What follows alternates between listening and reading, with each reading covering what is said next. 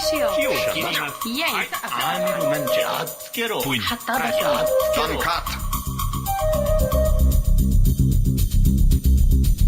Dat is zo.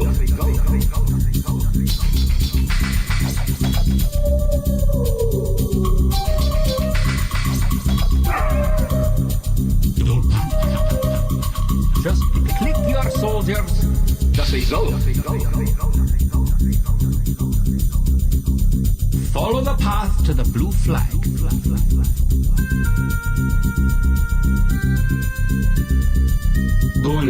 Follow the path to the blue flag.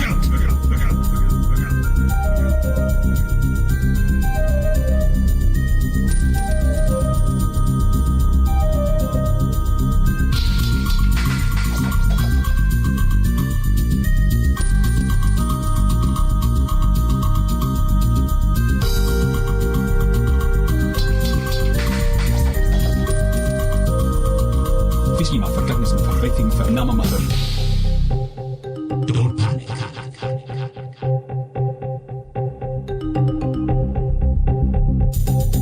It is here that my tale will end. The assassins will strike.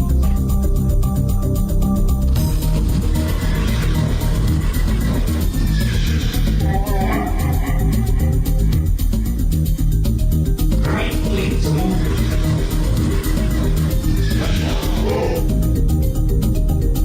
Did all your units make it to the flag? I need to attack. Move to the next flag. Yes.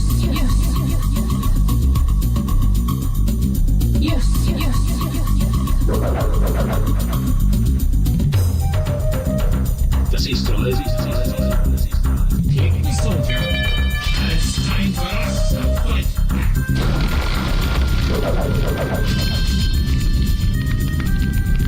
Lest we be caught in the crossfire. The assassins will strike.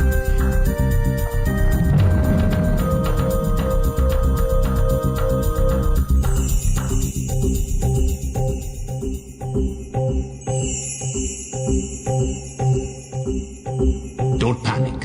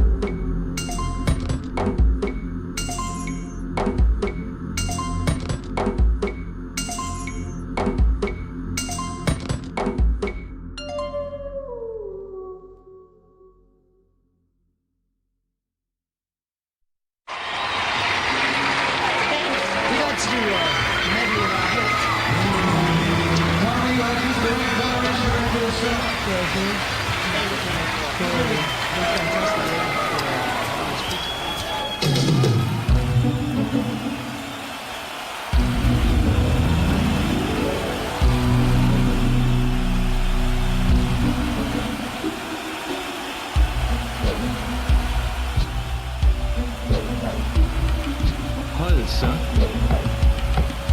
Fiskimaffa. Veittima namamaffa. Horrendous. Veittima namamaffa. Fiskimaffa. Horrendous.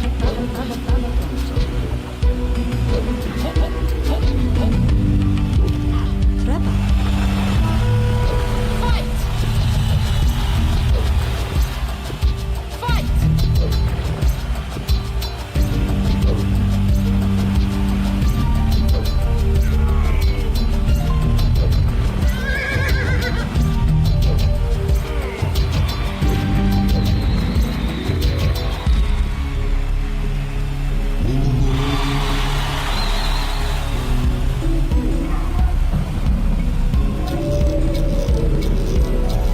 Odin. Ready on. Redkin. Ready on. Redkin. Ready on. Redkin.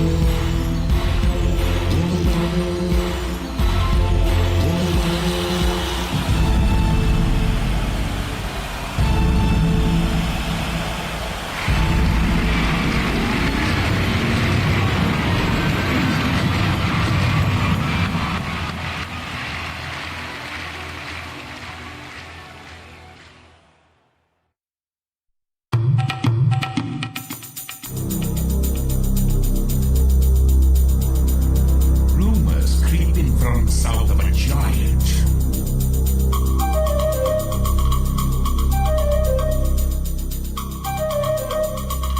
باحث عن الطعام.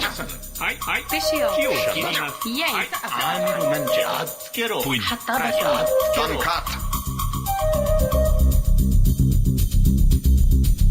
Das is zo.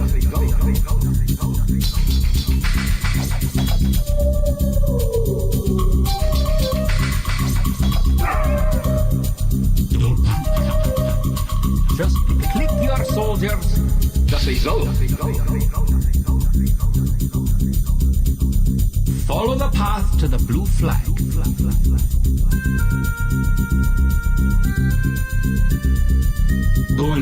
Follow the path to the blue flag.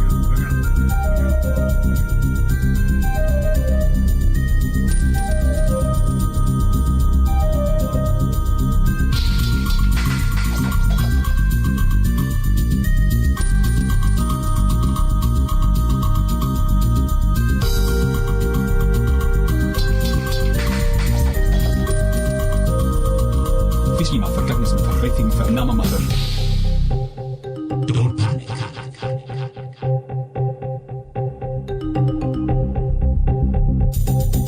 It is here that my tale will end. The assassins will strike.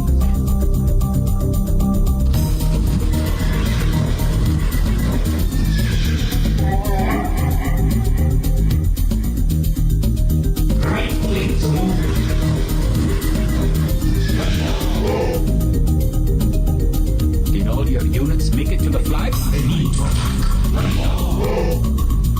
Move to the next flag. Yes. Yes.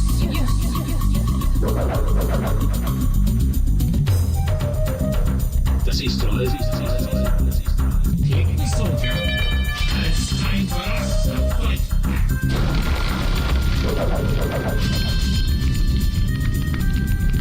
Lest we be caught in the crossfire. The assassins will strike.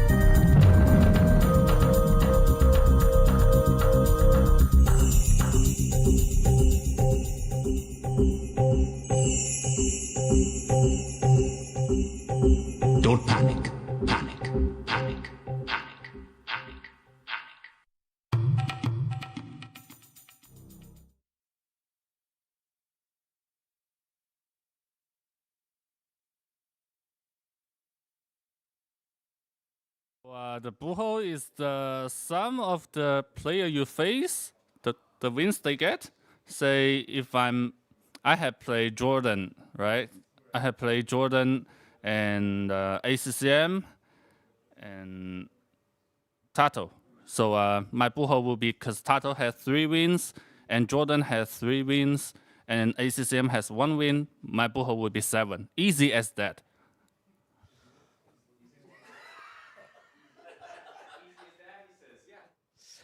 Incredible explanation by Mr. Yu there. Welcome to day 5 of NAC 5, the last stage of the group stage of the last NAC.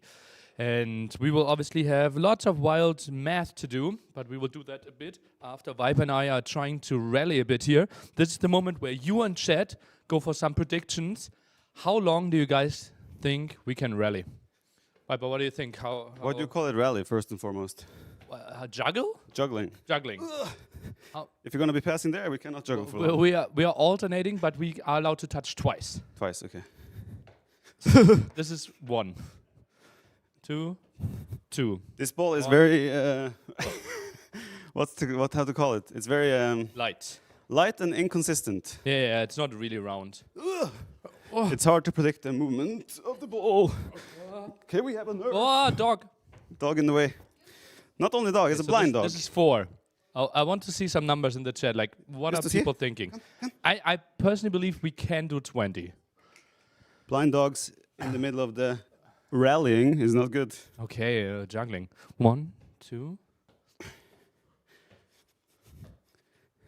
No, why didn't I touch it twice? Second touch.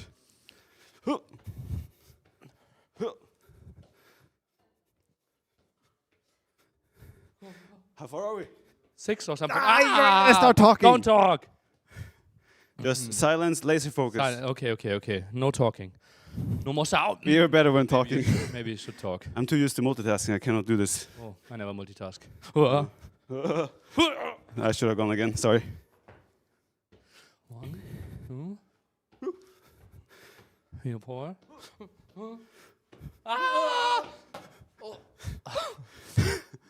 Okay. Lighting is safe, right? Yeah, Okay, all okay. safe, all safe.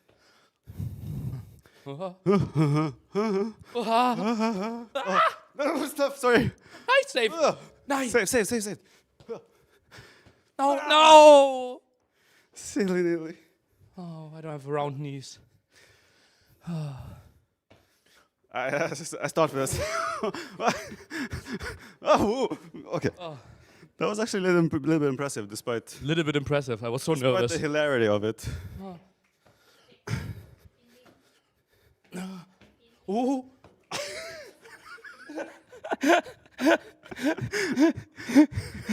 I want my scorpion kick. I feel like I put you up for trouble every pass. Left and right, left. You know, it's easier if you just try to Oh, hit the okay. ball where I am. Ah, okay. I thought we were doing the content there. Okay. Okay. Do we know how much? How did I predict 20? Maybe we thought we were good. I got it. You should have taken it. God, I'm sweating already. How many are chat predicting? No, that's the question. I don't know. Too many, I would assume. That seems like a reasonable assumption. You. Oh, really? Oh, no! Saved! The wall. To be fair, there was a 3-toucher from you. Ah, The normal Nilly admin would have Two taken that. intentional touch. I kind of lost focus because I was thinking Nilly's admin, this is going to be definitely 3-touch. Okay, last 3 tries. How much did we even get so far? Say 40. Are you casting the first set? Yeah. You're going to be out of breath. Mem can take over. That was not a 3-toucher. 2 intentional touches. That doesn't mean... Rules are rules, Nilly. Oh, I hate you. You're so German. I know. Whoa. Nice save. Wall play. One more. Do I have one more? 2 more tries. Oh, shit. That's not... Okay. 2 more tries. I got it. Communication is definitely on point. Okay. Two more tries.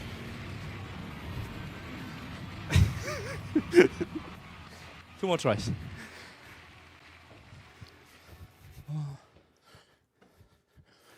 The light. I couldn't see the ball. I was not delighted. One more try. Oh, ball. Nice save. Oh, the ball. Nice save. Oh, the ball. Well done. Really, I'm like a ballet dancer here. that was actually really good. Oh, okay. Okay, Nice. we'll do the same again tomorrow. Oh, now let's go do Buchholz. Ah! Andy. Oh, Mike. Oh, I didn't know anyone else was important here. no, they're not. Andy, Hello. take it away. What's happening today? Well done, We'll man. talk about everything. You should have invited someone else in Viper. Maybe. I could have carried you there. You could have carried. And that was hard sport for you. 2024.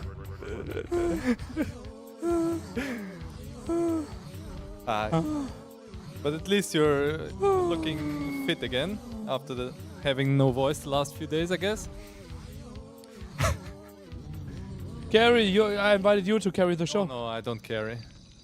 Why am I big now on the cam? Stop it, production. I don't want to see that. Okay, let's go through the standings that we have today.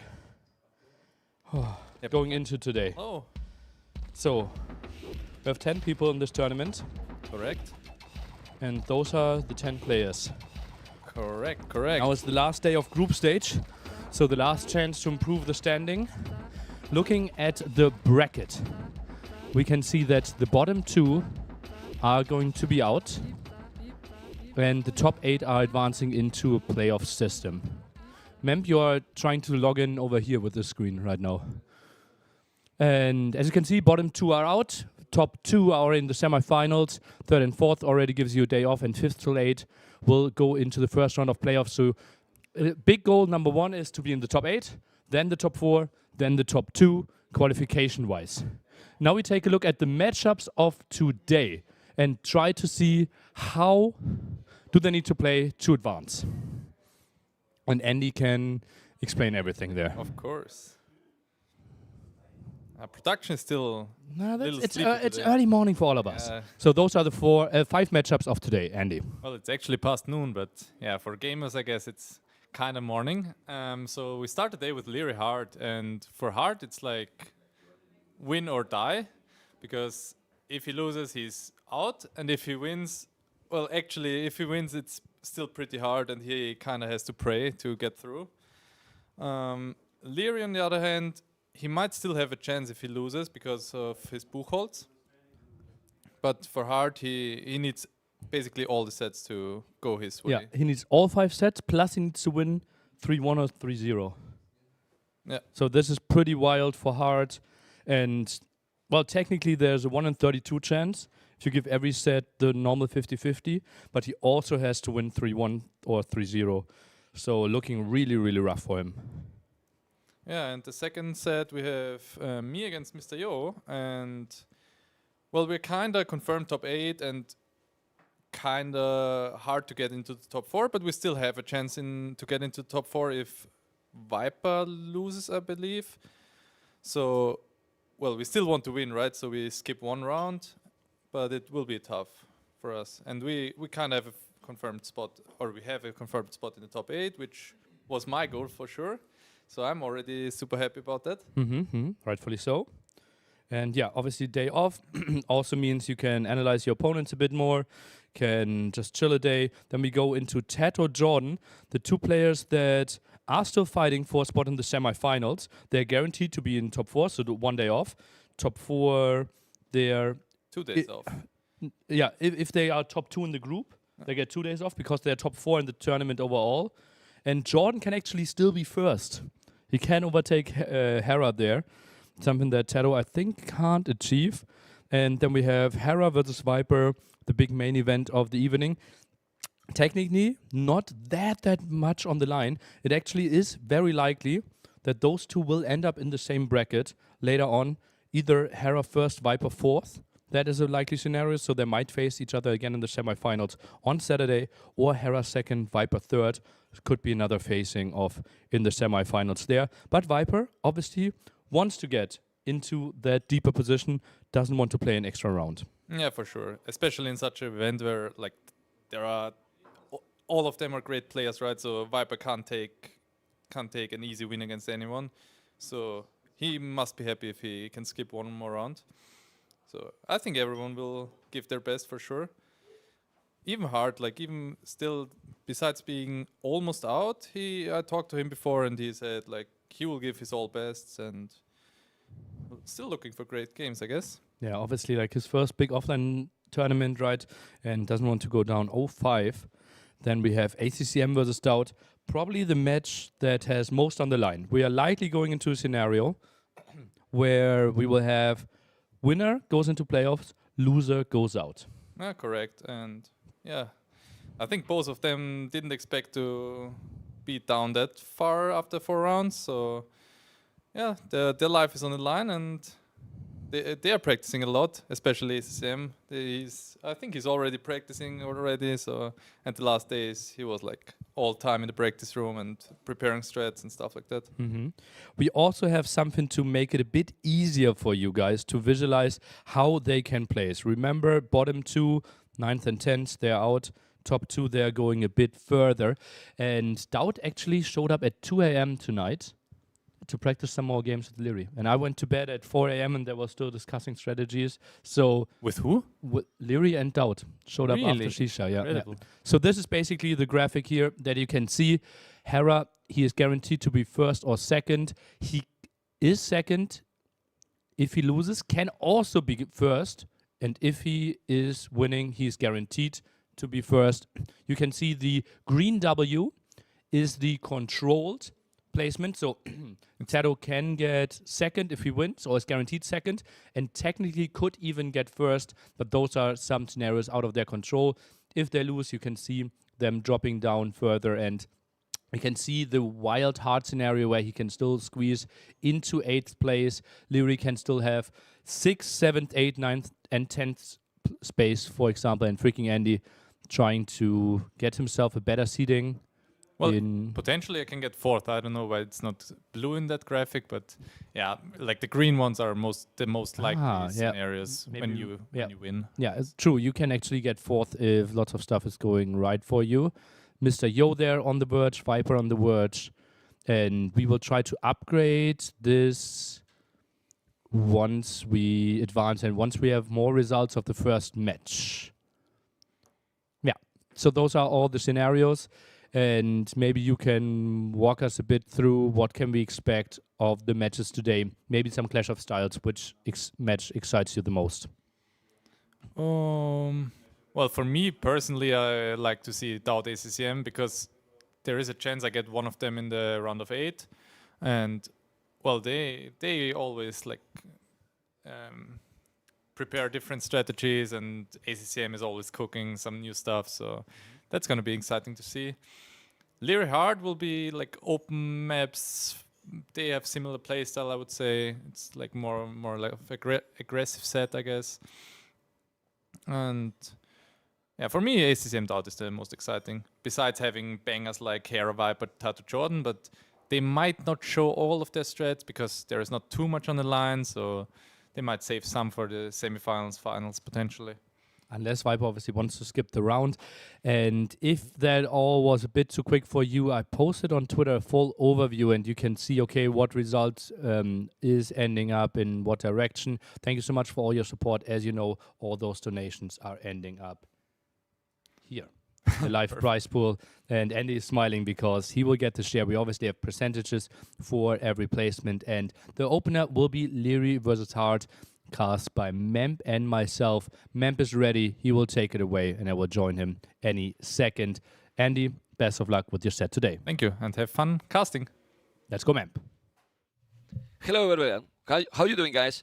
We're going to have a series, as Nili was telling, that is really important. It's pretty much a decider, elimination match for both. Because if they are not winning, they are going to realize in many series, which is going to be really, really complex, and they don't want to definitely be in that position. And I'm bringing also this T-shirt. Nobody listening now.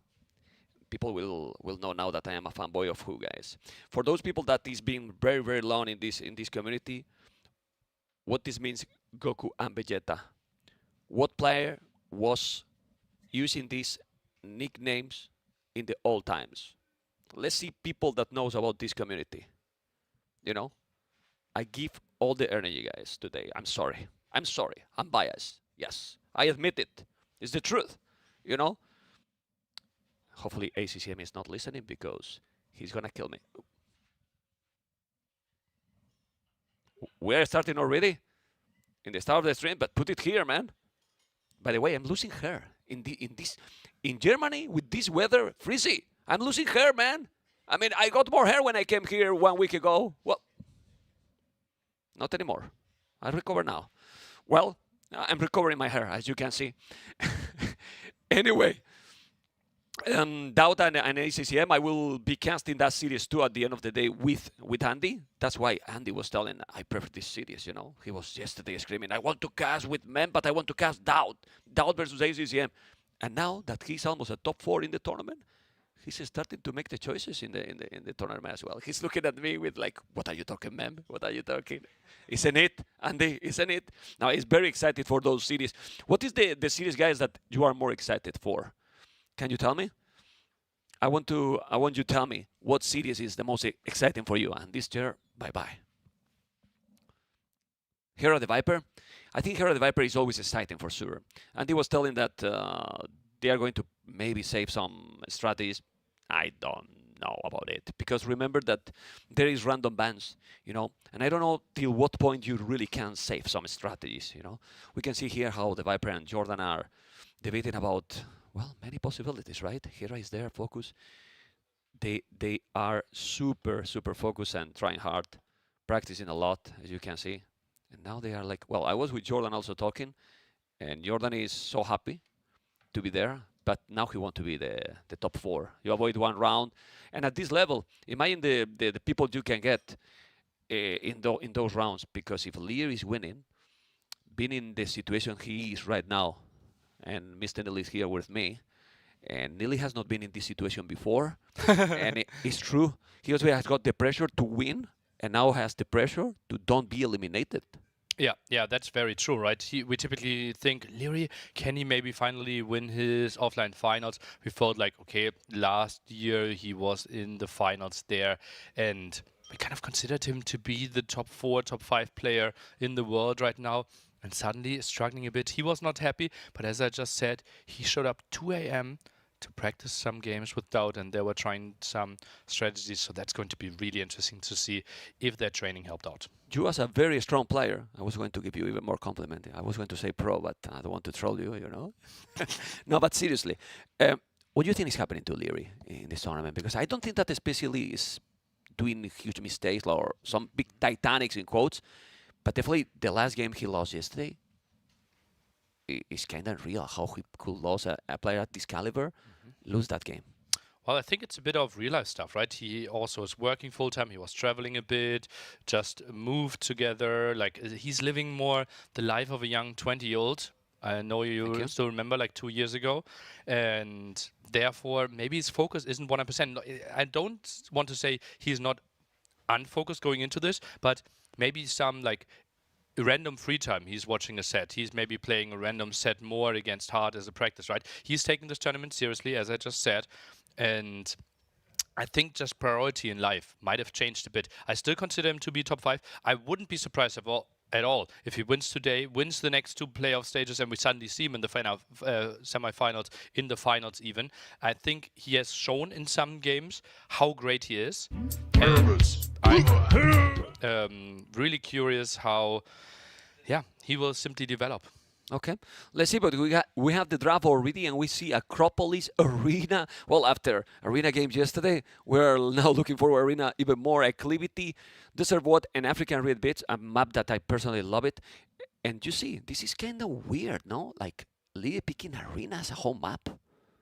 This has to be counterpicked to hard, right? It's typically something that hard really wants to ban. He hates those. He plays Arabia every single night against MBL, right? So he should be aiming for those maps, and they're looking really similar. I'm a bit surprised that Leary went for Acclivity here. It just feels like the meta should be really close to where Hard typically shines. Yeah, but the truth is that Lee always was shining in this kind of meta as well. So Yeah, true. it's his gameplay, to be truth. So who is going to be in his top shape today? It might take the cities because they are very similar, as Andy was pointed out. And about civilizations, Acropolis, the first map. So Khmer, Hindustanis, Malays, Spanish, Burmese, and Malians. For Leary, Hart, Persians, Japanese, Incas, Poles, Vietnam, and Bengalis. What do you think it can be in game number 1? Well, we see Burgundians banned there randomly, right? That means kind of a bit of a shift on Arena. Kind of a bit surprised that we are not seeing Turks at all, right? We see Malay, and I'm struggling to find a great civilization for Hard there. It might actually be something like Poles versus Malay on Arena. That will be pretty interesting. I would be surprised if Hard has a lot of experience on that one. I wouldn't be even surprised if he picked Burmese or Spanish on Arena. And in African Red Bits, maybe he's going for the Malay Fist Boom, even. Or, you know, the wall. And what I like with the maps that also has picked, it makes some questions marks to the opponent. It's not very clear what civilization is going to be, you know, and then maybe you get a little bit confused. And Persians, for example, for Hard in what map it could be, because he got also Japanese African Red Bits, then Acropolis. What we can see in Acropolis here, Nelly? Acropolis typically want to play something with mobility, right? So therefore we see a lot of knights, camels, and CA. If we're looking through this feels like Persians or Vietnamese are the only two options if we are thinking that Poles are for Arena. Otherwise, we could have Bengalis for Arena, and then Poles could be squeezed in for Acropolis. The thing is, though, it's not that easy to place so many farms around your forwards there, because it is really tight and not a lot of open dead space on this map. How important you think in this kind of series and with the pressure it is the game number 1 today? The thing is, game number 1 is so similar to 3 of the other maps, right? We feel like very open land maps here, lots of aggression. Typically I say, like, yeah, you can still win your home maps, maybe you can shift it up, getting into the set. But here it feels like this one is already giving us a good indication how they will perform on all the other maps, and I'm really cheering for a very close game 1. I think today Hard can, let's see, hopefully I'm not wrong, it can be the day that play the best, because I feel it's the first day that I see him relax. Hard? You know what I mean? Yeah. You feel like, okay, now my chances are low, let's try to enjoy more. I felt all the days, I don't know if you have the same feeling, he was like a little bit focused on winning, and then that pressure that I want to win. And today is like, okay, if I win, maybe you know, it's more relaxed. So that can affect positively in his gameplay. It is so weird, right? And that is the advice that a lot of people are giving him, and I can understand how he's not taking that to heart at all. It is just enjoy the ride, right? And this is something that is very easy to say. That is his first LAN tournament. He isn't really expected to get into the semifinals or even deeper. He should just be here and soak up every wonderful moment that this tournament is providing. But I know, as a competitor, that's something you can't really accept, right? He is here to take some sets, and so far, 0-4, he feels like he underperformed. And I'm also, he feels that he can do better, that he's a very strong player, and he has proved, because you start against the Viper 2-2, go to the Decider, and then that expectation, even it gets even higher. So you want to compete, and then you are now with 0-4. It has to be really hard. And yeah, I can see that. This is, and he could have won the 5th game against the Viper there as well. The thing is, though, a lot of people feel like, oh, he underperformed, he isn't playing that well. Well, if we think about it, where do we put him in the world ranking? Something between like number 8 till 11, number 8 till 12, something in that ballpark. It is not unreasonable to finish 9th, 10th in a tournament that only includes the top 10 in the world. Yeah, and also he qualified with a crazy path as well. He got brackets that some people who have been here as well. You know? So there's people that is, you know, one game go to one or the other, and they are now in the tournament. You can see how he's really, really focused right now. I don't know if they are started already. Well, I didn't ask the question. Who is the favorite for you today? This is like, if you asked me a week ago, I would have said easily Leary, but this is shaking up, and if we feel like Hard can take off the pressure, I think this is going to be really close. I think this might go to 5 games, and therefore I feel I will still give it to Leary 3-2. But I think this is getting close. Yeah, I'm not doing predictions anymore in this tournament. Yeah. We had some upsets. I don't like you anymore. If you kill the Menstradamus thing, what emote you gonna have to remove? I'm failing all the predictions. Can't predict anymore. Seriously, no, it's true because yesterday Tato versus Hera, that's serious. No one you see could that arena predict game? that. Yeah, I mean, I thought it was Yeah. 3-1, and then come back, and then the next game was not easy, but kind of solid. What is happening? Yeah, you're Leary, game 4, right? 40 workers ahead, 50 against 90 workers, and the game ends 3 minutes later for the other guy. Like, we have seen some crazy games here, and that's why you don't want to miss a single second of any of those games. Leary, this looks like he is moving, and we might be jumping into this one relatively soon. Leary against Hard. So much on the line. Let's quickly remind ourselves. Hard, he needs a miracle. There is still a chance that he can advance. Leary, he really wants to win, because if he loses, there is a very reasonable chance that he is not making it even into the top 8 of this tournament. Oh man, we're going to get inside in a moment. Really, really in a moment. There you go. Game number 1, Lyria's Burmese. Hard with the Incas. I'm not going to ask about the civilization. What they prefer. I mean, with Incas, I always prefer Incas, Nelly. I don't know what you think here. Incas is considered to be a top 3 civilization right now. I'm really surprised that we are seeing Burmese here. That was such a late pick. I think pick 5 only had Spanish after this one. And that is the beauty of those random civilization bans, right? We've seen so many strong civilizations not being an option. And I'm just very curious how both players will approach this.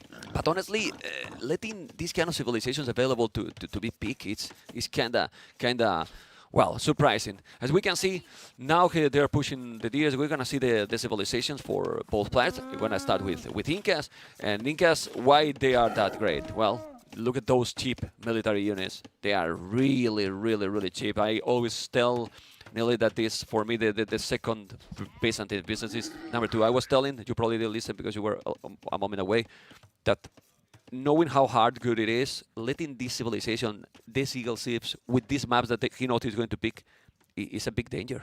The thing is, though, if Burmese is going to is getting to Rembai, if they are getting to lots of knights, hussars, they should have the mobility, right? And you're always spawning far away from your opponent.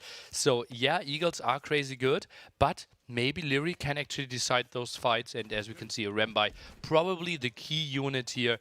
A dart throwing unit with crazy damage output, but not the greatest accuracy. Yeah, this is a map that you can easily try to expand. There is many resources, a big map as well. They are a little bit, well, far, I will say. The economy probably underrated, because having all the wood upgrades for free, it gives you also some freedom, with also militias. If you want to go militias, Leary, which I don't know if it's going to happen, they have plus extra attack. But militias or scouts here? I think with the distance, typically you open scouts, right? Militia, they just take so long to get to the other side. You're obviously saving some resources there as well. The thing is there, with Burmese, you would benefit from the extra attack. So maybe something playing like a Thrush could be an option. Something we call the French Drush, building some militia and then the fast feudal age behind it. But as you can see, Leary is expanding to go for the second lumber camp at the bottom, and therefore military buildings will be delayed. Yeah, I'm sure you guys for a moment thought, oh man, exciting, he's going forward. No, it's a lumber camp in that area. That is really nice. As you can see here, he's taking the wood in those bamboos. I prefer definitely to be there as Leary did. And, well, another good thing with, it's a small thing, but... What is up with... What happened? Those 2 villagers, they were the romantic ones. The relics, it now also know that with the relics, he knows exactly where his opponent is. He doesn't really need to explore, because he's going to go right away to his to Heart base, Nile. Yeah, and obviously you see that terrain there up the hill. You can't really build on this one, but it will give you a good indication where the base of your opponent is going to be. And Hard so far, not on gold, plays pop 18. That is really tight for a Meso civilization. That means probably he's going to go just For now, a spear skirmisher. We see how Leo is, I think, doing the stable. And let's check what is he doing. Confirm stable, and then obviously hard with the archer range or not. Not so far. Maybe he was missing gold a bit. Oh, he opens barracks first, so needs to squeeze in some more spearmen. Yeah, then he's gonna go some economy. He's gonna wait a little bit for the wood to make the archer range. He see the stable already. It's kind of weird that something is wrong in the... Well, you say it, a tight build order. Yeah, yeah.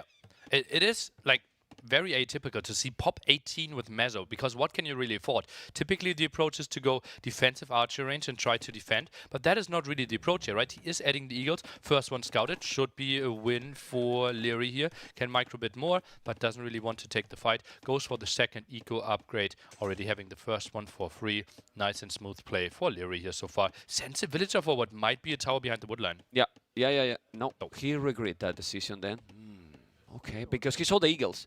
And he didn't see the goal probably. He thought, okay, he's going more for skirmishes, no eagles. But now he see the eagles, and you cannot really take the risk with eagles, spears already there. And when you have only 3 scouts, maybe when later in the game, you might be able... Why he has 1 villager less? Look at Leary, idle TC, 23 seconds that early. He's 1 villager down already in the late. He already was 8 seconds behind in Dark Age and added another 15 there in Feudal Age. Builds on both sides relatively tight, right? Leary also played pop 18, and now 2 eagles and a militia and a spearman are arriving. Not the craziest damage output, but that's not a lot of villagers. Wants to fight this one back. Can he save the will?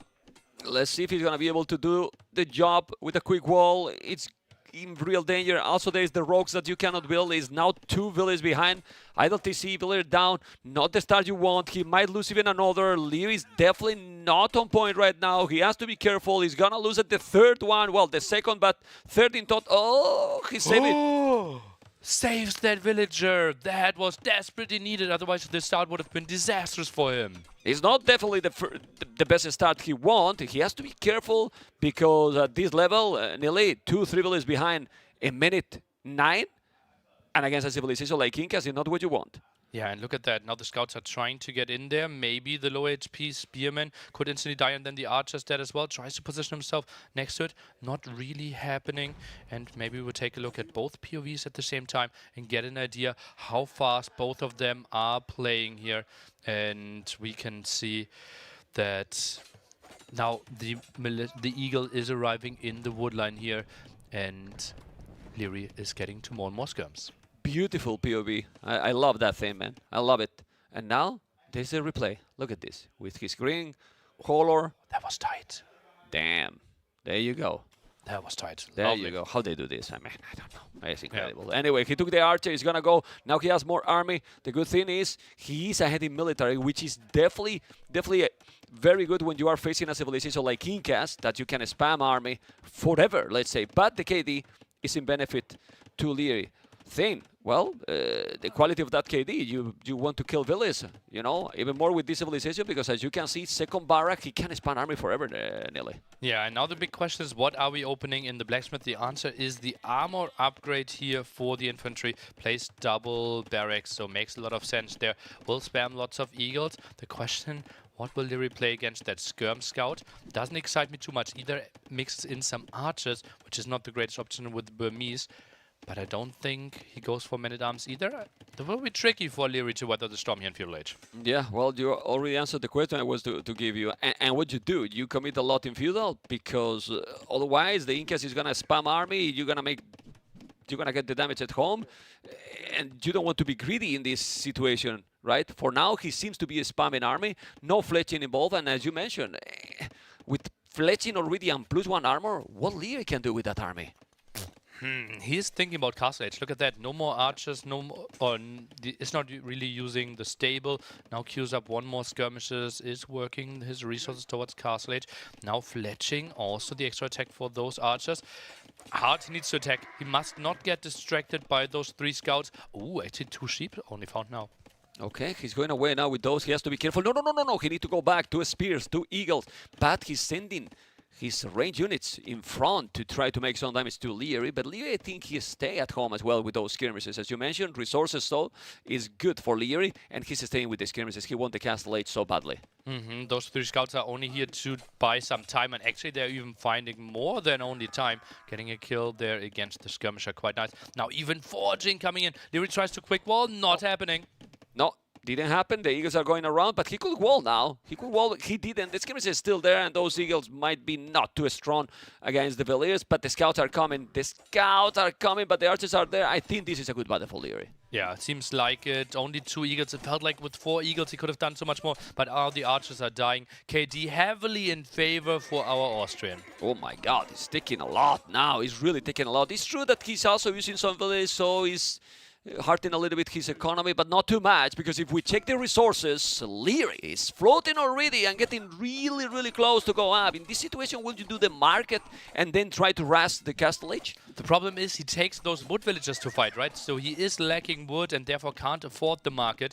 Otherwise, obviously, could have been a nice option to get a bit of a better timing, but those are 2 dead wills. Make it 4 in total already. 4 villages down, resources are good, but the timing and the momentum for who it is right now, do you think it's an oath this Castle Age time, Nili, because he got all these skirmishes?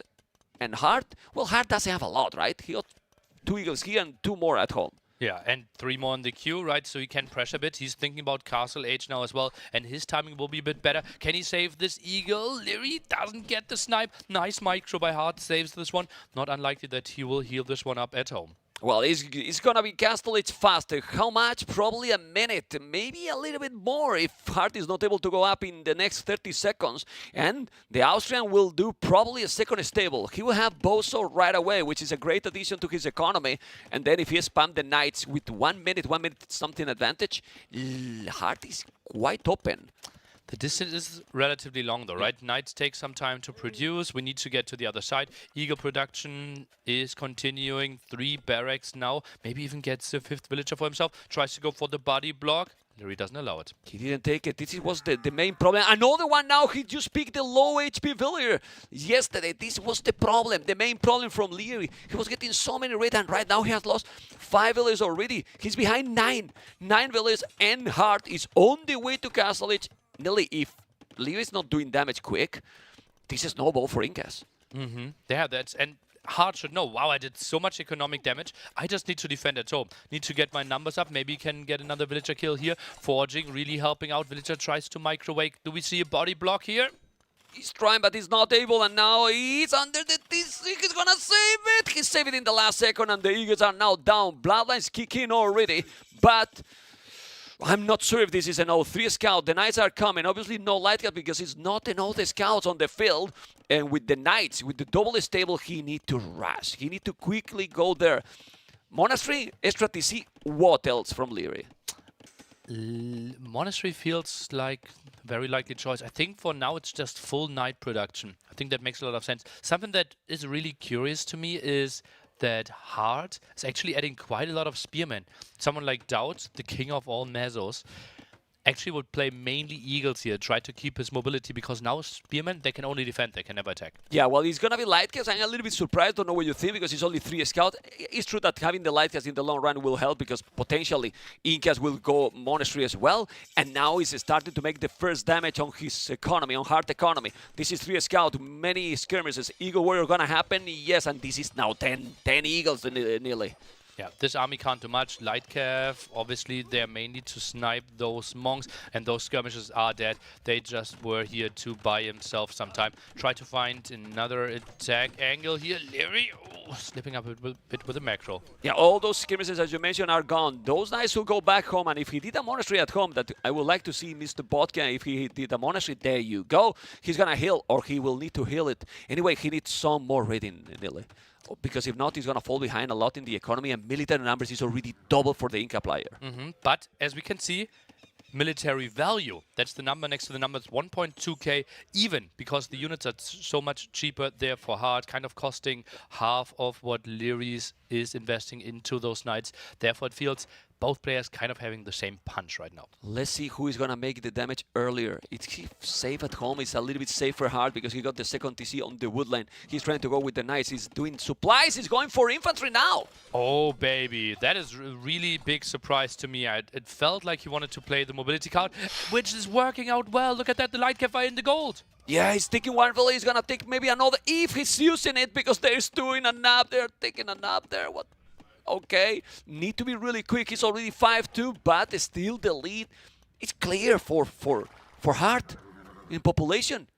And Leary plays 1 TC while Hart plays 2 TC, so economy will only get better. And the thing is, we think, yeah, Eagle and Spearman are heavily getting countered by longswords, and that's a great option. Burmese, now with supplies, they can build it cheaper. They are stronger as well with all their upgrades, but then we could go for slingers. But Nili, why he's not doing any wall? If you don't make any wall and your opponent is floating eagles all over, you're gonna get raided all the time. It happened yesterday, it's happening now, but this is a good battle here. He's gonna take those army, he's gonna take it, and now he's gonna deny that TC, but at home, he's do not notice, same as yesterday, deja vu. With those eagles, yes, you are killing here, but you are losing also at home, and you are already a lot behind. Just look at the population. This is looking so bad for the Austrian.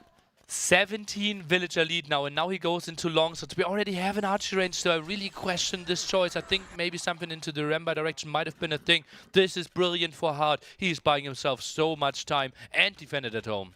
20 villages more, basically, 19 to be more precise, and military numbers. Now he's getting closer.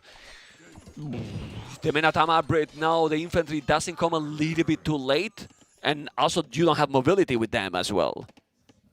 Yeah, it's mainly a defending unit. That's why he's adding town centers now. Tries to equalize there. Is going home, tries to heal up a bit more. Will be relatively tricky, though, to really find good engagements. 3 town centers set up here for Hart. This is really looking good for Hart. He's not dead yet. Yeah. I mean, Echo KD is 13-3. It's 56 population, 79. But Lear is coming now with 9 knights, 4 lights. Anyway, it's looking good, but we saw yesterday. I mean, the games are going wild at any moment, so anything can happen. Lone Swordsman already. He has a monk on the field. He has Lear 1 relic. Doing finally the second town center, minute 25, Nelly. Minute 25 is quite late for a second TC. And now this is damage that Lear is doing. He's going to take how many villages here? Nelly, so many. He also takes some of the military out, tries to micro away low HP units, but the town center obviously doing a lot of damage there. That will be quite nice for Leary trying to come back in the villager count, but military-wise, now Hart even pulling more ahead there. Okay, he has to be careful with those knights. He's going to convert. He's converting. No, he didn't convert anything. Light cats are going to be back. Now you need to react quick. But he's not reacting quick. Now he did it. Okay, did he lose anything? He's gonna lose probably that one. This is still rough, man, because he's raiding all the time. And he's not defended at home, really. Oh, tries to quick wall here, but it is tricky with the rocky terrain there. Nice move. Gets everything done there. Knights over for the defense, but low HP. Those were the pulled ones back from the raid earlier. Leary, he must not lose those villagers. Only good thing here is that Leary still have good numbers in military, which is really good when you are against a civilization like Incas.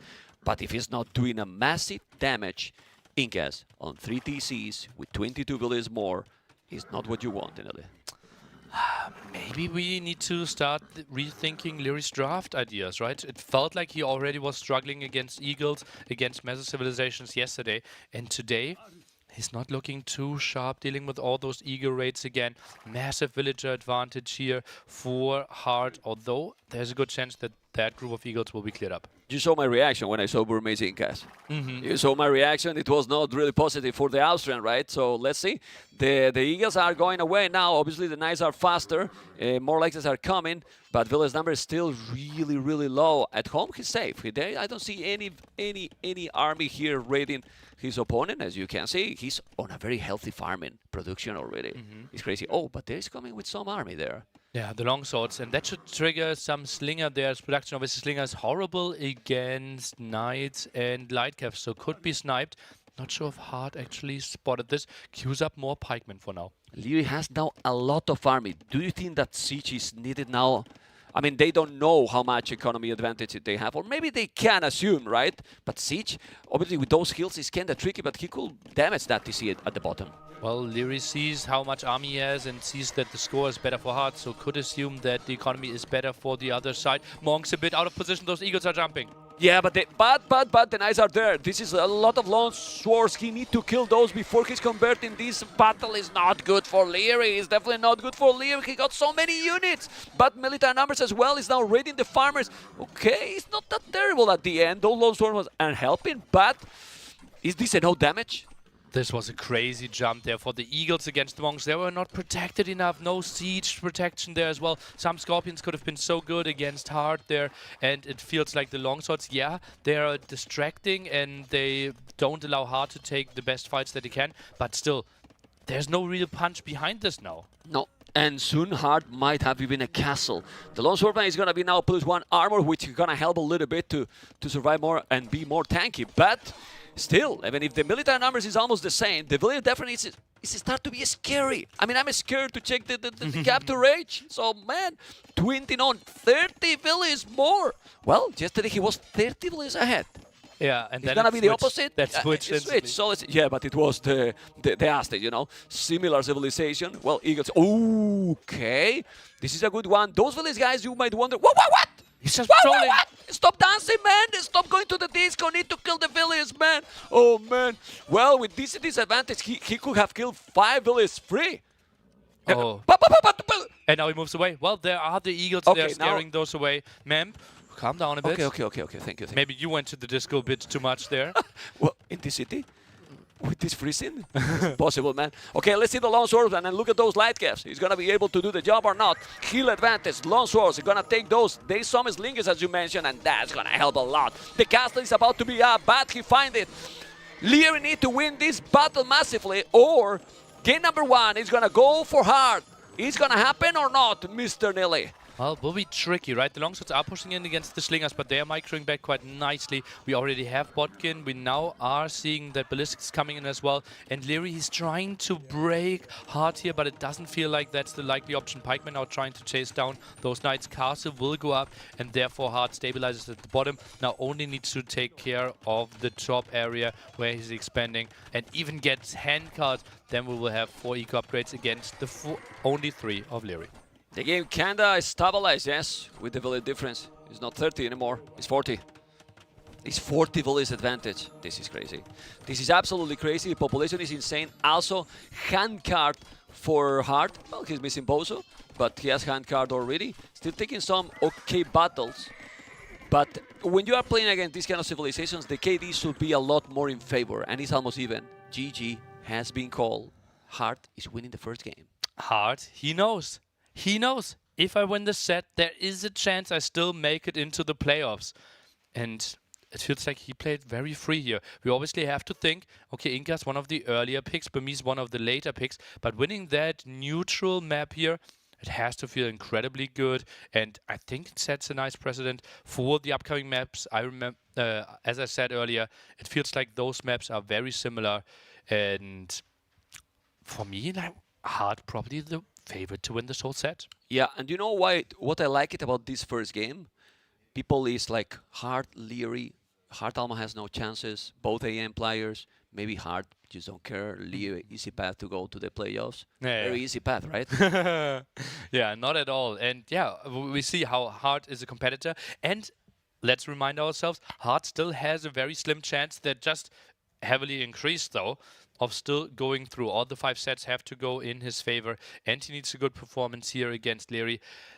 Leary now feeling the pressure, and that is tough, right? You had, I think he might be the player with the fewest map wins overall. He just got clapped 3-0 twice. It's crazy. Only one set win against Mr. Yo, 1-3 as well. So in those losses, those weren't the closest sets either. And now maybe he relives those moments and feels like, damn, am I really going out in the group stage here after I was one game away from being the NAC 4 champion? Yeah, and just imagine also then Hart position here. Imagine that now Hart, let's say, win Leary, whatever score. Then you are losing 3-2 versus the Viper. You win Leary, and then you don't qualify to playoffs. What I mean is, how is the level? Yeah. How is really the level? Because any day, you know, and the other day was playing insane, then come Jordan 3-0. Then Jordan was playing Saint Hera 3-0. What is happening? Really, what is happening? For that reason, the predictions are wild. I mean, it's so difficult to really know who is going to win his series, which is makes or even more exciting. He's taking even a break, you know. Yeah, and some Maybe people obviously performing really well. Some people already practicing quite a bit, especially the players that went through the qualification there. Jordan, Dowd, Andy, they got so many games in there, and they simply had so many scenarios as well, where they had to play weird civilizations on this relatively big map packed here with 21 potential different maps to be played. And therefore, it all is mixed up. And those invited players, the top 4 from last time, potentially a bit underperforming, at least if we are looking at Yo and Leary a bit. Well, I mean, Mr. Yo at the end has been always very competitive in all the series. He's saying 2-1. You know, and you saw yesterday any player will have resigned in that game number 4. Yeah. Any. ACM. Exactly. Thank you. Nostradamus now. Okay, it got there. By the way, checking the civs, which of the civilization would you have picked if you were Leary for Acropolis? I think I would have drafted a bit differently, right? Yeah, I don't see a clear one there. Yeah. Also, I might have expected Vietnamese to be against them, while we see Tato preparing some. We see ACCM already practicing, Viper here as well, to see what his teammates are doing. Obviously, Viper, Hera, the big set later on. Mood is good behind the scenes. And we see Jordan, early riser, going to practice. I would expect Dowd to show up relatively late, as I said. Practice till at least 4 a.m. this morning together. It's the last series, so. And here we see Hera. Is he playing Hearthstone? It's a card game. I think this. Zoom in, guys. Zoom into her. Oh, damn it. Shame. We have to look at Age of Empires. Acclivity, Vietnam versus Hindustanis. Oh, man. I mean, is that that big difference? I couldn't have guessed with you till now. Oh. Is that maybe Yu-Gi-Oh? No, it's definitely not Hearthstone, but it's a card game. Send him the what is it? The Heart of Cards? Something like that? Yeah. Oh, yeah, I'm getting a nod from production. Okay. The Heart of Cards. Confirmation. Is Hindustanis that strong because it was just buffed those village discount? Because now it's being picked a lot. Well, we had them underperforming for quite some time, right? When the villager discount was like, I think, 5, 10, 15, 20, some of that ballpark. And now we added 3% points there. And apparently that is enough to put them into a really good spot. Also, don't forget the +2 attack there for camels and light cavalry units, such as scouts, early on. That could be some nice pressure here. Distance relatively short, though, so I'm not too sure if mass scouts is actually the way to go. Then now if we check Blue Player Heart, Vietnam Civilization, with this economy average that they are saving so much wood, also 100% faster, like you can have wheelbarrow in the timing of a village production. It's, you remember how it was, Vietnam, in the start? They used to be bad. Right? Really bad. You're being nice. You're being nice, telling that they were bad, exactly. And now, yeah, it's always speaking, also with the archers being more HP as well. Then the question is what we are going to do in every single game, right? Which one you prefer here, Vietnam or Hindustanis? I'm a big Vietnamese fan here. It feels like distance is relatively short. It's very easy to egg wall yourself, and then most of the time you want to go for some ranged units. We have some predictions flying in from some fans, hoping for a 2 or 3 there for Dowd. And if you use the hashtag NAC5, you can be shown on stream as well. Give us your predictions, give us your memes as well. We love those, we appreciate those, and want to share them with the world. If you use the hashtag NAC5, we can do that. Go, go, go. And now the map. How is the map for Lear? He has 1 goal at the back. The wood is not too far from the TC, and the berries is also in between both Woodland and Town Center. He can probably build in front of that berries and then be probably, well, as safe as you can be in this map, because it's definitely not the safest map to wall. Wild games we have seen, and a big history in this one. Leo is going up 18 populations. Is that a scout build order? It looks like it, right? We're not really on gold. 1 lumber camp, and therefore trying to keep the resources in the bank for a short time. And interesting fact, the map that we have in the map pool with most sold stone in Fuel Age. I think that is mainly because they want to buy some food, because with the short distance, those earlier cast edge timings could be really crucial. We almost don't see those two militias and transition to archers. That is style that it's been trademarked from Leary. Is this affecting him? Because we see Micro God was called always, you know, with the archers. And how many archers he wears in the early game? Maybe you can do it later, but he always was taking that early advantage, and then he punished from there. Short distance here, Leary is coming over, and yeah, it feels like the meta shifted a bit away from where we saw Leary shine, right? Yep. We felt like his Britain archer play was the best in the world. We have not even seen Britons at all in this tournament, not really seeing people commit to mass crossbows in general. I think we've only seen one single game with Arbalest on the field. Yeah, well, and now he's doing the stable while his opponent is going for the goal and the archery range. So the roles are switched here. Goal is in front, Barris is in front, but he's quite protected now with the military. He see already the archery range, and the opening, I believe that Leo will do soon, probably an archery range and skirmishers. Yeah, if he wants to go for that, could make a lot of sense. Now we see both players and the information that they're trying to get their heart in the right, trying to set up the front, tries to optimize his economy, and as you predicted, Memp, the archery range for Leary coming up. Yeah, it is really needed, even more when you see that archery range that quick. The problem is that now you have to afford, well, for a scout, he has 3 already. It's a very tight build. He's even doing a tower already. How do you feel about that tower that early? Interesting. Feels the pressure there. Thinks, okay, Hindustani scout opening. I don't want to go for a massive amount of spearmen.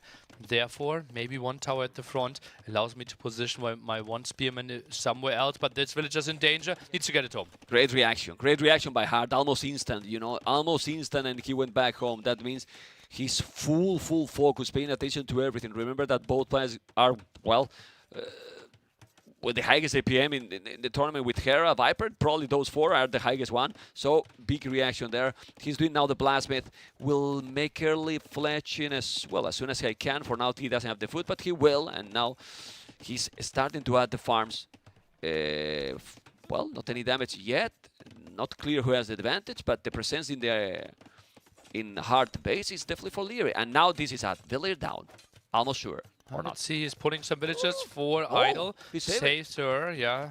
Leary didn't really want to trade off too much HP. Maybe could have gotten her, but might have lost both of those scouts. Feels like army advantage is a bit more important right now compared to one single villager difference. Okay, let's see what is going to be the following. I'm checking the production. More archers, still no fletching.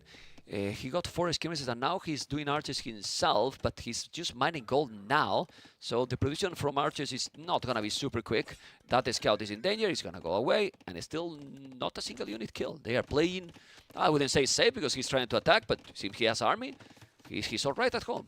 Yeah, the thing is, like, both building army heavily, but there were no real, like, openings given, right? The one villager was a bit out of position. That was kind of the closest that we got to a villager kill, but now more pressure. And now we see the extra damage there against the buildings coming in, and Leary plays the scout skirm. Something is happening on Leary's face. I see the flesh in there. And there is a lot of happening because he's open and now he's inside. One villager down. He's going to take the archer, and this is massive. It's really massive. He has just fletching, and he's going to take how much? He's going to take it. Well, and not only that, the idle time. Oh, man. One villager down. 2 villagers down. And that was a hole, or he break it? I don't know. It's feel that he was a hole. Yeah, it was a hole. The barracks was built one tile away, and I thought, okay, that feels like a very reasonable spot to build a house later on. He actually walled off everything at the bottom, so maybe that wasn't even was intentional. But then you needed some scouting in between. Meanwhile, Hart is building the stable, builds up some houses, and if we get into the position that one player goes archer scout and the other player goes scout skirm, we obviously favor the one going for the archers. Yes, but the thing now is that Leary need to make some damage. Bloodlines even. He's committed on Castle Age. He has a lot more army. He need to go in, but unlikely that he's going to go in. Will you? Nah. I was going to ask you if you will dive with those scouts when Bloodlines are kicking, but with those archers around, don't think it's a good idea. Can't really get that, right? He's now switching into archers himself. Feels like, okay, I built enough skirmishers, trying to group this one up. Archer defense will be fine. And it's interesting that Hart has the stable, but didn't build a single scout yet. Okay, scouts he still have some army. Need to keep the pressure, right? He's already 2 villages behind. Economy, though, it looks okay. But Leo need to make it happen something. But with that tower there, Hart is well protected. And Hart sees bloodlines now, right? So he knows, okay, I should probably not move out on this map. I need to defend. He doubles down, gets some houses up. I love this reaction. Would you come with a forward tower if you were Leary, knowing that now Hart has less army and he cannot counter the tower? It heavily depends on where we want to place it, right? Do we want to There. address the gold behind the woodline? I think if we build the tower, it needs to be touching the archer range to take Hart away from the gold. Yeah, in that area that he can take wood and gold as well. So let's see, Scout and Skirmish is very, very interesting game. He's trying to get inside. It's not gonna be easy. That house is gonna be down. He knows that his opponent is trying to go castles, and this is exactly what Leo want to avoid, to get in, make the damage, and try to punish him for being a little bit greedy, I would say. And Leary sees, wow, you only have 2 archers here, maybe 3 at home. Where are your archers? He has to be scared of that. And as we can see, those archers at the bottom are soon arriving next to the villagers on the deer. And Leary is trying to drop off the food. This will be tight. Oh, it's gonna be very close. Let's see, he's not gonna get inside. Let's check those archers. Now the villagers are going home. He can't see. Well, doesn't matter if he's here or not, because after oh, but who didn't see it was Hart. Okay, those villagers are gonna be fine. And here he's just pushing as much as he can. He's doing forging, but forging with 2 scouts is definitely not gonna make any difference. At least he got a villager there, Mr. Hart.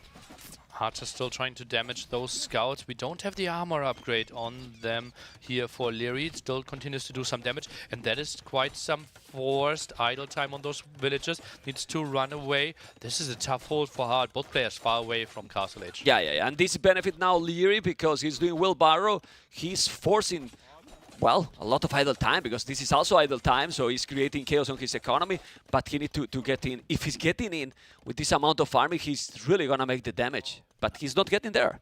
Not yet, right? But he's already doing damage, right? We had 4 villagers repairing, that's 4 villagers not working, plus the wood invested, plus more houses that need to be built, and he builds the market there, tries to get some more HP in that direction. Now goes for bloodlines himself. Wow. 4 scouts, plus 1 attack already. But this is, I think, good for Leary, because with all these resources expanded and idle time, now the one who should go up to castle is quicker, I believe is Leary. I don't know what you think. Let's see if he queues up some more scouts, right? Yeah. Resources are looking relatively close. Now some more pressure there. That house is already low on HP. We see the upgrade of bloodlines is coming in. The golden shine there. There's a hole between that house and the scout. I would go in. You would go in? Yeah, but why the not? archers and skirms are out of position, right? You can easily get trapped and then you lose all your scouts. I think the right way and the patient play is to stay outside there. The 2 scouts that kind of bugged in are actually finding some villager kills. That is really nice for Leary. This is good. He's taking some damage. He's still repairing more and more, and now creating more units. Even a scale bard in armor. I think this is good for Leary. He's only 5 scouts. He got more. Leary is now floating the resources to go up, and let's see if he's gonna be able to do it, because he needs. And now this is open. He has all the military, and now is when he has to dive in, right? Yeah. And this is also the perfect situation, right? He goes to the furthest left area here.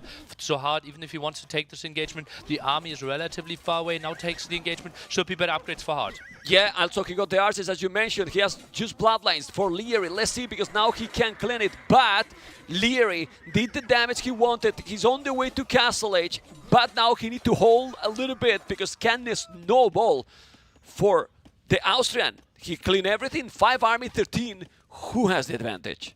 It seems like we will find out with how the next 1.5 minutes are going. I think Leary needs to build a defensive tower here. Otherwise, how can he hold this, right? He's right now sitting at 6 military against 14 heavily upgraded units here with bloodlines, 3 blacksmith upgrades as well. Really important that he plugged this hole. Luckily for him, Vietnamese don't get the extra damage against the buildings here, so maybe he can buy a bit more time than Hart could. Yeah, he has some range units behind this stable, so he might be able to hold. Then he's on the way to Castle Age. Hart, which is not too far, it's just a minute, not even 50 seconds. Scouts going around. The tower in the goal maybe is not going to be needed. This is... It's going to be in time to have army to defend. I think it will be safer to go for the tower, right? You don't want to risk. If you lose now the goal, what you do to counter all this. Well, he's not really using the losing the gold yet, right? I also felt like the tower might have been needed. He builds an outpost a bit higher. I think the army needs to protect there. Those scouts, they are still really good. I think we need to quick wall the gold, otherwise that could be a lot of dead villagers. Lieri the goal. Oh my god. Okay, he'll just leave that one tile. He know that like this is not the same, but he's gonna still lose 1 or 2 villagers. Why he didn't wall it earlier? I thought he maybe felt like he had the army around, is doing some damage to the scouts. Most of them will be lost, and then will be range units against range units. But there we see, or we feel like Vietnamese should be better. Yeah, well, he took 1 or 2 villagers. Now he saved out one. He need to wall it. He didn't, and again, he's gonna lose 1 or 2 villagers more. Okay, he's still losing. Now crossbows. And Botkin are Roboso and second TC. But he lost there 3-4 villages that he could avoid. Yeah. Easily. Like maybe another one. Oh, Gets man. a 5th one with this raid. Absolute value there for Hart.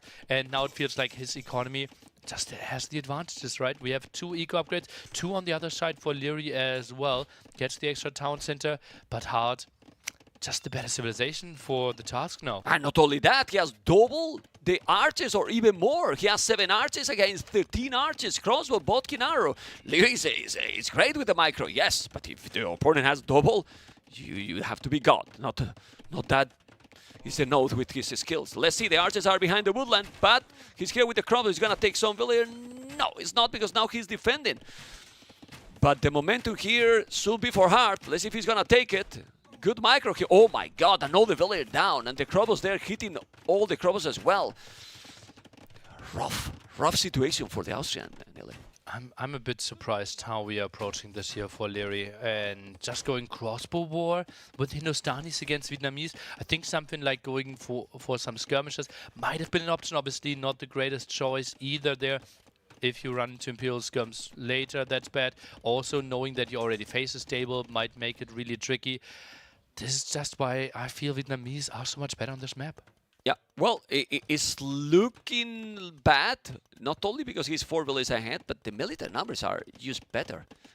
And better composition. He's 18 archers. He's coming. And the archers are there. He's going to take another village. Oh my god. And now he's going to eat the TC. The only good thing is that he has the town center faster.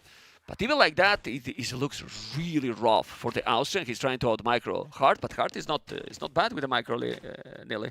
And also not bad with his macro, as we can see. Look at that. He is dodging those shots, tries to stay really active, only shoots once the arrows are not in the air, tries to go and to rest the woodline a bit more, but Leary was around and is clearing up some of those crossbows. Okay, let's see what he's going to do now. And there you go. He's cleaning some of the crossbows. Population is not that far anymore. It's only 4 villages, but Ballistic is kicking in. While his opponent doesn't have the Ballistic. He got the University, but not enough resources to make Ballistic. Oh man, those archers with Ballistic can be deadly. That will be ugly for Leary. How is he trying to micro against this then? I don't know. Well, let's see what he's going to be able to do it. He has to be really careful. He's not attacking anymore his opponent. I think now he's sending maybe those scouts. That these 5 light guys actually, if he can do some damage. He's seen now that he has Ballistic. Look. Yeah. I mean, if he's Leary, he's cleaning everything. He's just cleaning all. Chain Bard and armor for those light caps, because he doesn't have camels and he doesn't need them. So he's doing the +2. Oh man, these light guys are not enough. He doesn't have the +2. He's gonna lose everything. Population is going down. His army numbers are just dropping. Nearly. Leary is definitely almost with the 0-2. Oh man, on the verge of elimination, that would mean for him. He is only 3-4 villagers behind, both of Weavero, so some dream there is getting more light cav. It feels like he needs to switch for the Siege Workshop and has to hope for some crazy hits, but the woodline is so exposed, and that is open, the crossbows are getting in. Yeah, getting in, he's gonna take more. He doesn't have army to hold this. I don't know if he's gonna make the Siege Workshop. He has not a lot of wood and not a lot of resources. He has nothing to counter this. He's not moving those, he's doing a house. I don't know why, because the crops is gonna still clean everything. Oh, crazy, and he gets more villager kills. They're so low. Leary has to tap this one out hard with 3 match points to keep his tournament dreams alive. Ooh, 2-0, man. Okay. Leary needs 3 wins here, or he's out. Out. Not even in the playoffs. I mean, Maybe there are some wild this scenarios. is wild that can benefit, and then maybe he can still go through. Difficult to depend also in others. How do you feel about this? I didn't see this coming. I don't. Well, Could we see the overview with Leary again, please? I really want to know, is he guaranteed to be out, or is he relying on some other results? Because relate two results will be in his favor. If I don't remember something wrong. like that. Something like this. So it will be out of his hands for sure. Yes. So Leary, if he loses, he is guaranteed 9th and 10th. 100%. Look at this graphic, yeah. Okay. And if he wins, he can make something between 6th and 8th But happen. in the facts, Let's take a look at the fact. Maybe I was wrong there. Maybe this is contradicting a bit. We've already spotted one mistake earlier. And here says Leary, if he loses, he has to rely on 2 other matches to advance. So actually those 2 graphics are contradicting, and we will try to look it up. Obviously after the set I will update everything for you there, and we have it more into detail. Certainly Leary with the back against the wall. Poof. And now he needs to win 3 games in a row. Not that he's not capable, but need to increase his level by a ton. And Hart is playing very good. Yeah, and as we said, like, we now have maps that are similar to the maps that we just played. So it feels like Hart should just be swelling of confidence now. Wow. Well, there's only Arena that is the one that is different. It's not like Hart cannot play Arena. And what are the civilizations? Can we check the draft again to see? Because I believe it's going to be Arena. Well, it can be anything. Now you need to win all the 3 maps. Yeah, it doesn't really matter the order anymore. Obviously for Hart it matters, because if this goes to a 5th game, Hart is out. Yeah. So Hart, he needs to win within the next 2 matches. A 3-2 win isn't really valuing too much. This is Boyd. He's not even Arena, so he's the next one. So we're going for more Arabia-style maps. Maybe we can take a look at the draft to get a better idea there. And it feels like both are thinking quite heavily on what civilizations to pick. We feel like Malay and Bengalis, probably the Arena civilizations. Maybe Poles. African reed beds feels like the Japanese option. And then we kind of have to go for Persians for Desert Void here for Hart. On the other side, I could see African reed beds being Malians, Malay, Khmer. I will go Khmer if I'm Leary here. On Desert Void? Yeah. What about Spanish? Spanish Arena and Malay on African reed beds. Why not Malay Arena and Spanish Desert Desert Void? And well, can Khmer be. African reed beds? Can be. It's also a wallable map. You can go for a castle edge and then you drop a castle with conks as well.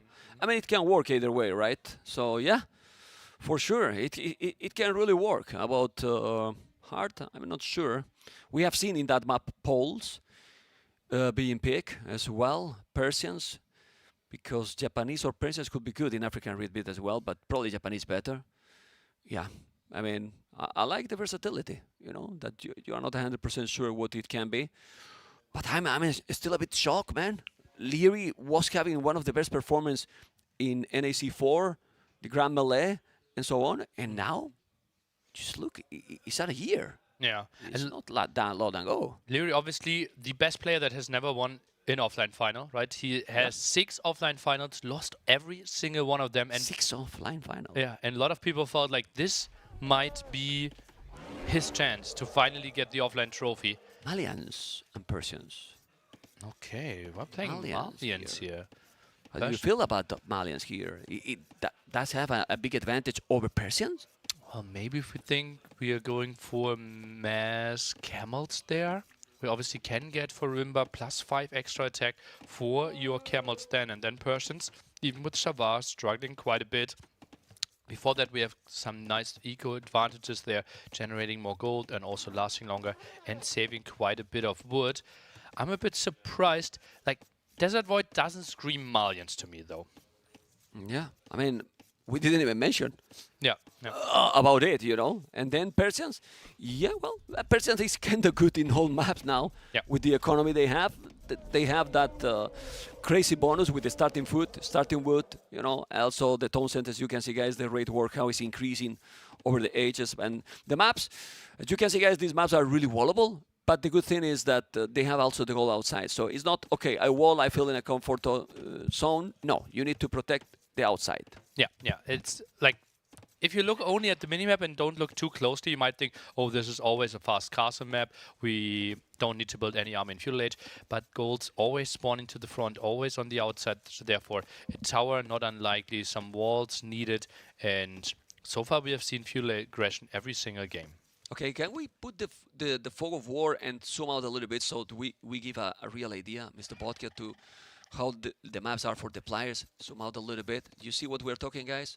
It's more or less easy to wall, make an arena, but gold, stone, it's outside. You have to protect. You have those tents there that is going to give you more vision as well.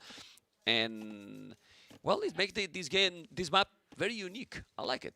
This map quite a lot, you know. And hard to predict what is going to happen, but you need to commit in feudal somehow. Yeah, and if you feel like, wow, the rest of the map looks so empty, well, there are 2 areas that we might want to fight for later on. This area here for the extra wood, then summon the... What is that with the... Can we look at the birds in the center? What is happening there? This party?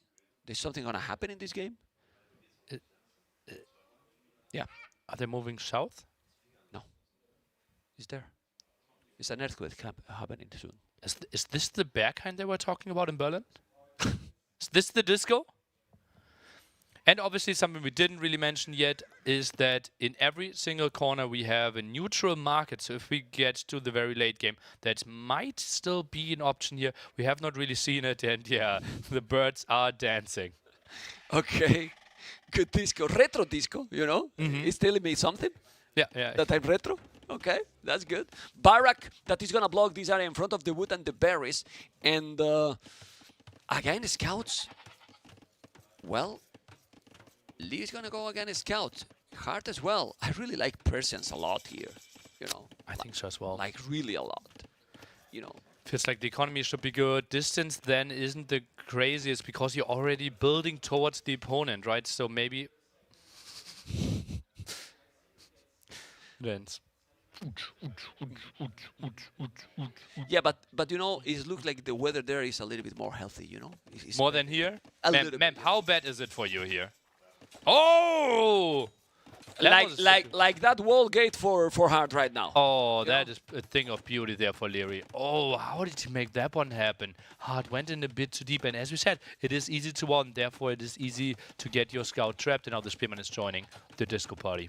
This is very good. This is very good. He's gonna be annoying there with the scout, whatever, but don't lose your scout in return, right? He has to make the damage. Obviously, that's good because you're gonna have one scout advantage. Both are going to scout, and pretty much your main scout, your starting scout is dead already, or at least trapped, and he's now going back. He has to be careful with the spear. The scout is gone, and let's see if he's gonna get early advantage Lear here. But look at Persians. It's already one village ahead because of the Persian production. That's even with some idle seconds there, and the town center might increase that the longer it goes. And now the advantage here with the 2 scouts against only 1. Can't really take the fight once the Spearman is joining, though. Now the farm upgrade for Leary as well. Very similar approach from both players. Let's see if Lee is gonna wall, because if he's not walling and Hart is walling, and we can see in the minimap that he's doing already with Persian's economy, you can really try to go full feudal aggression, even make more average and even have better economy than your opponent, because you will rate. If Lee is not walling anything and Hart is gonna be walling, oh boy. Does Hart know that it's open in the center? Can we go into his POV there? Yeah. Okay. It's open there. Okay, he knows. Well, okay, he could have scouted that, but the scouts are now getting in. Feels like he's walling everywhere else, kept this one open, and now he might get the memo. Some more HP lost on that scout, most likely. Dodges quite nicely. Yeah, not a big problem because he sees them coming. He can make also a pre-wall here on the wood line. 3 scouts going around. He's trying to get some damage, but maybe the village in the north is gonna get it. No, he's going for the woodland, but this is a very close wood to the TC. Yeah, he can't really achieve too much there. Gets more damage against the scout. Can't be too unhappy with that. And the worker's not really too efficient. Look at how many villages he has on the stragglers now. Yeah, so many. But Hart is surrounding also around Leary's base with a few scouts as well. That village is still idle for a while. There's 2 scouts only and 1 spear. He has to be really paying attention, or it can be the end for him. Not 100% in the tournament for sure, but for this series. Now a scout's going to try to find more damage. It's going to be wall in time. Look at how exposed is everything for Leary, nearly. Well, Everything is. tries to go for the gold. And hard with those big walls. He is securing the gold, but technically Leary should know, okay, this is the only gold that you're going to have. This could be a spot where I can put on some pressure, and that's why he's adding the archer range. Archer range is... Ooh, that was a good one. Those scouts are almost dead, basically. The scouts are still doing the damage in front, and then he will try to dive in, to be aggressive. Because if he's not going, and then he's walling hard, he's going to have a much better transition to castle it. But for now, do you think Hart will commit now in archer range when he noticed that his opponent has as well? I think he has to, right? Otherwise the pressure will just be too big and his walls will struggle quite a bit. He did a great defense there on acclivity, and that was even with the upgrade for this, or with the bonus for the scouts. So maybe he got a bit of confidence still from acclivity. Okay, archer range and blastsmith. Fletching will come. Resources are looking smooth. Remember that Malians also get that extra goal from the miners, that this helps a lot, even in a potential market abuse. I was checking that spear, no damage at all. Still looking healthy economy. It's the first time probably in the series that Lee is not getting yet any damage at home, and he's getting the initiative, let's say. And as I said, short distance here, and this is an overproduction of spearmen.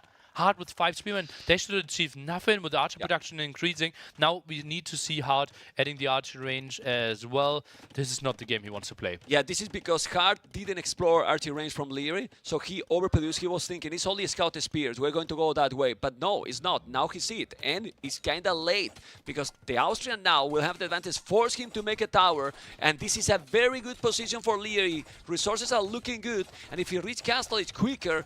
I would love to see some siege aggression, you know, in that area, because then it will be very, very hard for Hart. And he's not finishing the tower. Okay. Well, siege aggression obviously nice against the gold there, but you already forced the tower, right? So some other players might just think, okay, I know that my economy will be better if we are just trying to both go for 3 TCs because yours will be delayed. That could be the other option for Leary. 3 TC, boom a bit, and then heavy castle edge pressure, because you can see that's the main area where Hart will have to expand towards with all the other goals. All the resources are there. All the resources are there. Louis is now having really, really good economy. He's about to click up. I think he might be able to even go in there. Well, his archers are without fletching, so probably it's not going to happen. He's doing the plasmid. No, it's not going to get in. This game, it's going for castle, isn't it? Yeah, it seems like it, right? Some skirmishes there for the defense. The spearman, actually. Can he get the villager or the scout there next to the house? Doesn't seem like... Oh, actually gets it, Leary. He isn't playing the best we have ever seen him. And those are interesting walls. Look at that in front of his gold here for Leary. He actually walls towards the neutral woodline. Something I've never seen before on this map. Yeah, but he needs to do it. He has to walk, he needs to be safe. Oh, he's going double archer range. Do you like it? Makes a lot of sense. Short distance, right? Yeah, it is tricky against Persians, but you've seen that the opponent is not really going for massed cavalry and therefore not most likely massed knights anyways. So it feels like he should get the timing, can use the university with it as well. Yeah, remember guys that university 80% faster. So if he's going up with Malians faster than Persians, it's already a big achievement. But if you are able to upgrade those units quicker enough, the damage can be real. As you mentioned, they are much closer than in other maps, and here the Austrian can maybe finally get in his comfort zone, that is getting the dominant position, the aggressive position, because in the other one, he was the one that was getting raided all the time. Yeah, it feels like he had some spots where he was aggressive, right? But Hart just defended so nicely. Let's see if he can repeat this one here. Feels tricky, and he's adding another building at home. The question is that a second stable? Wouldn't surprise me here for Hart. Okay, let's see what it's going to be. But it's in this map, 1 minute and almost 30 seconds. It is quite a lot. Ooh, don't know what you think. $100 donation supporting us in the prize pool. Cheers, Reno, Mr. Smith. Players will appreciate it quite a bit, and this might be an ugly timing here for Hart. Can he get away? He is trying to switch into knights. This army obviously not for long. Just tries to buy himself some time, but Leary is jumping. Crossbows and Bodkin arrow. I think this is enough to make some good damage. He's adding a camel. I will go first with a knight. I don't know why a camel. In my opinion, knight will be better here because you got the crossbows and then you can add camels after. The feudal units are going to die much quicker if you have the knight. But well, he's doing camels and need to break in. As you can see, those camels won't do anything against those spears. He has to move around and he's going to the other direction. I thought that he was going to try to punish a little bit the goal, but since there's a tower, okay, he's trying to get in, but need to go to the north completely. Yeah, the logic behind the camels might be, okay, I'm clearing up the feudal army with my crossbows anyways, and therefore your next step would be the knights, and indeed that's what's happening, and therefore camels the addition there to help out those crossbows a bit better. But now the armies kind of split from each other. He's trying to break the top. The rest of the army needs to get there in time. It feels like they will. Right now, military count, it was 18-0 just a second ago. Wow, it was. It's a lot more army. Leary need to get inside. Honestly, if he's getting there, how hard he's gonna defend this? Yes, some buildings, some houses there, but now he can do a lot of damage. Not only killing, he can deny farms, he can take all the farmers as well, and let's see if he's gonna be able to do it. This is a great position for Leary, and let's see if he's gonna be able to take game number 3, because we won closest cities, right, Nelly? We won close cities, and he definitely need to win this one. Yeah, and Leary, he's kind of the inventor of like, okay, my crossbows, other players won't find any damage or try to move around. Leary just realizes, okay, I will idle your farms, I can even kill your farms, that's more wood taken away from you, and he's doing and always finding more damage than most people would here. He's taking farmers. As you can see, he's denying many of them. The knights are coming, but he got there the camels. Those camels don't have any upgrades. Well, the knights from hard, bloodlines and +2. If he's able to spam more knights, how many knights he need to clean all that, Danilo? How many camels we have? We have 7 in total, but I only see 3 here. So something like 7, 8 knights maybe even needed. Feels like, oh, if those camels are joining, I don't think hard will have enough.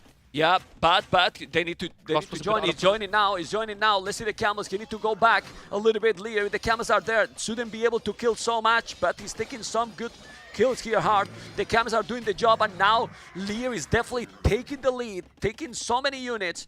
But, well, still, with the economy, this is a good battle, a good pressure that he's putting all the time, Lear, and he's not stopping. If he's still doing this, he should go around maybe, or this is a good spot to keep? Going to the side is just a question mark, right? He's guaranteed to do damage here. If he goes to the side, he can be walled off and later get cleared up. This is just okay for him, right? Yeah. He knows my economy will be better. He also knows, okay, you built the tower earlier. You won't have multiple TCs. I'm at 2 TCs. Just build up armies. This is the winning play here for Leary. And I love, wow, he even goes back. The patience of this guy. He really wants to win. Okay, you can see the camels coming with more. I think this is a good moment here. He's going to have the bloodlines, Krobos as well. He's going to take the knights. Now it's time to fight, and he's taking the fight with the camels and the Krobos.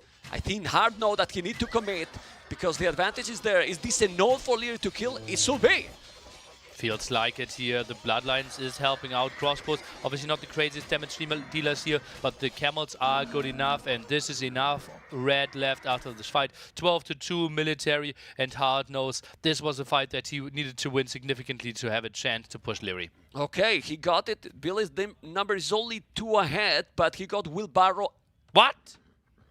And Bozo, what happened? This TC. TC forward, man. This is gold. This is Hard's gold. Disrespectful. Disqualification. Yeah, and they are friends and teammates. Imagine. Not anymore. Yeah, after this series. And he builds a siege workshop. Okay, let's see. He has a lot of army here. Husbandry. Is mining a stone? No, so there's no potential castle coming. Village difference is still increased. He's like 7 villages ahead.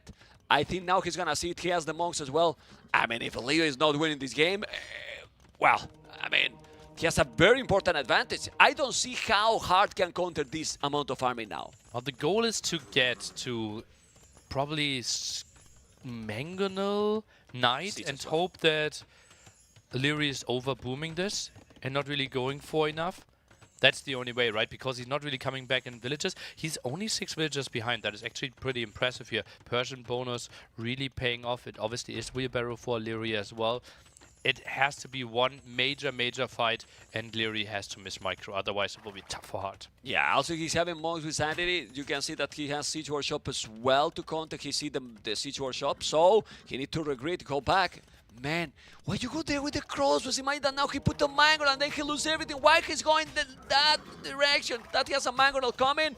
He has. So let's see what is going to happen. The cameras are there. He doesn't need to commit here, really. Okay. Angle shot misses completely.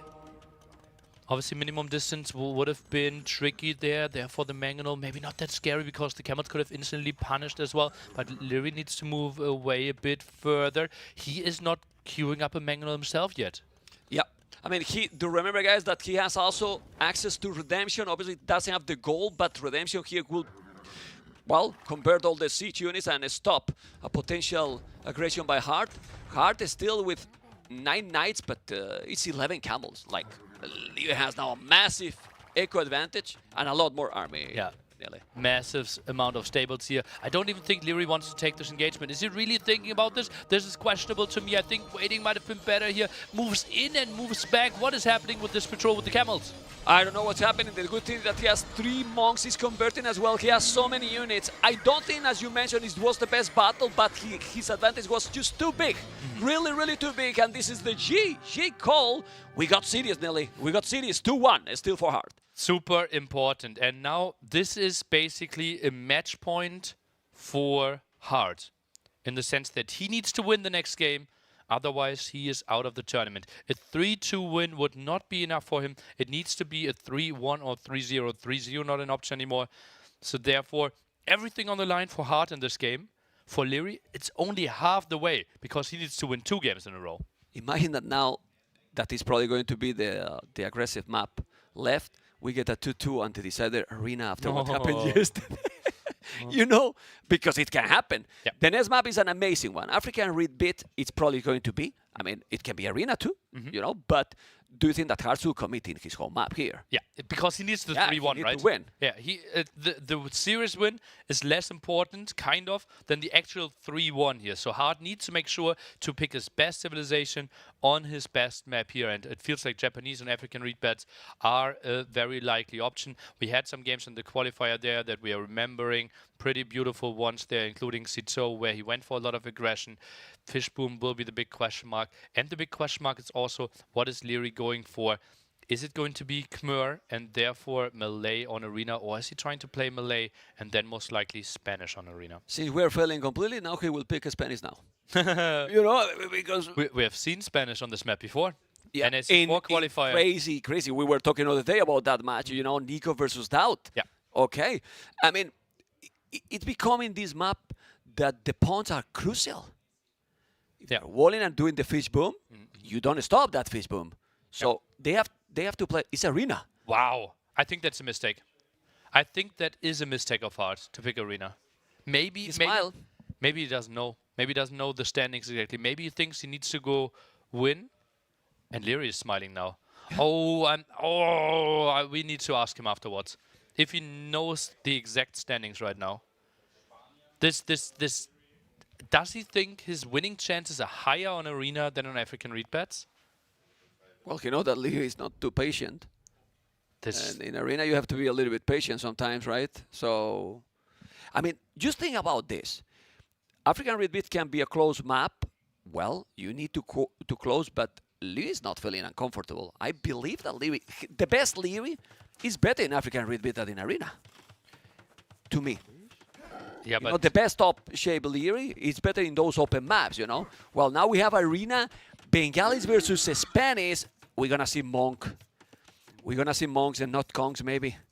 What do you think about Inquisition, the Spanish Inquisition? I'm not sure if Leary, it's not Leary's style, right? I think it might be a really strong strategy, and we could see that from someone like Andy, for example, or we have a lot of like other names that could come up to mind that didn't make it to the main event. I don't think that's Leary's style. How do you stop Spanish monks when you have also heresy and your opponent don't have heresy? If he's going for monks, Spanish in that monk war should never lose against Bengalis. Yeah, you kind of want to have the timing before, right? Yeah, you try you know what I because the castle is expensive. You have to get to Inquisition. Heresy is expensive as well. If we get to that scenario, obviously Spanish always wins, but getting there would be the big question mark. This will be so interesting. Like knowing those two guys, I think they might even play a very weird style and play kind of what we consider to be meta with most other civilizations, both playing light cav. Tower rest now. Tower rest Leary with the Spanish village building super fast. Anyway, why we're talking about all this, right? Because the Spanish civilization is a one that, in my opinion, it's maybe underrated for Arena. It can be very dangerous civilization in Arena, or not, Nelly? Well, there are reasons why we don't see them that often, right? The eco bonuses aren't crazy. You don't really have the crazy advantages getting to early imp.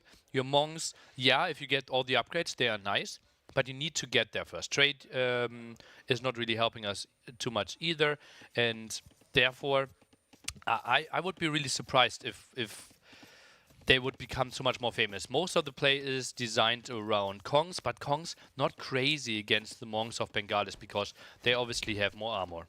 Okay, and Bengalis, that's, well, for Arena, it's really, really solid for sure. It's true that there is some scenarios that maybe they lack some units, like, for example, bombard cannons.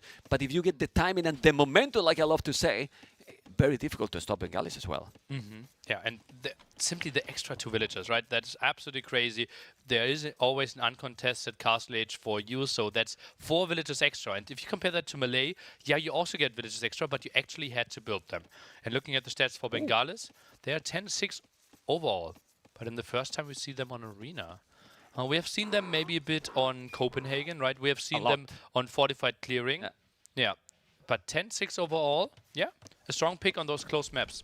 On Arena, well, soon we're going to know what is going to be the approach mainly for Lear, because we can expect what is going to be Bengalis, but Lear is going to go monks, he's going to go light cav standard, he's going to drop a castle. What is your feelings about Lear approach in this one? As I said, I think he will play differently than most players will. He didn't even find those 2 sheep yet there. And I wouldn't be surprised if he just plays light cav. I think this is the more interesting thing, and it is not really Leary's style to play Spanish here. Maybe it's something he worked out with Dowd yesterday and sent a village onto stone, so this is going to be a Kong play. Wow, he's going to go Conquistador. And the question is, we're going to know the answer probably in the transition to Castle Age, if he's researching the loom or not. If he's going to be a forward or a defensive castle. I think forward is kind of risky, suicide. right? Yeah, that would be really tricky, especially with him still having the scout inside. It feels like he is deciding that one at home, or that he will build it at home. Also, only 2 on stone. The only other time we've seen Spanish on Arena was Teddo beating Viper Slavs with them. I remember, I casted the series. And it was, Spanish is very, very strong, but he played completely different. I remember he was mining a stone with 2-3 villagers. He was having floating 400 stone, but Tatot added TCs and made the castle after having the economy going. That was the approach he got. The Monk Rush from Viper. The Monk Rush from Viper. And then he countered more or less clearly Tatot. I didn't remember, like, why... no, I don't remember a Slav game, but he didn't play it like a typical Slav player, right? Indeed, and that was a crazy strategy by Tato there. And yeah, that was more the player and the big brain of Tato winning than the civilization there, we felt. And it's interesting that Bengalis actually plays higher population than Spanish, something we don't see too often. Classic approach would be something like 25 from Bengalis, and Spanish playing more the 26, 27. And it feels like Bengalis indeed is opening with the stable. Yeah, while Livy is not even mining gold, remember that if you make any research, you're going to get 20 gold extra for Spanish. He's doing the mark, he's doing the blacksmith. Is he booming? No, 2 on stone. I think he will sell 100 wood and then send like 8 on stone. Okay. The question is still like, he needs to build the mining camp eventually, so that's a bit interesting. But yeah, nice adjustment there with the Spanish bonus, the extra 20 gold working out quite nicely for him. Would be disastrous if Hart actually sold wood earlier, because then Leary would only get 69 instead of 70 would be at 199, couldn't click up, but didn't really happen. Not really the Bengalis thing you need to be too scared of. And yeah, there will be map control for Hart to begin with, and Leary will have Kongs after that. Yeah, well, the castle is definitely going to be at home. He didn't make the loom. The relic distribution we did on top, because it is not needed, is even. You can see 1 relic in the middle of the map and the other 2 close to each player, so it's very nice. It's the most fair you can get for this map. And waiting for see the action that... And then what you prefer here with this approach, because The monks are very strong for Bengalis, but if Liv is gonna be able to mass conquistadors, not gonna be easy. I think it should be 2 very easy, if not 3 easy relics here for hard. So I think just mass monks there with the extra pierce armor. I'm not sure Kongs. I think they need to 4-shot those monks. Tanky monks, right? Yeah, I think. And mine with sanity. Yeah, with that is including that sanctity. include, I right? meant. Yeah, exactly. Yeah. Typically 30 HP, then 45.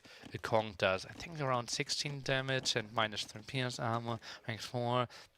Nearly math. Take Nearly the math. 2 multiplied by the power of 2. 4 hits. If you didn't know, guys, clip it and then listen it again 7 times. You know, because and give me the result at the end. Okay, let's see the scout. He's going with the spear. 29 Veles Heart, 26 for Leary. He's gonna be in castle, but he does have the stone to make the castle right away. So he's gonna know now extra TC is doing. He's going for the economy first, and I don't know if he's gonna make then the next the monastery, but he's not doing the castle right away. How do you feel about that? Hate it. Absolutely hate it. Hard will have the better economy. He will have map control. He will get relics. He will have vision. I think this approach, like if you want to play late game, why not play 3 TC into Kongs? This 2 TC into Kongs, it just feels like in between both worlds, and you're not really punishing Hard enough. I think Hard is in a good spot here. Or to do this way, you don't go directly like after yourself.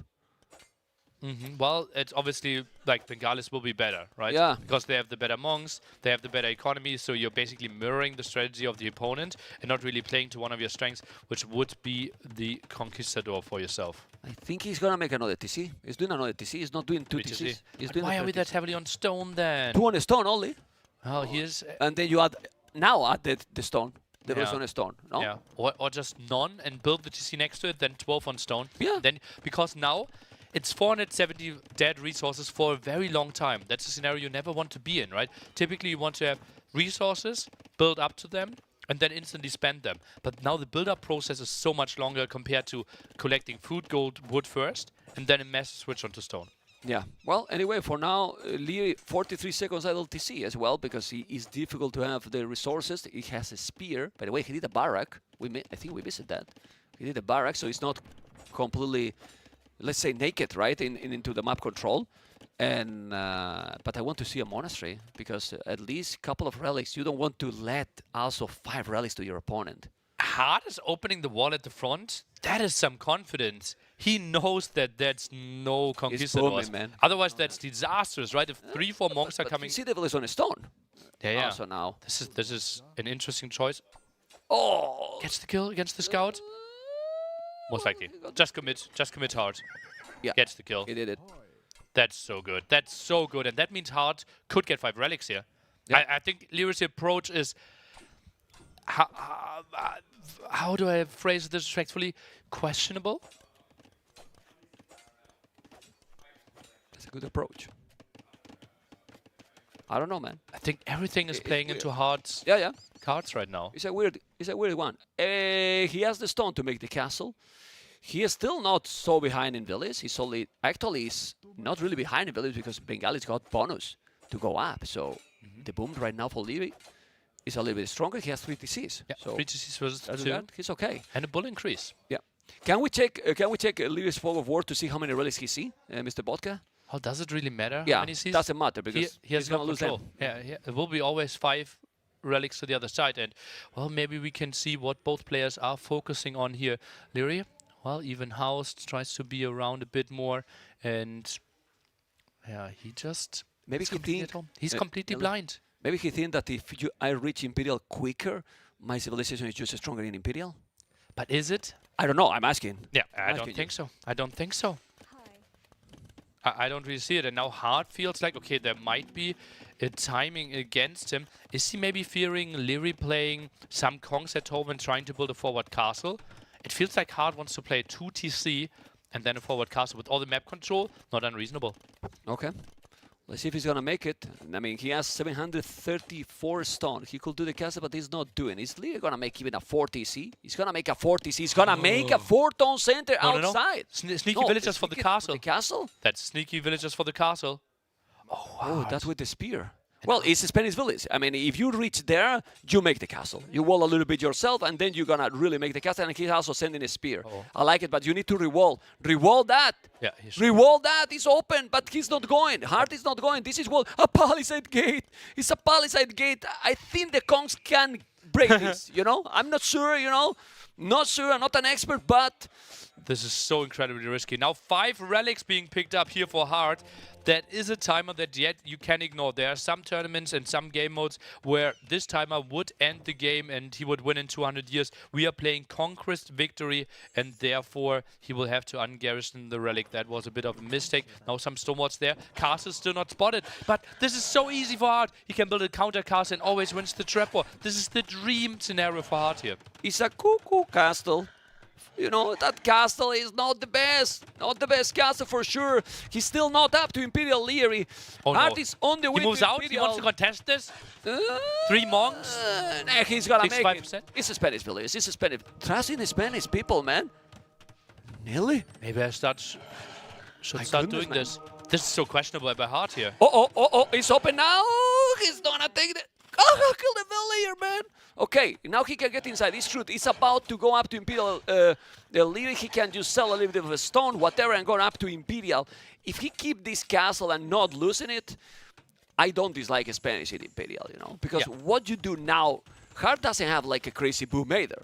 But he doesn't need to. He built a defensive castle. He wins the trap war. And he has 5 relics for himself, right? While both are kind of having the same economy there with 3. With defensive castle, he fears the earlier uptime. I don't mind this too much. And Hart will get so much control. Yeah, Leary can play after this, but it is Sanctity Monks from Bengalis. Like, Kongs won't really achieve too much here. Yeah, I'm surprised. Well, he's doing devotion. He's coming now with the Kongs. Might try to kill the... Okay. But he's 5 monks. He has 5 monks. He's going to try to kill some villages. Still the booming better for Lear. He has also Wheelbarrow. Same as his opponent. Lightgas and Fervor. This is a weird game. For what we see usually in Arena, right? Yeah. Hart is kind of playing it as we would have expected, right? It's just the Leary approach a bit different. And now we see the relic counter reset. We just have to make sure. Maybe Mem remind me that if we have like 20-30 years left, that I will run over there and tell them to quickly ungarrison the relics. That should not be a winning condition here if we get this far. And those Kongs, I would be surprised if they find any damage. Okay, let's see there. Let's see there. But I don't see where's the years. Can we see here? Right, oh, right it's here. inside. There you go. Yeah. He There you just go. moved the relics further back, right? All right. And the moment we only have 4 relics garrisoned inside, the countdown is getting reset. We will scream that they have to garrison for sure. Stop it! Pause it! Anyway, let's see now the Kongs. Let's see now the Kongs. He's gonna make some damage. No, he's not going to commit. He knows that he has to wait because his opponent is in Imperial. But leaving now army what he should be. He should go now monks himself. Inquisition? Inquisition might be an option, yeah, but Lightcav are already shown, right? And therefore, like, you're going for the same unit than your opponent, but later with fewer upgrades. Heresy. Doesn't excite me too much. Goes for Heresy. I think Leary just giving up this area and tries to go for some trash units might be an option. He's actually going for monks. This is not the Leary way. Well, let's see what's gonna happen. The Latas are there, gonna try to kill those villages on a stun, and he will take it, but the Kongs are coming. He needs to wait for Heresy to kick in, or he's gonna be converted. He's trying to convert now those villages. He's gonna convert a spear. Go back.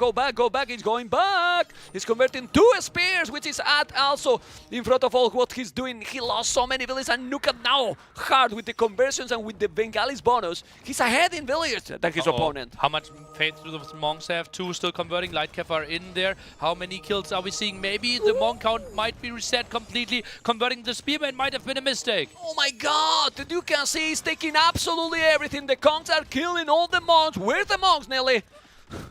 Under the table, man. Yeah, not there even. Okay, let's see now. Conquistador going back. No, he's going forward. I don't dislike the position for Leary anymore. What do you think? Goes for some repair. I think that is some wasted stone there. Conversions are continuing, and that's really nice. The Kongs paid off way more than they should have. 2 more conversions. Heresy indeed also helping out. Therefore, no conversions to the other side. They're just dying instead of converting. Pretty crazy. He's killing all the monks. They are not even dying under the TC. More monks coming now for Leary. He's repairing the castle. He's doing blood printing. He's going to have his own monks. Look at now the military numbers. Population is very close. Now the castle is down, so he's housed forever. Oof, wild game. What happened in Arena? Only Arena maps? Only Arena there. Crazy. And now we have obviously heresy against non-heresy monks. And that makes it incredibly tough for Hart to really do great stuff here. Needs to commit to mass amount of light cap. Not even sure if he realized that heresy is in. I think he didn't notice. You're right. It's a good point there. He might be thinking, okay, he did all the other upgrades, and now look at those. Look at this 5-5. Yes, all the upgrades. If he's doing Inquisition, obviously he needs a castle for that. He does have a castle now, so that's a problem. And Hart is not definitely a bad player with this, but these kind of battles, if you have the economy, heresy should be the winner.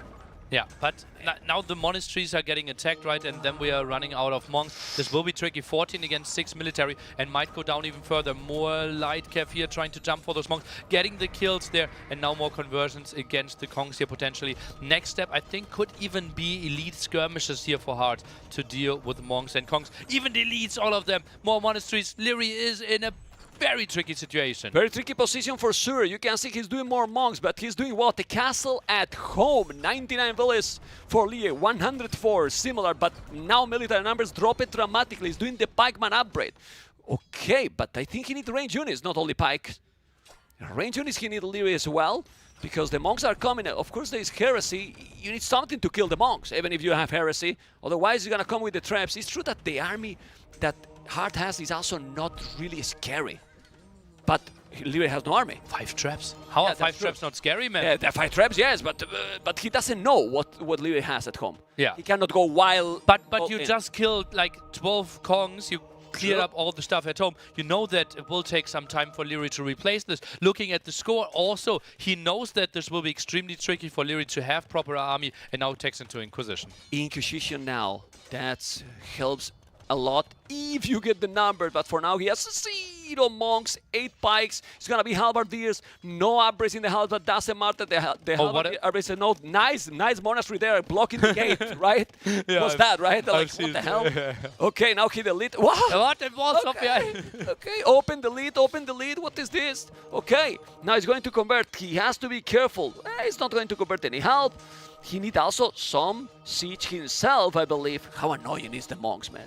How annoying is the monks? 105 years, you have to be careful there to don't miss that one, Mr. Nilly. And the score is scary. And now doing the tournament, all the upgrades as well. But he's coming with the halves. He's gonna be a node with 13 halberdiers, Nilly. Oh, it doesn't look like it, especially if we're now attacking into elite skirmishes, even some elephant archers, a militia, everything is being added here. Halberdiers are coming in, this might be the last dance of Leary. He needs to win this fight, he needs to kill the traps, but it's going to be tricky. Imagine if he did supremacy and just send the villains, no joking, no joking. In this position, those villains will kill the trebuchets, and now he has to go back. He's not converting the halves. So many halberdiers, army numbers are getting closer, 22, 29. He's gonna kill those. He need to kill what? Lightcats or trebuchet first? The trebuchet is the threat here for Leary. He's scaring those away. Skirmishes are coming over, but it's only fletching. He's now getting 3 crucial upgrades for them. Bracer is super far away as well, and Leary is pushing this one back. Even population, man, what are we witnessing? Arena is the best map in the world! Is what it is after yesterday and now. If people listen to me to say this, they're gonna unsubscribe and follow and believe in everything. But it's what it is. Look at the monks. No, the halberdiers, the halves melt those light casts, nearly. They melt the light casts, but he's killing the monks? Not really. He's killing everything here, but it's still numbers really, really close. Light casts as well. And now Leary is with 120 villages. He's okay. He's even we're gonna see Arbalest for Bengalis. Oh man, the unit that we felt like relics. Leary is riding. Leary is paying attention, relics. You know? Yeah. Or what is he riding, ma'am? Could you quickly read that? Railroad logs. Exactly. Exactly. Trebuchet, halberdiers, now bloodlines, husbandry, lightcast. With my Spanglish, this is looking even better, you know. Anyway, let's see the halberdiers. Is gonna be able to do the job or not? Ooh, he has to be careful. Who is winning this game? We need to read a name in the chat. Who is winning this game? I would think my money would be on Hart, but I'm luckily no betting man. is switching into the crossbows Arbalest after this one, and then Harmony Monk won't really be doing the job anymore. Now 10 population lead for Hard. Those traps still alive. 5 traps. I think they might find enough damage. Okay, chemistry done. Now a skill bard in armor. Leary still have 14 halberdiers. Is not enough. It's a lot of skirmishes. Skirmishes now got more, also more bonus against the infantry. And we forgot also to mention, well, these 5 rallies is already 2.5k gold that he's getting. He's deleting now the barrack. The castle is there without fletching, so he's not really doing a lot of damage. He's gonna be a note how much army he need Leary here to counter this. A lot. He need a lot, but he's massing and doing the upgrades. So he's being patient enough to get the best out of it, but there is a castle forward that if it's happening, if he's building that castle, I don't know how Leary is going to be able to counter all this. Especially with only one single trap there, it's going to be really tough for him. 10 population lead here for Hard, and we can see Leary is trying to go for some more conversion. Oh, he's going to be housed forever, nearly. He's going to be housed forever. He's going to be housed forever, and that's terrible. You need houses and quick, because the timing, the momentum is definitely for Hard and Leary that has been so close to win. Many events can be not out, but almost. Oh yeah, and let's take a look how this engagement is going to continue. We even see Mahayana now for Hard. He wants to increase the population even further. Leary actually building a lot of houses. Really nice move there. Now tries to move in with the Hussars, tries to take the engagement. 180 population against 150. Still the 5 relics ticking away. I will go over there once we have 20 years left. Let's see those Hussars. You need to go now, Nele. Better safe than sorry. Hussars and Halberd. Doesn't matter. Doesn't matter. GG has been called.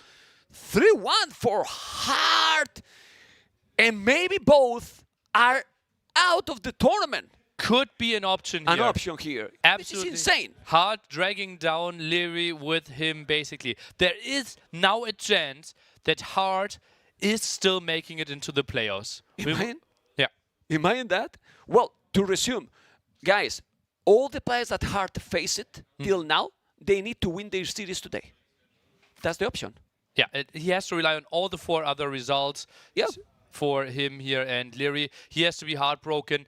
There are still some scenarios where he can advance as well, can leave Hard, I think, behind him, and also ACC have more doubt. So Leary is not out. A very fast recap. If Viper, that was his first opponent, win. Andy win.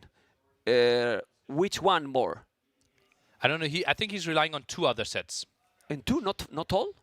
No. Hard is relying on all other sets. Yeah. And Leary, I believe, is relying on 2 other sets, or maybe 3. It was tricky, right? We can look at the overview. I think I will send both cannot go through. Both Leary and Hard. No, not both. Yeah. Okay. I think I will send you to the interview couch, and obviously we have covered this on a lot of different channels. Now you will see some raids. Welcome to the main channel here, Nili AOE for NAC 5. We have those crazy matchups coming up for today. Mem will soon take it over with the interview for Hard, who refused to go down 0-5, which is quite nice here. And welcome everyone from all the channels.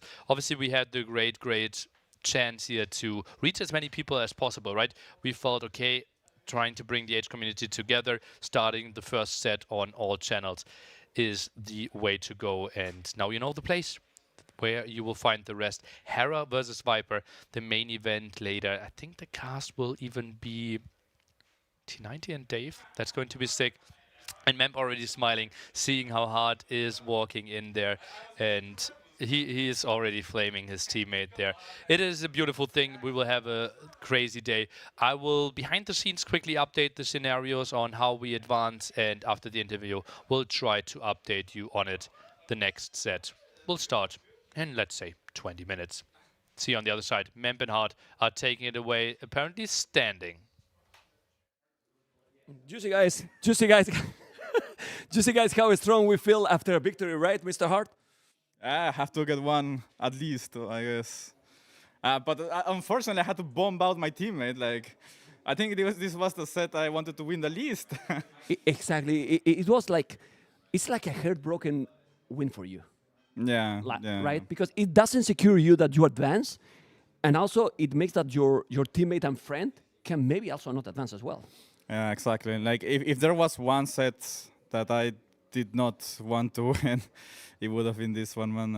I don't know, like, it's hard to say how I feel because I'm glad to not go out with without any wins, but at the same time, it like ruins the chances of Leary to go through. So yeah, it feels like half and half, right? One part feels good, the other part doesn't. Well, we'll talk now about that, about your feelings and everything. Let's focus a little bit into the games. Then game number 1, Acropolis. When you see that he picked Burmese, are you surprised?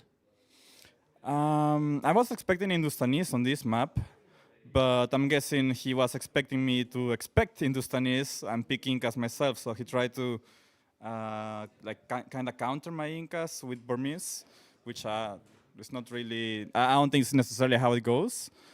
But yeah, I was definitely surprised to see Burmese being picked here. Yeah, go. But I think it might have maybe Malians could have made more sense here if you were afraid of the Incas, right? You're going very aggressive anyway. Like you were with the Incas, probably the better civilization, and instead of being greedy, you were doing also a lot of army, and you were having pretty much the control of the game because you were picking villages all the time. Yeah. I wasn't exactly sure what I wanted to open this game. I ended up going for an eagle and then a spear. I almost managed to kill a second villager even, but he quick-walled it quite nicely. And then it was just all about adapting. The map is very open. That's why Incas kind of can struggle, just the mobility issues. But I managed to get to Castle Edge with decent resources, so I dropped the town center right away to secure a wood line, and then I just had to focus on the rest. At one point, I went to his base and I saw a lot of villagers on gold. And he also had Lycavs out on the field, so it kind of made me think that maybe he was playing this low eco because I also couldn't see town centers. And yeah, so I just tried my best to survive and went from there. Yeah, and then game number 2. Well, game number 2 was another matchup that, in my opinion, well, this one that was open, it made already a lot of damage, so you get the early advantage there.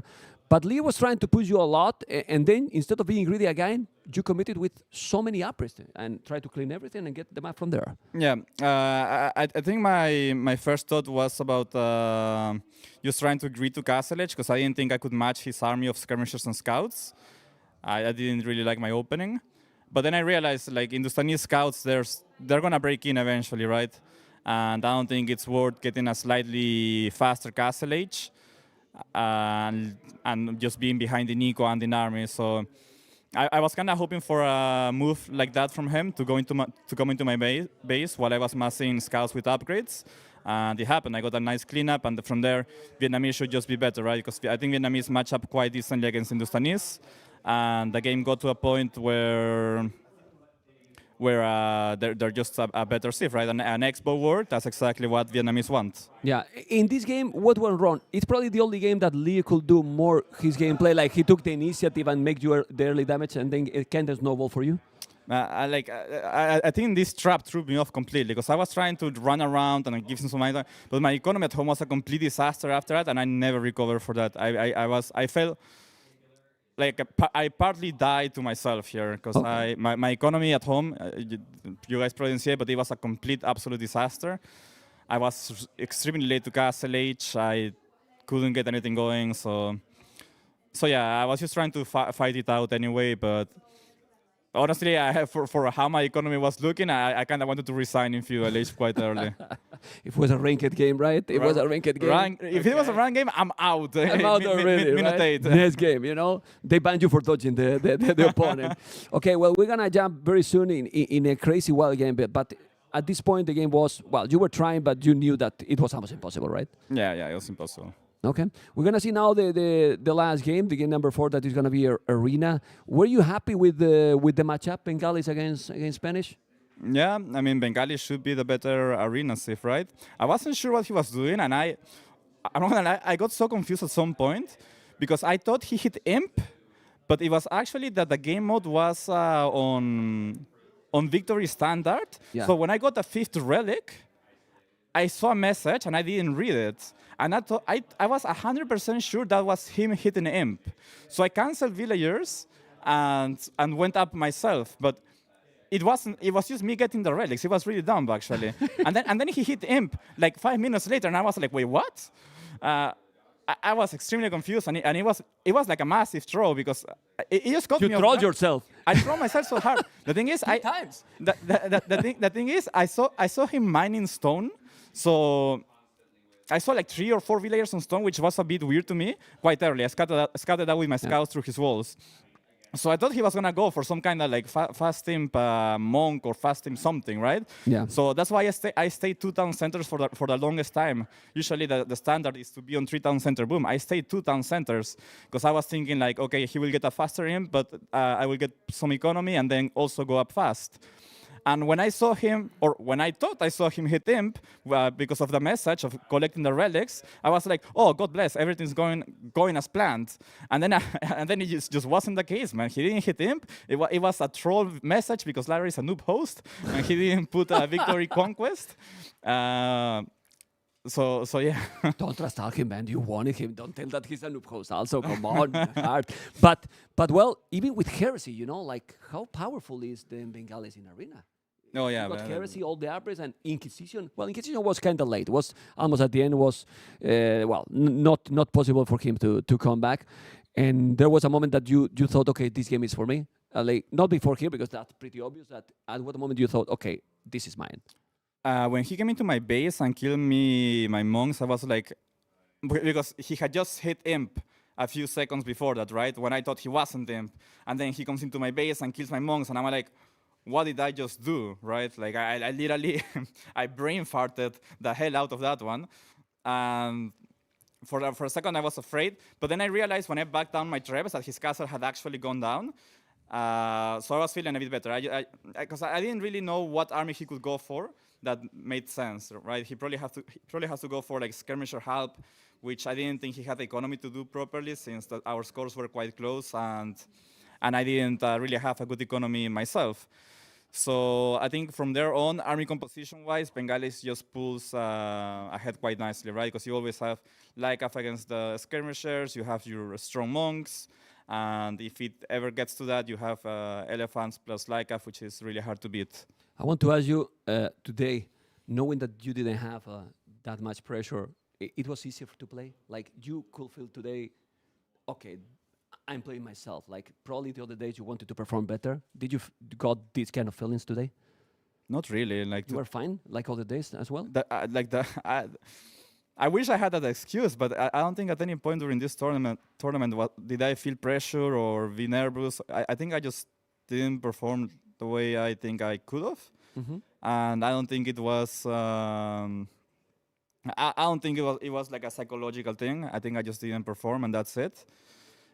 Today I was feeling more sad than yesterday, more sad than anything because of my performance. But I don't think I had any pressure lifted off my shoulders because of being pretty much out, right?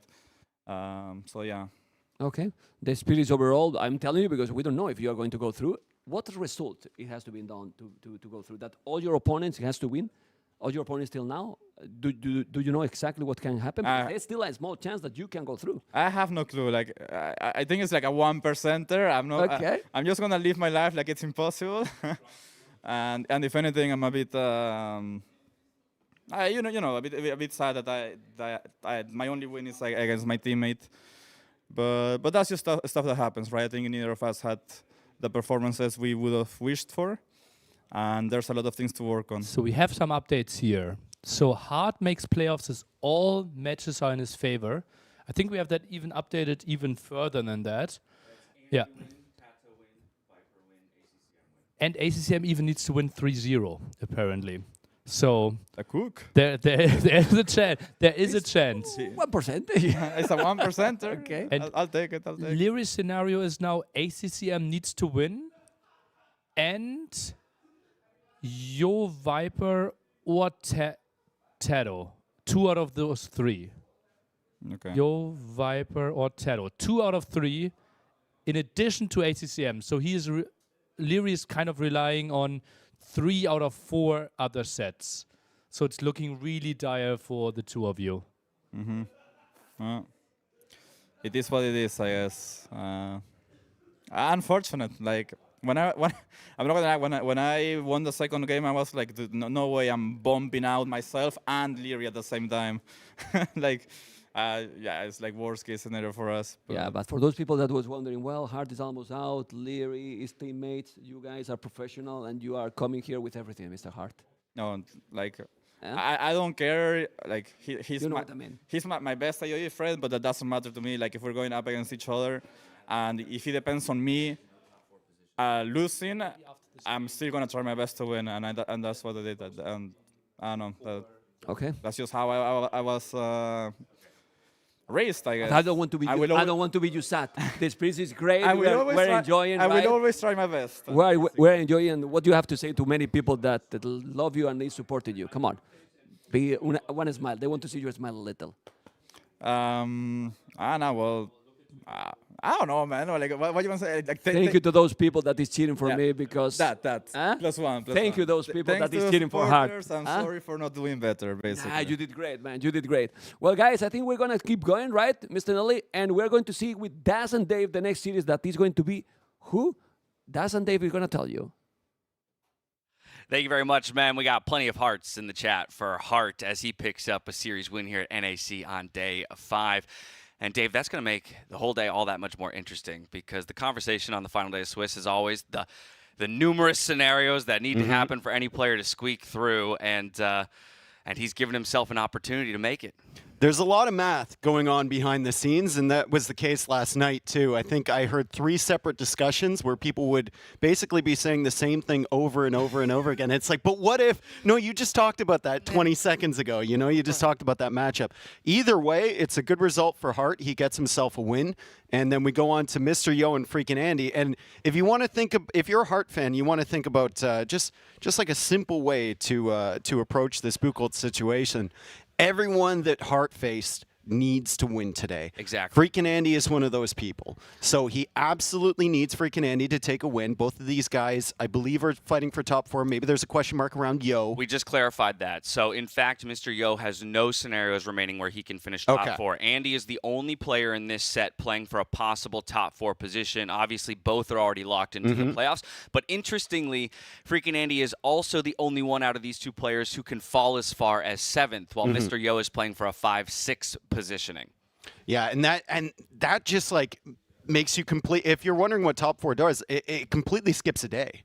Yeah. Basically, like you don't have to play the round of 6, which is beautiful, right? Yeah, you get that extra day to rest, recover, but also to scout your opponents, get more information. Obviously, the series start expanding from 5 out to 7 and then 9 eventually. And so you want all the data you can on your opponents when you're playing at the top level. And when you're playing in a tournament format like this, where you have these 12 random bands that can come in. And again, you want to know, okay, what are the priority lists of each player in terms of civs and maps that they'll jump to when certain things are removed from them as options. But either way, I think freaking Andy, to many people, has been the surprise of the tournament in the way that he has shown I think he surprised himself. He told me, he's like, after he won the second set, I think he was up 2-1, and he comes and sits on the couch. He's like, man. He's like, I thought I was going to get clapped 0-5, right? You know? So he is actually really, really engaged here. And he's talking about drafts with everybody. He's talking about civilizations. Mr. Yo is a tough one to figure out. He sat down with Viper, and he was like, hey, you want to look over my draft? You want to talk about it? And Viper, you know, being the kind guy that he is, he's like, sure, yeah, let's talk about it. And they both had varying opinions on where Yo could pick some of these civilizations because Yo is one of the most unique drafters in the game. They had question marks around Cumans, and you see he's got Cumans in the draft again. That's one of his signature units and civs, and they both had different opinions on where Mr. Yo was going to pick that, or where he was going to play Bohemians, or whether he was going to play Berbers or whatnot. Andy felt like he won the draft, but with Yo, there's always a question mark. Yeah, and then we saw that Cumans on display yesterday on Shoals against Leary in one of the victories that Yo picked up. And if anything, I'm looking at that series against Leary yesterday to prove to me that Yo is falling into his normal form, right? We saw the fight as well in the 4th map of the series where, I mean, we all kind of disengaged because we assumed when those castles we all went looked up away, dude. We were laughing. We had a few beers and we were just joking around. And then I think at some point someone's like, wait, what? Wait, this is the game? And then everyone just turns around like, huh? Yeah. What happened? Yo with Eagles, man, is nothing to be trifled with. Yeah. And he ended up locking that one up just yesterday. And we'll wait on bated breath for this one to get going. And that will be a quick breath at that, as Golden Lakes will be the one that we kick it off on. Yo in the red playing as the Berbers, freaking Andy in the blue as the Japanese. And I believe this is the only map we had yet to see in the pool. I think That's this right. was the only one remaining. So welcome to Golden Lakes. And Golden Lakes, if you're not familiar, it's very similar to Four Lakes or Cross, as it used to be called, in that you have these 4 ponds around the edge of the map. However, there's a little bit of a mix-up here. We have this pit in the center with a ton of gold in it and the cracked earth terrain too. So a lot more gold supply, very limited at your base. I believe you only have 2-3 tiles of gold, so 6 total at home. So you need to push out for that center area. Berbers can be good as a mid to late game option, lots of mobility there. But Andy, like I said, he felt like he won the draft because he had all of the civs for Golden Lakes. I believe he had like Malians, he had Japanese, he had another hybrid map civ, and he felt super satisfied, and he's going to snipe a villager. Look at that. Andy going forward aggressively with his scout early on to find the docking villager of Yo. Luckily for Yo, the dock does go up, so at the very least the fishing ships can be on the way, but early damage found here for our blue player, and already an 18-16 eco lead at the top of your screens. Yeah, really, really beautiful there for Andy. He got the dock started early because of the discount on the Japanese lumber camp. So you get that dock up first, and he's got the fishing ships, which are a little bit faster collecting with the Japanese here. Fishing ships have double HP, 2 pierce armor, and work 5% faster each age. Mills lumber camps and mining camps 50% cheaper, so that's beautiful. Allows you to get that dock up super, super early. The newest addition is Cavalry Archers +2 attack versus Archers. I doubt that you're going Cav Archers against Camel Archers, but still, it might be a possibility. Yeah, most likely not, but it is an interesting idea, especially when, or if and when, the fights become centralized around that pit in the middle. Playing the hills, playing the mobility of Cav Archers, maybe you find a use case for it. On the other side, we have the Berbers, and we've seen the prowess of the Berbers on display throughout this tournament, primarily on maps like Copenhagen, and that late game ability that they have because of that unique unit in the Camel Archer. But even still, villagers moving faster helps with a little bit of economy boost and some safety in some areas. And then stable units being cheaper. That's just a nice boon for the fact that you can get knights out and use that mobility on this map as well. Ships moving faster, hey, that helps as well. Ships moving faster in these tiny little ponds. You can do circles, right? Maybe you get a galley and you impersonate the Hera Scout and you just run around. Anyway, the ships are a nice little bonus for the Berbers, especially if you're microing the fires back, right? You can run out of range of your opponent, but I don't know if we're going to see a forward dock position here from Yo. It's quite dangerous to try and loop out around the map. Usually they'll just head over to the nearest next pond, which is going to be that north or south option. Yo really needs to keep track of where Andy docks on these ponds because he doesn't want him to get away with 15, 20 Japanese fishing ships. That's a crazy eco balance to try and overcome, but both players here going for militia. Yeah, a couple extra sheeps coming home here for Mr. Yo to give a little boost to the eco. But by the same token, we take a look at those fishing ships numbers, and freaking Andy has already shot his way up to 5 to the only 2 of his opponent. Both players opting for the militia early. Does Yo see this? Yo is tracking this. So he knows the militia are coming across. He knows that Japanese infantry attack faster, but he's found a favorable engagement where he has his scout and he has 3 militia there. So excellent opening here for Mr. Yo. This is exactly what Andy didn't. He's got kind of a sour look on his face. This is not what he wanted to start this one off. Yeah, without a doubt. 2 militia traveling alone get pounced on immediately. And now taking the hill, Andy will get the best possible trade he can at this point from a near losing position. But Yo is going to be so happy with the result of this. Andy needs to save that scout at the very least to continue gathering information. He turns tail to run. He's going to try and pull the other militia off to the side for the time being. I think after the militia death to the TC and the Wolves yesterday, and now the militia with Japanese dying here early, maybe Andy's going to stay away from that unit for the foreseeable future. Just unlucky that he ran right into the army from Yo, but Yo was tracking that with his scout. Beautiful Beautiful first engagement from Yo. I don't think he's going to be upset that he doesn't find much value against the villagers with his militia. He stalled out the opening from Andy. That is fantastic. Does he get the quick wall down here? Yo spotted it, but it is just a single palisade wall that needs to be tapped in order to secure that side of Andy's base. So while Andy, yes, will have been sad to lose the military battle, he'll be happy to have not taken any economic damage in return. Still sporting a small lead in the eco department. Now look at this. A villager coming north runs into the villager of Yo, and they're just going to fish next to each other. A couple fishing buddies. This is my spot. Y'all have a license? Oh, no, dude. Oh, he's from the Fish and Game Ministry right there. Exactly. He's taking him out. Park Ranger is showing up, and Yo's going to pay a dear price. The fine is the life of one villager here, and that's great for Andy. While the dock is up once again for Yo, and he can get maybe a fire galley or a regular galley out to defend the pond, he will lose the villager in the end. That's 2 vills already that Andy has picked off building docks, but at least Yo gets the dock up. The worst case scenario is the dock doesn't go up and your villager dies anyway. But now Yo is being pressured on those berries. Still, he has the fishing ships, so it's not the biggest deal. Andy has a little bit of map position, but Yo has the first fire galley out.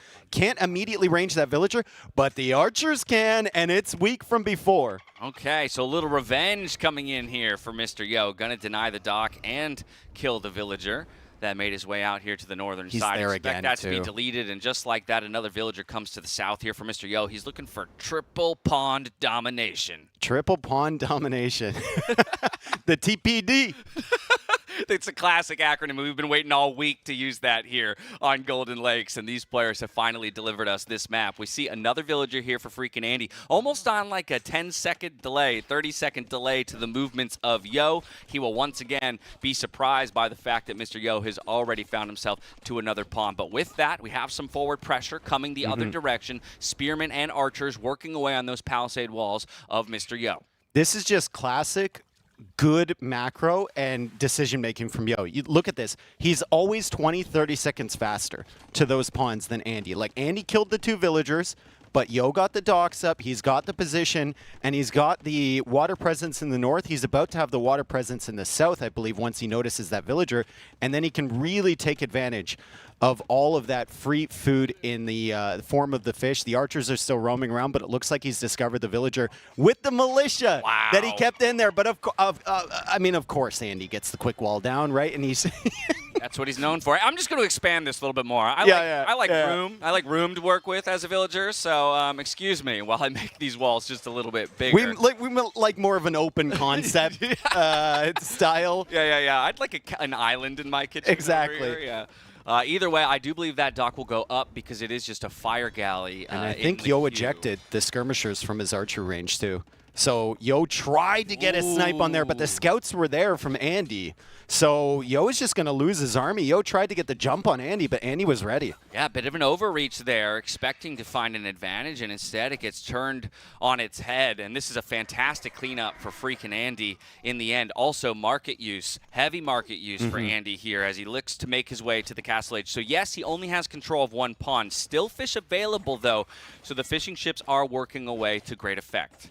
Yeah, and those archers just kind of being annoying. I think if Andy gets the walls to that wood line north of his base, it's kind of weird that he's still left that open. But I guess with the archers there, it's a little impossible at the time being.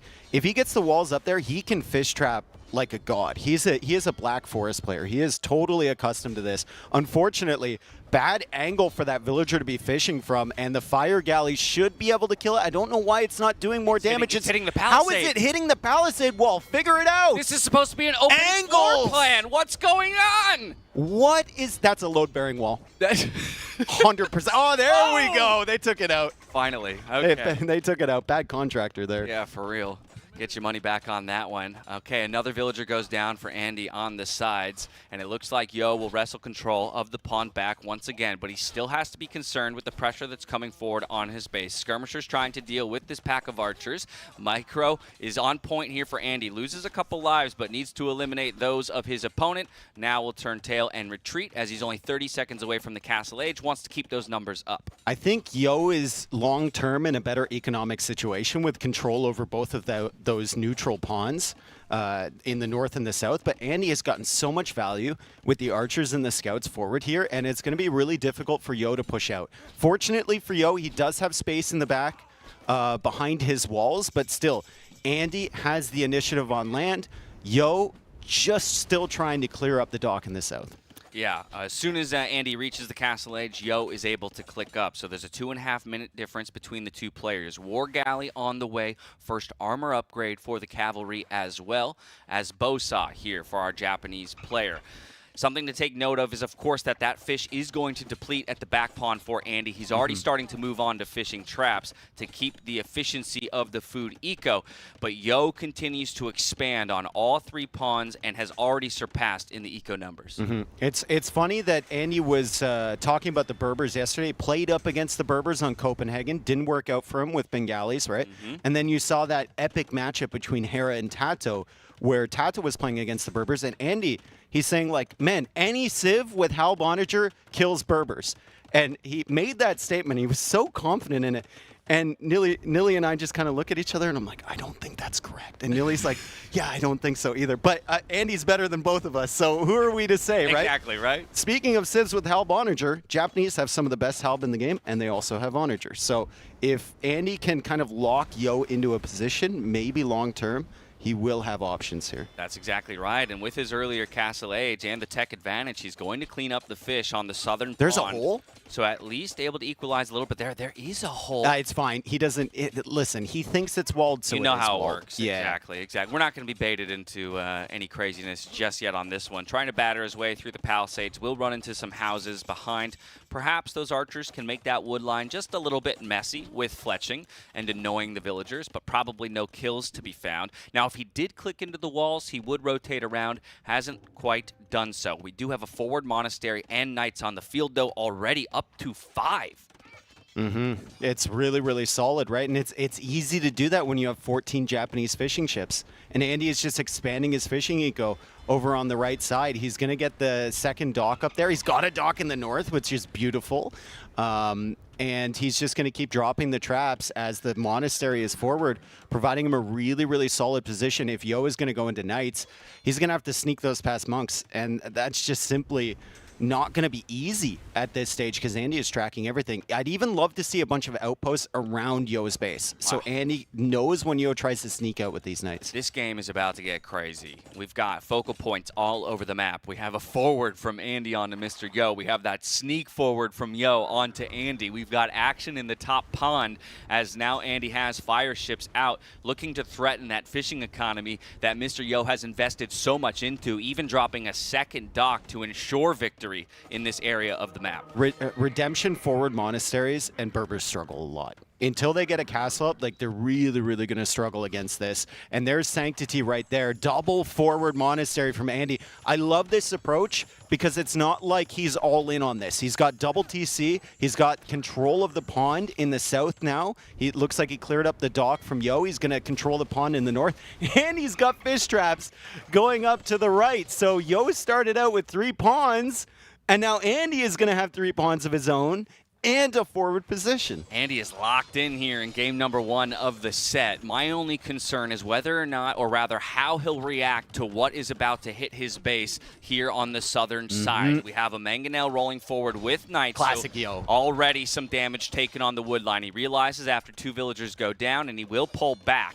But now you have to, it's that calculus, right, of sending maybe just enough back to defend while still keeping that forward momentum for yourself. I think you got to send a lot back to defend there. Your monks can keep themselves alive up here if you're paying attention, and that's going to be the difficulty, right? While you're clearing up this army, while you're defending, make sure that Yo just doesn't pop out and snipe all your monks. But this is a classic Mr. Yo play. He's got defense at home, and then he goes forward with this random aggression, and Andy's going to have to deal with this, and it's going to be a full clear-up. Great job. I think he's going to deal with it well. You said he needs to make sure to send enough back, and he does exactly that. More than double the numbers, but a monk here arriving to the scene and looking for a conversion as a few more knight reinforcements arrive as well here for Mr. Yo. Second monk onto the field. The first one gets cleaned up, but the second one will find the conversion. Now the fight is engaged between the 2 packs of knights. Mr. Yo has the tech upgrade with forging in, and so very well well might win this one in the end with a small numbers advantage. And remember where Andy's monasteries are. They are all forward. Now, Yo went for that light cap tech, and this is what I was talking about. You're paying attention to the defense, and Mr. Yo will always take advantage of your attention being elsewhere. He's one of the greatest players at tracking that. He knows exactly where you're looking, and he's going to attack where you're not paying attention. Clears up all the knights, and he teched into longbow, or sorry, not longbow, light cav. I would be amazed if he teched into longbow. The longbow. the long cav. He teched into the light cav while Andy was busy at home. I like Andy reassessing this forward castle position, right? As things start to go awry for him at the forward base, he does decide to go for a more conservative castle placement on the hill here to start to lock down some of that central gold control. Still more mangonels rolling forward here at the forward base for Mr. Yo to pressure the TCs, and another monk looking for a conversion. Now, it is important to note, though, that while Yo has wrestled back some control on land, we have the reverse triple pawn domination here for Andy. TPD resulting in 26 fishing chips with 3 more on the way. So Andy, I don't think he's made a farm, and I don't think he will need to make a farm this entire game if he holds the water control, which he should be in a good position to do. Yeah, that's a sweet place to be, right? To never have to invest wood into farms or food or wood into those farming upgrades to make them more efficient. Now swooping in with some knights to clean up that mangonel. Great job once again. Villager getting involved in the fight. Look at that. I ain't scared of you. Flex on him. Exactly. He's walling him in now. Never mind. Like, keep yourself safe. Keep it secret. Keep it safe. The monk goes down, and the distraction forward does not really accomplish what Yo wanted it to. He did manage to snipe the monks, but still, Andy is ahead in villagers. Andy is ahead in fishing ships, and now Andy is feeling perfectly fine, and he's going forward with the castle. Still no pikeman upgrade. It's only spearmen for him, but the monks are coming out. Can he get the conversions that he needs? Right now, the monk is trying to convert, but the monk goes down, and Mr. Yo is finding the villagers, and he's got more knights on the way. The Berber Knights are flooding out here. Can he kill enough villagers to deny this castle? A couple more reinforcements arrive for Andy, but just as I say so, more arrive onto the field for Mr. Yo. It's a messy fight. The spearmen can't keep up with the mobility of those Berber Knights, and so while they would pack a serious punch if they ever find purchase onto their targets, they cannot catch up, and this is a lost fight for Andy in the end. A couple villager lives are lost to the Endeavor. Even still has full control of the middle of the map and has the lead on all fronts. Military numbers, villager numbers, and a little bit more map control. I'm surprised Andy didn't wait until he had like 2 monks in each of those monasteries. Then you pop out at the same time with your spearmen, get the pikeman upgrade, and then push forward safely for that castle. But I mean, you look at the economy right now, it's 112 eco units, 31 fishing ships. He keeps them coming out. He's got villagers producing from 4 TCs as well. And now Yasuma Towers are being added from Andy. He'll get the guard tower research, he'll get ballistics, he'll get all of that good stuff and start pushing forward towards Yo's base. He's going to try and deny that gold long term. I was going to say, I love that because you see Yo's already thinking about it, right? With those villagers kind of building houses on their way to those gold positions and now looking for a castle as well. No towers close enough just yet to deny it. And so unless Andy brings some military over, it looks like Yo in the end will get a castle up here at the rim of that crater in the middle of the map. We still have lots of gold income, though, for freaking Andy, and just about at Imperial Age resources, which is going to be crucial in this battle over the central part of the map. Yeah, and even if Yo locks, like, even if he gets that castle up, he can't clear the towers, so he can't take the gold. It's a brutal situation for him. It's absolutely brutal. And Guard Tower is fairly cheap if Andy wants to get it. Murder Holes is fairly cheap. The Knights are now working away on this tower, so maybe Yo can get access to the gold over there on the right side. But Andy could just easily plop down another tower in the center. Guard Tower research coming in right now. More barracks on the way. Another castle behind this. I mean, Andy's eco, it's not only miles ahead of Mr. Yo, but the efficiency on those fishing ships is crazy. They bring in food so fast. Yeah, another tower now looking to be rushed up because Mr. Yo is using those knights to great effect to take the guard towers down as soon as they come up. Pike's looking to find a few snipes, and they will. Those are very powerful Japanese pikemen, while they will ultimately lose the battle in numbers here to Knights. It's looking good for Andy, though. A minute and 30 seconds away from the Imperial Age. Mr. Yo nowhere close. The second castle coming up gives him plenty of safety from which to fire with the Trebs once he reaches that Imperial Age. More armor coming in for the pikes, as well as ballistics to make the towers and castles more effective in defense. A lot of the times in this situation, Yo will go for an attack on the economy from his opponent to distract him and buy himself enough time. But there's no opportunities here. Andy's got the castles in the center protecting the gold. He's got walls at home. He re-walled that area that Yo pushed into from before. And you can see Yo kind of looping around with the knights and the light cav now. He's looking for opportunities to distract Andy and buy himself enough time to get gold access, go up to Imperial Age. But Andy has a phenomenal position in the middle. Yo has repositioned his villagers, though, to the north side of that middle area. So he is going to find himself some gold, and he does have enough stone for a castle. It's just simply that Imperial Age timing is crazy. Yeah, he sees Imperial Age comes in and immediately rethinks the castle position that he was looking to go for.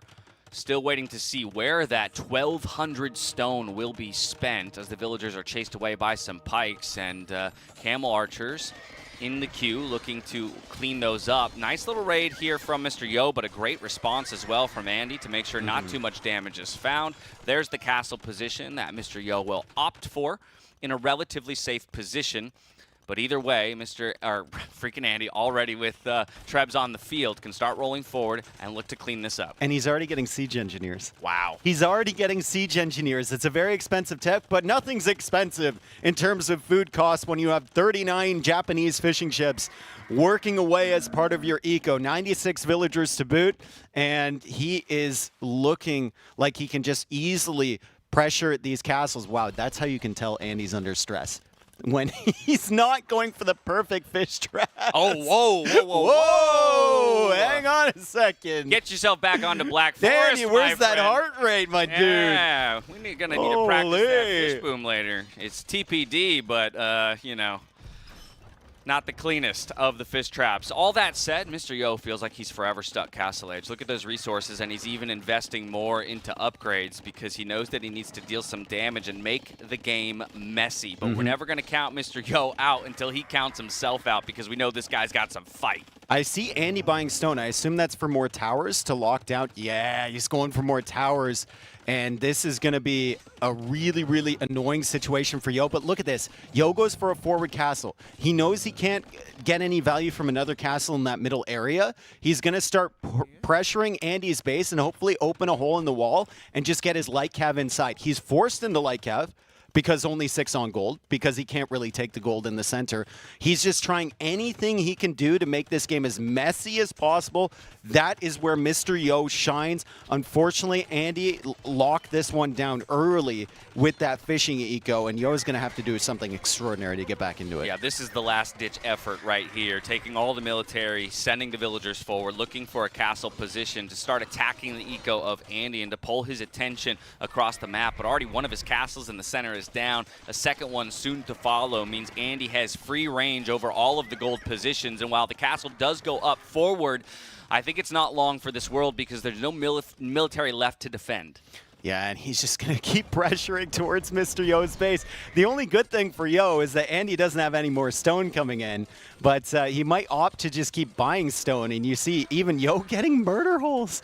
Yo getting murder holes because he wants to try and hold that castle against just how, but his reinforcements are being found. Andy is slaughtering them one by one. Res collected is still kind of insane for Andy, almost 10K more at this point, still with the fishing ships, and even Kata Peruto coming in for Andy, so his Trebs unpack almost instantly.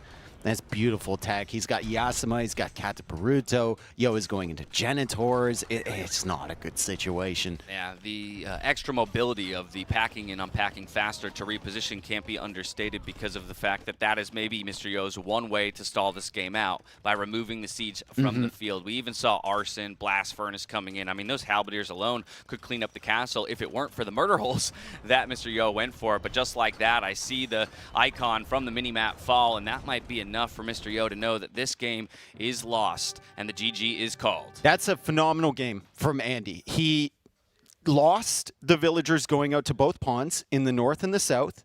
But then when Mr. Yo was distracted by his forward pressure and the good pressure from the archers and the scouts, he went back out there, he snuck the docks on there, and then he won the contest on both. After that, you add the fish, and the double monastery forward is so deadly to Berbers, especially if Yo wasn't making scouts before and hasn't teched into light cav. It's so tough, and that caught Yo off guard. He was busy with his forward. He couldn't deal with it, and he takes the middle. GG. Yeah, a lot of things done well there by Andy. Obviously finding that early Vil pick, too, with the aggression from the scout. And even while losing the initial TPD out to Mr. Yo, he recovers in the Castle Age, wrestles it back. Very important for the Japanese player to have that fishing economy working well in his favor. Uses those extra resources to make it to the Imperial Age and cruise to victory. So it's a 1-0 start here for freaking Andy on Golden Lakes. The first time we've seen that map here at NAC 5. But we've got 4 maps ahead of us, possibly. The home maps here for freaking Andy, Arena and Shoals. For Mr. Yo, it's Arabia and Outcrop. Onus is on Mr. Yo to pick where we go next. Yeah. And I think Mr. Yo will just go for something like Outcrop. I think Arabia maybe save that for like a Game 5 situation or something along those lines. Could go Shoals as well. I mean, we saw him with Cumans before. I think Hart is probably like the biggest freaking Andy fan right now. Absolutely. Hart's looking at him. Keep checking in. Yeah, Hart's looking at him like, yeah, let's go Andy. And then Leary's sitting there like, but Austria. I need you, buddy. Now, thinking about some of the civs, right? I mean, Shoals you called out. We do see the Saracens in the draft for Mr. Yo, which is a civ that many players have used to great effect on. Shoals, freaking Andy included. Yeah, I think Yo would be thinking Bohemians or Cumans, though. For Shoals, and then used yesterday. There's a choice on Arena. It's like Bohemians or Turks or Cumans. Honestly, he's got 3 civilizations for that. Super versatile draft for him in terms of like where the civs could be allocated. And then like Outcrop, you're looking at something like Saracens. Mayans, I think, is a lock for Arabia. Yep. It's an interesting draft for sure for Mr. Yo because he's got some options. But like I said before, Andy outdrafted him on Golden Lakes, 100%. He had Dravidians, he had Malians, he had Japanese. Those are like some of the best hybrid civs there for Golden Lakes as we watch the replay. Park Ranger, where's your permit, sir? That's what I thought. Didn't have one. Fight. Bare knuckle brawling over there on the shores of Golden Lakes. Away we go into game number 2. Mr. Yo looking to recover and equalize the series at 1-1, and it will be Arabia that he jumps to, and no surprise, it's the Mayans pick for him in the red against the Malians for freaking Andy in the blue. Malians is decent against Mayans. Like, Malians is, they have their options against Mayans, right? Good cavalry for the Malians. They can also go into the infantry approach, too. They've got a good eco bonus, saving wood on the buildings, and their gold coming in a little bit faster and lasting longer, which is beautiful. However, Mayans are Mayans, and there's a reason why they have been a standard for Arabia across the years. Yeah, particularly in this kind of a setup. I mean, starting with an extra villager, hey, we love that. Resources lasting longer means you're not so punished if you're pulled off of maybe some resources or lose map control in certain areas. And then, of course, cheap archers. Now, all that said, cheap archers, we haven't seen archers put, or rather, great effect in this tournament overall. It is crazy. I was talking with Viper earlier, and we were talking about why Leary isn't really performing, and I said, like, when's the last game you saw someone have a massive archers in Feudal Age, go up to Castle, and then have a massive crossbows? It just doesn't really happen here in this current meta. We're seeing scouts, we're seeing knights, we're seeing skirms, we're seeing monks. We're not really seeing that archer meta develop. However, Mayans do have other options, notably the Eagle. Of course. Yeah, the Eagle's a very, very powerful unit. Great for raiding. We've seen Mr. Yo use raiding to its absolute pinnacle. But yeah, I struggle to think of an example of where more than maybe 5 archers have ever been built in Feudal Age by like any player so far in this tournament. Well, Leary did it on Desert Void. He had the crossbows on Desert Void, and then, of course, he mixed in camels and kind of stopped making the cross. There you go.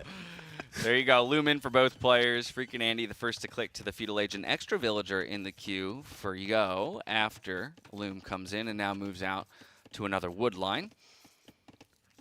It's a nice map for Yo in that he has that back gold and he has 2 back wood lines. The gold forward, the main one, is not beautiful. it's actually kind of annoying if they push you off of that, but there's an option. And the back woodlands is really what you're looking for here. So he could secure his base quite nicely.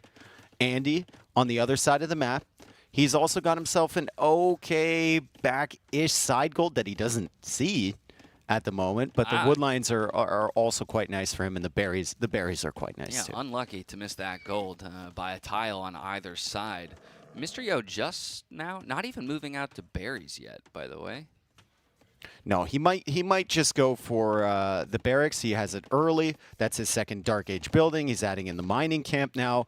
And I don't see any militia being added in, so it's likely to be just an archery range. Alrighty. 15 seconds separate the two players on the way to the feudal age, waiting to see what the army compositions will be. Wouldn't be surprised to see some scouts come out for Andy once he gets a stable up. It is a stable. No surprise there. More deer being pushed. Double bit axe as well, just to give a small boost to the eco. And Andy needs to go stables just to secure that, or stable, just to secure that gold, right?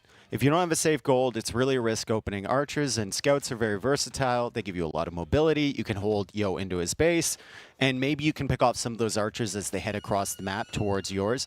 Now, I think Yo is going to be pretty careful with that, and he's going to keep 2 spearmen alongside the archers at all times. He also has a really defensible base, so he's already getting the walls up and won't really need to worry about the counter raids as he just stretches out for that archer range and for that mill. Great walling there from Mr. Yo. I love that wall there on the left-hand side, just giving himself It's hyper a efficient. little bit of extra room to breathe, and yes, investing very little into making it happen. An archery range soon to follow here from Andy. Now, conservative walling here, where he goes on the bottom part of the slope as opposed to trying to get himself a couple more tiles worth of space and actually wall in the gold. I think he realizes as long as he's tracking the army from Yo, and as long as there you go, repositions. There you go. He heard you, Dash. Well, I think no, actually, it's to your point. As soon as he got vision of that eagle, didn't see necessarily any military threatening. Now he feels permission to move in front of that goal. It also could have been that he suspected like the frush or something, right? With 2 militia coming forward, and then you follow up with the archer range. So he got confirmation that nothing like that was happening. He goes for the extensive wall, and now he is going to try and control the army movements from Mr. Yo. He sees that main gold, has to know that Yo is on a different one because the range is there, and it's unlikely that Yo's opening just skirm. And that's just a fortunate generation for Yo to have that secondary gold in the back that he can comfortably take. Yeah, a couple spears already produced here for Mr. Yo. So while there are a couple gaps in the front of the base, it will be hard for those scouts to dive through without taking any damage. So for the time being, freaking Andy will just keep them on the move, keep his opponent tracking and guessing as to where and when he might choose to dive in, looking for damage onto the Eagle Scout. A trade of health between 2 players.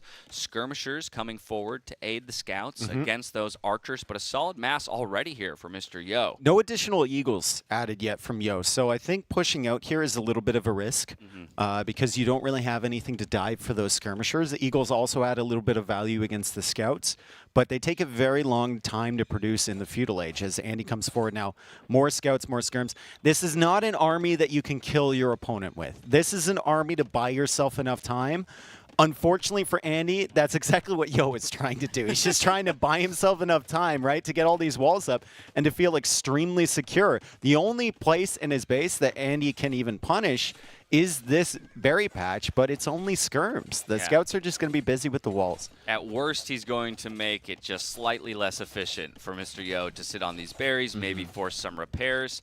But he has to be careful not to lose too much of the scout health to the archers. We have fletching on the way here for Mr. Yo. Does Yo leave with these archers is the question. Because he's kind of walled here. It's only scout skirm. And you can see Andy already repositioning the skirmishers over to the other side. So he suspects maybe there's some sort of aggression from Mr. Yo. Fletching is in. He sees that. He still has eyes on the main army. But Yo loves to sneak out the other side and try and surprise you in your wood line or in your gold or something along those lines. Yeah, I have to imagine Mr. Yo is having the same conversation in his brain. When do I have permission to take these archers, send them forward, look for some damage? For now, happy to play defense and just execute on that eco. Wheelbarrow coming in now, maybe look for the Castle Age. Mayans are always happy to rest in the Castle Age, get 3 TCs up, and boom, boom, boom away. Even going for defensive secondary walls, no, thinks of it, wants the space, and will bring the archers to support as the villagers come forward to get these houses down. Yeah, it's a race to Castle Age at this point. Like, both players are going to be fully walled. Yo, still producing archers, only out of one range. We don't have any production from Andy, just fletching coming in, market from him. And we're going to have a little bit of time here, Dash, as Andy tries to pressure in, but it's such an easy defense for Mr. Yo. Yeah, we'll race to the Castle Age. That's where market can become superbly important, right? First one to make use of it gets slightly better prices, maybe accelerates themselves in a way that the other can't. So I'm taking a look at the stone at the top for when that market completes. Will Andy choose to sell in order to get just a little bit more of a boost to the food eco and make it to the Castle Age in front of his opponent? These are good archer numbers, though, here, Dave. So I'm still wondering if and when Mr. Yo might come forward and look for damage in feudal. He's going to try and time it. He's going to try and time it for when he gets to Castle Age and get the crossbow and then show up. But Andy knows this. Like, anyone who's played against Yo knows that he's always going to try and sneak that arm in. He's always going to try and hit you exactly when he gets those techs in. So there's the second archer range. There's the Castle Age click up. Andy's not going to be too far behind him. But Mr. Yo is going to attempt to sneak out to the south, or maybe to the north, because he knows the army is there from Andy. He has no idea where the scouts or the skirmishers are currently. He saw them like 30 seconds ago, and he's just trying to get a good idea. Only 15 seconds separates these two players on their way to the Castle Age. We've got the gold mining upgrade now coming in for Mr. Yo as well, on top of everything. 2 archery ranges that freaking Andy isn't quite aware of just yet in terms of that second one to help with the archer mass. And packing a very powerful punch once he reaches the Castle Age to get that crossbow and bodkin upgrades in. Even feeling permission to take the fight against the skirmishers because of the archer mass, closing the distance. He will clean them up at the cost of a few archer lives, but a fight he's happy to take. Yeah, and now there's no sneakiness involved. Now there's no sneakiness needed. You've cleared up the skirmishers. That's the threat to ambush your archers. You can come over here and comfortably chase away the scouts. And Mr. Yo is going to be pushing forward, and this forward push is going to buy him a ton of time. However, Andy is a minute away from Castle Age. He will have access to knights, and he will have access to building a siege workshop. So Yo needs to be extremely careful with which angle he approaches Andy's base from. It's a solid defense from both. They read the maps perfectly. They realized they could wall, and now we're going to get ourselves into the Castle Age. Yeah, it's 10 archers on the field, starting to roll forward just before Castle Age comes in. 15 seconds to go. We've got repairs on the back house here to keep those scouts out and not take any unnecessary damage. We see some more house walling going up at home for Andy to make it a little bit more difficult to push through those palisade walls. There's the crossbow. There's the bodkin. 30 seconds and counting. Where will Yo end up? It looks like he might be targeting that forward gold position. Yeah, the university coming up right away for Mr. Yo as he comes to the forward gold, and Andy did the forward walls, but not quite enough to stop the crossbows or even the archers with fletching, so definitely not the crossbows with bodkin arrow, and Andy will need to TC the other gold on the other side. Yo will just keep picking away. There's another wood line, I believe, at the front there, and Andy will go into night production. He's got the mangonels to defend behind his walls, so I don't know if there's that much damage Yo can do. They're just trying to keep each other's armies at home so they can set up their town centers in safety. Yeah, forcing him off the forward gold, forcing him off of one of the wood lines. He's repairing the farm? Yo, bro. When's the last time we saw that? Andy repairing the farm, waiting for the mangonel! It was a bait the whole time! It was a bait! That's so 5-head, dude. It was a bait. He hammers the soil with absolute determination until his friend, the mangonel, comes out. And Yo needs to leave. You love to see it. You love to see it. He finds a little bit of damage onto the crossbows, does eliminate one of them from the map. We've got knights in the queue now for freaking Andy. Already expanded out onto a second TC. You noted that it's all importantly on another gold position because that's what he's in danger of losing. Mr. Yo as well, though, taking that opportunity while he's got pressure forward to drop a second TC on his forward gold position as well to secure it. Yeah, crossbows looping around to the other side. I've never seen someone repair a farm on purpose. Not on purpose. Yeah. Not on purpose. Obviously, sometimes you can't right-click it and repair it because they'll start harvesting from it, but you have to hit that repair hotkey. I've never seen someone repairing a farm under attack in order to wait for a Mangonel to pop out. It's, every time I cast AoE 2, I see something new. I was going to say, you would think at this point with a game this old that everything's figured out, that every strategy I am convinced every year that I cast this game, I am more and more convinced that we know absolutely nothing about this game. That's fair. We're learning something new every single year, and that villager goes down trying to repair the Scorpion rather against the crossbows. And Mr. Yo making a third TC. Andy also adding a third town center of his own. It's fairly locked down on that side, but he still doesn't have access to that stone. He still doesn't have access safely to his main gold at the front. That's 14 crossbows with ballistics. Of course, there is a Mangonel here to shove them back as well as a Scorpion, but if ever left unchecked, that could be a ton of damage dealt to the eco. We've got 3 knights looking to track, but even still, the micro on point for Mr. Yo means that he can get these crossbows out alive. He's not really producing all that many more. Like, he took a break there to expand his eco, and Andy really limited production too. He's got 1 knight in the queue, and that's about it. At Mr. Yo adding a monastery. Villager count really, really even. Both players with equal eco upgrades. And it just feels like a stalemate that's inevitably going to make its way to Imperial Age. And when do we see the tech switch? Yeah, and so while Andy will find a nice little cleanup here with the knights onto a small pack of crossbows, I think Mr. Yo will be happy to find those scouts, given the fact that he's now going into that monastery, right? You're taking away one of the threats and at least going to force more scouts or light cap to be created to deal with the monks that he might bring forward in response to the knights. But as you mentioned, both players onto 3 TCs. We're kind of locked dead even in the eco numbers. Split. The Scorpion tracking the crossbows. Great hit, but it is uphill, and ultimately I think the crossbows will be able to micro this one down without losing any lives, however at the cost of some health. Okay, Mangonel. Oh! Huge hit! Boom! Oh, and he almost finds a second. Nice shot. Barely dodged away, and now with dwindling numbers here from the crossbows, the Knights might be able to find their way in. Still, no, think a little bit better of it, but what a find there for freaking Andy on the target fire. Yeah, great. Perfect attack ground there from Andy, and I think Yo misjudged that a little bit because of the hill. Sometimes you misjudge the range of the Mangonel, and he just kind of walked right into that one. Here we have the instant replay. Perfect calculations there from Andy. Hit him right in the middle, and even if Yo splits there, I think Andy still catches a little piece of that army, so it's a wonderful attack ground from him. However, multiple villagers going down on the gold in the front of Andy's base as Yo tries to micro this Mangonel. At the same time, he's microing against the Knights, and the crossbows die at the back. The crossbows die at the front. My goodness, what has gotten into this man? Oh, the attack grounds just can't be stopped here on the Mangonels. The Knights get a clean clear up as well on the southern part of his base.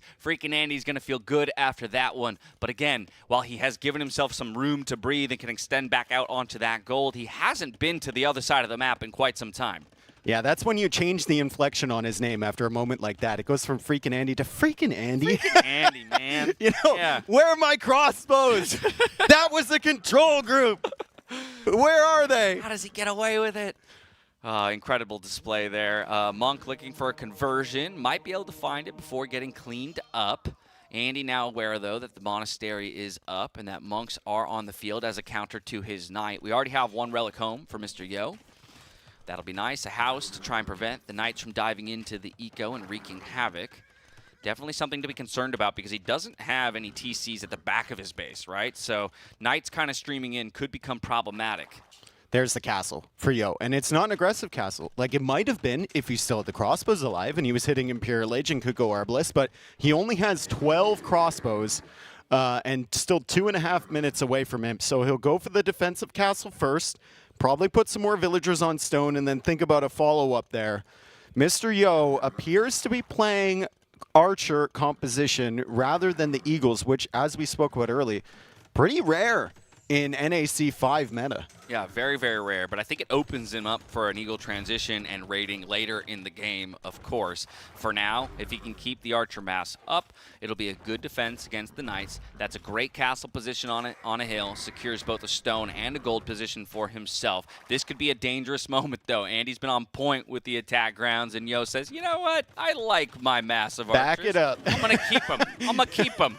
He just wants to distract long enough to get that relic in, and that's going to be Yo's second relic. But yeah, you got to back it up because you got to get to Imp with something that you can actually upgrade. Now, he might not even get the Arbalest upgrade because it looks like he plans on switching into Plumed Archers, and Plumed Archer Halb can be solid here, right? If we think about what the Malians are going to make later, the only thing you're slightly worried about is the Champs girls, the champions with the extra Pierce armor. But Plumes do get a bonus damage against infantry. Yeah, Andy finally making his way to the Imperial he Age. sneaks right by him, doesn't he? Oh, maybe Andy saw the deer move? Yeah. Nah. Andy's trying to attack from a different angle. 2 minutes 15. The crossbows will retreat to the hill, look to have a good position to fire upon the knights. About to hit the Imperial Age. Bracer will be probably an immediate click along with Chemistry. I have to imagine he can't quite afford Chemistry just yet because of the food count, but Bracer alone will make the crossbows what a great attack relevant. I was round. about to say these crossbows are going to be great against this Mangonel once they get Bracer in, and he still finds a hit even before Does he that save the happens. Mangonel? Oh, he saves the Mangonel at the last second. Beautiful job from Andy. Excellent attack round on those crossbows. The second castle from Yo, like usually we see the aggressive castles from Yo. Andy's not letting him get away with this. Andy is controlling all the army movement forward, but Yo does have that timing to Imperial Age. He's getting Chemistry. He's getting Conscription. He's got Plumed Archers on the field. He's going to have a second castle to produce from, but infantry armor now on the way from Andy. So Andy will attempt to make his way probably into those Champs girls, as we call them, the champions with the high Pierce armor. Yeah, you called for it. Andy will deliver it. Now he comes forward for a hill castle position of his own, from with which to defend his base. Now, of course, he's later to the Imperial Age. He's going for stone walls even, I think, recognizing that he has to defend against some damage first before he can get those Champ Scarl numbers up. Also investing into the third armor upgrade for the Knights, since that's the military that he currently has on the field. Cavalier as well. So not too much investment into the infantry before switching gears back into the cavalry. He wants to clean these crossbows up. He only got that first infantry armor. I think he was thinking about it. He didn't add any extra barracks, so he's decided to go into cavalry. He's going to go Farimba, Cavalier. Mr. Yo should probably think about this, and once he sees the knight numbers, it's an easy tech switch into Halb, especially with the eco that he has, and then just keep adding Plumed Archers. Elite Plumed Archer is an expensive tech in terms of food and wood costs. It doesn't cost any gold, but Mr. Yo has 1,500 wood in the bank. He's got plenty of gold to use maybe at the market, and he's got a solid mass of plumes already. Yeah, these are great knight numbers, soon to be Cavalier, and Andy's being very patient before he dives onto the crossbows. All that said, Yo, while he'd be happy to keep the crossbows, has been teching into the plumes, so it's not the worst when these go down, although they didn't find any damage for their lives. And also, even the plumes now, not in big enough numbers against the Cavalier, will get cleaned up as well. Well, I mean, they have that final armor upgrade, right? Elite Plumed Archer is on the way. That's what Yo was saving for. I think the next priority is definitely the Halberdier tech. I don't even know if he has pikemen yet. He's getting down patrol, which is very interesting, but could help against the cavalry raids from Andy. And he needs to get barracks set up, he needs to get halbs, and he needs to make sure that he can hold these positions against the siege cavalier push from Andy as Chemistry comes in now. And the second infantry armor. Yeah, I was going to say, exactly. Second infantry armor here for freaking Andy. No infantry upgrades at all for Mr. Yo, so not even close to being able to build the counter unit here to these Cavaliers. Yo's like, come on in.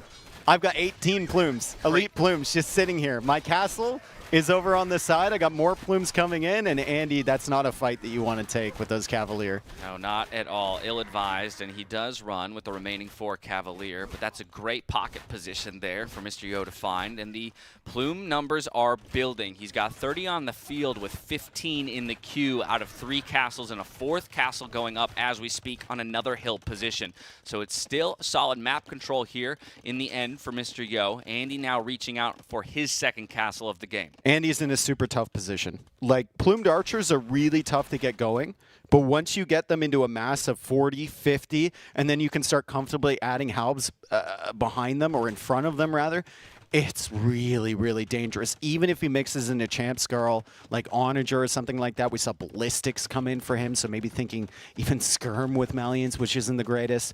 It's going to be really easy for Yo to defend these positions, and that's his 5th castle along the center of the map. So all those neutral resources in Yo's favor. Yeah. 3 relics in Yo's favor. Guilds coming in. Final farming upgrade coming in. Masonry coming in. Final stone mining upgrade coming in. Like, Yo is feeling extremely comfortable here. Feeling very comfortable, but also in it for the long haul if that's what it's going to require. All right, Andy now with the Cavalier out in front is going to come back and look for this castle position. 60 plumes. But the 60 plume numbers plumes. just doubled here on our Disgusting. screens as reinforcements arrive, and now Mr. Yo is coming forward with villagers to look for that stone position for himself. We do have one mangonel, but it's only a mangonel at this into elite plumed archers. The archers are already spread out just a bit, so I'm not sure how much damage they're ultimately going to be able to find. Andy just trying to buy himself enough time to get this castle up. Yes, the Cavalier are eliminating a huge number of these plumes, and that will be good for him in the end. I do think this castle goes up. We could check on the percentage, because while Mr. Yo was trying to target a number of the vills, still 6 remain.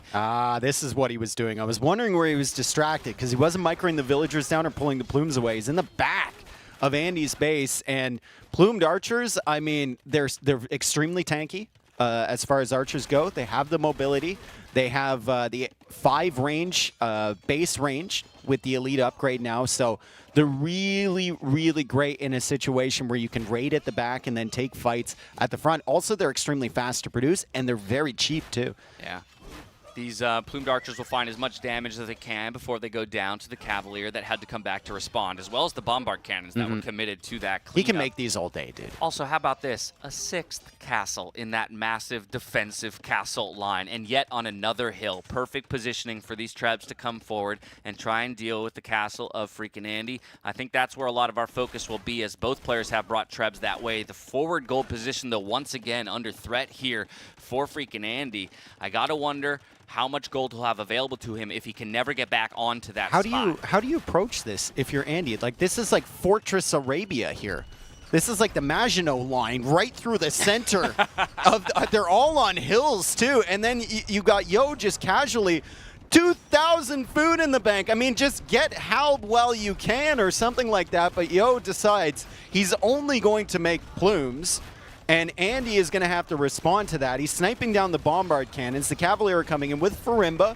Really, really solid attack on those. Yo might lose this castle, but I mean, he can afford to. He's got 5 others behind it. Yeah. And he's got enough stone for another one, too. Masonry just completed here for freaking Andy. Will help him hold this hill position. And those bombard cannons, I think, are the key to the battle.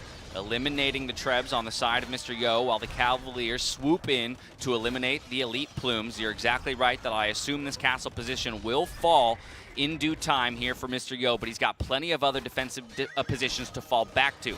And while freaking Andy might gain some ground, I still have questions about the long-term viability of his resources because of the map control that Mr. Yo has. And I see more elite plumes streaming into his base. We're going to have to check back on freaking Andy's eco as the castle goes down for Mr. Yo. No, let's not check back on that. There's too many dead. There's too much dead. There's too much death in there.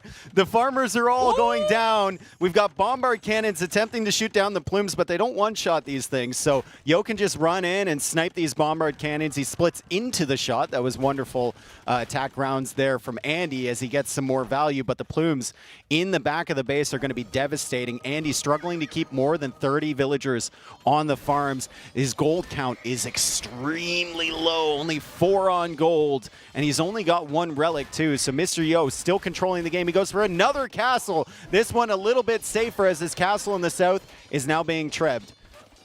Yeah, castle in the south being trebbed, and I don't think will be too long for this world. That's another gold position that Andy can free up for himself, and all importantly so, because once again, he struggled to get on the main gold back at home. All right, elite plumes are finally dying to the town centers. Finally, infantry upgrades for Mr. Yo. All right, we get what we asked for just 15 minutes later. Mr. Yo says, okay, you're going to force me to tech switch to end this game. I guess I will do so. Trying to defend this castle position with repairs as long as he possibly can, but doesn't have the military there to support it. I saw another castle position go up in the north here for Mr. Yo, so keeping those numbers up. Ooh, that's the Hoarding's castle.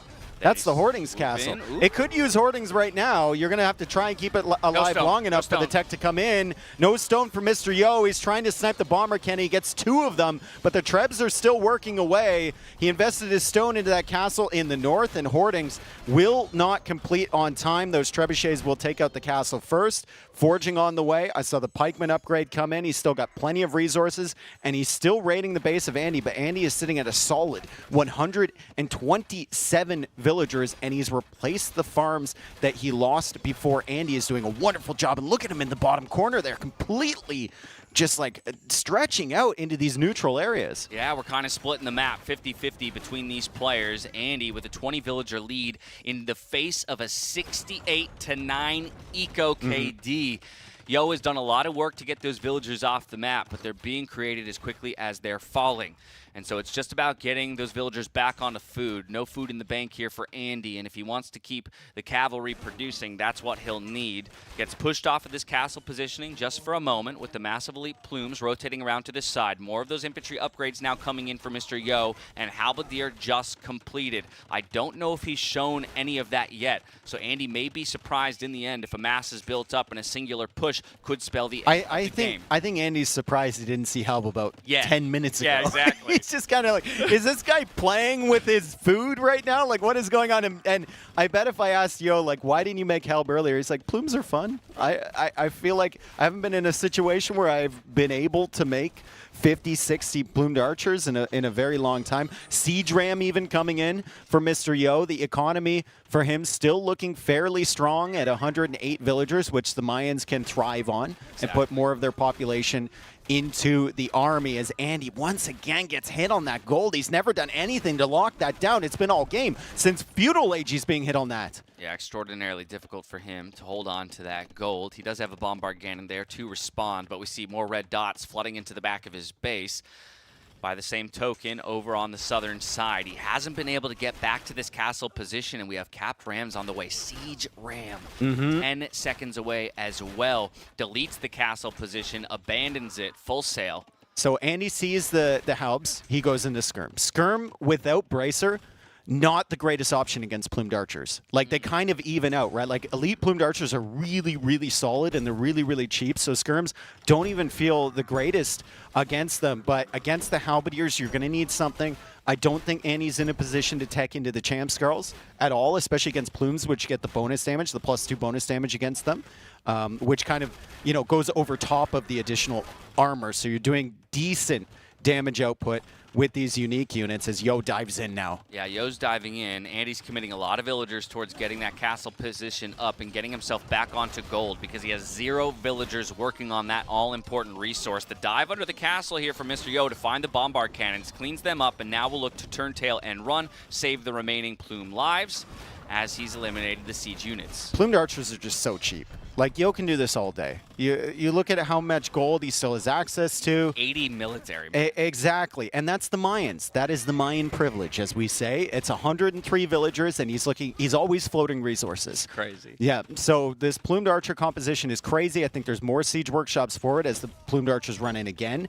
Only 14 villagers killed this entire game by Andy, and I think most of those were like repairing castles. I don't think he's gotten into Yo's eco really once this game. Absolutely. It's near full cavalry here for freaking Andy. Yes, those elite skirmisher numbers are starting to build, but as you said, without Bracer, not that effective. And with the siege workshop, or no, the siege rams as well, target fires are going to have to be on point here from the skirmishers to make sure that they're targeting the priority units. Splitting here the military units from freaking Andy to make sure the siege units go down, but he loses both Trebs in the process to the siege ram. Can fall back to the safety of the castle on the hill, but even still, we've got plumes just running through the back of his eco, looking for damage here and there. The food count just isn't where he wants it to be. He's struggling to push these forces back. How can the food count be where he wants it to be when the screen we just looked at in Andy's base used to all be farms, and now it is a complete barren wasteland that Yo is completely ruined with the plumed archer raids. He keeps coming in over and over and over again. 83 military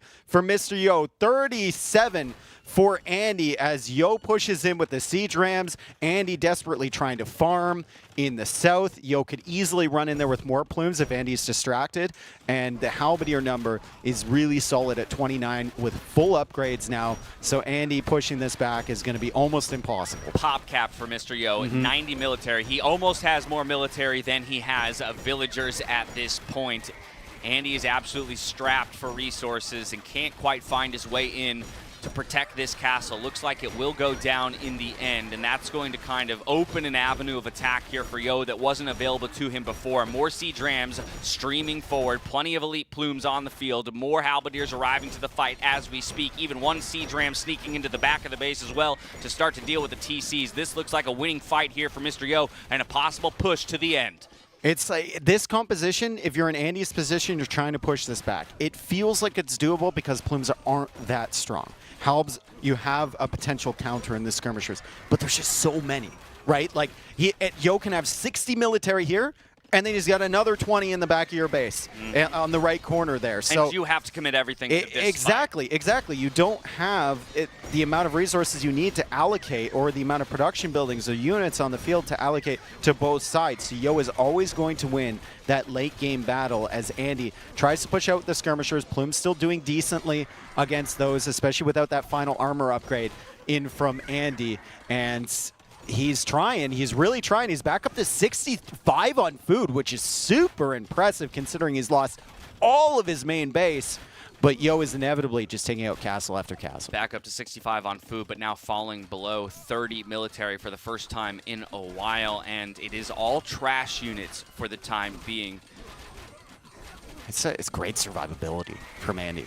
Like, honestly, he's putting on a show on how to live, but sometimes living just isn't enough. Surviving, not thriving. Exactly. Game number 2. Sometimes I feel like I'm a Hallmark card or something, you know? Enjoy every moment. To be alive exactly is the greatest joy. The plumes are pushing it again. The halbs are there. The skirmishers are something that Yo's not even that concerned about. Like, they'll take out his halbs, but it takes a while for them to kill the plumes. He can sit on the hill. He can take care of the farms that Andy has so carefully set up on this side. And he's taking Andy's main gold in his base. Yeah, just look at the populations, and that's about all you need to know to see to tell the tale of this game. You've got a pop cap here for Mr. Yo. Andy continues to fall. What was 150 is now down to 128 in total, falling below 100 villagers himself for the first time, and he does not have the Mayan privilege, right? He needs to be up around that 120 villager mark in order to keep the production up. Another castle on the left side being rammed down, I believe, too. That's sappers? It's just, yeah, sappers. It makes the villagers more effective against the rams, and it's cheaper now than it used to be. Okay. So well, that's a nice little tech from Andy. It only costs wood and food. Only costs wood and food, but will it be enough? It's a cheeky little play to make the villagers that much more effective in defense. But even still, we see that population dropping. We see how Yo continues to pick his opponent apart. They kill those rams pretty quick, actually. I'm surprised. I haven't tested it out. I was actually thinking about sappers yesterday in that arena game, Tato versus Hera, as we see Yo still trying to work away on these castles, and it feels inevitable at this point. But I was thinking, how effective would sappers be there? Burgundians, one of the only civs in the game that does not get access to sappers. Yeah, Mayans are, to your point, an inevitability, it feels like, at this point, and that's maybe what Mr. Yo is saying. And the GG will be called as freaking Andy realizes there's no source of recourse here in game number 2. We're all tied up at 1-1. No source of recourse. Now that is an album name. I am about to drop the hottest mixtape. No source of recourse. We've got TPD. Yeah. And no source of, Triple Pawn Domination could be a band name too. Oh, that would be dope, dude. All right, 1-1. Yeah, 1-1. What a fight there from Mr. Yo. Great understanding of the map, playing one of his all-time favorite civs in the Mayans. He has still one of his other all-time favorite civs available to him still in this draft as well, the Cumans. Oh, boy. And the question was, where is he using Cumans? Because when I talked about Viper and Andy discussing the draft, they said, you know, Viper said, oh, he's using Cumans on Arena. And then Andy's like, I think he's going to use it on Shoals. And then Viper's like, you know, he might use it on Outcrop. So it's a question mark, right? But then you have to look at his other civilizations. He's got Bohemians, Cumans, Turks, all available for Arena. That's why I think Cumans don't go on Arena, right? Because you're going to have to play one of Bohemians or Turks. And you can't really play Turks on like Shoals or Outcrop. So it's Bohemians on or Cumans on Shoals. Yes. And then you could potentially use Humans on Outcrop. So maybe it's Bohemian Shoals, Turks Arena, and then Humans on Outcrop. But the next map is going to be Arena. Burgundian's available for Andy, and that feels like a guarantee. The only pick here. Maybe Britain's there's surprise? Britain's surprise? I mean, maybe there's a chance he goes Britons, but Britons, they're not what they used to be. They really aren't. I mean, it's a dream of mine, but it won't Turks! be realized here. So it's the Burgundians here for freaking Andy as we dive on to Arena, and the Turks is the response here from Mr. Classic matchup. Classic Arena meta matchup. Now, Turks, they're very, very good if you go for the standard monk contest with the light cav because they get that upgrade free, right? Their gold comes in faster too, which is fantastic. But Burgundians are also good on that meta as well. So we'll see if Yo decides to go for a forward castle drop or maybe Janissary production or maybe the light cav monk approach. Yeah, I think the proximity of the bases is very important to that decision, right? Because when we spoke to Jordan about his matchup where he played Turks, it was when he realized how close his He's like, opponent was. oh, I guess I'll castle drop. I must go forward. Yeah. It is demanded at this point. But let's remind ourselves why the Burgundians are such a favorite pick here on Arena. Of course, the main thing we'll focus on is the fact that they have economic upgrades available to them one age earlier. So very quickly will we see freaking Andy reach for double bid axe, horse collar to boost the economy and start to gain the advantage in the resource collected department. As well as that, of course, I mean, gunpowder units, if you get there, are going to be stronger in the end. Upgrades costing less for the economy as well. And then relics generating both gold and food is massive when it comes to the battle for the relics in the Castle Age. And as I spoke about before, we have the Turks with the Janissary. Everyone knows that unit. Really, really strong, even though it got nerfed with the range recently. Also, late game artillery, getting that +2 range for your bombard towers and your bombard cannons is huge. Sipahi with the cav archers, maybe we could see something along those lines. But basically what's going to help you out early is that gold is surviving, not thriving. That's our Christmas card. That was, I mean, honestly, 2023 is pretty Bro, accurate. how many fridges would that be on? So many. If we were to tell you the number, you wouldn't even be able to understand it. Oh so my cursed. God. I love it. Anyway, the what are we talking about again? The light cav upgrade comes in for free for the Turks, which makes them really, really solid in the monk wars in the center. However, with Burgundians, light cav is cheaper, and the eco upgrades also. So it's kind of, you know, you're going to get there around the same time. Maybe Turks are in Castle Age 30 seconds faster or something like that. But still, it feels like nowadays, especially with the Nineville start, you're angling towards something having to do with a castle drop or with the Janissaries. Yeah, without a doubt. Still haven't seen the scouts move outside the walls. So once again, when we talk about the importance of that scouting, at least for the proximity of each other, to maybe affect what the Turk player is going to do in terms of their approach to the game, it's actually freaking Andy who will be the first out onto the map to start to scout for those relic positions. Well, he's going to be happy with this scouting because we were watching the arena game yesterday against Jordan, and he just threaded the needle in between all of the relics. Well, now, hold there. on. Has he seen a relic yet? Sorry, go back to... He hasn't? Well, I mean, I know. I'm just saying. I'm like, don't speak too soon. Hasn't found a relic yet with that scout. All right, so Yo is going on to Stone. Okay, so we're not going to see the light cav monk contest. We'll just see Yo go on to Stone, and then the decision is, does he go forward with that, or does he start with the Janissaries at home and then look to place a second castle a little bit more forward? Feudal Age on the way for the Turk player, but it's not a surprise that the Burgundians will be behind that because of the investment into double bit axe. No horse collar just yet for freaking Andy, going for the gold mining upgrade in front of it, in fact. Yeah, and Andy has discovered the relics now. I think he sees two. Well, now he's unstoppable. And these are really fairly generated relics. We've That's got another one closer to Yo, one closer to Andy, one kind of in the middle but closer to Yo, and then one kind of in the middle and closer to Andy, and then one exactly on the dot in the middle of the map. So beautiful relic generation, pretty fair for both. I think they'll both be happy with that. Yeah, without a doubt, one of the fairest of generations here on Arena that we've seen. And Yo is just coming out to scout. He wants to keep the scout alive for the point at which he reaches Castle Age and it upgrades automatically to a light cav. You don't want to lose your scout early with Turks. And he would be perfectly happy to to take a lot of HP off of that or to kill it early. That would be his dream. All right, well, Barracks already on the field here for Andy. Feudal Age just arriving now for Mr. Yo. Expect to see that market. Looking for the blacksmith before he can make his way up to the Castle Age. And Yo is now transitioning a few more villagers onto the stone. He's gone for the blacksmith market, of course. He might even add a barracks if he wants to go forward for that castle. You need some spearmen to support, right?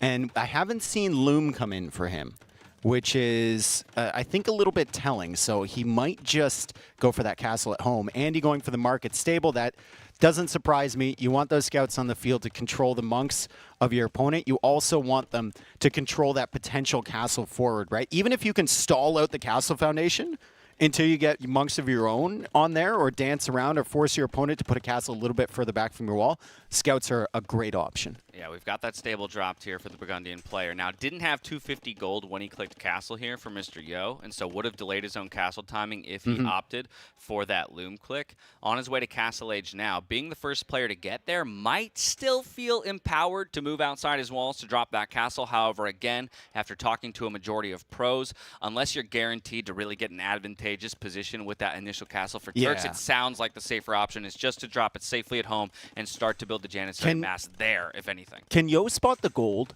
from Andy there is what I wonder. He can't see it. Okay, so he doesn't know that he would need to pressure over on that side, but there is a stone there, which is important to deny, of course.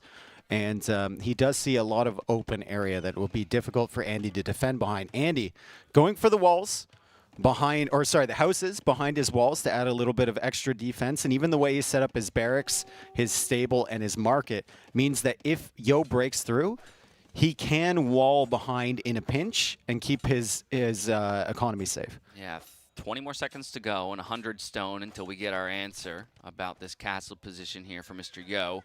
But freaking Andy is already marking one of those gates. As I say that, he actually retreats.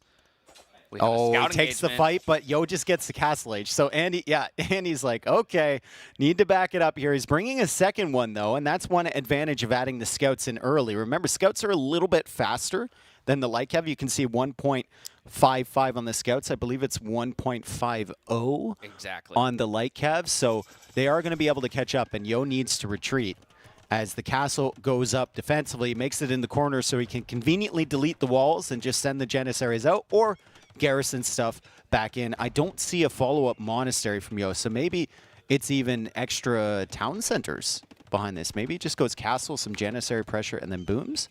Could be Speaking of potential. extra town centers, that's where Andy is going to go first, to a second town center over there on a woodline and gold for himself.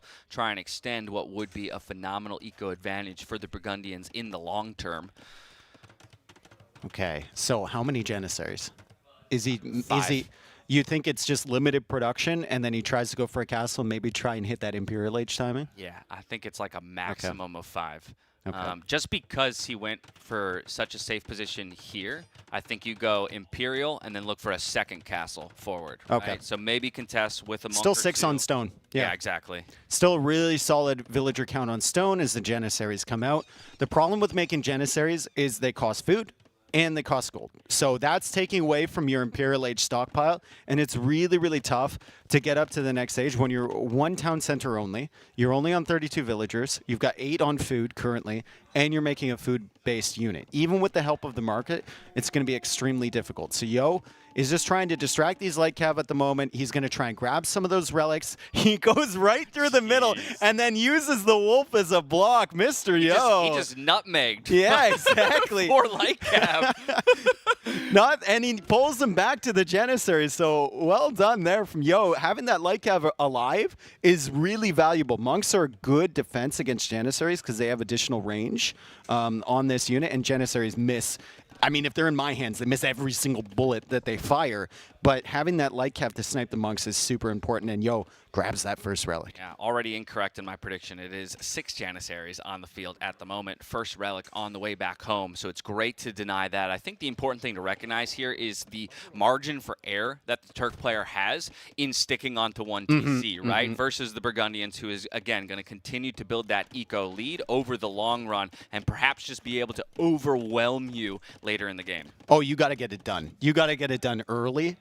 There's very rare cases, which we saw yesterday from Hera, where you can YOLO and then drag it out, but that's only in the craziest of games. Yo is going to have to get something done before the eco from Andy really starts to come into play here. As Yo tries to collect another relic, he's already gotten one in the monastery, which is going to help him out a little bit if he wants to go to Imperial Age, and he almost has enough stone to make a second castle. Yeah, and enough military presence, I think, where he could come forward and look for a solid castle position. Already grabbing another one of those relics, and it was one favored towards freaking Andy, and this is exactly what we were talking about with that extra stone in the bank. Here comes the forward castle drop. Now it's he doesn't have Loom, dude. Ooh!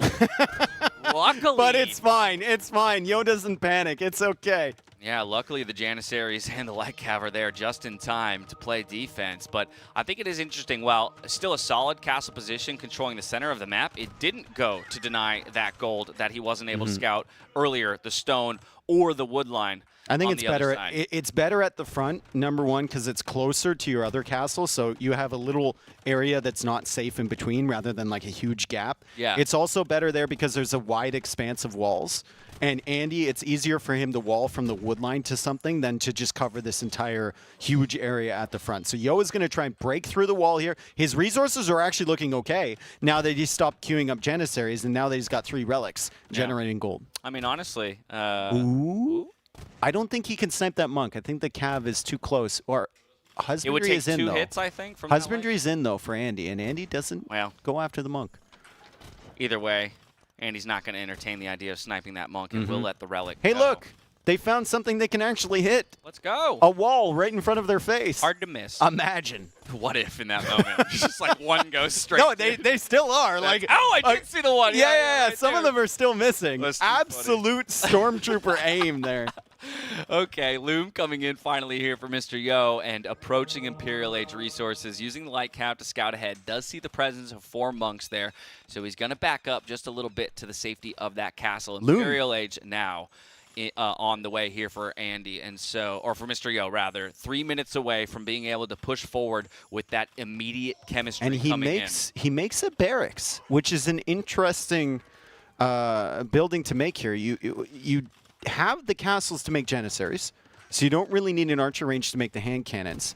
So you're probably going for a stable here to make more light cav to snipe the monks that you think Andy will go in defense. Good conversions there from Andy as the monks are being sniped by Mr. Yo, but he has gotten himself quite a few Janissaries, and he's managed to stop the push into his economy at the price of like 3 monks and a vill. I don't know. We talked about the margin for error of this Turk player sitting on 1 TC, and that feels like a bit of an overreach when you're already on the way to the Imperial Age, right? Tossing away just a few of the military units that you had. There's that stable that you were talking about in response to the monks. We just have the Imperial Age now coming in for freaking Andy, so 3 minutes to go, 1 minute and 40 seconds behind.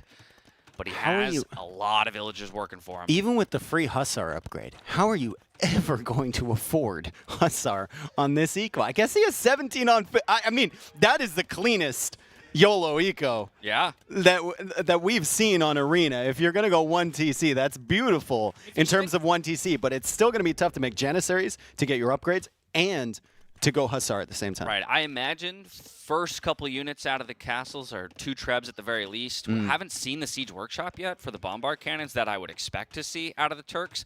And so, yeah, 1 stable production, I think very sustainable on the 17 food that we're talking about there. Even just 2 Hussar could add so much value here. So maybe that's an excellent call out there from Mr. Yo. Still only 1 on stone, so the follow-up castle not really going to happen for him. But the Trebs can come out as he hits Imperial Age. Andy's still 1 minute and 30 seconds away.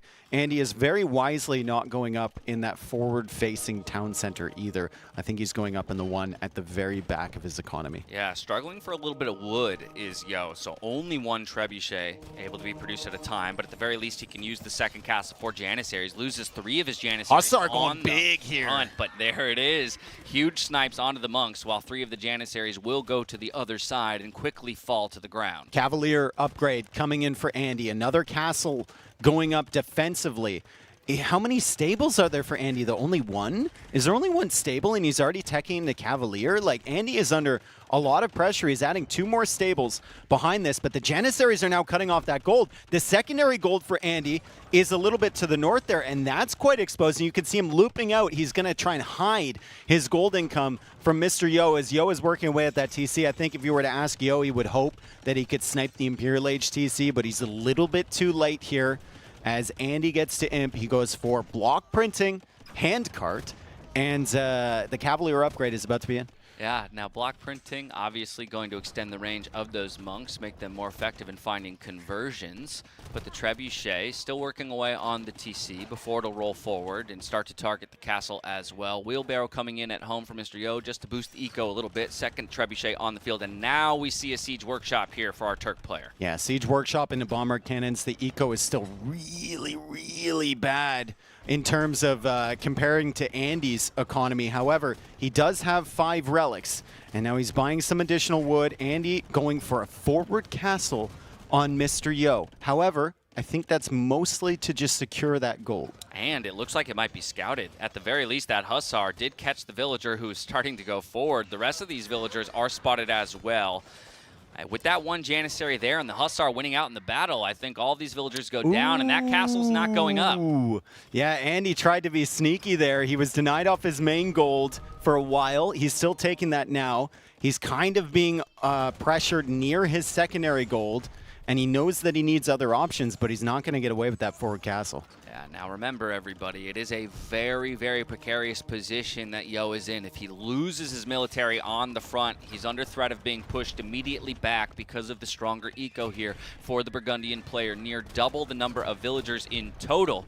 But all that said, the push looks strong here for Mr. Yo. 2 trebuchets at his disposal. Now a bombard cannon on the field, and I don't believe redemption is in even for those block printing monks. No, and you know what? He didn't need it yet because there was nothing to convert. It was trebuchets only for Yo. I love the fact he's taking out these stables. He's going to force Andy to make more stables behind. He's really going to cut the production from him, but the Cavalier are coming in, and we're both squinting at the screen here, figuring out who's going to win this battle. Yo's got a phenomenal spot to sit on the other side of that gold. The Janissaries are putting out so much damage, and the Cavalier don't feel like they have enough numbers to take care of this, or do they? There's only 4 Janissaries left, so Andy manages to clear up that Janissary army, and he might push forward and take out the Trebs and the bomber cannons. Now this could be a turning moment, everybody. It's only 5 Cavalier left as Yo tries to mount the defense and keep his trebuchets alive. The first one will fall. The second one now being targeted. Even the bombard cannon has to retreat back towards the castle. And in the end, with that 1 villager repairing, will he keep the Treb alive? No, the retarget comes through for Andy. And the castle was busy attacking the wall.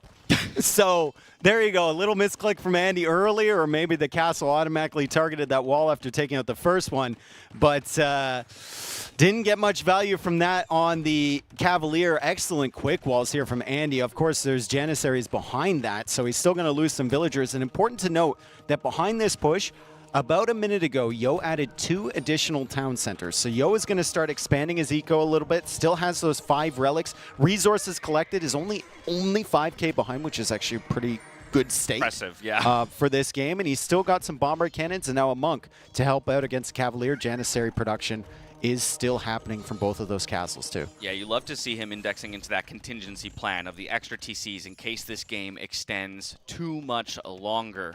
But by the same token, I recheck in with those military numbers up at the top of your screen, and Andy, it's still Mr. Yo with the initiative. Exactly. Andy lost the 2 stables because Yo trebbed them down, right? And that really hurt his production. He had to add more. He lost the Cavalier coming in for the trebs. He's trying to run with the villagers as Yo tries to snipe the trebuchet. I think he'll get it before those bomber cannons come down, but there's 4 units targeted for conversion. He gets both of the Cavalier and manages to save the bombard cannons. Beautiful play there from Mr. Yo. He's raiding a little bit in the back with a Hussar. He's got Janissary numbers, solid amount, with 14 protecting his siege now, and the Devotion Monastery might even die before the research comes in. Yeah, you can see how desperate Andy is to get himself onto gold as he's pushed off of that extra gold just outside of his walls. He jumps for a TC way out into the middle of the map. So that might be his source of recourse for at least the time being to get the Cavalier numbers up in the end. But still, he's getting locked into his base. He's running out of room. He's scared. Oh, He's so scared to come in for this because Yo has been getting the conversions, but now he dives here. Maybe he thought he got Devotion. He probably thought he got Devotion before that monastery went down, and he does manage to snipe some monks. The villagers are coming forward, trying to attack the bombard cannons. Yo trying to repair the bombard cannons. Andy gets 1. No, he doesn't get 1. They're both still alive. Yo is repairing. The Janissaries are defending. The Cavalier are there. Who on earth comes out on top after this? Yeah, the numbers are still looking okay here for Andy in terms of the Cavalier, but the snipes weren't found onto the bombard cannons, and so now back under the castle. Castle still targeting walls, though, Dave. That actually could become crucial in the end.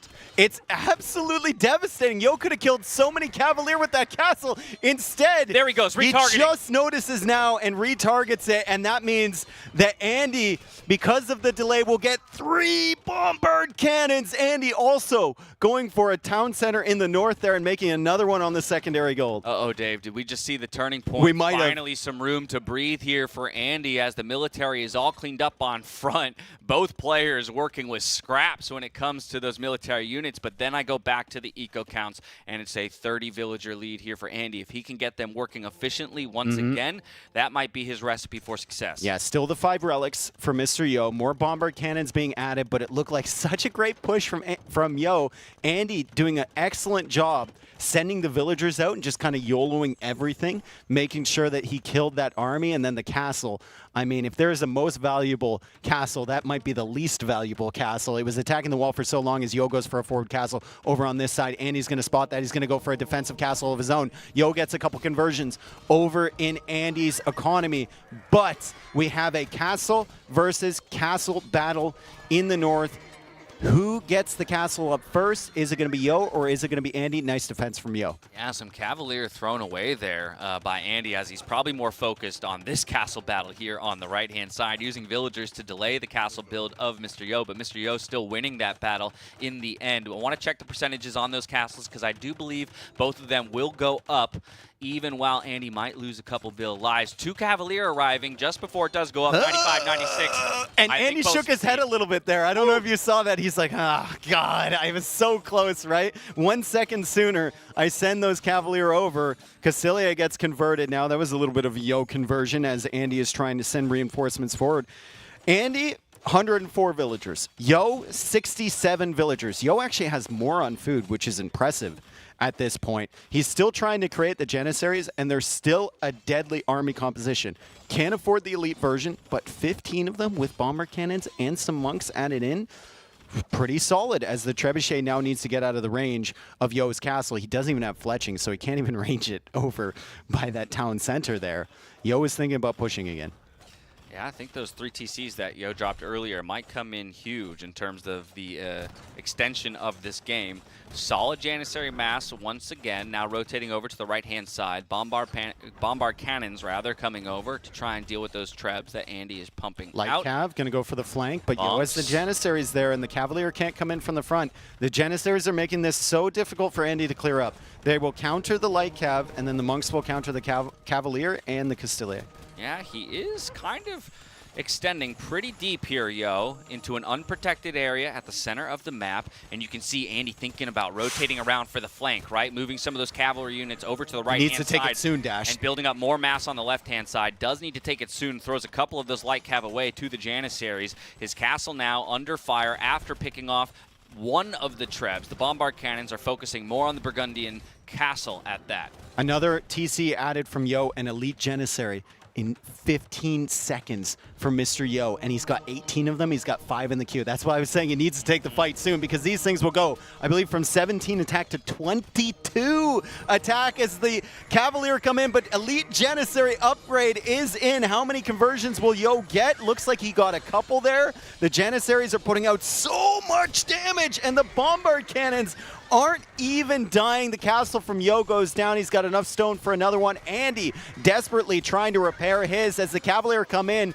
Janissaries shooting them down, and he manages to take out the bombard cannons from Mr. Yo. Yeah, was the timing right? That's the question. While he eliminates the siege, the Janissaries will prevail in the battle between the military units. But for the time being, Andy holds on to some gold positioning underneath that castle, crucially, just as he loses, or rather runs out of that secondary gold outside his base. Yeah, sold 1,000 wood there. He's now buying food, which is not an excellent situation to be in. Remember, he doesn't have those relics. Yo has those, and Yo has managed to keep pace with Andy's economy. He's staying more or less like 5 to 8K res collected behind, which doesn't sound good on paper, but he's not expanding that gap, Andy. So Yo keeps adding villagers. He's up to almost 80 now. He's got 4 town centers. He's got that army composition that Andy just can't deal with at the moment. Dealt 4,700 damage. That's crazy. Almost 5,000 now, and the firing squad is opening up on that town center, even forcing the repairs out of some of these villagers. Andy, though, with the forward castle position, exactly, wants to break through on the gate, get a few of those cav into the back of the eco there for Mr. Yo, which could deal a deadly blow. He's also found his way onto yet another gold position and is finally reestablishing the food eco, right? From 20 on food just a moment ago up to 40 now. It might be the balance that he needs to come back in the game. Look at this aggressive castle position from Mr. Yo. This is just an army you can't fight. Like, you have to pick away at the edges because you just cannot fight this army if you're Andy. You have no tools. And the bombard cannon working away on the castle is something he needs to snipe. But with what? The trebuchet? That's about it. The Cavalier are going to come in. You're going to lose a ton of these things as they try and snipe that siege. Villagers going down in that forward castle, but those villagers are just a distraction. It's going to buy enough time for the Janissaries to kill absolutely everything else. The castle goes down. There's no hole into Yo's base. And Andy is once again down to single-digit army count. Yeah, Cavalier falling left and right, and so while he does delay the castle going up for just a moment, in the end, Mr. Yo will prevail, and now using those converted Cavalier to raid the gold positions, targeting the TC. A lot of villagers will be left to die, and freaking Andy realizes it, calls the GG. Mr. Yo moving to set point. And Andy's an arena, like, he's an arena clown. Like, he really enjoys arena. He thinks Burgundians are one of the best arena civilizations. Yo doing a fantastic job pushing onto Andy's base and controlling the golds. And Andy could never really buy himself enough time. Even after he cleared up the bomber cannons and the trebs initially, Yo just never went away. And I think a key part of that is Yo adding those additional town centers and keeping his economy steady with the farm count and everything behind that. So if he needed to make a tech switch, he actually could. Yeah, a beautiful display by Mr. Yo. Again, we talked about his margin for error in that game, and maybe at maximum 1 or 2, missed positions, losing a group of Janissaries here or there, but never to such a degree that it would cost him the game. And in the end prevails over what is one of the power picks on Arena in Burgundians. Of course, Turks no slouch. Finds himself up 2-1 in the series for freaking Andy. Needs to put 2 together if he wants to give him himself that shot at a top 4 finish. I know Andy. I've only known him for 4 or 5 days now, but I know him well enough to go, like, when he's rubbing his face like that, he's like, how do I keep losing these closed maps? Like, these are my maps. Like, what am I doing? And he's going to say that when he comes out here, right? Obviously, he already has a playoff position locked up, so he doesn't need to be worried about getting eliminated. But there's a certain comfort level in not having to go through that first round of playoffs, and he definitely wants to win this series. Oh, yeah, as well as just the prize money. Let's not forget about that, right? Right now, you could secure yourself a bigger payday if you make it up into the top 4. Wow, they're in again. No smoke break. Wow, I love this. Yo is gaming right now. He's like, do not interrupt me. Feeling himself. Exactly. Feeling himself so much that as we dive on to Outcrop for our 4th game of the set, Mr. Yo is going to opt for the Bohemians here in the red. And freaking Andy, surprise pick of Britons. We were wondering if and when that might come out, and it's Outcrop. And I heard this very discussion, right? It was, where is he going to use Bohemians? Viper thought it was going to be Shoals. Andy thought it might be on this map, on Outcrop, or they might use Cumans here. Also, I heard Viper asking, like, but what do you do with the Britons against Bohemians? And Andy said, well, you know, you go Trebs, Longbows, Crossbow, and Viper's like, what about Hussite Wagon? And Andy says, Onager. And Viper's like, what about Hussite Wagon in Castle Age? And Andy was just kind of silent, like, I got to think about that one. So go to Imp. Exactly. We'll see how Yo decides to play this.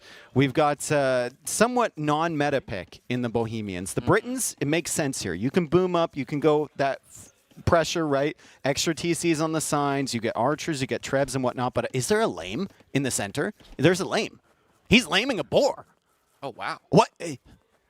Look Andy, it's 2024. It's NAC 5. People don't really lame anymore, especially at this distance. Well played, my friend. People don't, but I do, and it's an uncontested lame at that. So stealing away a boar from Mr. Yo, as long as nothing funky happens in the final stretch to the TC here. My big question, of course, is going to be Britons and how they deal with any source of mobility on this map. Not to say that Bohemians are the bastion of mobility. Yeah, they don't. Yeah, they're not. Yeah, but we do know that Mr. Yo is incredible at playing kind of a multi-point type of game, right? And it always comes with castle control and intelligent positioning. Britons typically wanting that crucial mass late in the game and a centralized push with their trebuchets. Nice. Look at that, double boar lure at the same time. Yeah, and he makes sure that the boar hits him twice. And then for a player of Andy's caliber, like luring in a boar, you can see he's not even bothering with garrisoning the villagers in the TC. He's just going to right-click it and then save that one. Luring the boar and bringing another one back with the scout at the same time, it's difficult, but he's got the muscle memory, and it's going to work 95% of the time. Now, saving grace on this map for Mr. Yo that while he loses a boar, he can push in some deer, and of course there is extra food available on the wings of this map as long as his scout gets out there and finds it. I think you won't have to worry about that mobility that you were talking about from Mr. Yo, because I think you're not catching up to Yo. Yo will come to you. Right. Yo will come to you. He's not going to be running away most of the time. You can just wait for that pressure and then figure out a way to deal with it. Taking that boar from Bohemians, though, it kind of negates that fast castle approach that Yo might want to go for. And maybe Yo is going to have to adapt his build a little bit. I like that initiative from Andy. You're down 2-1. That's a non-meta play that if you get away with it is going to be a really nice boost to your economy and a negative to Yo's economy. So beautiful start. And speaking of economic bonuses on this map, of course, also the Britons, faster collection on sheep, and with those extra cows out to the wings, that's going to help boost your food economy and maybe keep you off of farms for longer. Exactly. You don't need to make that switch onto farms. You don't need to spend wood for that. And speaking of not spending wood, their town centers also cost 50% less wood, and you have to expand to the outer edges with your town centers, right? That's where all the stone is. There's literally no stone up on this plateau area as Yo runs into the TC from Andy. So he's like, where's my boar? Is that my boar? Where is it? Excuse me, I want sir. some of that. Yeah, return that, please. On the other side, Bohemians, we've been talking about them. They have some potential. Blacksmith Monasteries Universities cost 100 wood, so that helps with the FC. The chemistry in the Castle Age with Hand Cannoneer can be so devastating. One of the most dangerous pushes in the Castle Age. And of course, more damage on the Spearman line. Don't have to worry about that much against the Britons. There is a stable going up for the Briton player right now, so actually could come into play here early on in the Feudal Age. And then, of course, you already called out the Hussite Wagon, just a power unit, especially in the Castle Age. All forms of laming are allowed. That's good. And that's what we've worked towards. If you're wondering why we're not seeing as much laming as we used to, it's generally because the map scripts have gotten so good where you don't normally have two elephants or boars forward anymore. And there's no randomness in that. You have one forward, one at the back. So it's kind of like if that player decides to go for the forward boar and lure it in first and you get there with your scout, there's going to be no boar available. Exactly. So the laming has been nerfed a little bit by good map scripting across all the tournaments, but we still allow it. But also then that means that it's good recognition from Andy that this is one of the few maps where that's a possibility because you know where your opponent is, right? Given the generation, if you go straight up the gut on this grassy terrain, you will run into your opponent. This snow leopard is causing all sorts of problems. He was like, get out of my way. I'm going skirmisher spear. I don't want to deal with you. Thank you very much. Okay, freaking Andy with the spear of his own, chasing the scalp. A great micro here for Mr. Yo to not take a single poke, and ultimately the spearman will go down. We do have 3 scouts on the field here for freaking Andy, kind of grouping up in the back of the base. Wall's not complete just yet for Mr. Yo, so some damage could be found. He needs spearman at the back there. He's going to lose a Vil. Great pressure from Andy. Really, really solid stuff. Stuck up against the wood line. Yo will go fight with the Maybe villagers, and I think he might lose a second here if he's not paying attention. He's got another army to pay attention to forward. Really, really high value scout production here from Andy as he snipes a second villager, gets away with all of his scouts, albeit at low HP. He's pushing in towards the town center, Mr. Yo, but he's not able to find any damage whatsoever, and this is all because he sent the spearman forward to protect his army. He didn't keep them at home. If he did, Andy would have never gotten away with this. That's beautiful damage found so far by Andy with 2 villagers already eliminated from his opponent. Now, it is at the cost of 2 of those scouts' lives, but I think that's a good trade all in all for our Britain's player. He's running out of cows too. He didn't find as many cows as he might have liked to with the increased harvesting on the herdables.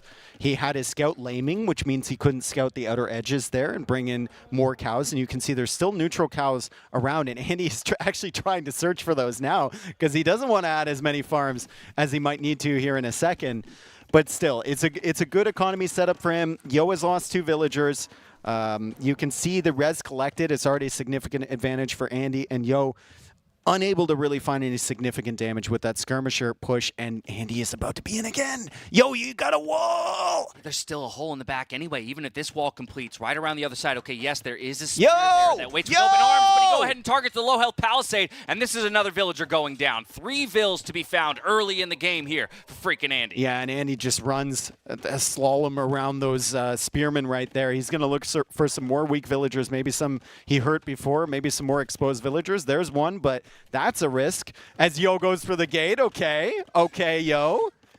He's looking for it. A little bit of poke damage onto those scouts. It's a minor thing, but I'm still going to call it out. We just saw Horse Collar come in for Mr. Yo after 10 farms are dropped. So investment of food and wood, that's not really going to net him anything until he drops more farms. Maybe a peculiar choice. Well, he's going for that second round, right? So that's something that it might have just been a play that he thought he couldn't get Horse Collar earlier, or he's going to drop some more farms here in the future, which he is right there. He can afford it now.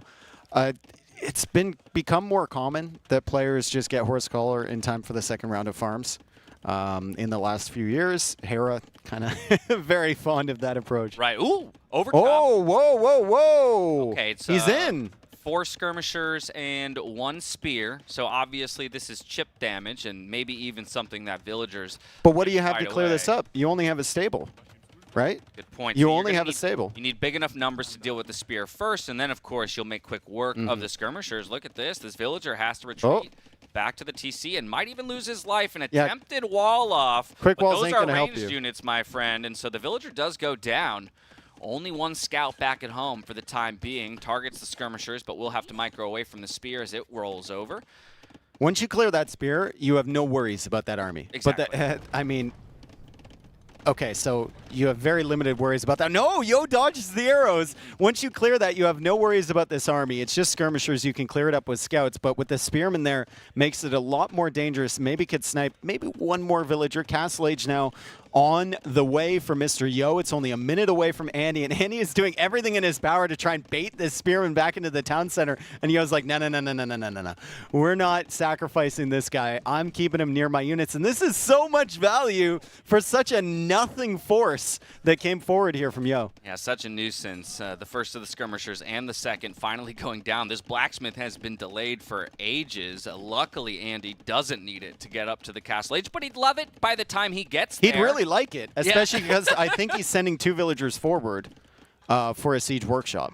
So you need the blacksmith for the siege workshop, and there's the villagers right there. He's going to get that blacksmith up. It's not up. I still it's see still the white not outline. up. It's not up. Oh man, they're like, Could those lumberjacks help? Thank you. There we go. Okay, builds the blacksmith with 3 villagers, and finally he has an opportunity with almost 1,000 wood in the bank to make the siege workshop forward. Such an unexpected result from the skirmishers and spearmen that we thought would do absolutely The most zero. valuable 4 skirms in 1 spear I've ever seen in my life. Getting a villager pick and delaying the blacksmith for eternity.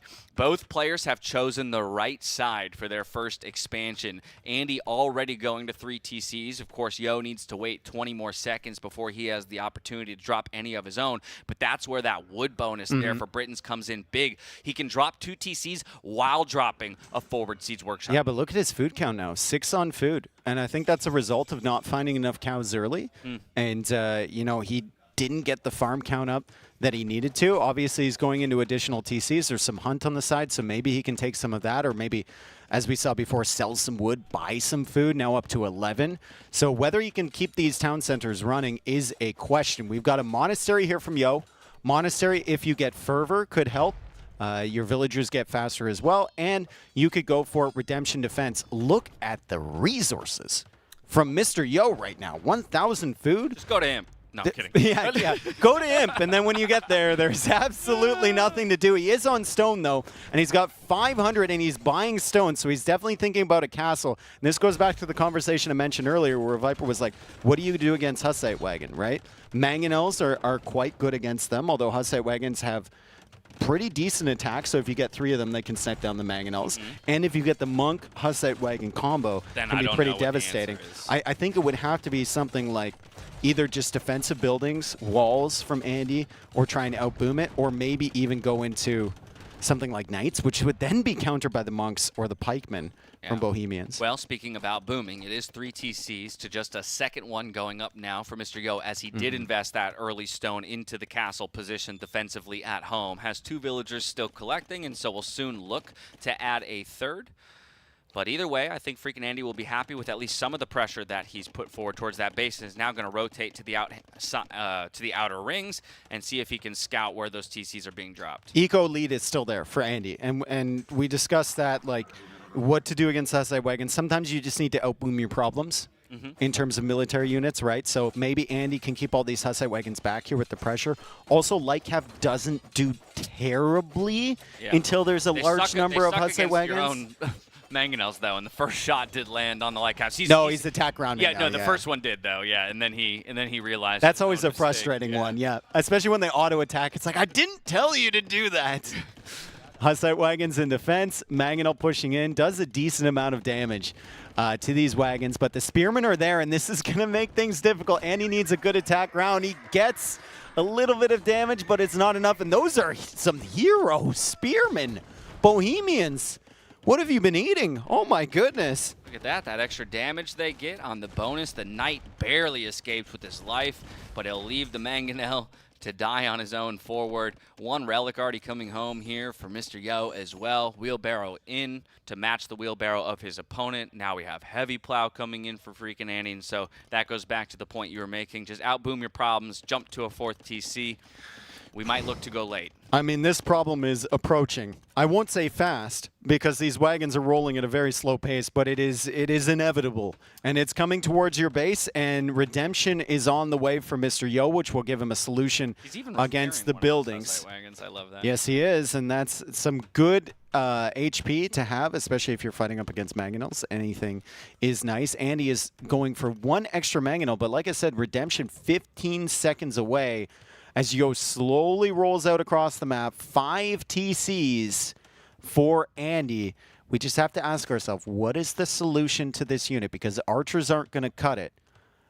And Yo can always add in monks or pikemen in addition to the wagons. Yeah, Andy's taking his foot completely off the gas. Oh, Mangonel comes out. He does have 1 Mangonel in the queue. It snipes the monk before Beautiful. The conversion on the siege workshop comes through, but it will fall in the end to the Hussite wagons. Got some good damage, but still the numbers are strong here. Now up to 6 here for Mr. Yo in that count. This is a really tough position for Andy, because I feel like Yo is going to push these TCs. He sees that. And what's going to follow up once these Hussite wagons roll under here? There's going to be a castle from those villagers at the town center to a little bit to the north of that one. So It's really, really devastating. Look at that. He just bought gold or bought stone, and here come the villagers. Here come the villagers. Castle follow-up. That'll take Andy off of the stone. It'll take him off of the gold. Andy doesn't have enough stone for a counter castle, and then Andy will only have one town center on this outer area. Yeah, he bought 100 food, bought 100 stone, thought about a counter castle, realizes that's not in the cards for him. A couple villagers go down, but this castle is inevitable in a forward position. He'll have to evacuate these 2 resource positions. Now again, resources are looking very strong for our Britain player, but it's just about where are you going to put those resources? What are you going to invest them into? He built 2 archers. I think he's rethinking that decision now. Ooh, castle of his own behind. I mean, the castle would likely go up. But then once Yo sees that, I think he just pressures under the other town center with his Hussite wagons, or even goes to the main base from Andy. However, Andy does almost have enough to click up to Imperial Age. If Yo is trying to go up to Imperial Age, he's going to need a few more minutes. I mean, so maybe there's your answer. The only thing I can think about is outranging the Hussite wagons, right? I get to Imp. I utilize the Britain's bonus. But look at how either many with of them Arbalists there are. or longbows, right? Yeah, I might be tickling you for 1 damage a hit, but eventually I'll whittle you down while you can't close the distance with that slow-moving unit. I don't know. I'm grasping at straws here because I agree with you. This is looking scary. Yep, and we've got the Wagenberg tactics for the extra speed on gunpowder units coming in from Mr. Yo. Another town center on the left side from Andy. So he's trying to outsource his resource as is going to be our second album drop. I like that, man. Dude, we got some writing to do when we get home. Then, exactly. Man. We got 30 songs that we got to get out. Exactly, and Andy, he's struggling. He's struggling for options here. Like, what do you do against this unit? As the Britons, you got to go for Siege and then Onager. But it's going to take some time, and these things are fairly mobile, so they can kind of dodge around the shots a little bit. I think it's going to be longbow Onager, right? He's got a few longbows in the queue. That's just going to give him a little something, right? Maybe to deal with monks, just to poke and prod out his opponent. But you're right. I mean, Andy called it. The thing he thinks that beats Hussite wagons is Onager, so that's his attempt. I got a race to get there. Yeah, Britain's obviously not getting access to Redemption is killing them here, right? You can't just convert the Hussite wagons back, and that's some really nice kills from Andy. The villagers actually get decent damage against the Hussite wagons, so he's popping out and hitting them while he could. But these Hussite wagons do have 7 pierce armor, and the longbows are barely cracking through that, even with the upgrade. So the Hussite wagons will loop around to Andy's main economy. Yo has enough stone for another castle, and Yo is scouting the town center foundation on the left side of the map. So Yo is looking for Andy. He knows he's out there. He's not looking for extra stones or golds. He's looking for Andy's town centers, and he's going to drop a castle on the face of Andy. Maybe pull some more villagers over there to make that save too. And what did we say? While neither Civ is particularly good with the mobility, it's something that Mr. Yo as a player excels at, right? Identifying how he can do that kind of seesaw pattern around the map. He's going to drop go for the TC first. Does Still go. plenty of stone in the bank to drop a castle if need be. I'm really surprised. I guess he only had 3 villagers there, so okay. I knew I could sense the castle somewhere. There it is. It wasn't quite aggressive enough for Mr. Yo, so he's gonna go for a castle Do you dive in on between the villagers town and just centers. target villagers here? I think it's really dangerous, right? Because then you lose all your longbow numbers, and then you have nothing to distract Mr. Yo with. Also, these villagers have sanctity. These villagers have fervor, they're fast, and they're tanky. Oh, no. And there's a monk behind healing. Now it's no. a tower from Andy. He does have ballistics, he does have bodkin, so that tower is doing a decent amount of damage, but the monk is healing the damage from behind. Yeah, and through all of that, he lost the longbow anyway, right? On the way in, the Mango fell as well. Now the Hussite wagons make it to the left-hand side, looking to deny this TC. Andy desperately trying to get it up, and he will, but still under threat in that regard, and probably more concerned with the castle that just got dropped on his face at home. It's just crazy. Andy is in Imperial Age here, Yo is in Castle Age, and he's making do with just the Hussite wagon. It's kind of like that meme. It's like, I fear no man, but that thing, that thing terrifies me. Yeah, that nice giant shots. box on wheels. with a cannon in the front. Oh, nice Fantastic shots. 2 in a row, and a ton of Hussite wagons melt in that moment. Still not much military behind it. We've got the monks looking for a conversion. Redemption is in. We'll remember that from earlier. More siege workshops here on the left-hand side. Yo's going to continue. He got the mangonel mangonel too. He converted the mangonel. Oh. So he gets a shot on the mangonel from Andy, but Andy clears up more Hussite wagons. The mangonel goes down from Mr. Yo, the converted one, and Yo is on the way up to the Imperial Age as Andy is dropping a castle over on the left side, but Yo is there. He's got the forward siege workshop. He's got the monks. He's got the Hussite wagons. I don't think Andy's going to be able to hold on to this position. If Yo like single clicks each one of these on a different villager, I think he can stall this out, but right now he right-clicked a villager that's running away, so that's good recognition from Andy to bait the fire away with those Hussite wagons. Yo is looking for another castle position. Yeah, the awareness has been on point for Yo in terms of when and where Andy's going to want to expand, but as you said, great micro from Andy to possibly get that castle up. 40-3. In the end, I said possibly, and it looks that possibly turns into an impossibly. There's a mangonel there too. Like, Andy's got this TC, but there's a mangonel and there's Hussite wagons there. Look at the Eco KD dash, 47-3, but Andy is still kind of holding on here. He's got Trebs attacking that castle. Yo is on the way to Imperial Age. Andy has enough stone for another castle, but the rest of his resources looking fairly dire as the longbows and the mangonels are still pushing, and the castle is still the 991%. That Hussite wagon is in the way. It's in the way, so the villagers couldn't pad there, but now the that it's mangonel eliminated, is the mangonel's fighting so many shots. I think the castle might go up. I think the castle goes up. I think the castle goes up. The villagers are fighting against the Hussite wagon, and the castle goes up, but it was an expensive one. 60-3. Eco KD at the moment. Disgusting. It goes up in the end, and as Andy's castle goes up, Yo's castle will fall on the front to the trebuchets that were parked on top of the hill, and he says, okay, if I lose that forward castle position, how about Oh, another just one repair here this on the mangonel with left-hand side? absolutely every villager. Just keep it rolling. Don't get hit by a treb shot and you're fine. You can take out the trebs here. So we've got a repair off here. We've got Andy repairing his trebs. We got Yo getting hit by the shot. You just had to know that would happen, right? Exactly, right. Okay, castle on the wood line here on the left-hand side. Now Andy's going to try and reach out to the left. And another castle war between the two players. It's absolute chaos on the map. We have 104 villagers apiece. Both players barely scratching double-digit military units at the moment. And it's like, if you're Mr. Yo, what do you change here? Because it feels like Andy is slowly gaining back control. What are you going to go into? Do you have the time to make it into something like Hufnitsa? You can see he's banking up resources for something. We just have to wonder what that is, because clearly, while the castle pressure has made things messy, see an instant replay here. Wow. Nice shots. 3 go down. And then another, I think it was another 3 here.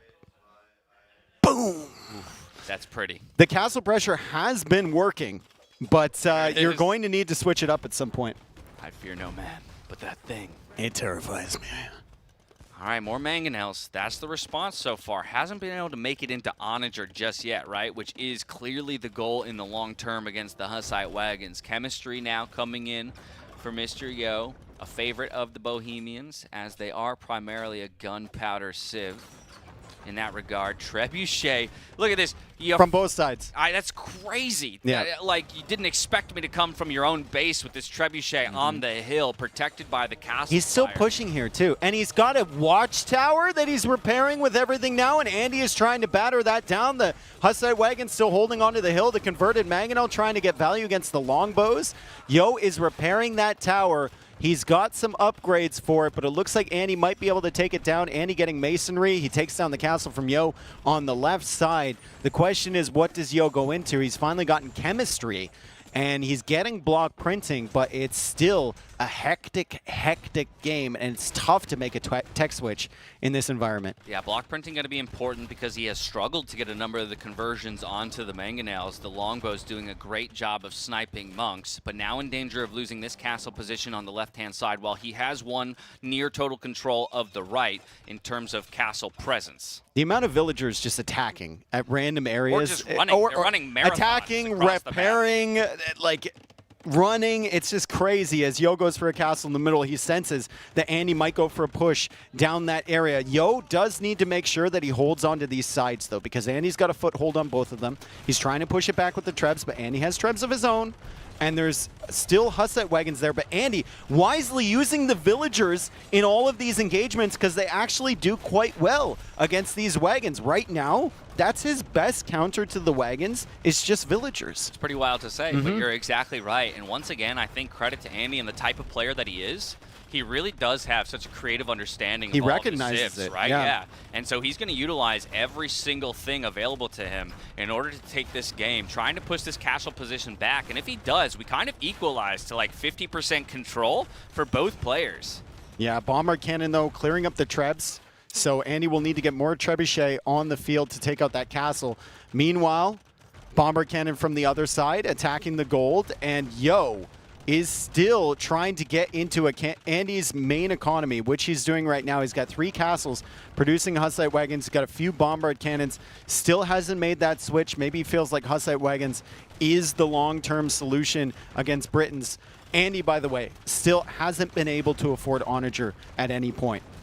Yeah, at the very least, I think for Andy, you're just trying to keep your opponent from ever making it to who needs to upgrade, right? Like, okay, I know that bombard cannons are an inevitability, as we can see here, but as long as I can make this messy enough that you can't cleanly get to those resources, okay, longbow swooping in to deny a castle position. The target fires need to be there. Yo recognizes, throws more villagers forward to make this complete. The bombard cannon also looking for the hits onto the longbows, and I think in the end the castle will go up. Yeah, Sanctity for the villagers is coming in clutch this game. Like, just having that extra 15 HP on each villager has been huge with the amount of forwards that Yo has had, the repair villagers, the attacking villagers, everything. He's trying to micro down this Mangonel, and he's hitting a few of the villagers, but the Mangonel is still getting value against the Trebuchet. What a ridiculous fight to be having when we have 156 versus 145 pop. Yeah, how wild is this? Through all of this, near equivalent res collected, near equivalent res destroyed between both players. Feels like we've got blinking lights all over the map. How many so castles much this to pay game? attention to. It's crazy, right? Trebuchets, now 4 of them somehow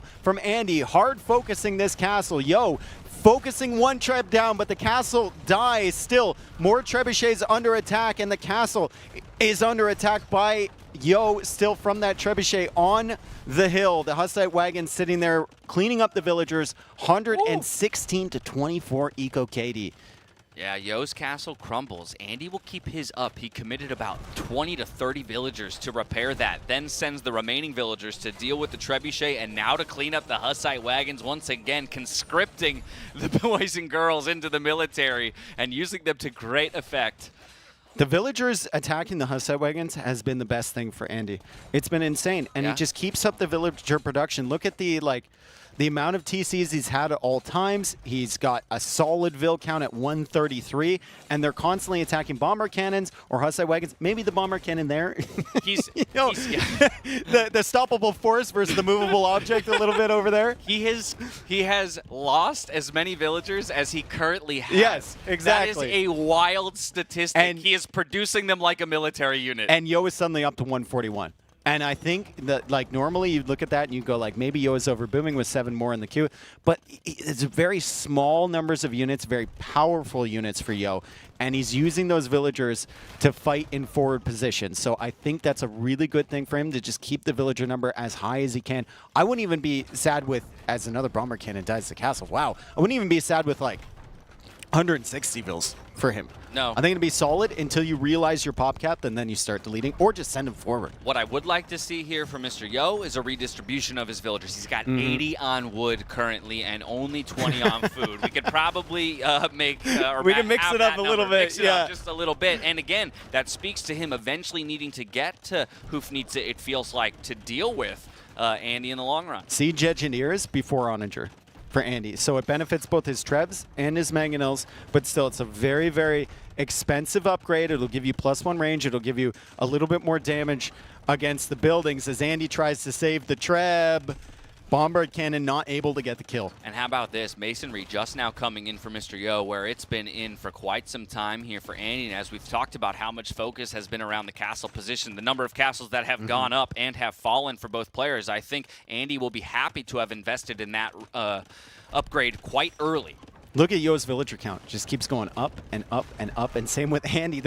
Andy's so used to losing them, he's got to be surprised when he looks up there. He's like, oh, 148. That's really good. Yo's at 150, and he's getting Siege Engineers. And finally, Onager coming in. Andy can't complete that castle. I don't think he lost the stone from that, though. And the Hussite Wagons are still pushing in on this side.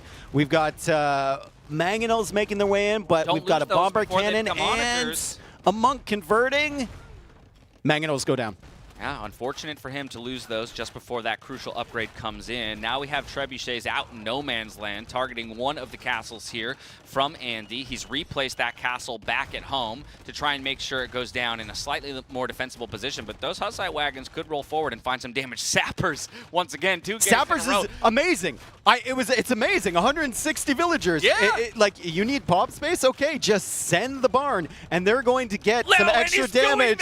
He's sending everything. They have fervor. They have sanctity. These are some of the most powerful villagers in the game. But Andy goes for the gates. He goes for the house. Just attack the gates. Yo, you have sappers. What's he known for? He's known for quick walls. Oh, and he's the using it to great effect. The castle fire from both castles. The onagers making quick work of these villagers.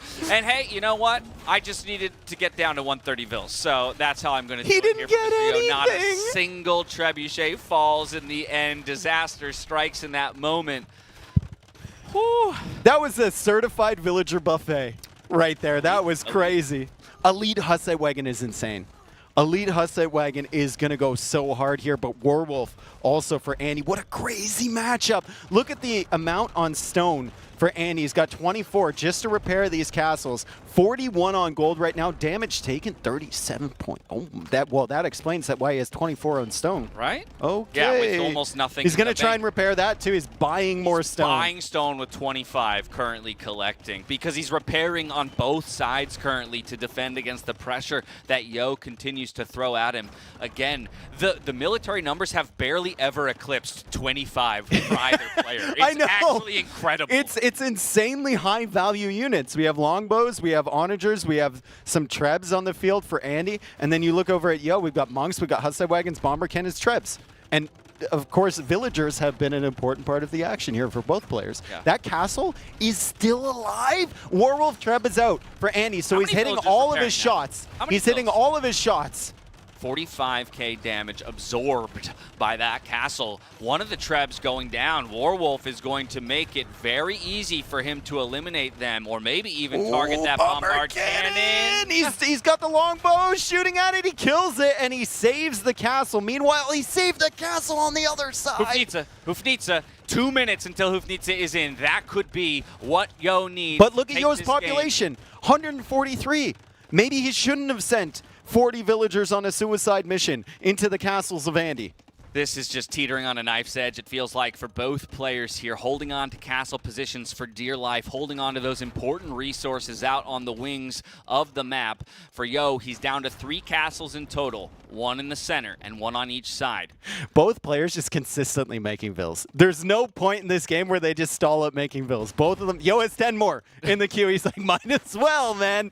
Might as well. I'm not making the greatest decisions when it comes to their livelihood, so let's just keep making more babies. We're also 55 minutes in, we've never hit pop cap. Yep. Nobody has been able to pop cap themselves in this one. Another great hit from the Britain Trebuchets with Warwolf guaranteeing those shots. These things are deadly, though. These things are deadly. Can we take a look at the stats on a singular Hussite Wagon just to get a better idea of what that elite upgrade... Vodka?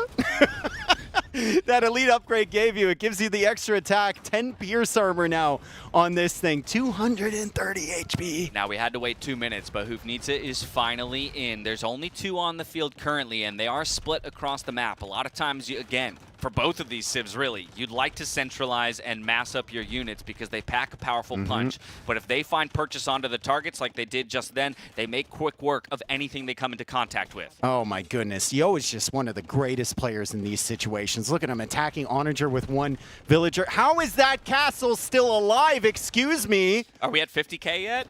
Are we at 50k yet? Oh, we're way past 50k, almost up to 55 at this point. Just sinking and he's got 0 stone. Oh. What a hold from Andy. What a hold. But the Hussite Wagons are here, and he's had problems with these things all game. The Trebuchets, though, pushing those Hussite wagons away. Illumination coming in for Mr. Yo. He's got Hussite wagons working against the Onagers. We're at a point where Andy even might be running out of like wood to take. No, the whole southern side of the map. He's okay, near he's got, out of wood. one He's little a little wood bit patch. there, but not much. You're right. And to some call over it there. out. He has to recognize it though, and he's got to get out there. Even going for two-man saw now just to increase that production. Villagers coming over to repair the Hufnitsa. You got to love it though. The villagers on this left-hand side committing to keeping the Lord inside that castle alive. That's pretty good. Just an insane game. The Warwolf tech is giving so much value for Andy, though. It's actually kind of worse against Hufnitsa and Bomber Cannons because you hit every shot 100%. So you're always going to hit where you aimed at initially. If the player moves it, it's a problem, right? However, it's really good, and it works if Yo's not paying attention. It's really, really good against the trebuchets because you're hitting every single shot on those. Yeah. A guarantee. In fact, architecture now coming in for Yo to one up 40. Can you hit the corner with that? Can we hit the corner? Okay, never mind. 0 on stone, though, for either player. So right now, it's just about what they have in the banks or what they're willing to buy. And Yo has about 750 to go. Oh, the castle the dies. castle finally goes down. What kind of like emotion are you feeling as Andy when that castle goes down? I mean, that's brutal, man. You've invested so much into that. That's going to go down in history, I think, as one of the most absorbative castles we've ever seen in our lives. Here go the Onagers looking for snipes onto the Hussite wagons, and they find good hits. We've got a lot of villagers now starting to go idle as they look for wood lines to chop. It's a messy fight. Why In the middle of the map. Is Yo deliberately chopping this wood to lame the wood from Andy long term, or like what? Or does he? He probably is available at the top of the map. He probably just wants villagers for it. I mean, he's found success with them so far this game, and he's going to find 2 more town centers. Andy is definitely not giving up here. He is going to go for 2 more town centers on this side. Yo is at 145 population. Andy's still at 167, and the Onagers with siege engineers are getting some serious value here, even against the elite Hussite wagon. But Yo has another castle up. He's not going to be able to kill that Onager somehow with the castle, and it continues to get value until the Hussite wagons can clear it.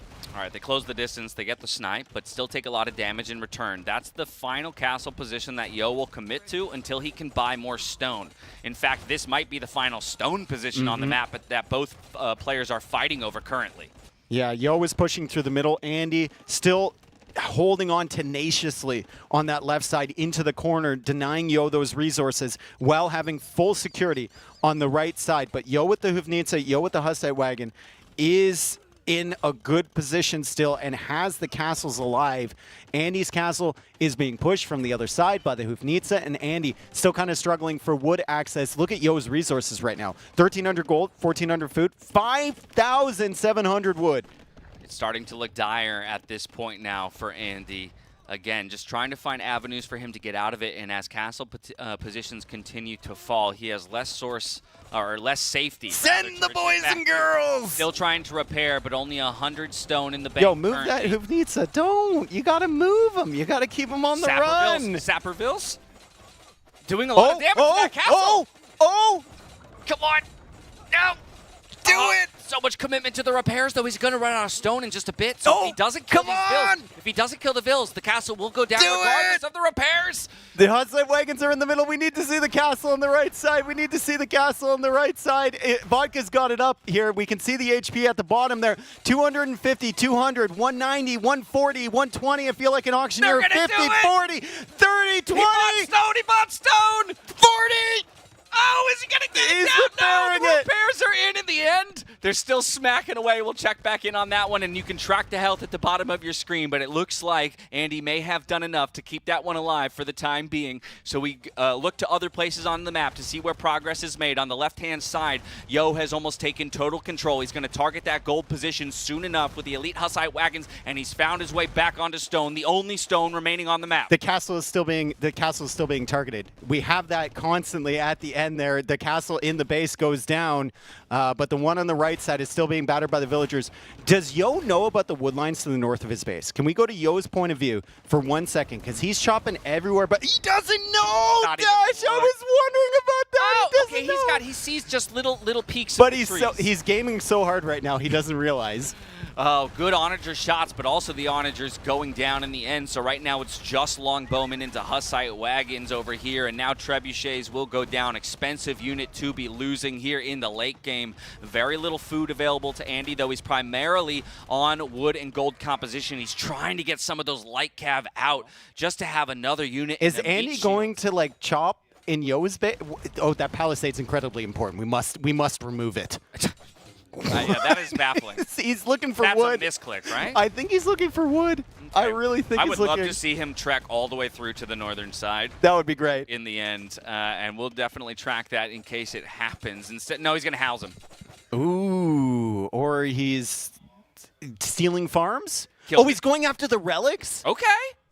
Huh? I guess you find whatever value you can with your villagers, right? You find whatever value you can. Speaking of value with villagers here, he's going to bring them out once again to fight And the Yo is Hussite wagon. sending villagers over there, so it might see another castle drop, or maybe just right-click the TC and hope for the best. I mean, I cannot believe it. Yo has finally made his way up to 40 military, and that's what makes it feel like this game is his to take as long as he executes properly. But there, the relic is ejected as the monastery goes down, now targeting the market on top of everything. Screw your mill. I'm going to make a mess of your eco with my villagers while I lose my TC on the left-hand side. Double villager attack on both sides, and we were an hour and 7 minutes into this game as Andy takes out the mill, takes out the market, takes out the monastery. He says GG, and what a good game it was. I think Yo is smiling a little bit about that. Andy hit with a little rueful grin after that. What a wild series of events in that game 4. I hope they had as much fun playing that game as we had casting, and it looks like it with the smiles across the faces and the handshake between our two players who just delivered us an amazing set. And it looks like with that loss from Andy, I think Hart's chances are officially at 0. I think that's the development here. He needed all the sets to go his way. Yo, there's still a possibility of him getting top 4 or no? No, there's no possibility of Yo top 4, and I believe with that loss, Andy also out of top 4. Okay. Obviously, still some room for movement between 5, 6, 7, and that will be decided by sets later in the day. But either way, both of these players obviously already in the top 8.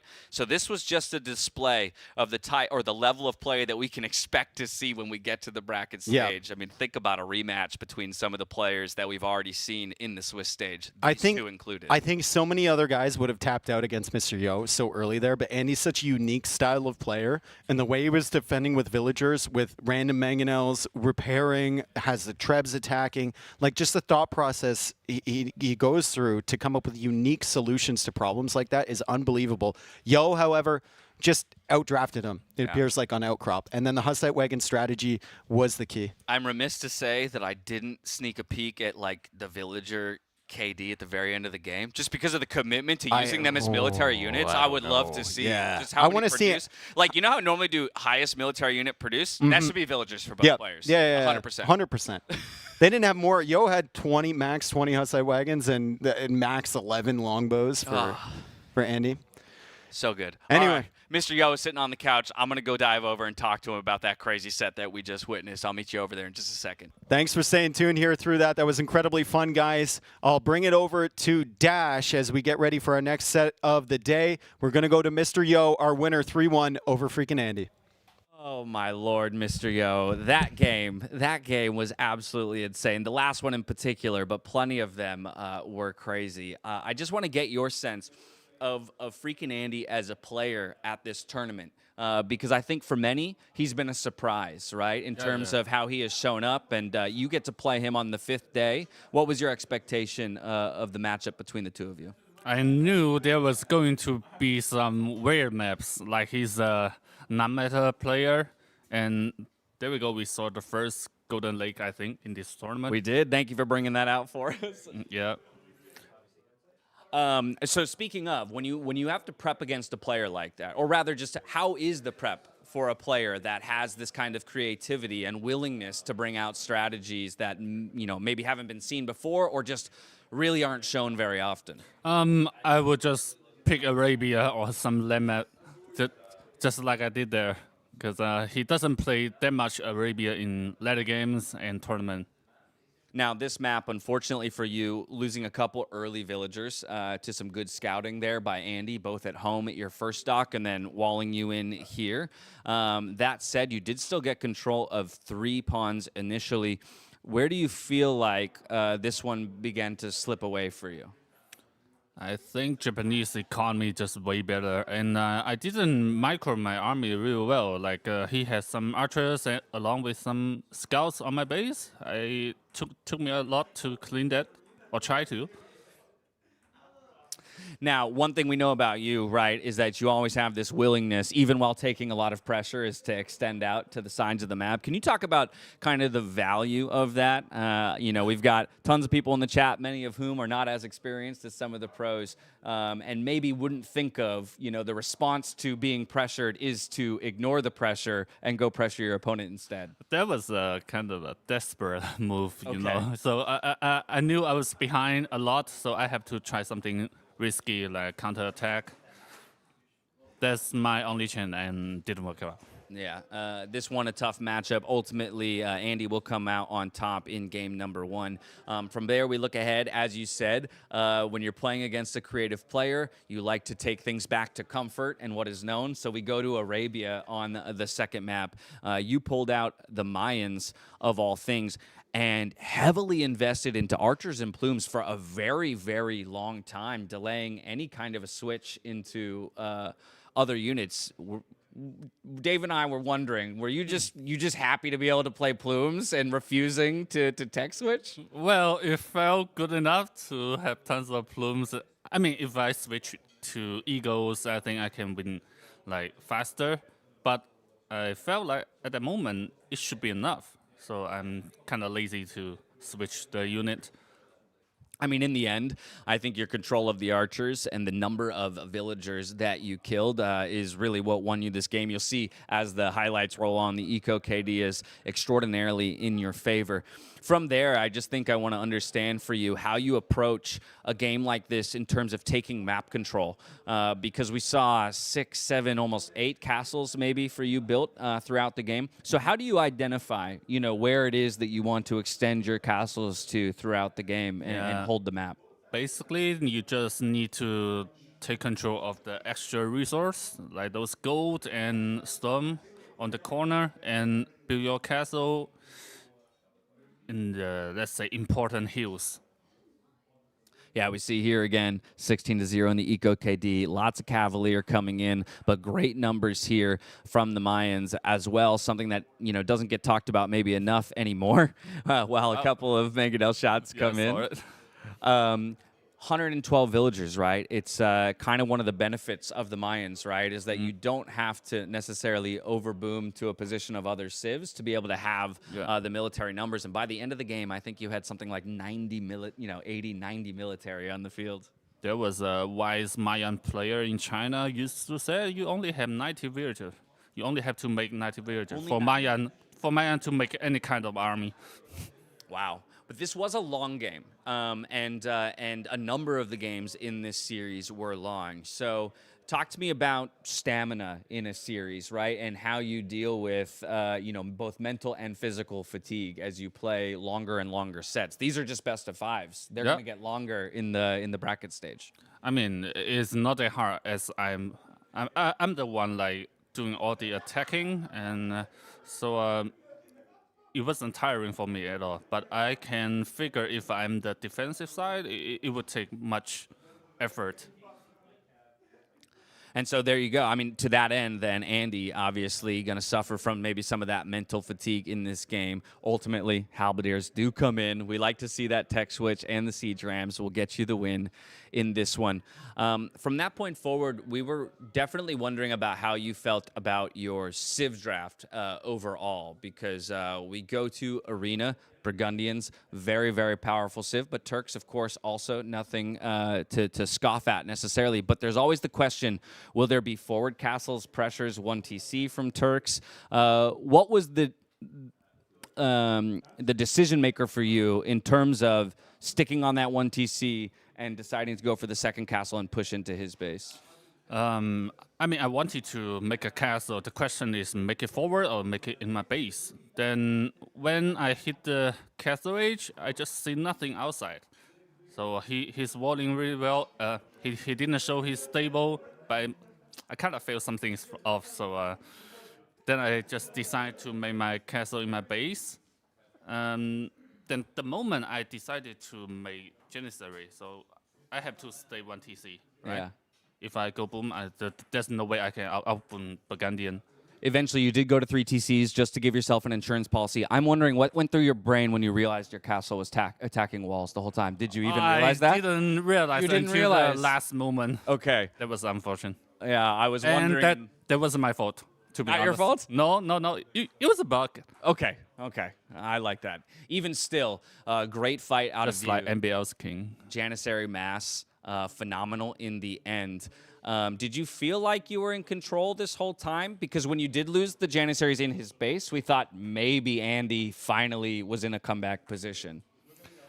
I don't know, like, he's making cavalry and he's not upgrading to paladin, so I wasn't scared at all. Okay, well, game 4, now with the advantage, once again, Andy finds some really early damage on the villagers. But we have Bohemians versus Britain. Talk to me about the matchup, because both of these civs can struggle with mobility, and ultimately, you guys are playing on every single square inch of this map. Yeah. I mean, when we are both lack of mobility, Bohemians should be the favorite, right? Okay. Because they have even stronger gunpowder. They have the unit better, much better. So I like Bohemian more. Did you expect him to use his villagers as much as he did as a military unit against your Hussite wagons? Yeah, because I know we just do some decent damage to them. And you as well use villagers. Unfortunately, none of these villagers made it to kill the trebuchets, but sappers as a choice for you. Why that tech, versus anything else? Just because you had so many vills? Yeah. First thing, I had like 140 or something. Then it was taking ages to took down this castle. I was kind of annoyed, so I went to. Do you know how much damage you did to this castle? No idea, tons. Over 55,000 damage. What? He had like 20, 30 villagers repairing it for basically the whole game until you killed him. He was keep buying stones, right? Yes, he was buying stone. He also, you mined all the stone on the game on the map except for one pile up here. All right. But literally took all of the stone on the entire map. This was just an incredible game. How do you keep your composure and choose where to focus? You can even see we're highlighting the stone on it. You almost took this castle down with sappers as well in the end. What's your overall perception of your play in this series? Because it was really messy, and that's kind of what Andy makes. He makes messy series and messy games. Well, I prefer messy games than meta games, to be honest. I'm quite comfortable in this kind of situation, as long as the player is not like crazy fast. Yeah. So from there, I'll ask you how you feel about your positioning in the tournament, because obviously one of the big discussions after the first couple days was about you and Leary, the top 4 invited players, but you guys were, in a very tricky position. I know. Well, but now look at you. You're back up into number 5. So do you feel like you're back into your normal playing strength and can challenge for the title? I think so. I am playing much better than the first day, I would say. We've got Neely joining us on the couch. You got some questions? We want to talk standings? Talking standings, indeed. We have this one updated now with obviously 3 sets still to go. Mr. Yo, therefore, confirmed 5th. Let's remind ourselves, we have 10 people. This is the last day of group stage. Bottom 2 are out, and 8th till 1st gets placed into a bracket. The big goal for everyone was to finish top 2, 3rd, 4th, okay, but at least 5th till 8th to be through there, and therefore that was the goal. And now with all the things updated, let's go from top to bottom. Leary now has to rely on ACCM winning and Jordan or Viper winning in one of the later sets. Hard with Mr. Yo winning is now confirmed to not make playoffs, will be 9th, 10th. Mr. Yo, with this result, finishes 5th, Andy 6th or 7th, depending on the other matches and his Buchholz development. Now the big set that is coming up, Tato against Jordan. Oh, this is massive, right? Obviously, both already guaranteed top 4, but as we saw the bracket just a moment ago, from top 4 to top 2, you guarantee yourselves another day of rest and entering the bracket stage one slot further. And then, of course, we'll look towards Hera and the Viper as well. Hera already locking a top 2, and Viper fighting for positioning within the top 4. Correct, and it kind of seems likely that those might finish up actually in the same side of the bracket, so a semifinal Hera Viper feels to be very likely there. And then the very important set there in the end, ACCM now pretty happy with Mr. Yo winning. He cannot be overtaken anymore from Leary and Tart, therefore he finishes either 6th or 8th depending on how he plays. But for Doubt, still a lot on the line, because if he wins he obviously is in the playoffs, but if he loses he actually has to rely on how the 2 sets before him went. Yeah, he and Leary in very interesting positions, right? Kind of the 2 most in danger and looking for that final spot in the playoffs. And so, again, it is the 5th series of the day, and we have to wait some time, but probably the most impactful series of the day, correct, in some ways, is that 5th and final one. Yeah, that's going to be either Leary out or Doubt out is kind of what we are shaping up towards. And yeah, that's going to be the banger. But for now, we will have Tato versus Jordan, while Hart is going to the desk to prepare himself for the cast. He's only now realizing. Yeah. To find a place to put the ping pong paddle. I'm ready, he's screaming, while he's not ready at all. Tato Jordan, quick thoughts? I think it's actually a crazy amount on the line for both of them, right? Yeah. Also, something we didn't really mention yet, if you are top 2, you're obviously avoiding the Hera bracket. Very true. Yes, because he's already guaranteed top 2. So you go immediately to the other side. At worst, you would face him in the finals. Yeah. So actually, maybe the match with most on the line that isn't elimination. Now, all that said, if you ask me for a prediction, and in a sense I'm asking myself, I've got to lean towards Tato just because of what we saw on display. Well, one, throughout the whole tournament, but in particular yesterday. One of the greatest Age of Empires series of all time between him and Hera himself. While I'm sure the loss to some degree will have stung because of how close he was to getting it, you have to believe that that's going to ignite a fire in his belly, come back today even stronger, and take Jordan down. Yeah, and I will really want to see that one. Jordan is giving the thumbs up. So Jordan, actually, that's the first time ever that a player is coming nearly. We want to start. Well, then let's send it over to the casters with the next set, Jordan against Tato. All right, Jordan a little bit more prepared for this series than you there, Hart, playing ping pong over there. I was super ready, man. I knew exactly when I had to come in, and I came in. All right, cool. Good stuff. I mean, so it's funny that Neely called you out, because I literally went over to production. I was like, hey, Hart's my co-caster for this series. He's playing ping pong. If it comes to us, just show him playing ping pong and see what happens. But sorry, that wasn't the kindest welcome to the casting booth. First time here, man. Yeah. My bad. But having a little fun here. We're going to have plenty of fun with Tato against Jordan here today. And Nilly already explained the stakes, right? So you guys heard every word Nilly said, but just to repeat it here, win here would be huge for these guys to get a bye to the semifinals. These players know each other very well, and I imagine it's going to be very hard for either player to surprise the other. What is the differentiator, if there is something hard, between Tato and Jordan as players? Yeah, that's interesting. So because I think Jordan's a very methodical player, right? He takes games slowly. He likes to take small leads here and there. While Tato, I feel like he's a lot more extreme. Some games he can be super aggressive. Others he can be more defensive. I think their prep is going to be similar. Yet they're going to be showing different things here, right? Because they might prepare something, but then, for example, Tato might expect Jordan to do what they prepared, so Tato's going to try to counter. Yeah. So that's the interesting part when two teammates face. And there's multi-layers to the mind game sometimes. I wish I could think of the specific example, but it was one time I was speaking to Doubt about a series he played against Tato. And literally it was like, I played this strategy against Tato, so I picked that strategy, but then he didn't expect me to use that strategy. He expected me to use another strategy, but then I did use the strategy. If that makes any sense to you guys, that's basically what can happen sometimes. But one of the rare series sets where we have Game 1 Arabia. So that will be coming up shortly. Jordan, for his home maps, I picked very land-focused maps. Actually, they both have.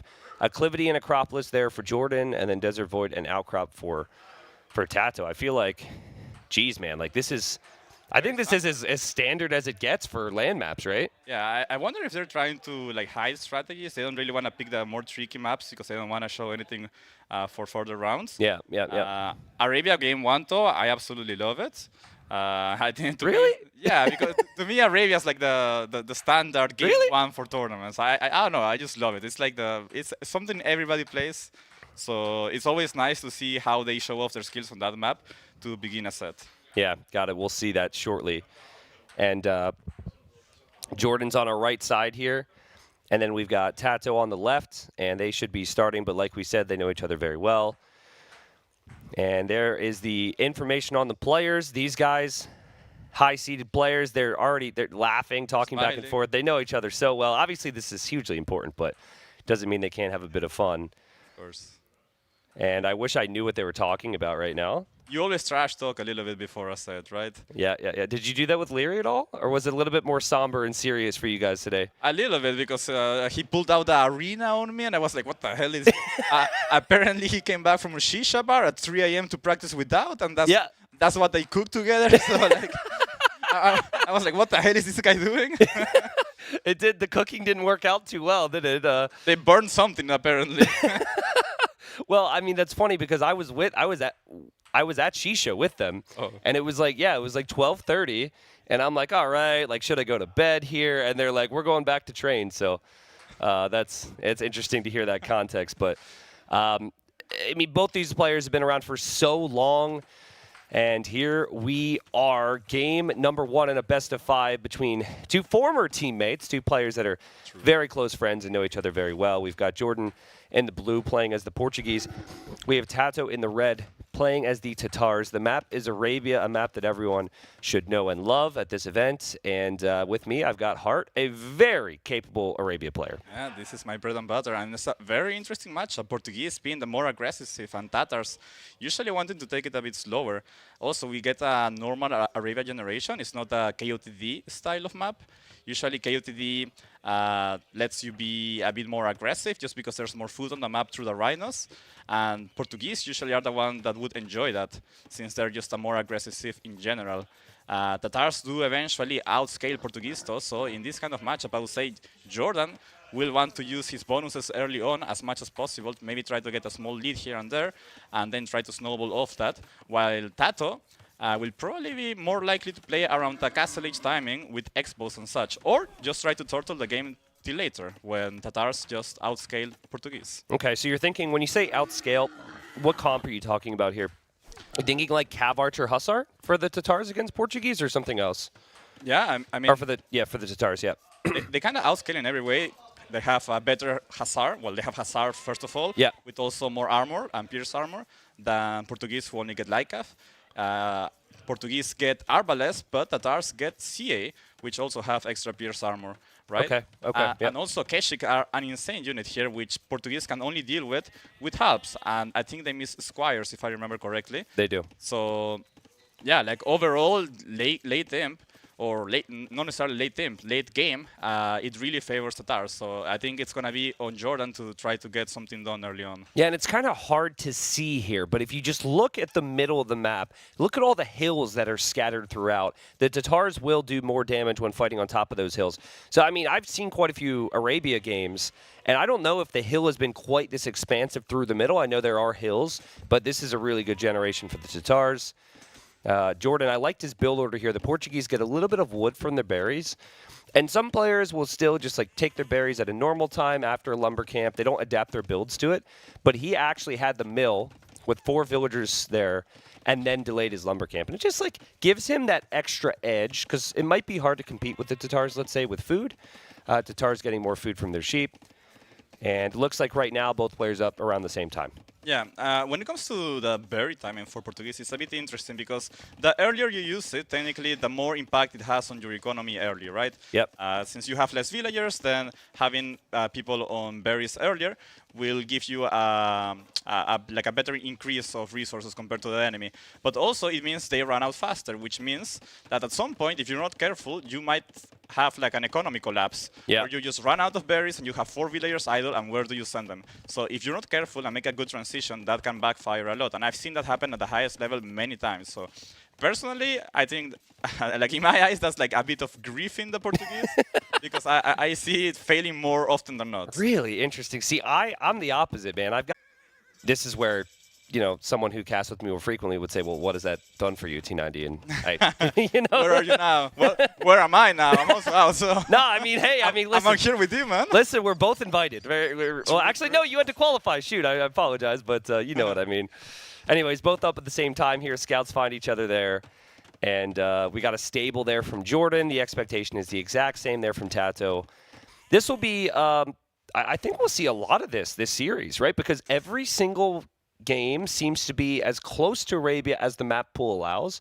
And back to your point, Hart, it could be because both of these players have had such good runs and they're both going to playoffs. That much is guaranteed that they do not want to show future opponents some of their more diverse strategies for other maps. Yeah, I expect the standard opening for this series to be just both scouts, as we see Jordan going in and leaving some sheep. Why is that scout not dead? Finally, it dies. It TCs, as we've established many times over our cast this week. New and improved pathing, and something about the arrows. You know how it goes. Hey, Hart, this is the biggest platform you have to complain about the pathing, my friend. So use it. Use it wisely. Use it wisely.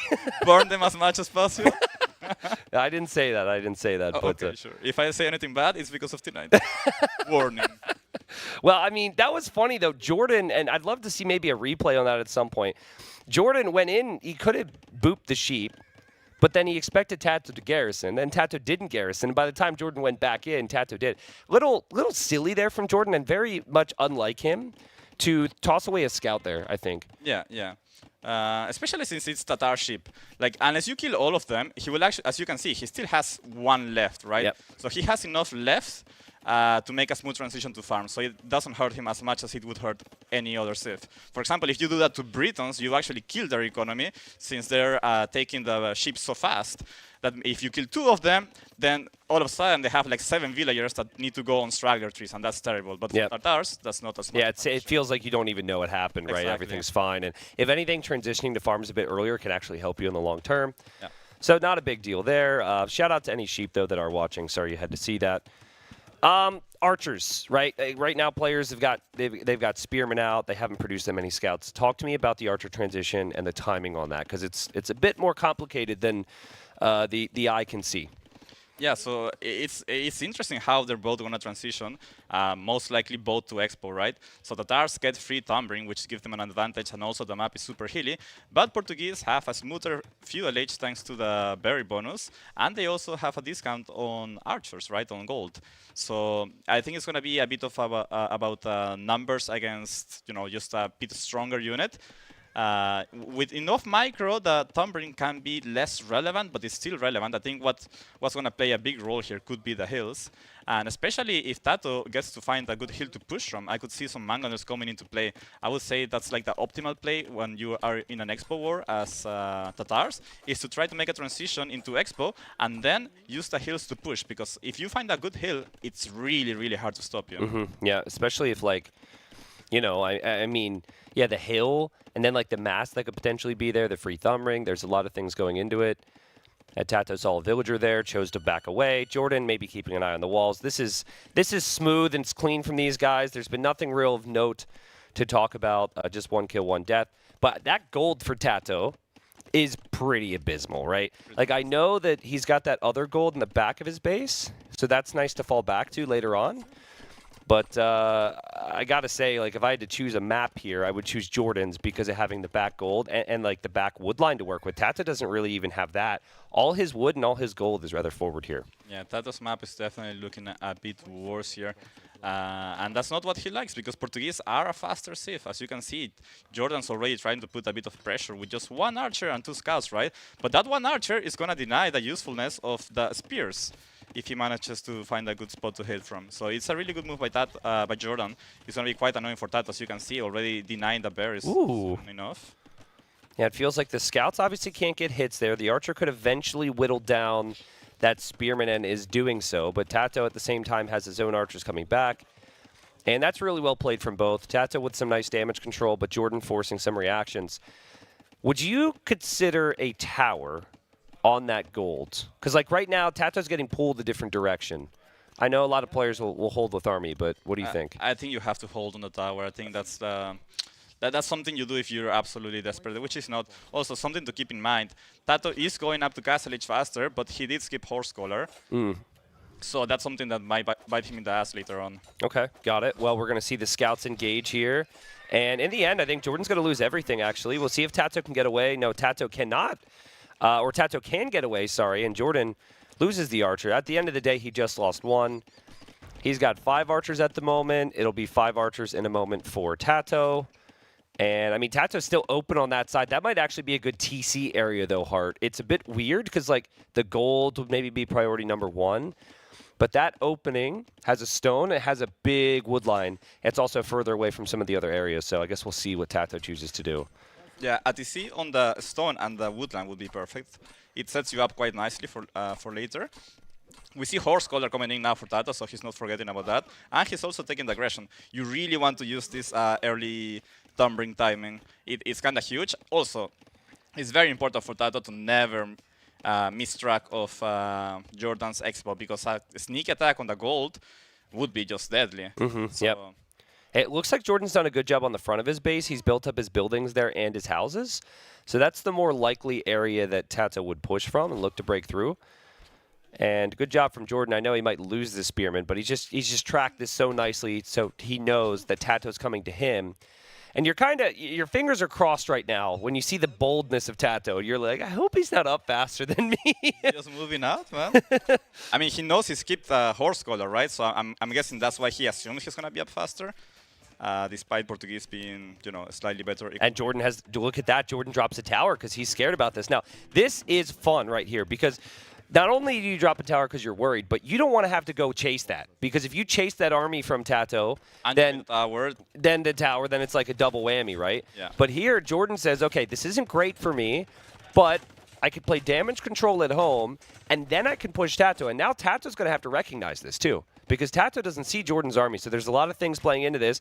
Jordan going forward to scout Tato, and Tato does not see those archers right now. Yeah, but he sees the scout, which could be an indication, like, maybe he needs to start being a bit more careful. I'm surprised he was trying to send those 3 archers forward as well, right? Because you might be scared of a counterattack, especially since you don't see the archers anymore at Jordan's base.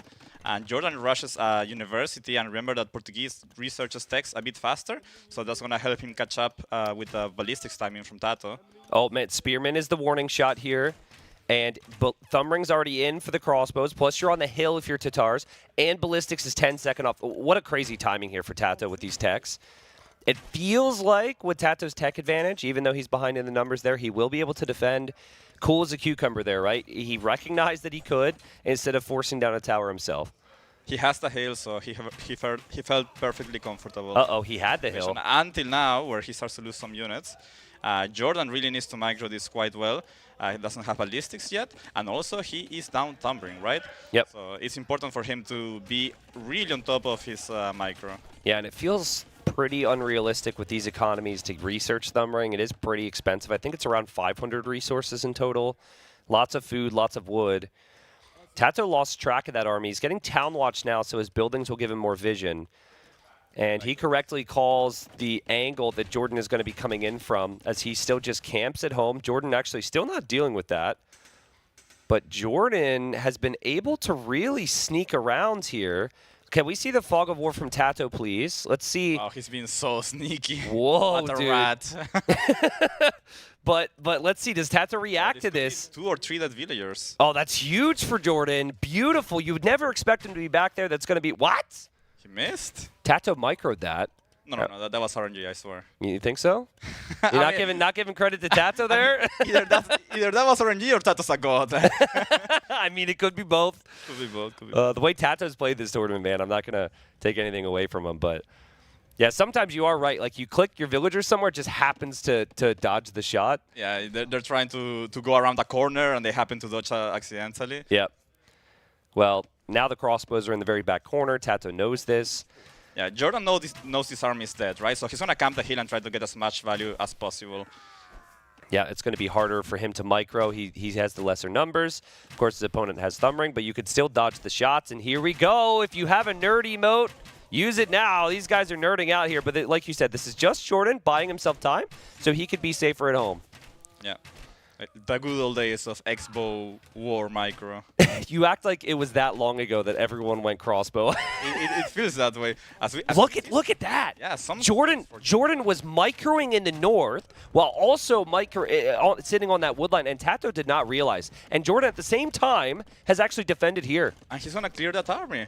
And suddenly he's going to be ahead in army. And that's exactly what Portuguese wants. Eventually, if you manage to outmass as Portuguese and you start to get upgrades on your crossbows, once you get Thumb Ring, like what's the advantage that Tatars have? Remember, Tatars don't have Arbalests. So if you manage to get through the game without losing too many Expo as Portuguese, you have a huge time in early imp with your Arbalest since Tatars missed that upgrade. Yeah, I really like Jordan's position. That said, Tato was adding TC number 3.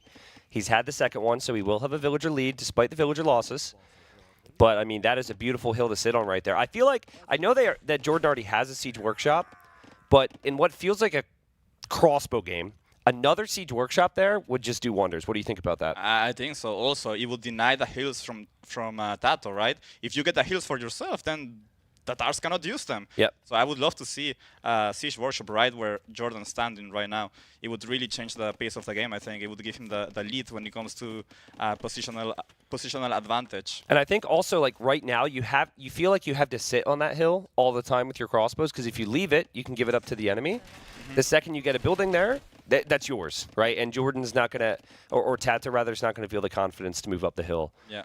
And Tato's paying so hard for these 2 forward woodlands he has, right? In a crossbow game. It's really rough, man. This is not. So much. Yeah, exactly. Like, you would have hoped this would have been like a night matchup, right? Like, you know, Franks against Berbers or something along those lines instead of crossbow war. Yeah. But Tato still has Thumb Ring, and Jordan's being extra sneaky today. There, Jordan's trying to catch Tato, actually, and he's going to find him. But there's another army from Jordan that's sneaking as well. We'll see in a second. They meet each other. Let's see how they dance. Beautiful little dance here. I like the way Jordan's doing it. That's the way I would suggest to most players at home. You just patrol in with your army, and then you just grab the forward ones and click them back and forth. The whole dodging with the whole group thing, a little too much for me, and probably a little too much for most people playing. Or just keep it simple. Patrol in, look away, and make the units. Whatever happens, happens. That's what a lot of people are doing right now, I'm sure. Nice find here from Tato. He denies that TC. And this is the sneaky army we mentioned from Jordan. This is going to get, I think we're going to see like 1 or 2 huge mangonel shots here, because they're getting to that point where it's like 2 or 3 groups, and they've got exposed areas of their eco. And it's super hard to pay attention to everything here. Like, you're trying to do economy, micro 3 groups of army, and then the mangonels are going to come in. The hill, and with like Tatars with a hill, 1 mangonel shot, that's a whole group of crossbows dead. All right, well, if it happens, who's the one doing the screaming? Is that me? That's you, because my throat, my throat won't allow me to do so. Okay, got it. Just need to make sure, you know, establish the caster dynamic before we get there. It depends, though. If it's good enough, I'll scream as well. Okay, all right. So it has to be like 20 dead crossbows, yeah. Well, I'm looking at the resources right now from Jordan. He's been on stone for a bit, and he just tried to move out. Now, we talked about how bad Tato's map is for crossbow war, but Jordan's 2nd and 3rd gold forward, so he might want a castle to protect those, or even a castle here as Jordan dances his way up the hill. He's got a massive army advantage here, and Tato, I don't think the Scorpions are going to be enough to help him here. Jordan pushing up the hill perfectly as well. Good micro with the guys in the front as Tato starts to switch into elite skirmishers. As we said, Tato doesn't get Arbalest, so he feels like he needs to start a switch into skirmishers, and that might feel a bit awkward because your economy has been set up for Arbalest or for Expo this whole time, right? And Jordan gets a huge castle on that hill. Honestly, that's a game-deciding castle.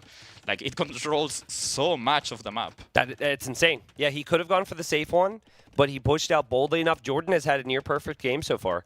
His eco's been clean. Remember, he had the tower. He was a minute later to Castle Age, and I feel like so many people who are late to Ballistics, late to the next stage, die in a crossbow war because you're just kind of doing the same thing. Like, Tato had the advantage even with Thumb Ring and all these hills.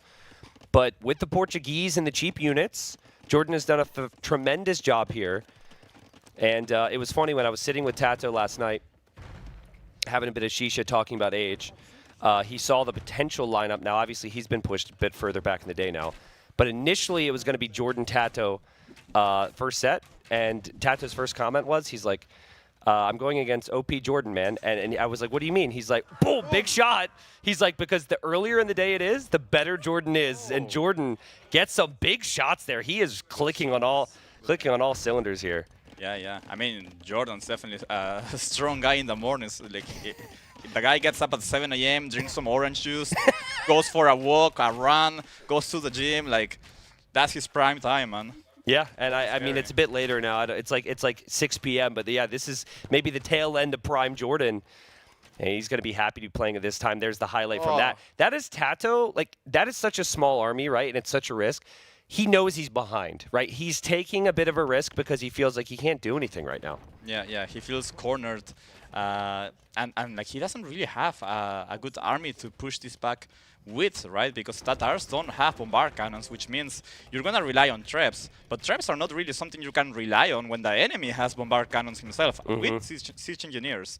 Tatars do get an upgrade to have extra range on traps, but I don't think that would be quite enough to push this back. So. Oh, there's something making matters worse there for Tato. Woo.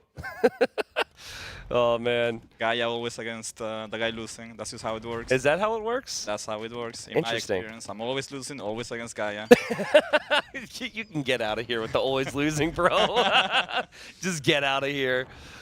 Oh, man. Well, I mean, organs obviously help a lot against skirms and crossbows. And I'm just not seeing how Tato can turn this around right now. He's got to find damage somewhere. Yeah. He's going to be later to Imp. The thing is, what he needs to do is to start expanding backwards. So he has a slight villager lead, which is not that bad. It's good. But he's going to have a hard time holding the early Imp by Jordan. But if he manages to do so by using the skirmishers and then switches into Hussar early enough, I think he can abuse the sides. Because remember, Jordan's focusing on the middle, which means that sides are opened up for damage. So Tato just needs to stabilize, make the game messy while developing economy. And then eventually, if he gets to the Tatar late game, he definitely has a better Sif there, right? But for now, it's all Jordan. Yeah, and Jordan is... He's got to avoid being too distracted by some of these armies from Tato. But Tato's doing a good job here. He killed Villager on the right, which we saw a glimpse of. There, I know he loses to Mangonel, but he's pressuring. Here, he's sneaking an army. If Jordan comes backwards, if Jordan reacts too heavily, then maybe it buys Tato a little bit more time. And we see the stone mining upgrade now. I really am curious on where Tato's going to build his castle. This is actually, I know it seems bad heart, but I actually think it's good for a player when they see their opponent hits Imp before they place the castle, right? Because too many people are going to misjudge the situation.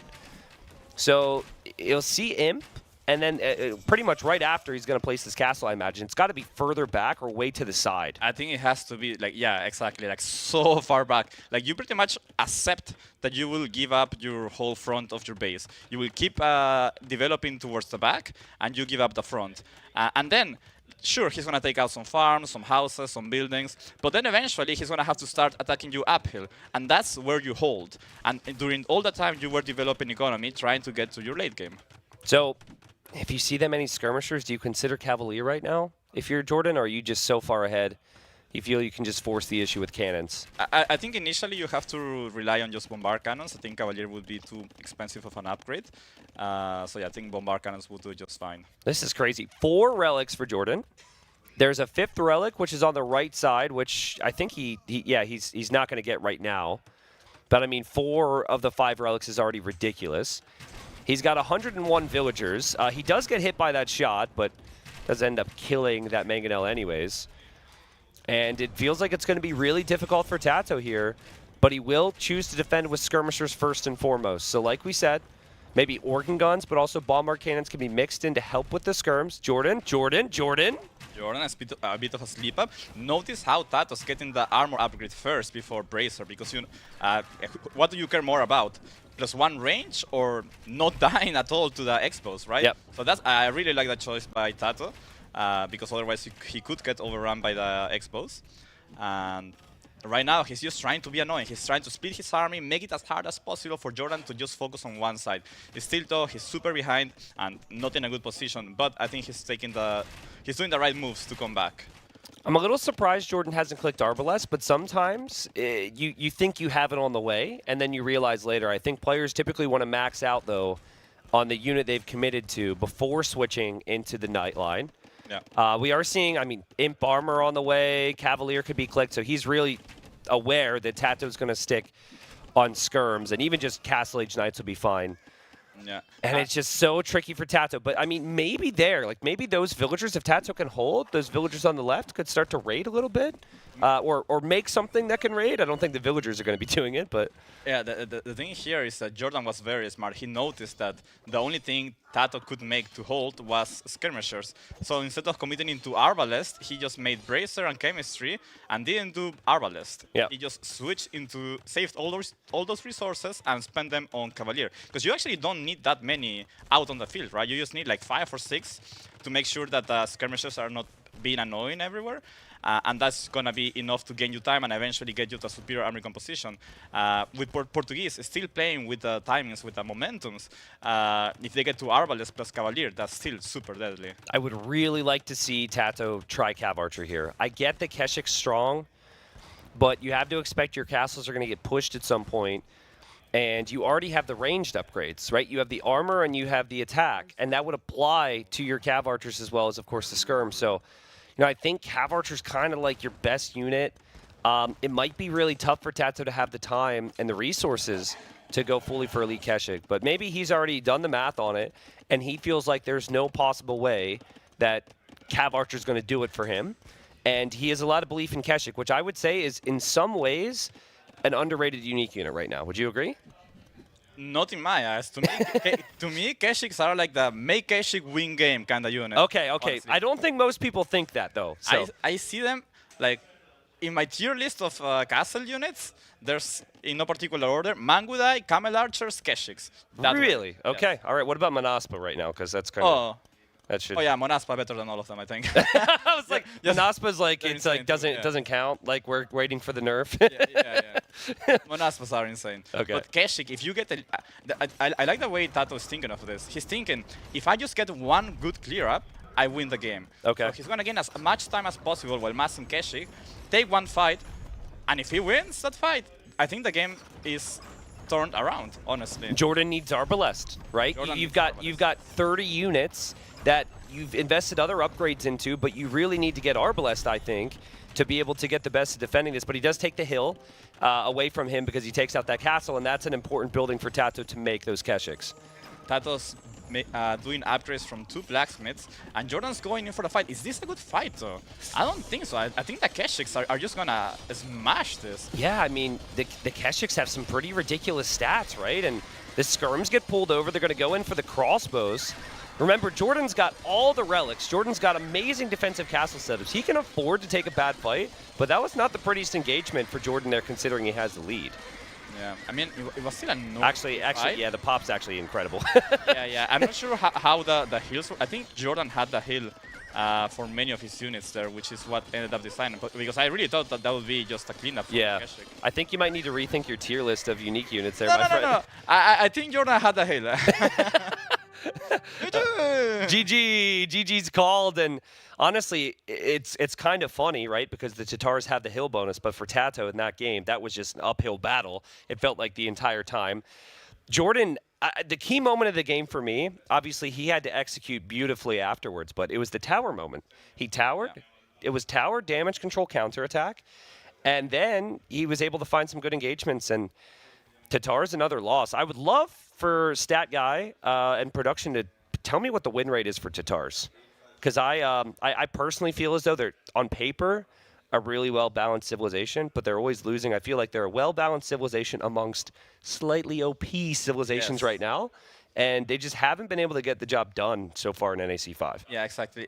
There are some civs that right now, they just have so many strong individual bonuses that they pull you ahead by default, right? Tatars don't really have that. They just have, like, sheep at the beginning that is not really like anything to talk about, and then they get Tumbling, but that's also like not something that will win you a game on its own.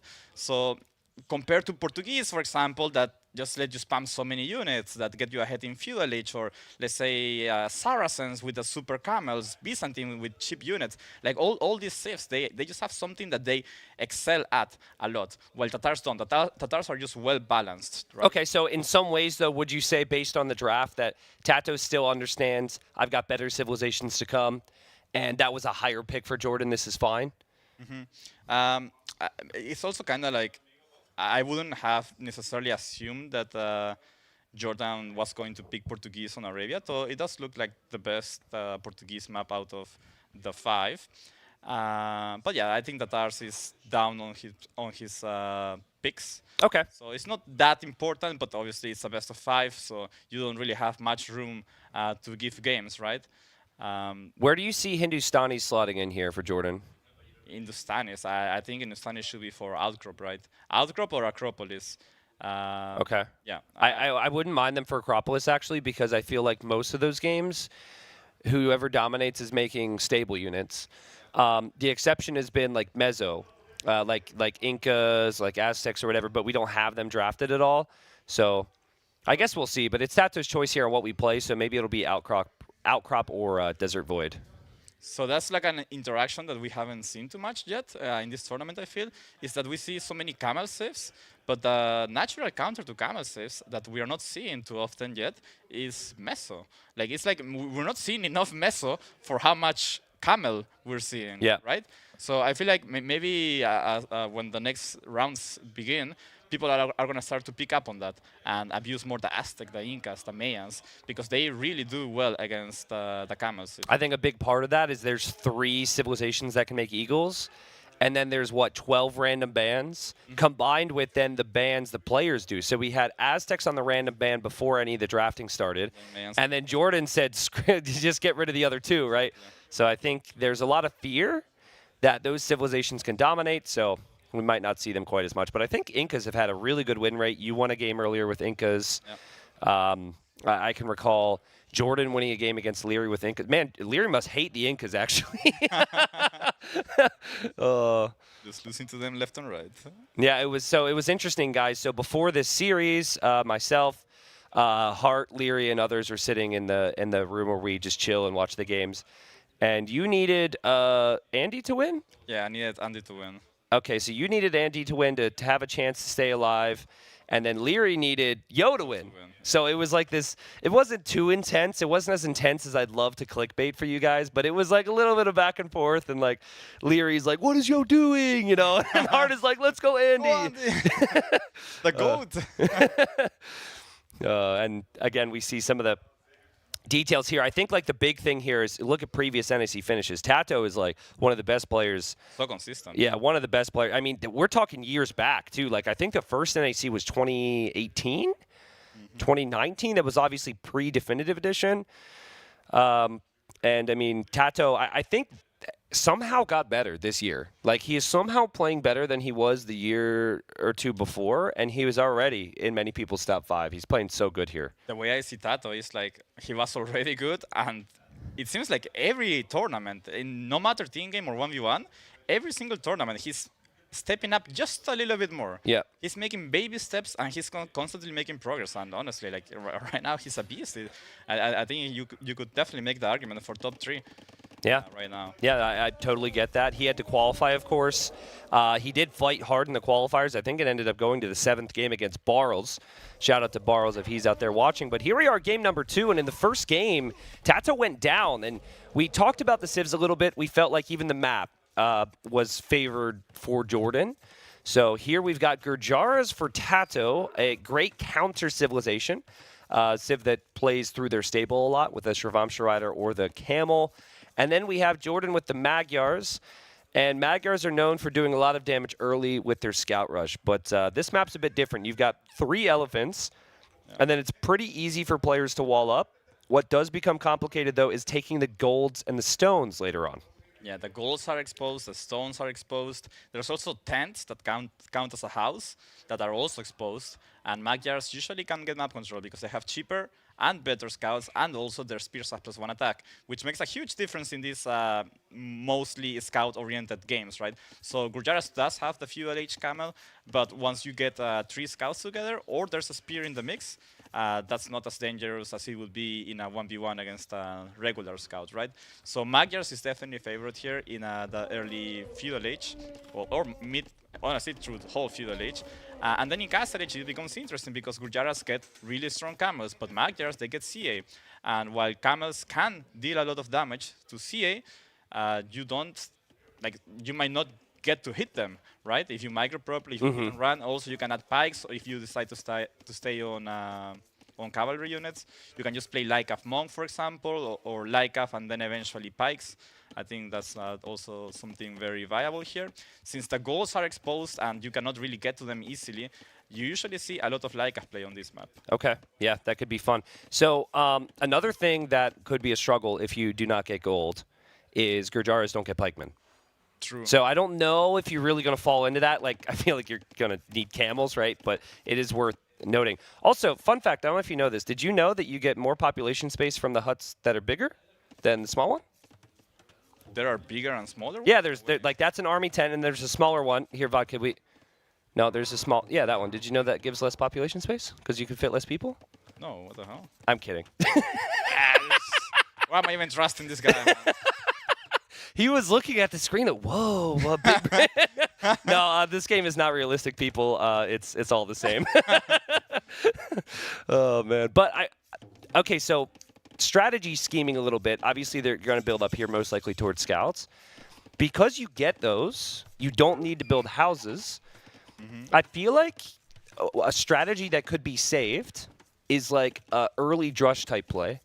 Like where you take straggler trees for a little bit with like Persians, Lithuanians maybe, right? Because you don't need the houses at all.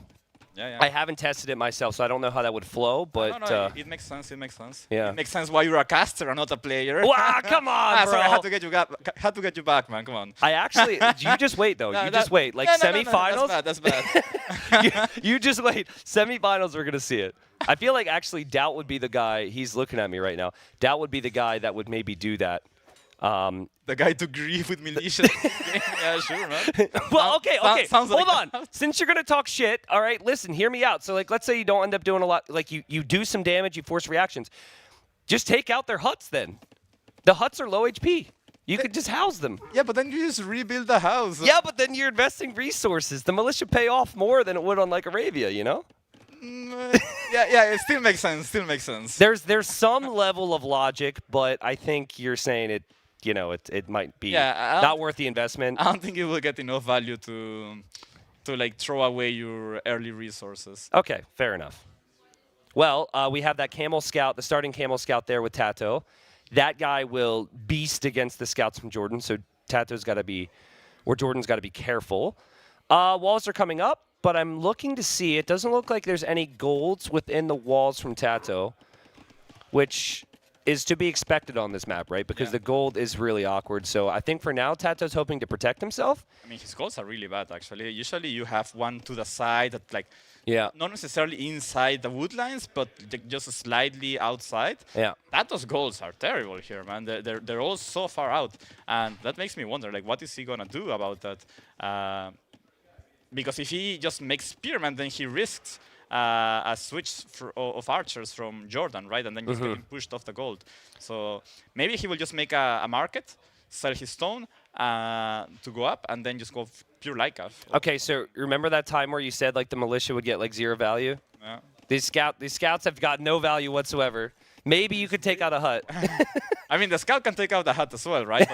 But the scouts get upgraded to like... Hey, here we go, baby. I'm telling you. It's actually good. The militia will be dead by now. That's true. That's a fair point. And the scouts have a lot more utility. But Tato actually, as they're both attacking each other's huts... You do it to me, I do it to you. I mean, both players are actually about to get housed at 40, which is kind of interesting. And look at Jordan. This is something that Tato did the other day. He's bringing a villager forward. And he sees how bad those golds are, and he wants to take advantage of it while walling in that gold.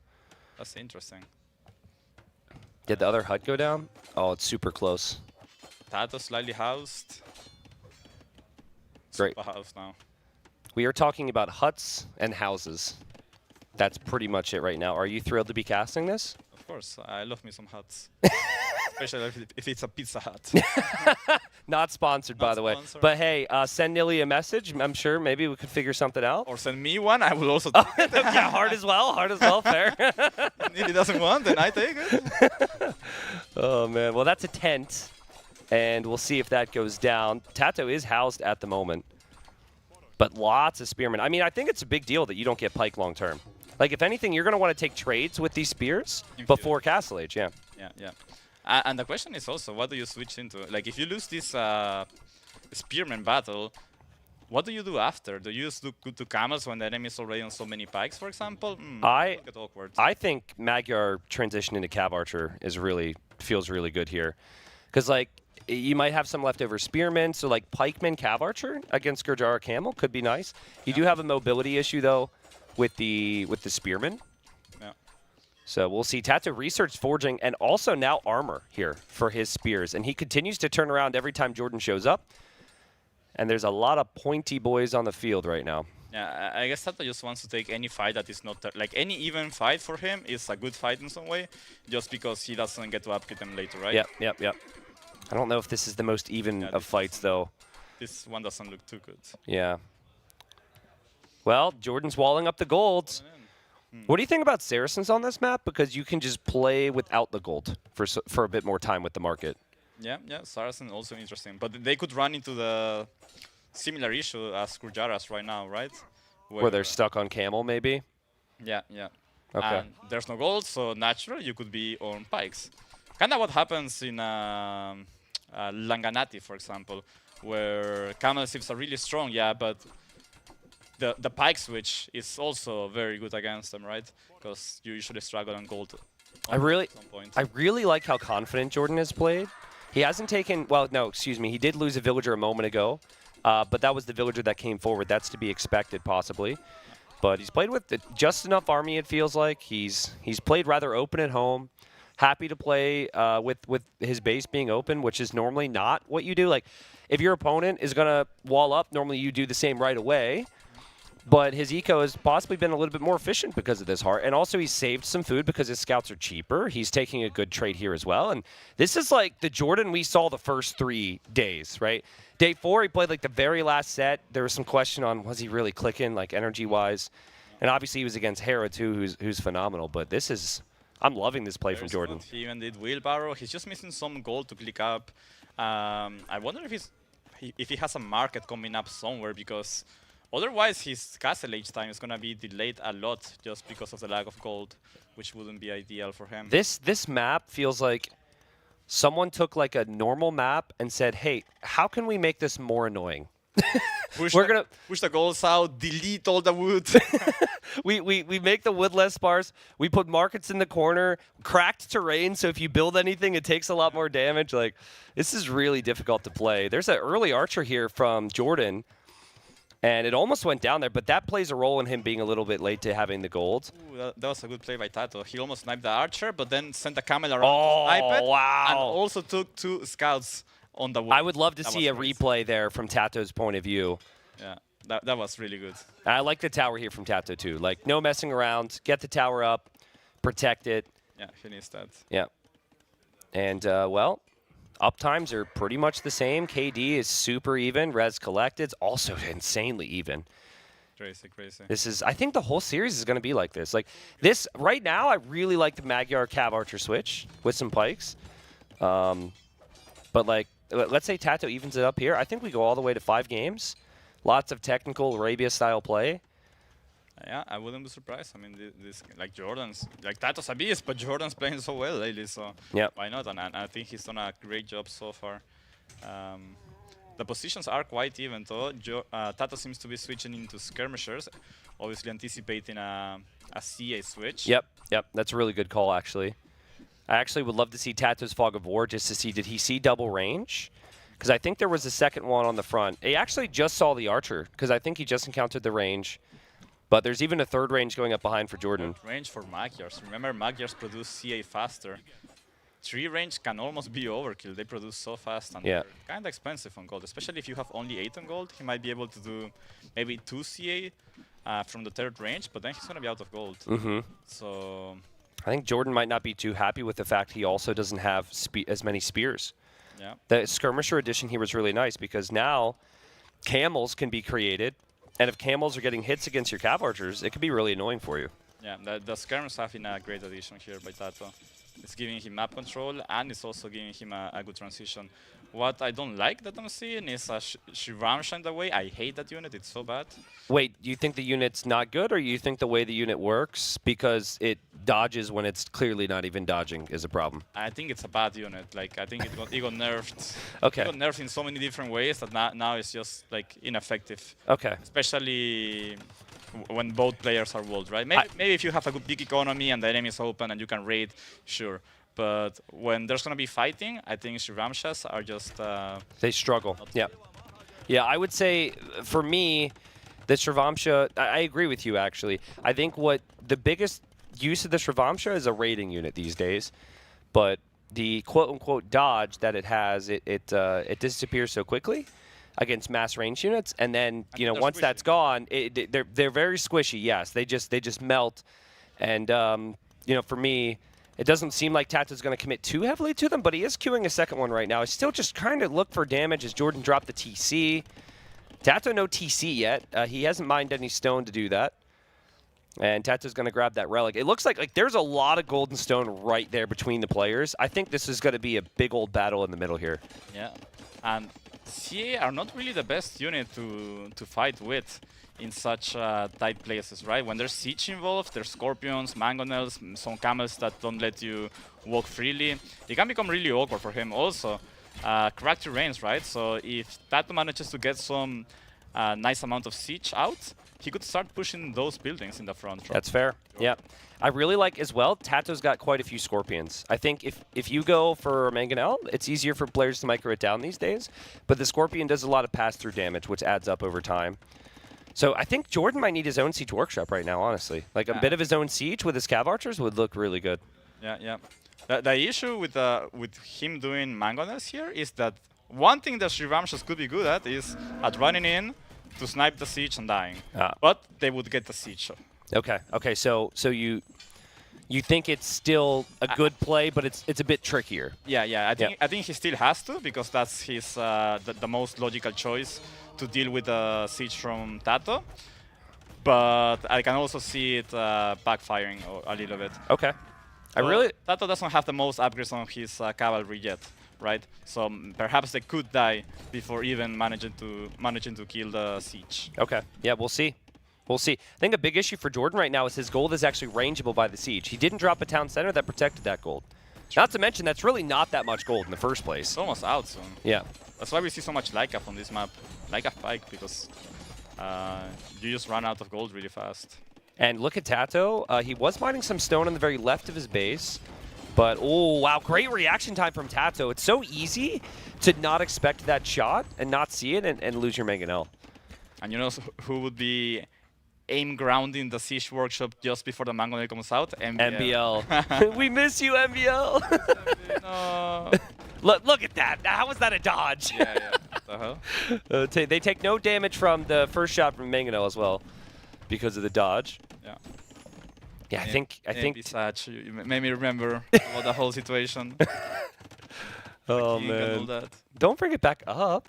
The king. Now people are gonna look for the clip if they didn't see it. What are you doing? Bro? Don't look, chat. If you haven't seen the king clip, don't look at it. Yes, because people in Twitch chat definitely listen to the streamer when the streamer says don't do this. Yeah. Guys, definitely do not subscribe to Nilly's channel to support NAC 5 right now. Okay, yeah, that'd be a horrible decision. Horrible decision to support the efforts. We really Nilly doesn't want or deserve the support. Just don't do it. Beautiful snipe there from the Mangonel. Or of the Mangonel, and you said the Shravamsh is really good at that, and Jordan has limited gold, so he can't actually make another Mangonel easily right now. Yeah, yeah. The gold is really lacking. I feel like it's just really hard to be in Jordan's position, right? I mean, he just needs to. If he takes out one mango, then he's fine. Like, I swear the Srirachas are still fake. They're only good at killing the siege. But at everything else, they're fake. They're a fake unit. They're a fake unit. They're not real. It's a conspiracy. It's all in your opponent's head. Yeah. Well, I mean, if Pikeman's there, if you have Pikeman that can take care of the Shrivamsha, the Cav Archer mass is still decent. So I like what Tato's doing. He's going to poke and prod that area. He's been annoying, right? Hitting everywhere, trying to get Jordan to react, not letting him move out. Jordan down to only 1 on gold, so... Yeah, so, you know, the other thing about the Shrivamshas, they don't cost a lot of gold. I think it's like 70 food, 30 gold? I could be way off on that. Probably like 40 gold. I think they got nerfed. Okay, yeah. Well, either way, that is less gold than some of the other units that you could make. So that Tato's only had 6 on gold this whole time, and just 1 relic. So yeah, I mean, at this point, I think Jordan needs to make a move for a town center or another gold to the left. Take a risk, maybe. Just move out. Yeah, because this town center's not looking hot, and I don't think he can take this fight. I mean, maybe. Let's see, I guess. It does depend on the conversions. There's not much beyond the Scorpions and the Mangonel here for Tato. He does convert 2 pikes. And Jordan looking to take the fight. This is the biggest fight of the game. Big build-up. If you win this series, you go directly to the semifinals. This is massive for both players who know each other so well. And the fake unit, the Shrivamsha, is in combination with the Siege, but the Siege has done more than anything right now. And the pikes are faker. Look at them. They did nothing. They just died. Still Shrivamsha's out there. Jordan still trying to dodge shots, but he's losing HP, and it looks like Tato's going to hold his position here. Look at that army as well. There's like 8 different types of units for Tato. Tato's an AI, bro. AI army. And Jordan, oh, he's going to make a move for the gold, but Tato's thinking he has to do that soon, and Tato with control is going to find a raid that could end Jordan here. That Kappa 1, 2, 3. Okay, never mind. Just passing No, people. we're teammates. Just passing. Yeah. A little bit of respect there amongst friends. I think the Cav Archers and the Pikes should be able to clear this up, though. Yeah. Still good raid from Tato. He just got the final attack upgrade, and he's going to kill more villagers than I expected, because it's still hard to judge this unit. And it delays the TC, and now that's another target for Tato to think about. That's another gold that isn't even really protected by the TC there, Hart. It's like, it's still rangeable. Yeah. How many vills died there? Like, I swear, that unit is fake. 8. And also, the most annoying thing is 1 unit got through, and that unit is going to kill like 5 villagers before Jordan's able to deal with it. It's so fast, man. It's so speedy. Oh, man. I remember when they were broken, the most annoying unit in the game. Yep. I kind of hate how bad they are now, but I'm glad that they're. You're glad that they're. I mean, they've done a pretty good job so far. So far, they've done quite a decent job. Yep. I thought Cav Archers would dominate here, and good Mangonel micro from both. Let's see though, another good shot. That's Jordan's time though. Jordan with a better army now, and Jordan might push this back. Suddenly, the fakeness is coming in real, and Tato has like no units because, like. What do you do here, right? I mean, he's raiding, I guess. Jordan needs to house wall that. If those Shrivamshas get through, if they get through! Come on, woman! Oh, that's so annoying, man. Good luck dealing with that. I guess the other one eventually died. But yeah, what a game. It's 105 pop versus 108. I think both players have been building up towards a castle as well. Tato's going to shift, I think, to Elite Skirm there. Yeah, the Elite Skirm click makes a lot of sense. Clearly, he feels as though he needs something more against this Pikeman and Cav Archer play. Yeah. I was kind of surprised that he didn't do skirmishers right off the bat. I think it's like opening Elite Skirmisher in Castle Age and just a few Camel would have forced Jordan off the gold or into Siege and stuff like that. Oh man, okay, fake units are going in for the engagement. The fake units are doing a pretty good job. Yeah. And most of the Cav Archers disappear and the Siege disappears. Yeah, very good fight there for Tato. Don't give the credit to the fake unit. That was the 4 Camels that were in. Well, they're the shields. Like, they soak the damage, and then the camels, so that there's some, there's something there, right? The mix. Yeah. It's the mix. But the bigger issue to me is Jordan has 27 pikes, and the pikes couldn't get anywhere close there. Like, Jordan, I think, was trying to gather himself there, and he must have had so many different units spread throughout his base because of those raids. Yeah. That was definitely a fight that Jordan, if he loses this game, will look back to as possibly the game changer. Do Magyars get Squires? I'm going to guess yes, because most civs get Squires, but it actually, ooh. Why are you making me look like an idiot? I do that. I look like an idiot enough. I'm just proving it to the chat. I actually, I'm gonna. Maybe they don't. Big moment in our game. We're gonna have a castle from Tato. Also, since the Gurjara stable units do additional bonus damage, the mounted units do additional bonus damage. That also applies to the elephants here. And this So they wreck TCs, dude. Character rain, bonus damage, Elephantoram, like it's crazy. It's all coming together, man. Yeah, but still, there's a lot of pikemen. There's a lot of cav archers. Tato, if he doesn't take out this TC, he might not be happy with how this goes because I think Jordan's fight is pretty solid here. This is a great fight for Jordan. Like, he's losing some villagers, which I think is the part that hurts the most. Yeah, true. He's cleaning up. Well, then again, he's losing more than some. That fight is actually not so good. The elephant's still working. And Jordan lost 10 villagers. He lost all the villagers that were under the TC, and the TC goes down. Yeah, so the score comes closer, but the villager count plummeted for Jordan. Oh, God. Oh, God. But there's no army now. But now Tato's making a Sebastian castle. And we see it happening all over again. I mean, if Jordan manages to get back the villagers here, then he's in a fine spot because now he just has a better army composition. Yeah, and Jordan realizes that Tato's going to go primarily skirmisher, which will work against his units. So he's going to switch into some knights. He's getting the light cav upgrade to spam that. And again, I'll say, what a close game. A doubt castle, as many people call it, but Sebastian will throw in there as well because of his... we have to mix it in. His qualifier castle. Great job from Tato there to still raid. He's killed 27 villagers, but he has to finish this castle. So much of his eco is idle right there. Yeah. I mean, this is still a huge loss for Tato. But he has the skirmishers out now. That should be enough to repel. And, well, I mean, he's doing a great job with Shiramshas, to be honest. Like, look at that. He's raiding different sides. He's staying really active. That's crazy management. Yeah, this is Tato's point of view. He's playing as blue on his screen, but let's just look at his micro. He's microing there. He's microing there. He's microing there as well. And then he's still creating villagers out of all of his TCs right now. What and a gamer. Thinking about that next castle. And that's where the next castle is going to be. You can see he has the Doubt Castle mod on as well, actually. So that's probably why his castle failed before. We'll see if it goes up this time. But there's a TC there now, so Tato can't complete that. If Tato doesn't realize, he could lose quite a few villagers there, and there he goes. He's going to back the castle up. He's going to be happy with that anyway because he denies the gold. Does Jordan? I think Jordan still has one gold to the right? Yeah. So that's like enough to get you to imp, maybe, but not really enough to win you the game. So Jordan's definitely feeling the pressure here. That castle going up is going to be deadly. He probably needs to change his approach now. I think he needs to start attacking somehow. Yeah, I think he needs to raid right now. Like the light cav edition was there for the skirms, but you could, in theory, just defend with some siege and pike and then send the light cav forward. Tato has 122 villagers. He's got a 30 villager lead, and he's collected so much more in the way of resources. Not necessarily gold. I'm guessing that would be pretty close, but he's got control of Jordan's gold now, and that army mass of skirms specifically is just huge. Yeah, and it looks like everything's coming together for Tato now. Taking huge control of the map. He's finally on the perfect units he needs. Okay, I would love to see some energy here from Jordan we rarely see from him. He's not a big forward castle guy, especially when there's a castle at his base. Like, that's not a feeling that I think he's used to.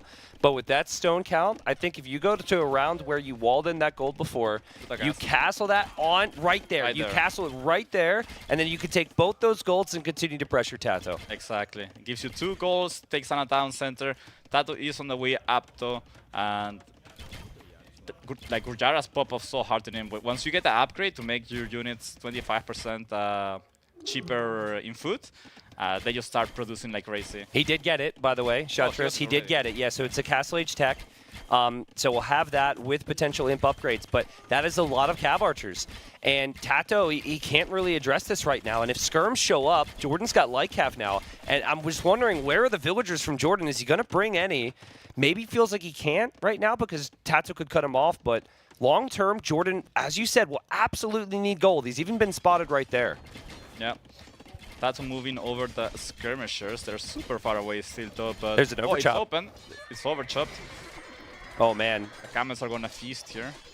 No ballistics for Tato. He's missing a lot of shots. That could be a big deal. Jordan has ballistics. Jordan is getting thumb ring. Jordan is into the eco. Villagers are dropping here for Tato. Tato's now lost 20 villagers. resources are still looking good for Tato, but he needs to find an answer to this right now. Yeah, he needs his army back home. I think he's struggling to get his units across. Or maybe even underestimate. No, okay, he's sending everything back right now. I mean, he knows, right? He's all the way to him. He has control of the map, so he probably assumes that Jordan cannot be up. So he just needs to deal with this, and then he's fine. But skirmishers are once again going the wrong way. Well, I think he's torn because like he doesn't want his skirms to be too exposed right now because they could be caught out against the light cav. Yeah. But I mean, that's not a good sign for Tato to have those villagers there. And there Tato sees the light cav will bring his camels in front. 180 pop though for Tato, who's found Jordan there. He tracks Jordan nicely. It feels like Tato's gonna have more golden come, and now he's in the Imperial Age. Jordan still hasn't clicked, so Jordan needs a big fight soon. Yeah, I could see Jordan calling the GG soon. He's gonna feel overwhelmed here. Oh man, especially after losing so many cav archers like that. Yeah. Like this is an army composition you can no longer deal with that, I think. You need to be on 3 units, right? CA, Pikes, Hussar, or Lycav. That's a bit too much. I mean, technically you could just be on, like, screw the CA and go full Pike and Pike Pike Lycav, yeah. Yeah, I agree with that, but the fact you're down in age kind of hurts. Yeah. And then your opponent is spending less food to create their units. So, and all of the units that Tato is producing cost food here. But Tato no bracer yet, no chemistry, so the skirms are still castle age. Still seems like it's good enough. And Tato getting ballistics, which he's been missing for a long time here. Still a 20 population lead. Tato hoping to tie up the series. Jordan's still fighting on here, Hart. Yeah, I like that. The fighter spirit, man. I love to see that from Jordan. Yeah, if my pop's not going down below like 130, I'm probably still playing on an age down. That's fair, that's fair. And I mean, he still believes, right? Like, if he somehow manages to hold for another 4 minutes, get to Imp, and upgrade these guys to fully upgraded Magyar CA, they're the Giga Chat unit of the And look at the expansion from Jordan as well. He's expanding to the south, right? So he's found a lot of different areas, and if he can stay on that for long enough, while also raiding, he's absolutely got a chance here. Yeah. I mean, he's doing everything he possibly can to stay in this game. I love it. Yeah, problem here is Tato's going to drop another castle. And Tato's still so far from really being in a strong imp position, upgrade-wise, right? So it's going to get worse for Jordan. That's a good fight for Jordan, actually, because he's fighting against full Pike. But the castle will go up for Tato, who's now getting bracer. Still a really bad fight for Tato's camels. But I think it says something if you can take a fight like that and you're still winning the game. Yeah. I think this is the point where you realize you've lost too much map control. And it's not going to get any better. Like, he will need to cancel everything in production to try to go up, to ever have a chance of coming back. That's some multitasking there from Jordan. RNG, man, RNG. No way he noticed. No, you don't think so? Okay. Oh, man. Never give credit to the players. It's always luck. Did you happen to catch the moment where Hera unpacked his trebs because there was a treb shot coming in towards his trebs, and I was like, that was 100% just him clicking on a building. And Dave was like, no, he tried it. Did you catch that at all? Yeah, I did. Okay. So I was thinking about that a little bit more. Hera was walking right by us during a break when Dave and I were arguing about it. You think Hera was being truthful there, or you think he tried it? I'm not sure. I had done something similar to that years ago. Okay. And it was such a highlight for me because I still remember. It was a random ass game.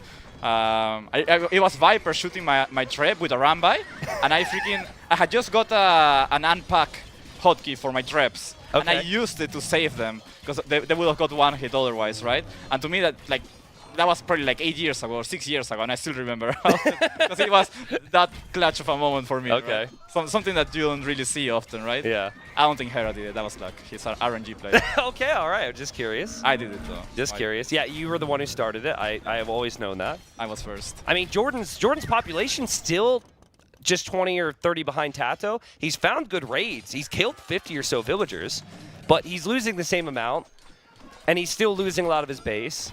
And he's still not up to Imp, and it just feels like Tato's upgrades are just getting stronger and stronger here. Yeah. Slowly, Tato starting to... I mean, Heavy Camel is going to be the difference maker. Heavy Camel with not even, doesn't even have to come in. Jordan calls a GG. Great game, though. That was a really nice attempt. I mean, Gurjaras kind of match up well against Magyars, but at the same time, Magyars have really good timings in Feudal Age and such. The CA are scary. But I think both played really well, honestly. Yeah, it was a good game. I think it was a tricky map for Magyars to play. Well, Tato's map was also bad. All his goals were forward. Yep. But the way he played it made it so that Jordan was in a more awkward spot. All right, so score is 1-1. So now it's time to ask you a really important question. Yeah. When you're playing a game, you finish the game, do you immediately grab your water bottle or whatever beverage and drink it? Or do you just like kind of do it whenever?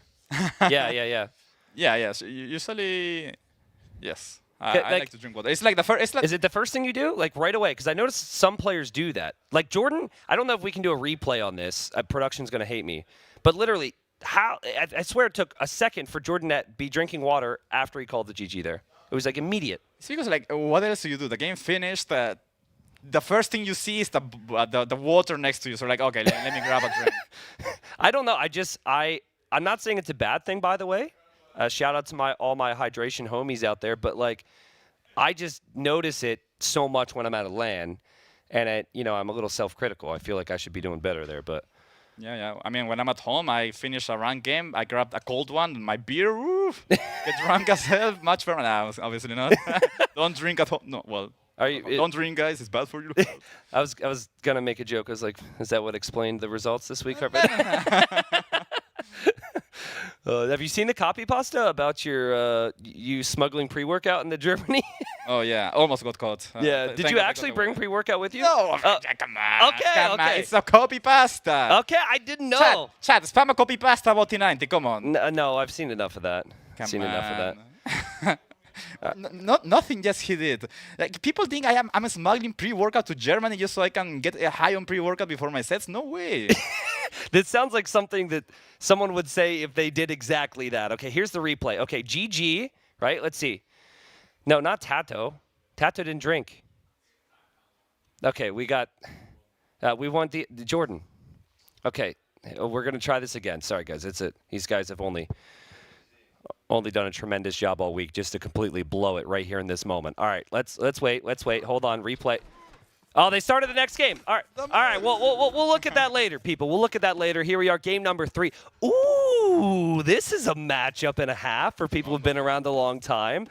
We've got Byzantines for Tato in the red, and we've got the Mongols for Jordan in the blue. So Mongols normally have that early edge because of the hunt bonus, but if the Byzantines survive, Hart, they normally do a pretty good job.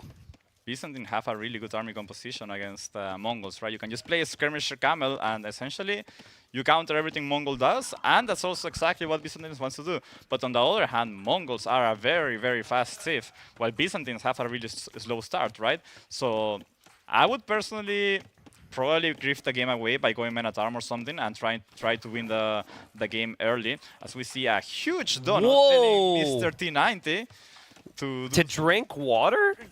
I'll come with you, man. Yeah, let's take a sip of our waters for that. Holy crap. Crazy dono. Cheers to that guy. Yeah, I have just been paid to hydrate. Well, actually, no, that goes towards the players. But you've been paid. Let me take another one. Even 9th and 10th place gets some of that. So there you go. I'm hydrating for nothing over here. Like hydrating for my health. What is that? $8 for me. We take those. Well, back to the matchup. You're saying, like, when you're Mongols, you're under some level of pressure to break the Byzantines, right? So you think, like, man-at-arms is an option solely because of the fear of the cheap Byzantine units? I think it's a combination, right? It's one of Mongols' strengths, and it's a Byzantine weakness. They don't have bonuses early on compared to all the... Like, Mongols is probably the Civ that gets the most amount of resources early game, right? And Byzantines literally get nothing. Look at the res collected right now. Like, wow. It's insane. It's double for Jordan. Now, of course, it's when the players drop off resources too, so that's kind of tricky. Yeah. But anyways, I don't trust Nili. Nili is next to me, just took the cap off my water bottle and is standing next to me. He says, drink water. Okay. So you needed proof? I thought he was going to pour it on me. I thought he was putting I'm kind of warm. If he was going to... If I start falling asleep, you know what happened. But if I'm left alone, chat, or casting alone, you know what happened, man. I really, like, honestly, I'm pretty warm up here. I don't know about you. I might just douse myself in this for that dono, but... Yeah. All right, so let's look at the scouting here from Jordan. If we could see... Actually, he's just still at home. Yeah. You freaking deer pushers, man. He's just pushing deer. Looks like Jordan's just gonna open standard, open probably scouts, it seems so. And then let's see what he does, because I think if you just play normal, if you don't play aggressive or anything, as we see Tato finding 2 sheep from Jordan and taking them, bro, that's your teammate. Oh no, it's not. It's not your teammate. Take them. See, yeah, Jordan like. Oh, yeah. Back. Oh, and he's gonna find the scout. That's huge for Jordan. He's about to hit Fuel Edge. I'm gonna kill the scout. Kill his former teammate scout. Yep. True. Yeah, here we go. Screw that guy. Come here. Yeah, this is such a frustrating feeling if you're Tato. Tato is running around the pigs. He is using the pigs. Oh, he should use them to block. To separate himself from the enemy. What is this from Tato? That saved the scout, honestly. He could have done it better as well. He could have used move the sheep to block a bit more, right? It's a pig. Is it a pig? It's a pig. A pig, sheep, a deer, ibex, like they're all the same, man. Or rhinos. Actually, an elephants. ibex and no, they're all very different. The ones you just described. And oh my God, no way! And Jordan's reaction there. That is a reaction from Jordan that knows that he got caught out, and that should not have happened. Yeah. And that's really bad. Losing your first scout is terrible for the Mongol player. I mean, that's essentially your advantage, right? Like you're playing around having momentum, and to lose your first scout like that is massive. Usually, when you get 3 scouts together, that's usually the number you need to start picking off units. But in this case, you lose one of them. Now you're behind like 40 seconds to get into that number. Now, in the south, Jordan is on hunt. He's dropped a mill there, or there's just random blue dots there for no reason. I'm assuming that that's the case. Yeah, that's big. And actually, if you really want to, it's all over the edge of the map here. So true. If you're willing to take that risk. Yeah, like risk against skirms and spears doesn't feel that great. So I would say at least transitioning to another area of hunt would make sense. But that is just, my... I'm not taking the risk. I'm telling everyone else to take the risk. You will be farming. But yeah, I mean, it's worth pointing out that Jordan still has the res collected. There is a...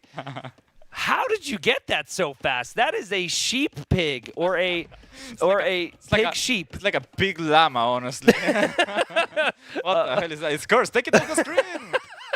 Jeez, man. Ooh, what man. the hell was that? Yeah. This is like kind of our jobs here, Hart. We just got paid to talk about a sheep pig. Crazy. I mean, honestly, when you're up against spears and skirms who don't have much mobility, why not take the risk? Because I don't think there's much risk in taking the hunt on the outside, right? That's what I was thinking, yeah. But watch this. Tato's going to know that that's out there, and he's going to find these 4 villagers. This actually isn't too bad for Jordan, though, because he wasn't too far away. He can just fight back. Yeah. This might actually be good. I mean, he's taking HP off, and now he can engage against all of that. Yeah, shout out to those villagers there. Yeah. Especially with one skirm getting a couple hits there, and Jordan's still going to move out to the hunt.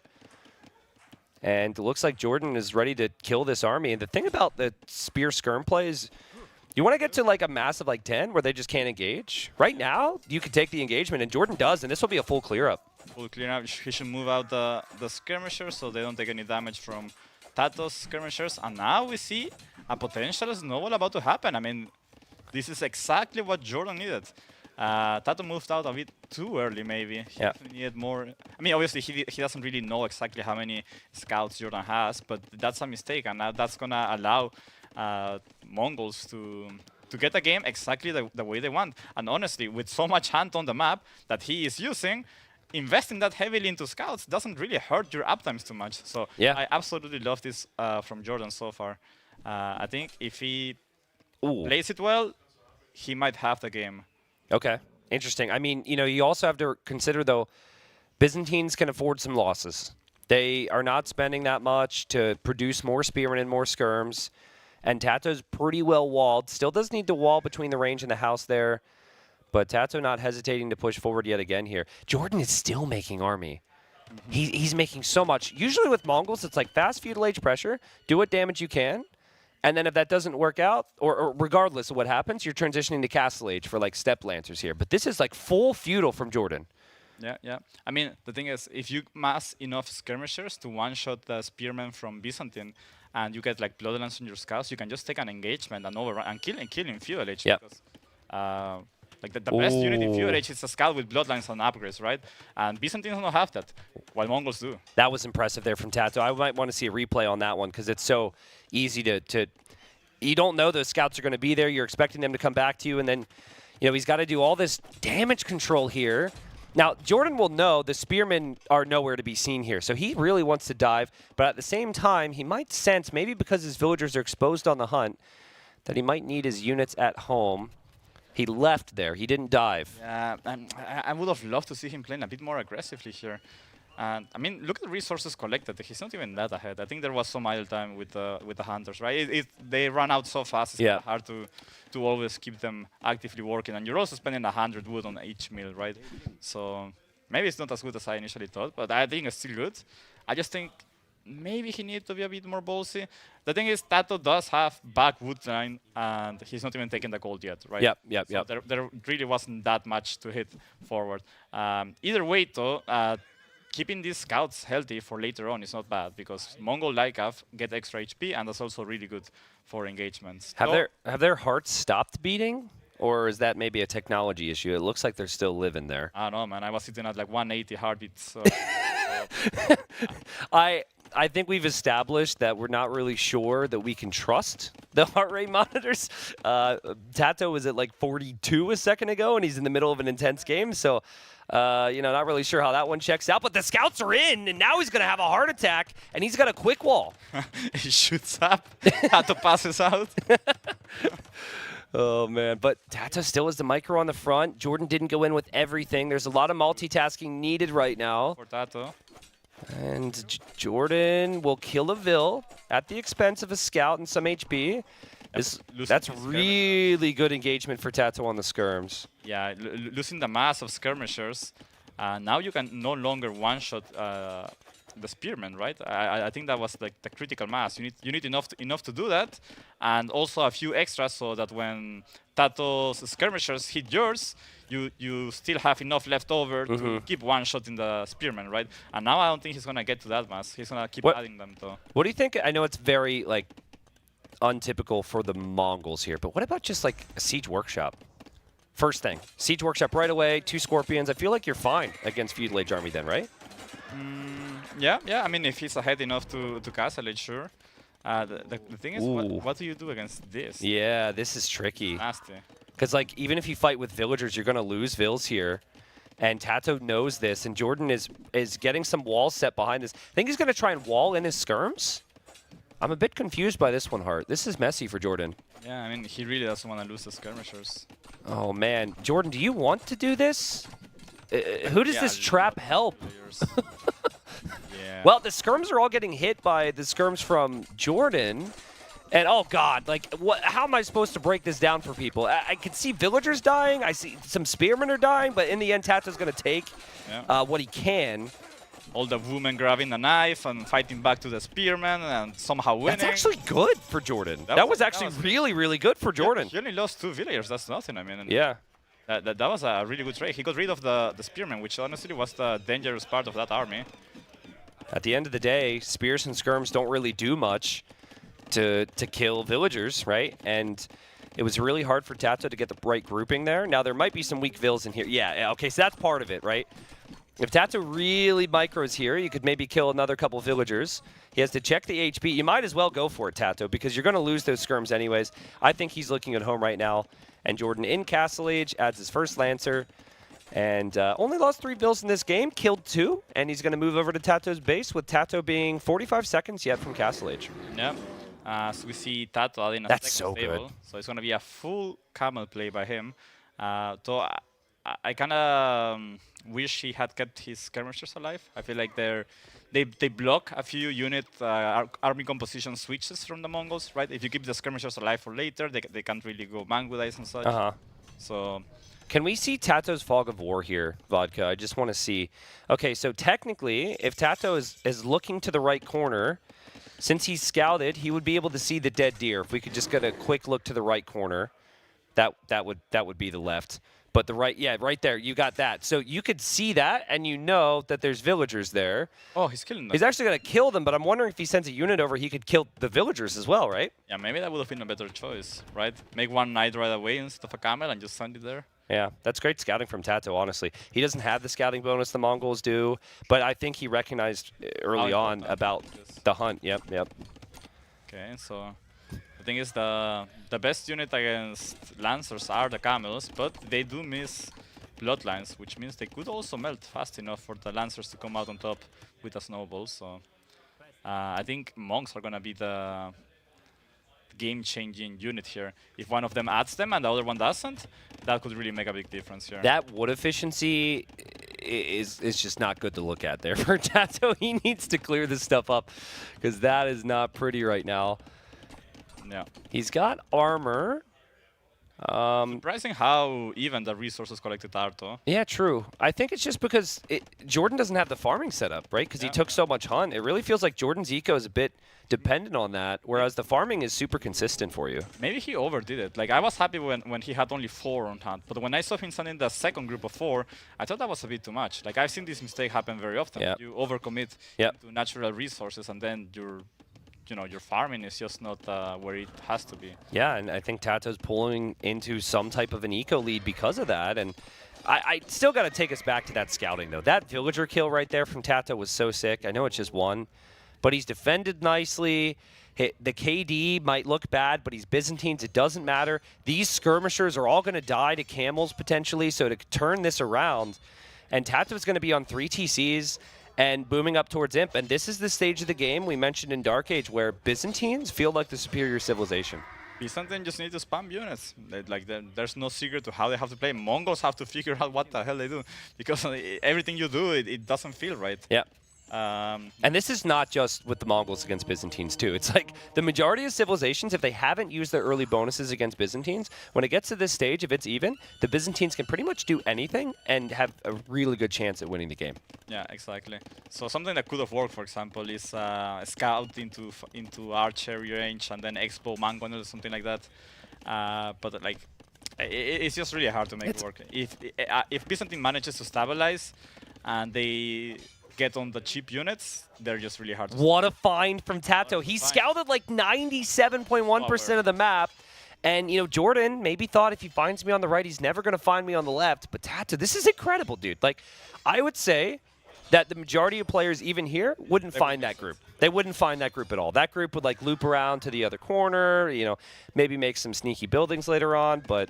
The funny thing is, I think sick. Tato would not have noticed to begin with if he never saw the second group of hunters moving out to the left. Ah, right? yeah. I think he was like, oh, he's trying to use the hunt on the map. Okay. I need to watch out for that. I also would say that, you know, Doubt has done the hunt a lot to the extremes. I think it's a discussion that's probably been had. These are, I know Jordan just left GL, but former teammates discussing, who have probably discussed how to utilize Mongols to the best of their ability.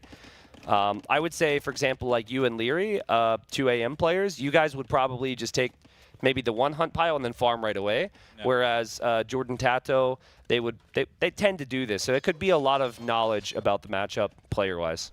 Yeah, it's something that can pay off for sure. But also, it can make your game harder just by you need to micro more units, you need to start to take care of them, and so on and so on. Usually just farming is way more consistent and safer way of approaching games, right? Especially as the game goes on when a few more resources doesn't make as much difference. Yep, makes sense. But maybe if you feel like it's a bad matchup in the mid game, maybe you take more risks because of it, and that's what Jordan was doing. And Res Collected's close, 69 villagers for both, 20 army. A very nice game here, nice conversion there from Tato. And or from Jordan. And Jordan's actually going to get 3 conversions, but he will most likely lose all 3 monks. Yeah, the monks should die. Very important to get rid of them. And I think another conversion just happened there on the front as well. Jordan really getting a lot of converts here. Fire, so he's going to be switching to Pikeman, or he's already on Pikeman. Let's see what he does with that, though. Tato's probably going to be looking to get a castle up soon, adding another stable. Another stable, that's interesting. I like this a lot, actually. Camels? Yeah, I like Scorpion, Camel with some monks just to push the middle. And I love the 4th TC. Both are doing it, but this is not a game where players really have armies where they can split up and raid like a Night War would be. This is all about the middle control. And with that gold there from Jordan, I think if you pressure that, get a good position there, you might be happy with things. Monks aren't going to be happy pretty soon, but one survives. Yeah, that's fine. I mean, I think the correct play even for Tato would have been to switch into Archie ranges. Just because that way you block everything, right? If you're already on camels, you already have enough that the enemy will not want to make cavalry.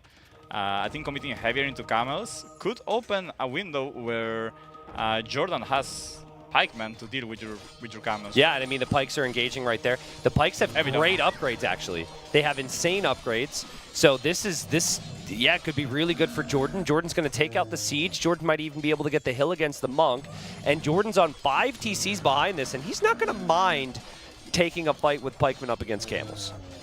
Yeah, not a bad fight at all. Still, Tato comes out on top though. He has the numbers, but still, they're pikes, so you just make more. The same way you make with the camels, right? You just camel, whatever, and Byzantine, I'll make another one, kind of thing. Yeah, Tato, for as good as his scouting was in this game, he didn't actually know his opponent even had pikeman tech before he advanced forward there. But he hit a point where he figured I just have to fight, and he's going to go for a lead skirm now, which feels very natural. Yeah. I would maybe prefer the Expo, that they're just, like, they kill the pikemen faster. But maybe he feels like he doesn't have enough gold income just yet. Also, skirmishers, Byzantine, it also makes sense. Yep. And, well, a lot of those skirmishers mixed in there for Jordan aren't upgraded yet, so in the army count, they're not really helping. And still, the numbers are solid there for Tato, who doesn't want to lose this hill. I think it's really important that Tato finds out sooner rather than later that there's a castle going up for Jordan, because Jordan might want to switch fully into Mangadai now, which could be great against the camels. Yeah. Jordan's taking just a little bit too many bad fights there with the pikeman. I think if he was a bit more patient and just waited for a bigger God. This could be denied. It's really close. Okay, well, now it's probably fine. But yeah, it's fine, it's fine. I think Tato's feeling fine. Like, he doesn't need to take any risk. He knows he's going to get the middle hills, and then it's just camel, skirmisher, traps. Also, 3 relics. 3 relics. And it's 2 relics for Jordan. Yep, so that's a big deal. I would like to see... Like, let's say, 5 years from now, right? Nili is come back and is hosting NAC. Let's hope we're at 7 or 8 at that point, right? 5 years. I would like to see, like, everybody. 1 villager, outpost, that whole side. Just outpost. Like, it doesn't hurt, right? You lose a villager at 108 villagers, it doesn't hurt you at all. But getting that vision and knowing when the golds are spread out like that is amazing. And I just think outposting is so huge, so... we'll see. Another fight here for Jordan. I guess Jordan realizes he can't get away from this fight. He's just going to die anyway, so he takes a trade. But the trades have not been the best for him the last 2 engagements. Those guys have families. Like, they're just being thrown away. Like, this is the most realistic battle ever, right? Yeah, it's like, we don't give a crap about you. Send him in to die. And even with that, the score still hasn't really shifted too much, which means, like, it just shows how good pikemen are against non-Lodjan camels, right? Yeah, the skirmisher numbers looking really good for Tato, whose the main units that are threatening him would be the pikemen, which I would guess we're not going to see much more of because Mongols don't get halb and generally struggle in that area. But then the Mangadai and a lead skirm is so cheap for the Byzantines and is so good against that. Tato is outposting the right side. We'll see how far he advances along with those outposts, but eventually we'll look at Tato's vision, and with the Byzantines, dude, you just see everything with a few outposts. Yeah, outposting, as you were saying, like, it's so important. I personally love doing it. Every time I try to, well, every time I remember, I just start outposting the sides. Yeah, I think that's something I'm actually good at, which is a weird thing, but I'm mindful about it too, because the vision is just so game-changing. Yeah, have you heard of the house post?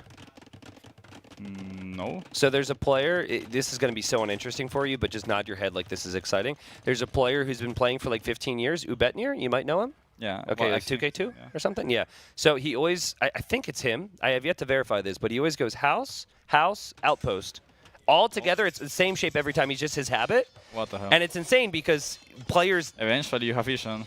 Yeah, you get a lot of vision, and then it's much harder to kill. Whereas like this, right there, that outpost is going to go down. So I don't know. It's just something to think about. So like instead of the surrounded by 2 houses. Oh, I see. Yeah, so it's like house, and then outpost in between them. Yeah. All connected, and it prevents what just happened right there, right? And then of course houses aren't that expensive at this stage of the game, so. Okay, that's interesting.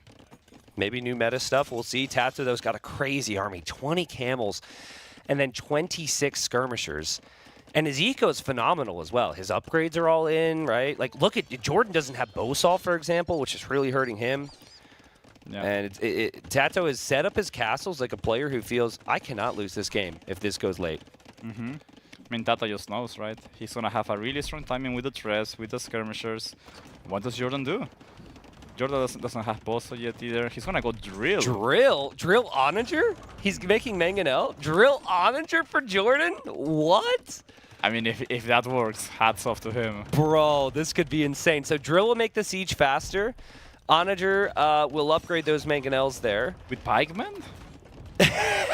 It feels like it is weird, right, in some ways. But honestly, on paper, I actually think it is maybe his best choice. You think about it, right? You try Mangonite, it will not work. You're going to lose that castle. You try Hussar, it will not work. There's camels. Try something out of the box, basically. Yeah. And like the Pikes defend the Onagers from the camels, and then the Onagers kill the skirms. It does make sense here, even though it's unique for the Mongols to try it. Yeah. Until bombard cannons come in, and then you have to micro-load. But then let's say you eventually get to siege Onager with Drill and Pikemen and Hussar.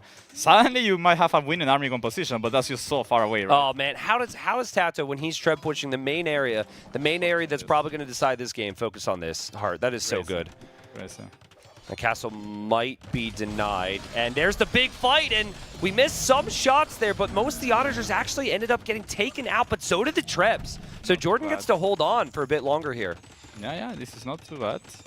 He's gaining time. Do we see any bombard cannons on the queue? No. Oh, we see Redemption on the queue for Tato, so that's going to be his answer to...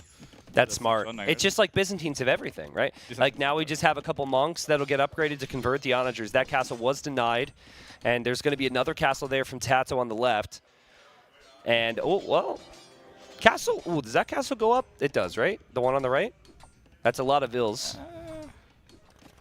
It should go up, but it's going to be costly, though. Okay. Yeah, I mean, if there was Arbalest, maybe it doesn't. Skirmishers. There they go. And camels. It's going to go up. It's going to go up. It's fine. I think he started to notice a bit earlier, and he patrolled... the choke point there, maybe? Yeah. It wouldn't go up. Still worth it, though, to obviously force that many reactions, kill that many villagers. Tato's resources are nuts. I would love to see Elite Cataphract here. Look at the beauty of these castles, man. 3 castles along the middle. What for what? What? Killed Blake Onager, man. Yeah, I mean, that's kind of true. Hey, yeah, there you go. What, is that a fake unit, bro? That's right. That means the caster knows more than me. That's why I'm out. Oh, man. The camels getting kills, and the cataphracts will be great against the infantry, which is the big deal here. And there could be more castles here for Tato, who's still waiting for an opportunity to take out that middle castle, but he's distracting Jordan right now. And yeah, Elite Cataphract is in. That unit's incredible. That's making a point, you know? Bro, I have Elite Cataphractos. Get out of my game. Oh, man. Yeah, it's not a unit you see that frequently. Yeah. It's like a based move to go for something like that. Yeah, look, Tato's just got so many random units in Jordan's eco. I mean, a lot of these units are going to die, though. There, because of the well-placed castle there from Jordan. And Jordan has 3 castles still, and he's going into Mangadai now. And Mangadai will kill Cataphract. So he bought himself time to get to his ideal unit, the Mangadai, with the Onager Pike maneuver. Yeah. Look at him patrolling the house. See my point? Imagine if that's 2 houses and an outpost. So annoying, yeah. Let's see how the Cataphracts do. Trap? They just die and do nothing. Heart has so much faith in the Cataphracts right now. It's unbelievable. I think they're killing a Trev. No, they are not. But they see the Onagers, and they're underneath that castle, and that castle is currently going to be trebbed down by Tato, I believe right above this. And Jordan needs to respond with the Onagers. These guys are speedy, but the Cataphracts are ready, and the Cataphracts are going to split. Whoop! Oh, oh, God. Oh, or not. Sorry. I expected that. Told ya. They suck. And the Cataphracts still going in there for the Onagers. Yeah, and the Onagers go down. Onagers go down. Castle goes down soon.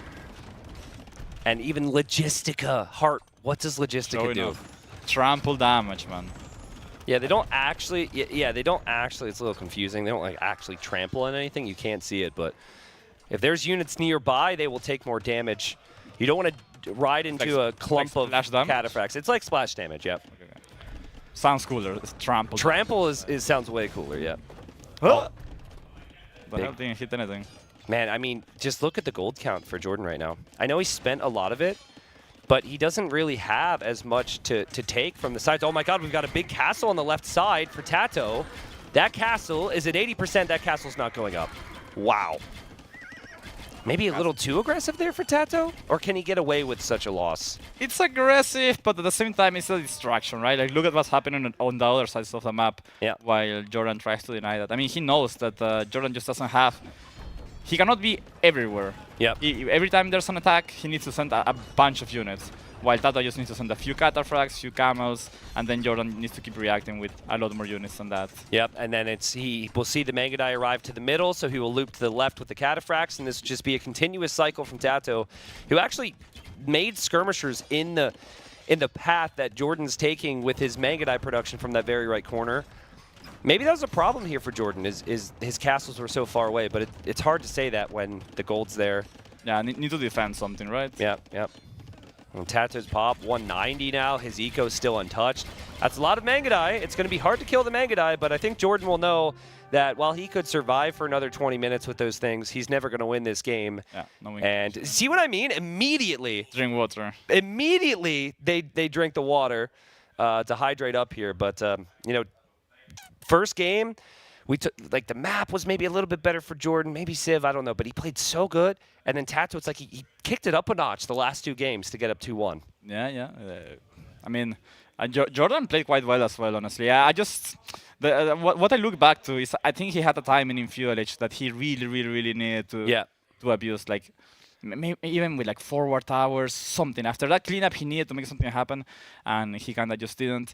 And what happened after was just inevitable. It's just how the matchup goes in Byzantine against Mongols. I mean, Jordan had that slight reaction when he lost that scout, and I think he was like, oh man, that's so bad. Like if Jordan ends up winning this, we give him a winner's interview, we ask him, I guarantee you he goes back to that scout. That's always annoying. Like being Mongols and losing your first scout, one of the worst feelings. Yep. And Tato looks like he's trying to wake himself up here. Yeah. Maybe I need some more water. I mean, I imagine like when you're in there, do you kind of forget that the camera's on you at all times, or are you very much aware of that? I don't know. I think it's not that intrusive, the way the room is set up. Like you don't really feel like you're being observed or anything. Okay. It's quite nice actually. I feel more uncomfortable at home when I'm streaming and using a webcam. Like there I feel observed, but when I'm playing here and there's freaking 20 times more people watching me, I don't even notice, man. I don't even think about it. Interesting. Well, I mean, like at home, right? It's also like your house, your room. So there's always that one nerd who's like, "Hey, what is that thing in the back of your ground? You messy." And it's like, I don't know, like a sock or something. And people are weird with that. You know, they're nitpicky. D90, was there a poop boxer on your bed or something? You know, like come on, man. I don't know if anyone's ever asked that. I've seen it. Yeah. Well, thank you for that. Anyways, we do have an established break time here after Game 3. And Tato's taking the break. Jordan just sitting there. We have a little bit of time to kill. So I'm trying to remember. So I believe, this is awkward, but you did just make a bad joke at my expense. So I believe it is confirmed that you are out as of the previous series, right? Is that the case? Do you have any hope? No, I can't. I needed Andy to win. Okay, all right. Freaking Andy, man. Freaking Andy, man. Freaking Andy. Okay, but Leary needed Yo to win to have a chance. I believe he needs Jordan to win. But then Doubt I think that like the next series, Hera Viper, there's big implications for Doubt and for Leary as well. Yeah. I forget what it is. Whereas for Hera and Viper in the next series, they don't actually... Things are a little bit more solidified for them, so the next series there's not as much riding on it. Here we go. As you could see why I'm confused, guys. Like read this and then try and recall it in 40 seconds. ACCM has to win. For Lear to make it through, ACCM has to win, and then Jordan or Viper need to win. So Jordan or Viper. Okay. Yeah, Jordan's losing right now, so it will be up to Viper. Who does Viper play against? Hera. Ooh. But you can see like Hera regardless finishes first or second, which means he gets a bye to a semifinal. Viper regardless ends up getting a bye to third or fourth position. So it's like that's going to be a hype series, Hera Viper, but the conversations around the house already kind of just like the Hera Viper series has more implications for other people than it really does for them, you know? Yeah, yeah. I'm still it's still Hera Viper, right? They're gonna give it's great games. Yeah, it's such a clash of just big players and fan bases and such. Like I expect them to give it their all. I'm sure that they won't show every single strat, but there's still so many strats that have already been shown. Yep. That I expect them to do their best with those. Yep. And yeah, it's gonna be a banger. And well, Leary has to be praying. You go, Jordi. And that's sleeping probably still. Well, actually. I wasn't sure if they're sitting in like the living room area watching or not. I know Leary was before. We could see maybe who's chilling there. Mhm. And yeah, there we are. I don't know. Is that like Leary's Roxy legs? always caught eating. Is that Roxy? That is Roxy. Very elegant hat. And there's Dave. And then I think that's someone's foot on the Someone's left. feet? Is that must be Larry. I think that is Leary there. So Leary is not left. Leary is intently watching this, and Nili showing us his old ballet skills. And here we are, game number 4. All right, so left side of the map, or the west side of the map, we have Tato 1 win away from a direct bye to the semis, which would be huge for him. You get 2 days off. You get to watch everyone else's strats. You get to chill. And Tato also has a very interesting theory. He's followed this every night. Tato says, for every beer you drink the night before, you get a win. And Tato has consistently had 3 in the evenings. And I asked Tato, I said, hey, if you go by to the semifinals, I'm pretty sure they're best of 9s. What do you do? And Tato said, we will see. So maybe, I don't know, maybe with 2 days off, you can kind of cheat it a bit and have like 2 one day, 3 the other. I don't know. What happens if I join Tato with the beers then? No. It's too late. Actually, it worked because the other day I had a beer with him and I did win a game. Yeah, see, there you go. I mean, it's funny. I remember last year he told ACCM that. It's ACCM, man. You got to drink. You got to drink, man. Oh, that's how they say cheers. And ACCM, I remember, I could be misremembering this, but my brain comes up with funny things. ACCM was like, it didn't work. And he was super mad, probably. Yeah. You made me drink and I didn't win. But I mean, that's part of the fun here, right? I hope people get that, right? You know, have time to hang out, watch some fun games, and obviously you guys are here to be really competitive. I get that, and it can be easy to get down on yourself and frustrated. But at the end of the day, when you're back at home, thousands of miles away from everyone, you're not going to have the opportunity. So I'm going to be. And you remember the experience when you're in this event, like the Exactly, experience of meeting everybody, chilling, and like sharing the same environment with them for so many days. It's a great experience. Like I can speak for myself, right? I was so sad the first few days because I was not performing as I was hoping to. But like at some point, it's just like I'm not gonna get to experience this very often again, right? None of us. So it's about making the best out of it. Absolutely. And part of that is, of course, like casting like this, which I think viewers have appreciated today. I don't think anyone else would have called a unit fake today, Hart. So thanks for that perspective. They're not real, man, trust. But like we've got like the greatest potential camel war here. Mm-hmm. Saracen camels with insane HP. Hindustani Imperial Age camels.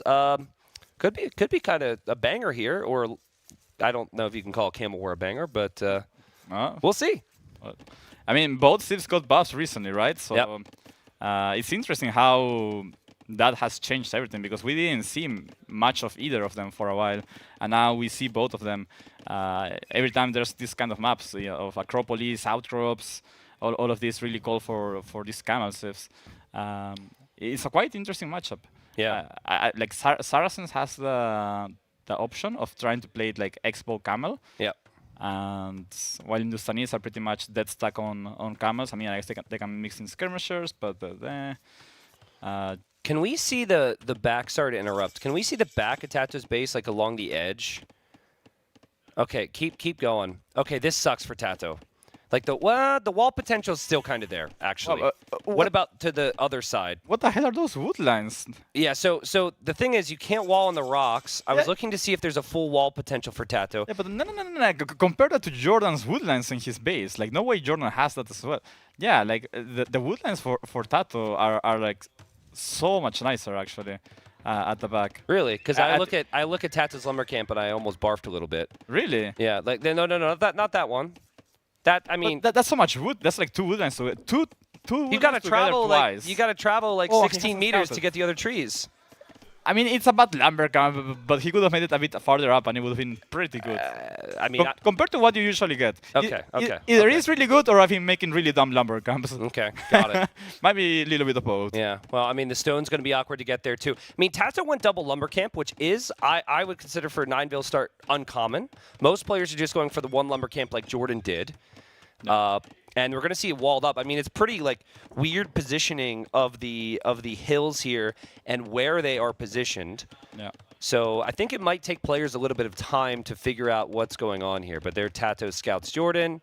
Jordan already has a spear. Bonk. Is that a double hit? No. Close. Yeah. So I'll to see for Tato.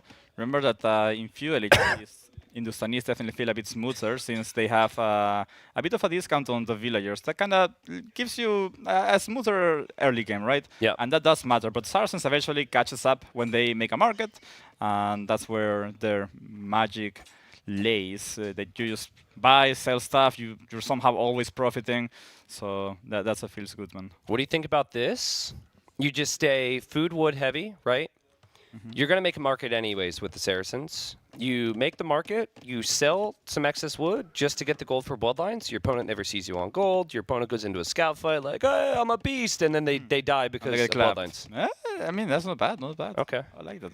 I mean, market's going to come up. I just saw the wood disappear. Maybe he seeded farms, though. It feels a little early for a market, honestly, so. I wouldn't mind an early market like this just because you can sell the stone and then buy wood or food with that. Yep. I think it's worth it even. I do it on Arabia sometimes, and it doesn't feel bad. Well, the thing that... It's like a nice boost. Yeah, the thing is like if you think this is a camel war, and there's reasons for it to switch into other things with the walls, but I don't think it like hurts to drop it early with the Saracens. And you can like play completely standard with this Civ, towards crossbow, towards knight even, if the situation calls for it, and just use the market as a boost. That's what's so nice. I think if they didn't get knights like the Hindustanis, they'd be a little bit more one-sided. But a bonus that's big with the Hindustanis is they do additional bonus damage against buildings with their stable units. So houses, the gate there, all that stuff a little bit more vulnerable potentially. Nice walling from Tato. I'm glad we checked that. He was able to figure that one out. And he's on the defensive right now with quite a few spearmen. And switching to archers. So he's going to be and he didn't do horse color again, which to me indicates that he's going to try to play ultra aggressive in Castle Age. I mean, he sees that forward woodline by Jordan, right? That's a great place to hit. Jordan immediately reacts with his own archery range. So we're gonna see skirmishes from him, and I think this is gonna end up being Tato on Expos and probably Siege against Jordan on skirmishers and Siege. Okay. And then whoever micros better wins. All right, we'll see. And Jordan adding the skirms already. Tato just lost his scout. He doesn't have the biggest scout number, which is what you're going to want if there's skirms out. Yeah, it's very important to lose the scouts exactly for that reason. Because if you're switching to archers, the enemy sees that, then he's likely to do the skirmishers, and that's when your scouts get value, right? So I like this from Jordan. He was kind of lingering where Tato wanted him to be, but now he's going to Tato's base. And obviously Tato's got the spears, but that's the thing. Is like those spears aren't advancing forward with the archers. And Tato might just choose to leave the archers and spearmen at home and click up to castle. Like, you feel so much pressure against the Saracens because you feel... You never know when they're going to be out. Exactly. Like, everyone has this natural game sense, but when the Saracens are playing, you just don't know, man. Like, you don't know what's going on inside that building. That's what happens when you play against Stout, man. Like, you just hit few LH, but the guy's already making a market. You're like, oh, what the heck? He's about to click up. I need my own market, too. Meanwhile, he's not even using it yet. He just makes it just in case. And you're panicking because of it. It's a mental factor, man. Are you speaking from experience from a series yesterday? From experience, not necessarily from yesterday, but I've seen like sometimes I watch NBL and he hates playing against that, so it's funny to. Oh, it's funny. Bloodline's coming in for only 4 scouts, but if he gets that number up a bit, he wants a clear up. It could be really sick. I don't think you can get a clear up with 4 scouts though, right? Yeah, he definitely needs more. Armor's coming in for Jordan. Obviously, Jordan has to mine the gold and whatnot. Jordan has a good bloodlines timing right behind this, I think, though. He's stalled scout production. He needs 10 more gold and 20. Now, 0 food. He's actually at the spot he needs to be. And he's going to queue Wheelbarrow and Bloodlines, yeah. So this is huge. Yeah, they're both going to go heavy fuel here, which is interesting. I think this is going to favor Industanisto. They're saving on villagers. He also has Horse Collar, so that's eventually going to come in. We're going to see Tato having to reseed farm soon. And look, only 4 scouts, but nice pick off there from Tato. He still has more spears. This is a micro battle, right? Like you said before. Would you say it's easier to be in Jordan or Tato's position right now? I think Jordan's units are more disposable, so like he doesn't mind if he loses a skirmisher or something.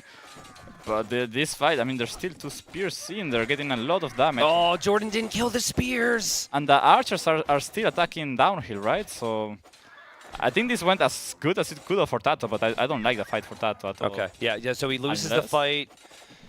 I don't know. I actually think there's another scout coming up from, I don't know what. Auto scout? Where did that scout come from? Random dude coming from the other side of the map to help. Yeah, Tato maybe was scouting with it, but it was a fresh scout. And yeah, in the end, skirms are going to go down, but we're going to see more and more scouts from both players here. I think that was a fine fight for Tato, all things considered. Like, I don't think it's good enough, but I think Jordan, with a bit more patience, he could have taken a way better engagement there. Yeah. So I think Tato got as good as he could have asked for. Yeah, I mean, I like this because you want to go crossbow, potentially. You have the more dangerous crossbow civ, and now all the skirms are gone. Yeah. Now, on the flip side of things, as Jordan adjusts himself in his chair there, a lot of archers died for Tato, so that's the positive there for Jordan too. So and the question is, will he try to remaster them? It seems like he is. He's got 3 for now. Okay, tell me what you think about this. Your opponent has skirms, your opponent has scouts. I see what a lot of players do when they get to Castle Age faster with the Saracens here, is they're like, okay, it'll be a camel war. I don't want to make knights into strong camels, but I would like to see the first 2 units created out of stables be 2 knights, because I feel like those 2 knights offer you so much more against spearmen and against skirms, and then if you need to, switch into camels. Thoughts? Yeah, and also if you have expos, then even if the enemy is making camels, he can't really engage against your knights initially, because you will just micro them down, right? So I agree. I think that's a good idea. This is something good to do. Okay. I mean, Tato right now is just holding to the hill. Look, this is what we were talking about. They both made equal amounts of army, the KD 16-16, but Tato, with the market, is already up. And he's like way faster here from Jordan, who has to sell all his stone. And then, of course, he'll see the prices are all over the place, so he's got the paranoia in him, and he clicks up now. For all you know, Tato's about to hit imp here, like the Saracen market, man. You never know how that works. Oh, man. Jordan, ooh, that's a really good engagement for Jordan. That looked better than it was, I think. Well, yeah. Well, I mean, the archers, unfortunately, were just so close to going down. Yeah. But there he snipes 1. Yeah, I think Let's see what Tato does. I think Tato has to stop making archers just because he will never be able to mass enough to make a difference anymore. And yeah, I mean, resources collected quite even. Obviously, Jordan saving some on villagers, which is not accounted for. Fair warning to you and viewers, if we see Mamelukes in this game, I will be very loud. Just letting you know. But Mamelukes should be terrible, right, against Chinese camels. Way to ruin the hype, bro. But I don't want to lie to the viewer. Mamelukos? Like, come on, man. He's against the best camels in the game. I like how this is the first time we've casted together, and you're just, like, shooting down all my good ideas. You're casting with me like we've been casting together for 5 years. Never Mamelukos, man. They are fake as well. They are fake. Yeah. Yeah, I mean, it takes time to mass. You need a castle. Why do that when you can do what Tato's doing now? He is just going to make camels, but he's going to make camels into a player who's going to make camels, and the Saracen camels have additional HP. So the Hindustani camels attack faster, so they're going to get more hits in, but they need more hits. So I don't know the math on it. In like a 1v1, maybe someone could do that for us. But at the very least, I'm going to consider it even. I don't think the Hindustanis have any real advantage. Yeah, if anything, the difference is probably by 1 hit, so it might come down to like patrol or who hits first, whatever. Yeah. But yeah. Those skirmishers are trolling Jordan so hard right now. Oh my god, just delete them, please. They deserve it. There is a lumber camp instead. Yeah, those archers are trying to find those vills. Tato will see the TCs going up, and TC on the hill for Tato actually. In a very interesting spot on the top of his mountain. You probably don't consider that a mountain. A hill? And is it a crop? It's an Acropolis, I'm pretty sure. An A crop? An A crop. But what if there's multiple? It's not A crop anymore. No, that's It's bro, you're it's the American. The crops. I don't know. I'm just being stupid right now. I'm sorry. Okay, so Tato going crossbow, but he only has 8 right now. But he does also have 6 camels mixed in, and it's 6 camels against 6 camels and like 10 crossbows. So this is tough for Jordan right now. Yeah, yeah. I mean, it's gonna be down to just a boom game, but I think Hindustani should win that, right? They eventually get to. I think we've seen this similar match. I think I remember seeing a game like this between Viper and Mr. Yo for Middle East tournament. Which used the same settings as NAC, I think, right? Yeah. And it was exactly this matchup, I believe, Hindustanis against Saracens. And I think it just hits a point where Hindustanis will outboom you naturally. And they also have the better units. So we do see Expo on the field by Tato. He did end up making those. It's crazy how Tato's not hitting the gold.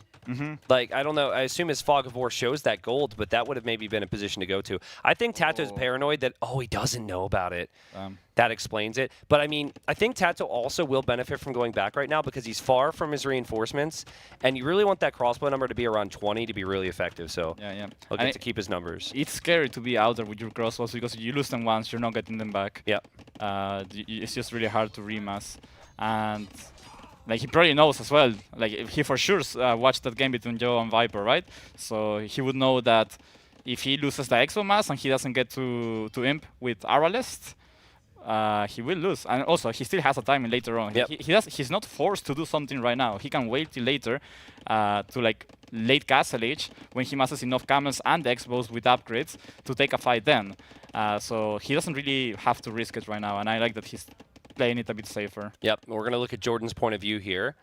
He's got a nice little grass mod. Things are looking very smooth there, but you know, Jordan knows those crossbows backed away, and he's looking to start a push down here. Now, sometimes Tato would naturally actually TC in this area, but I think Tato has done the right thing to TC elsewhere. We'll see that in a second. And there's the army. Jordan didn't know where it was. Great reaction time there from Jordan. This is beautiful.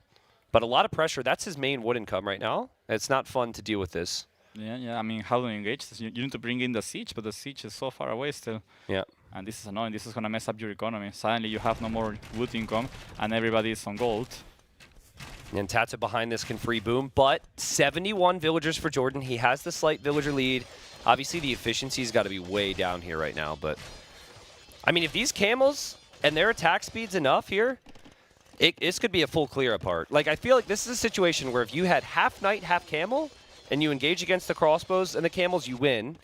But because camels are so squishy, as you call it, against crossbow numbers, that maybe Tato's crossbow numbers would still be enough here. We'll see soon. And they also don't deal enough damage, right? Like, the crossbows just last a long while. The crossbows are missing armor, though. I would like to see that from Tato, especially when you're up against, when you're on archer units, like Expo or CA, and you're up against, let's say, Camels or Lycav, the armor upgrades become so much more important than, let's say, if you were up against Knights. Just because it's a lot more likely that one extra armor means an extra hit than against a higher damage. Whereas with Knights, are going to just kill you anyways. Yep. Tato's investing into a lot right now. But again, he gets to back away. This is the second time, right? And that's poking, goes back, goes back. I don't know how you get that balance, right? The balance is incredible. So many players go that far in, and then they get swarmed on. Yeah. Jordan also playing it very safely, like he's taking no risks. Unless Tato goes in to a position where he will deal massive damage, Jordan's just not taking the fight. I mean, he also knows Imperial Camel are a thing, so he's trying to get there. Very patient play by both. It's crazy army composition though. Like crossbow, camel, 25 crossbows, camels with 145 HP. Ballistics coming in. I mean, it's the time I was talking about, right? X-bows with upgrades, enough camels to mid shield and a snipe siege, and then you just take one big fight. If you get tumbling on these crossbows, they're gonna absolutely melt the camels. If you can have like triple Mangonel though with your camels and get a push going, I think you can actually push this back. But it's the siege that's really going to matter the most. There's the armor upgrade you wanted, Hart. Tato hoping to go up the hill, which is normally risky on this map. Yeah. So let's see if he pokes again.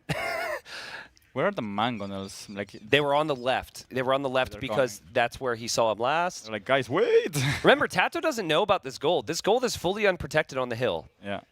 But he knows he's been seen, and he knows his opponent could show up at any point. I guess the gold's almost gone now. This is risky. I would like to see Tato buying Tumbling right now. Use the market, buy some wood, buy some food, get Tumbling. It's gonna be like if a fight happens right now and you don't have Tumbling, you could actually lose it just because you don't have Tumbling. I mean, if he goes too far around here, he could not get home if melee units are actually good against him. One big shot, and we could be going to a Game 5. This is to determine who goes into the semifinals directly after the group stage, which of course ends today.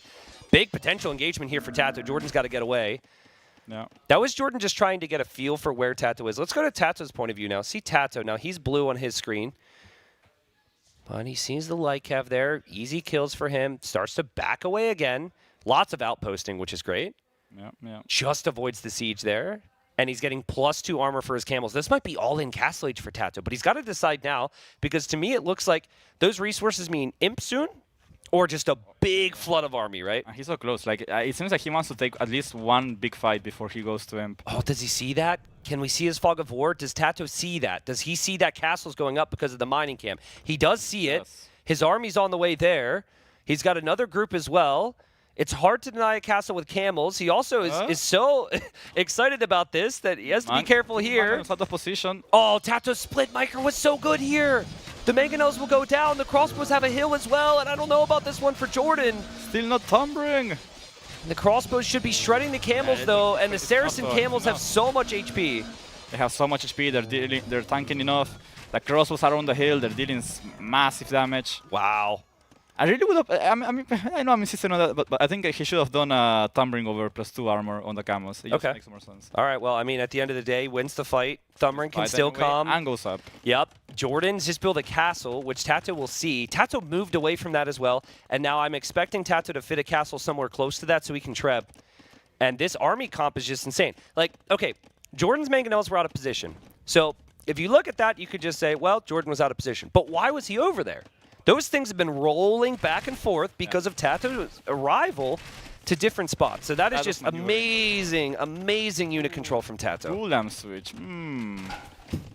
Desperation, maybe? Yeah, I think he's out of it. He doesn't know how. I mean, I don't think he needed to switch to another unit. I think he just needed to, like, maybe position himself a bit better with the mangonels and then go for aim grounds. The issue there is that there was that the mangonels got caught unprotected, right? Yep.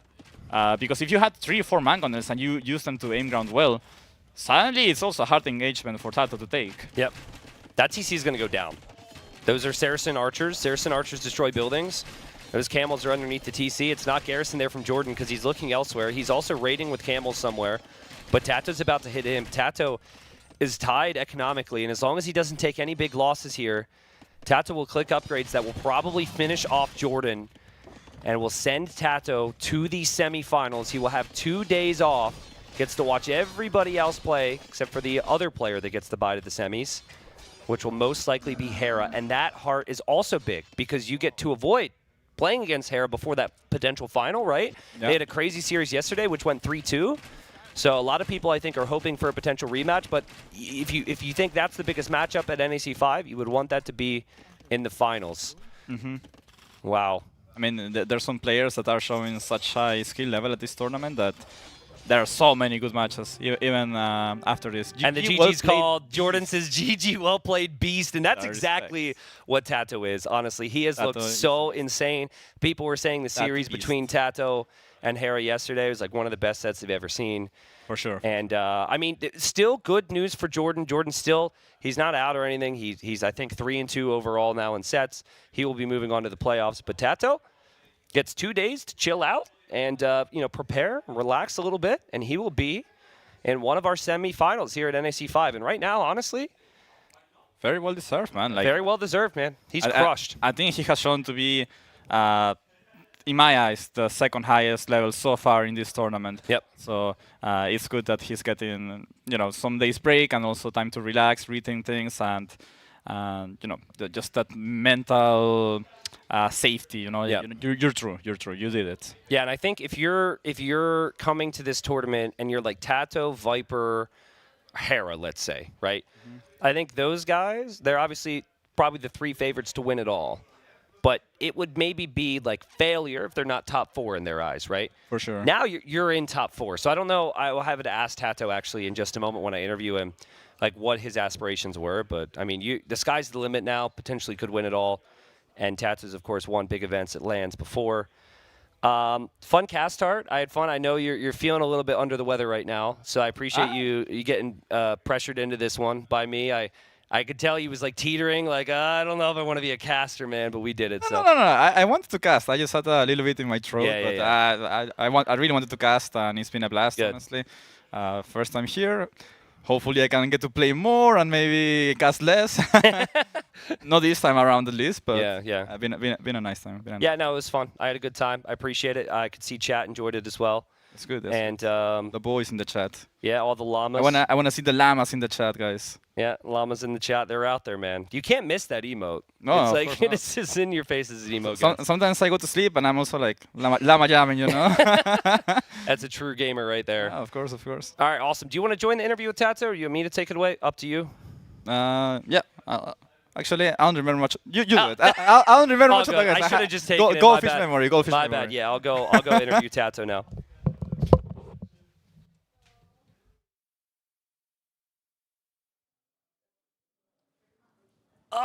Tati Beast. Hello, Tato. Hello. Good to be back here in the sofa. Yeah, seriously, back on the sofa of winners, I suppose, right? Yeah, exactly. Yeah, I mean, Tato, you had a crazy series yesterday against Hera. I think you kind of knew if you won that series that you would have likely been in the semifinal automatically. Yeah. It was a crazy set, and then you lost. It and was. then you went up against Jordan, and Jordan's been amazing this tournament, and you know him very well. So I'm sure the pressure was on, but how are you feeling coming into the series today? Well, I'm playing really, really solid. So I was feeling confident on my chances. And as I said, like against Jordan, I cannot do something tricky because he knows me too well. Okay, yeah. And well, I tried like first to avoid Meso. I noticed that. But Jordan banned them, right? Yeah. Okay. I was surprised. Like we got one random ban Meso, and then the other. I was planning to ban the other 2. And then he banned them. I was okay, man, fine. Then I will ban another 2 Sivs that I think that Jordan Sweets plays with them really, really well as well. Well, game 1 was Arabia. Game 1 was Arabia. And it didn't go your way. Talk us through, like, was it frustrating that you were chasing Jordan all the time? What went wrong here? I mean, it was because my map, like all my wheelers were in the front. Yeah. I was kind of on an awkward spot where I have to be aware all the time that I don't get the wheeler snipe and I have to defend. Like his tower there was clutch for him, I will say. Like he defended the wood line and the goal. That was really good. Perfect tower for him. And I thought, when I saw the tower, I thought, okay, maybe I can get the eco lead, but I think Jordan did an amazing job there as well. Did you consider Tatars to be the worst Civ in this matchup? Or is it even? I know like you guys tend to have a lot of faith in the Tatars. I think I would prefer Portuguese, but I don't think it's like super different. Like I would say maybe 55-45 for Portuguese. So, but you would prefer his map way more. yeah. Like that, I think that depends more on the map than Portuguese, probably. Okay. Yeah, makes sense. I mean, to me, it felt like Jordan just had a super clean start. And there was some question of what Jordan are we going to see today? Because he opened up NAC crushing everyone. And as Jordan walks by me. But then he had a bit of a struggle in his series against Hera. I know that he had said he was very tired, was very late and whatnot, which maybe affected that. But when I saw the first game, I said, oh, boy. Jordan's here to play. So talk us through this Magyar's guitar. It was a weird game. Like Spearman, he walled in your goal. But like, what was your thinking headed to Castle Age? I actually thought last night about Desert Void, why not stonewalling the goals? I did that against Hera as well, but instead like going towers, just do it. And then when I saw the house, I was, is he really doing this? And then I was, okay, all the goals are forward, so it's kind of like a sports map. And I realized that he wanted to play range units, and then I had the chance to play a bit more aggressive. Like I forced him out of goal, so he kind of. I wonder if he had to sell a lot to buy the mangoles and such, and then kind of like denying him the goal, forced him into defend. So I was kind of safe at home, and I could just boom out. Yeah, I mean, you obviously didn't know, but he was using the market a little bit, and you kind of focused on it from there.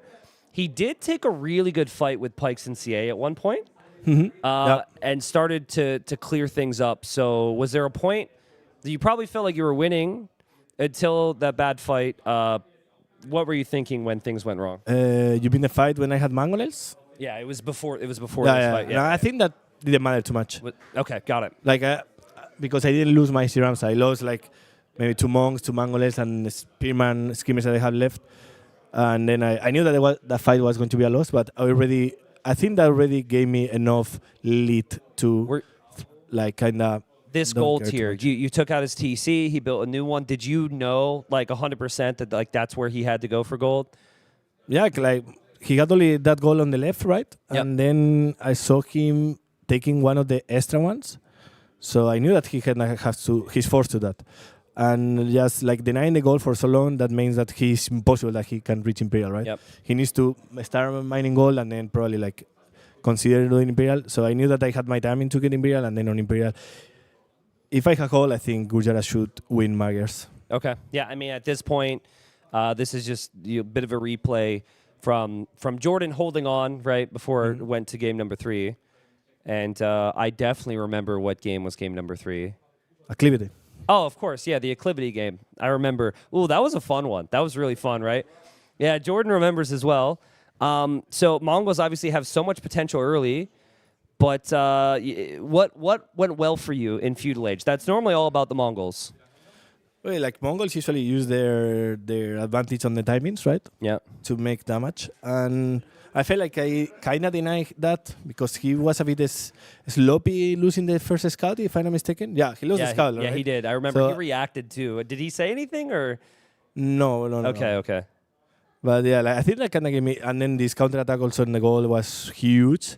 Although the pathing there was, oh god, that was hard. I was stuck there forever. And I think I did a lot of damage though. So I think that was worth it because I wasn't planning to upgrade the Skimmers and Spearman. So I think that kind of gave me a huge lead as well. You could have absolutely won the game if your units wouldn't have gotten stuck, I think.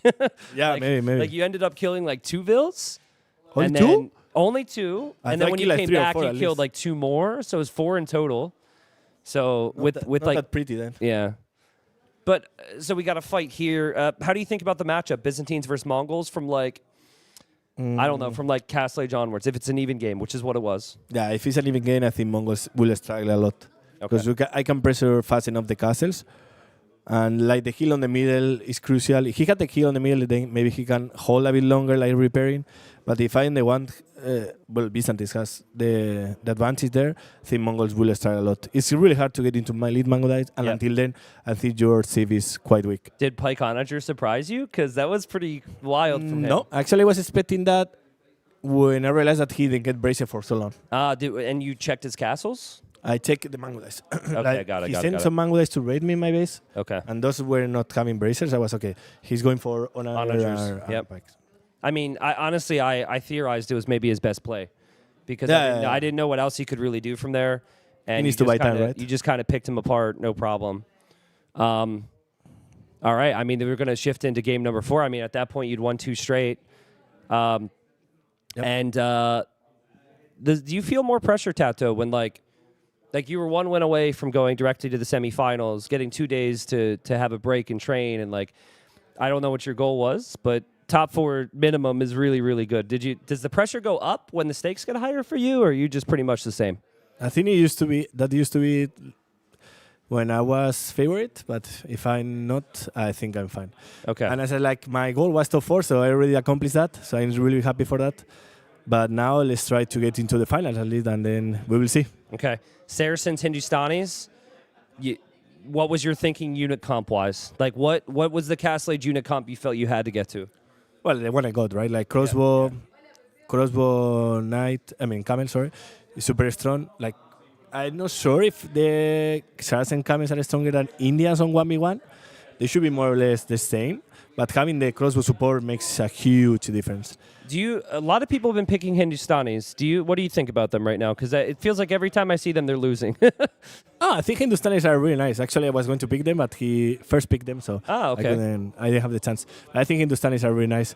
The issue here, I mean, I guess I play a little bit with Jordan, like with Mind Games, because he saw the market super early, and then I only did one scout or two at the start, and then I massed them on the stable. So he was kind of guessing what my approach was going to be, right? That's the good thing about Saracens. Like, you can hide or you can mind game a lot of your opponents, and sometimes it works. Like in this case, he was trying to force, like before this fight, obviously, in Feudal, he was trying to pray a lot of person on me with the skirmishes, bloodlines, and I did the same. And then I could take the good fights. Yeah, I mean, and in the end, that was probably the fight that won you the game there. And, you know, I think the GG was called soon after this. So, yeah. All right, so you win today. You move on to the semis. Nili's going to break it down here in a moment, I believe, with Buchholz and the results and whatnot. But, I mean, what do you consider? How good do you feel you're playing right now? And do you feel like you can beat anybody here? I feel like I can beat anyone, but still, like, the sets, like against Mr. Joe was 3-2, against Viper is 3-2. So the sets are quite close. Like, and Hera 3-2, yeah. So if you have a good date, you can beat anyone, but it can go the other way, right? Yeah. So, like, you cannot be overconfident and just try to play your best the day. You need to show on the day. Doesn't matter.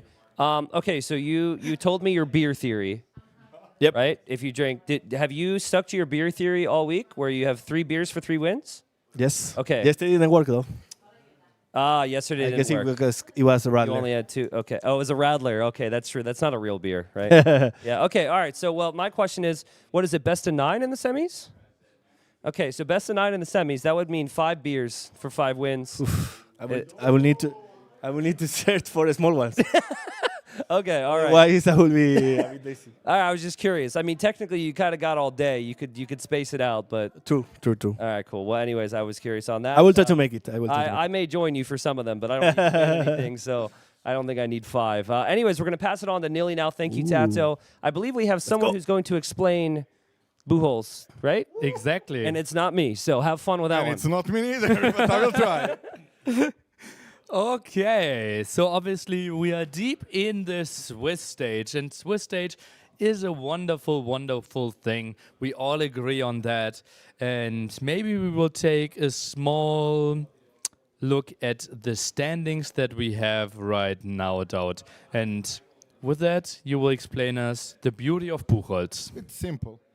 So basically how it works is if Hera beats Viper,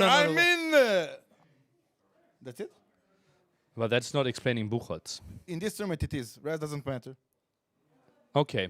Well, then let's maybe take a look at... Okay, I can do this professionally.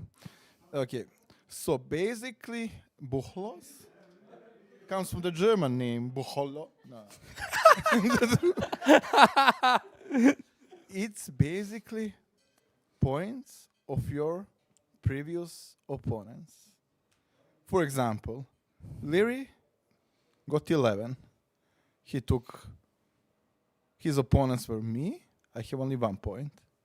Then his next opponent was Hart. That's 2 points. Then he had Jordan. That's 3 points. Wait, that's 5. Then he had Viper. That's 3. That's 8, yeah.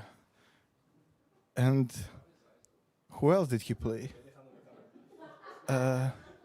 He played Yo got 3, and that's 11. Case closed. Okay. That was beautiful. Okay, but why do we need Buchholz? Why do we need them? That's my question to you. Because it's a group stage, and it's 10 players.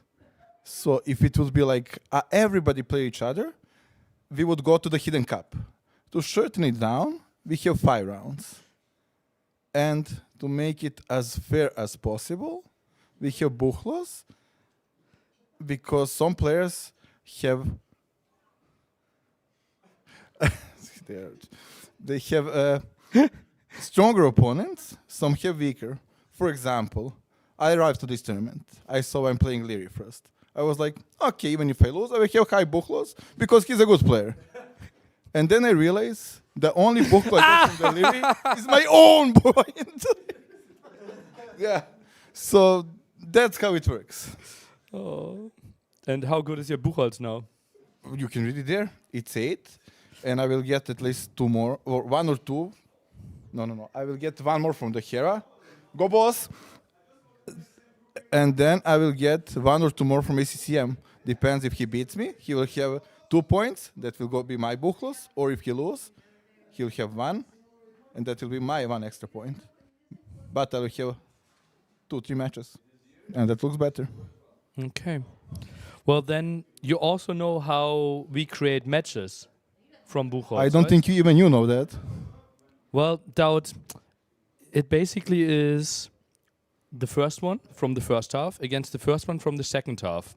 And you can work that through. We have a small scenario prepared for you from NAC4, standings after day 2. This is this. What are the matchups for the next day, Daud? The quiz questions. I feel so okay. Wait, if I understand correct, should be Tati Nico, Hera Viper, Violessa Midgester, Lyria, ACCM, Jordan. Yo, I'm out. Let's go, Hera. Am I correct? I couldn't even follow. That was too fast for me.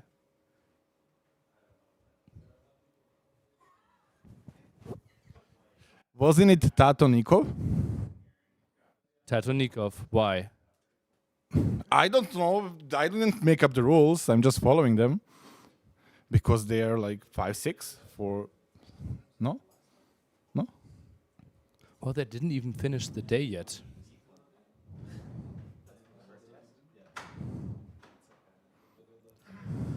It was a trick question, huh? Okay. Daud, you failed this one, but... we can exchange it. We can exchange it, Daud.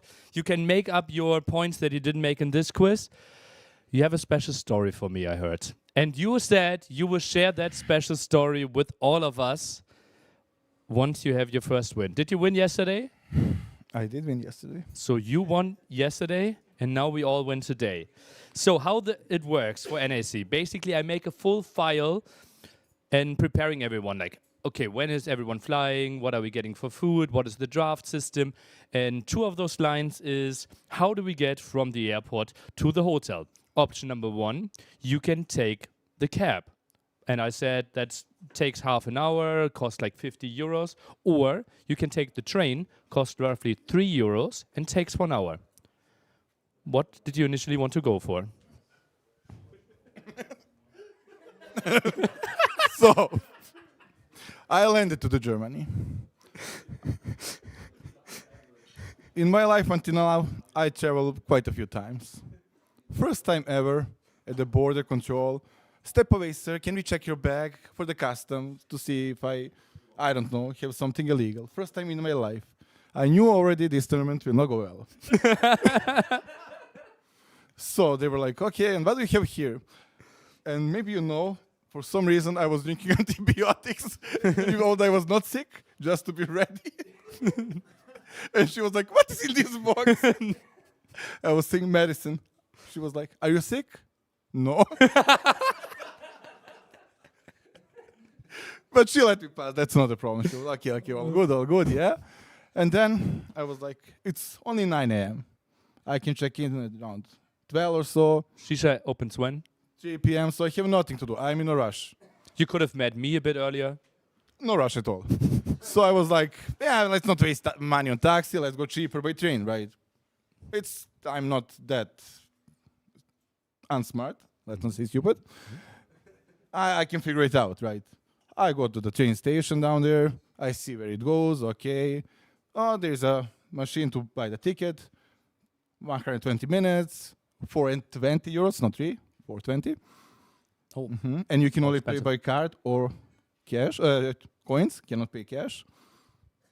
Okay. So I took mine, and train was relatively empty, like absolutely empty. So I was a bit uncertain if I got the right thing, but I sit in there. If I get lost, I will find a way. So I sit there, see 21 stations, I know where I can go out, and it goes 1, 2. By the end, 20 station, a guy shows up, control, show me the card, ticket. I show him, he's like, sir, you need to validate this ticket. Yeah, but we don't know, like, there is a time limit. I bought it 10 a.m. It lasts 2 hours, that's it. Yeah, but you need to validate. Where to you want to tilt me before the match? I was like, come on, man. I was like, you see my bag, I am tourist. I just came here, I buy the ticket. Yeah, but rules are rules, sir. Am I talking to the Nili here or like? Welcome to Germany. And then he was like, okay, let's go out next station. Let's go out at this next station. I'm then at home. Like, no, we need to go out right now. But next day, no, sir, now. Okay, we go out. Then he was like, sir, how you want to play? Do you want to send me to your country or you want to pay right away? Yeah, I will pay right away. Do you have card? No, I have cash. Ooh. I cannot take cash, sir. Not my problem, sir. And then he asked actually some kind gentleman, next, can you pay the ticket with the card and he will give you the cash? And he agreed instantly. Like, who does that? Not a German. I don't know. He was like, yeah, sure, I will.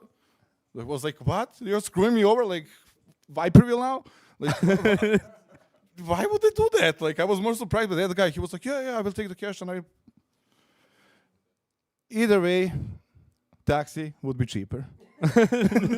I paid the ticket, €4.20 and 60 euros, so 45 euros almost. You still have the ticket because you didn't validate it. No, actually, that's the worst part. When no, you didn't. When he kicked me out, he showed me the place where to validate, took my ticket and this is how you validate, sir. What? For the last station? Yes. No, How you do it, sir? that's a €1 ticket for one station. I will sue. He screwed you over so bad. He wanted to help me, right? Here, this is how we do it. Oh, At God. least now I know. And what did you learn out? Take taxi, unless it's in IT. Oh, that's a different story. I have a lot of stories with taxis, I must say. No. Maybe it's me. All the taxi stories, you forgot me, so huh? I didn't join the taxi. Another story, maybe. Oh, yeah, I remember. Oh. Where's the Neely? I even forgot about that. Where of all GL squad, where's the Neely? Well, happens. Happens, yeah. Happens. And yeah, so did you learn something that we could take over into Age of Empires? What do you think maybe that makes it easier for you to accept that you should read more handbooks? So I should take the full law or madness or how you call it in Germany, read it before entering the border passing? Well, just like validate before entry. Validate it. I think T90 said he didn't validate as well. T90 took a taxi. Well, there you go. Yeah, he didn't validate it. Yes, he thought so as well. It says the time and everything. He doesn't have any euros, so I have to pay the cash. Second straight time. Okay. Any final words for Buchholz then? Go Hera, that's what I know. Go Hera. Hera. So if Hera wins, you are through, right? Well, am I? Let's take a look at the bracket handout. Could you explain it? No, that is indeed the case. We can now... that's the guy that grabbed the 60 euros. The same, more or less. Okay, yeah, Mr. Yo already through there. He is confirmed 5th place. He will face the 8th or 6th. Could be ACCM. And we will take a look at the standings and the overview for the players there. And the next graphic coming up any second while Justus is walking through here. And that is the standings right now. And as we know, we don't want to finish bottom 2 going through. And I think production well, we all know what's happening, right?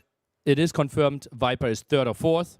Hera is confirmed 1st or 2nd. Now they're playing if 1, 2 or 3-4, and that will influence your match. If Hera wins, you are through.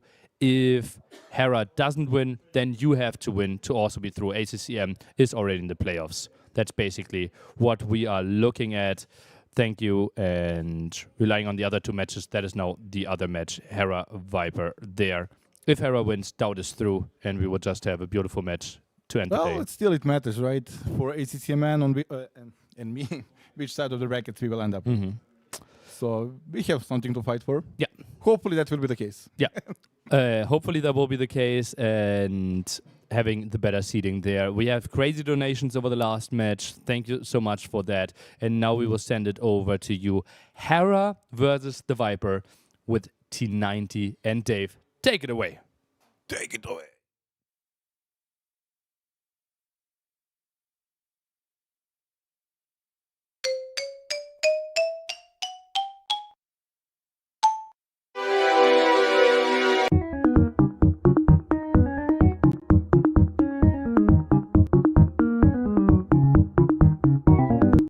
Hey, let me get a minute. Hey, let me get one too. Hey, let me hold on. Yeah, you get that right there. What the dog doing?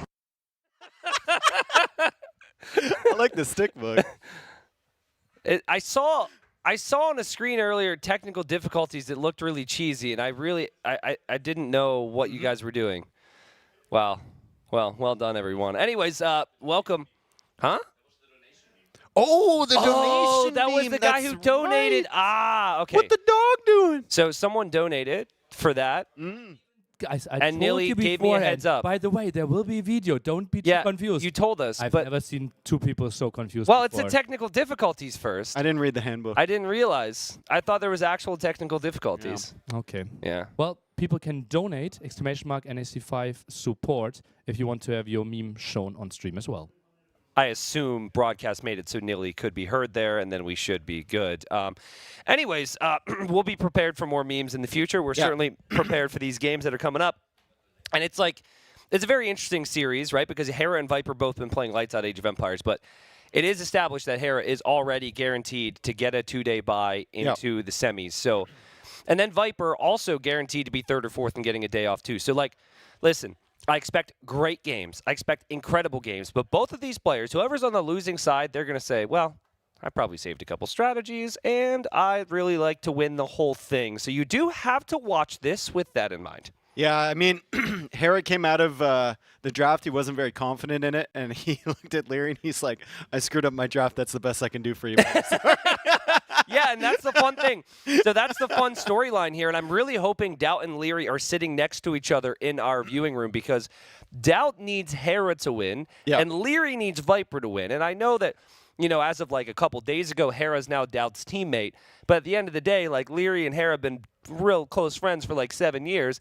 Doubt and Viper for well over 10. So it's kind of interesting to see that, where the allegiances lie right now. Well, the thing is, if you look at it from that perspective, both of them have some incentive to lose, but also you have to look at the bracket position when they're going through, right? Yep. Like Viper can't get through the semifinals automatically. Correct. But it really depends on where they finish, on who they're facing up against in the next round. So there's a lot of stuff going on. You can't set up the schedule for today so that, one match doesn't influence the next. Correct. Unfortunately, that's just the reality of the situation that we find ourselves in. And let's just focus on Hera versus Viper. Yeah, this is a crazy, crazy set. And I love the fact that we have Canberra as part of the map pool, because I've been waiting for this map again after that Hart versus Andy match. Yeah, dude, that was crazy. What better, okay, but also, if I were to pick 2 maps that Hera would maybe struggle on a little bit, maybe Canberra and Brood War, then Viper, Arabia Arena, he's like, I will hide nothing. He's like, I will hide everything from you, because we have played these maps 1,000,001 times. I would love to see, what are the civs here? I would love to see a banger of a Chinese Slavs enclosed game for game number 1. I could really see that, because Franks was probably the initial pick for Hera, but Slavs we've seen have done pretty good against that. So well, it's interesting because usually Viper has the Chinese unenclosed, and then Hera would have something like Slavs. True. And then Yep. Viper usually picks the Dravidians, but we know that Hera joined GL, so clearly he's interested in the Dravidians, and he didn't ban Cumans. He actually picked Cumans for the second again. time here Yep. in the main event. So Hera maybe changing his ways a little bit since joining a new team. We're going to start this one off unenclosed. You suspect it's going to be Chinese against Slavs. And here we are, Georgians for Viper, and we have Chinese for Hera. Interesting. All right. So game 1 in this best of 5. This is the final set of this group stage. Again, it is guaranteed that these players are into the playoffs. Hera will likely be set on a bye to the semis. Viper, he will be pretty close behind him. But I think even that this might be a semifinal preview almost with the way the bracket's set up too. So should be fun to see the level these two are at. And anytime you're watching Viper versus Hera, you can't look away, right? Family members call, you silence them, and you do not respond to text for, what, 3 hours? Yeah, there's always another time, especially with these two. Like, the set is likely to go long. Oh, yeah. The last set they played against each other was in a tournament with the exact same settings here. Viper was down 3-1. He managed to pull it back. It was an insane series. And he won that 4-3. So the level between these two is very, very close.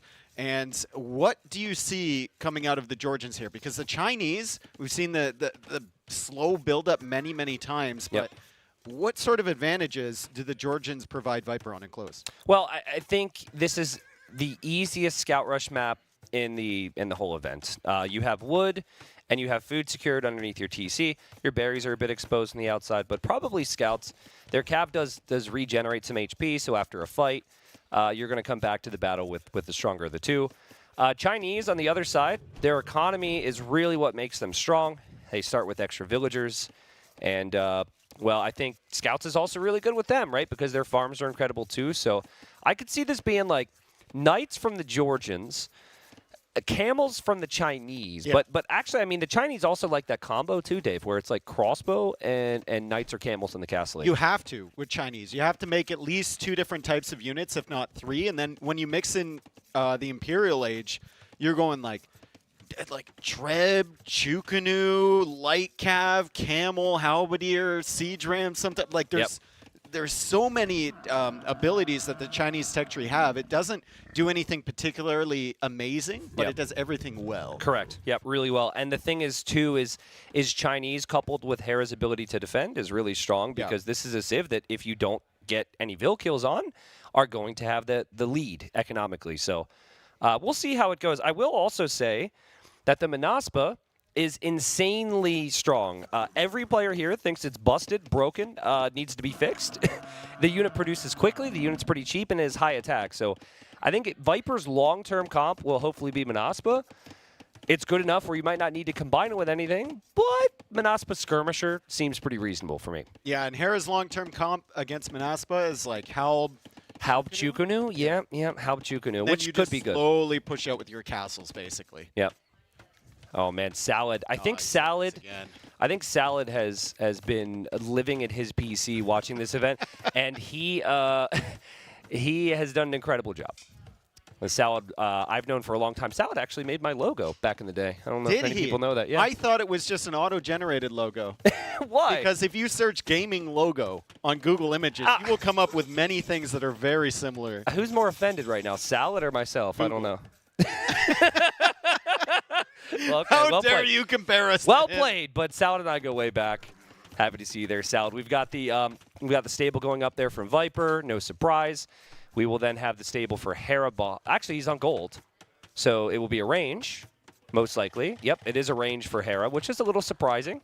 And Viper's going to see that, and he's going to be like, "Oh, not what I was expecting here." Yeah, he sees the range there. He sees the berries. Hera's actually got 2 golds that are quite close. To his base, which is not a typical thing here on enclosed. You can see Viper's second gold. It's way off to the left. At least his starting one is right outside of his main base. Sometimes that spawns a little bit forward and makes life difficult for you. But Viper is now sending a spearman out before he sends the villagers that way, and he gets a nice little hit.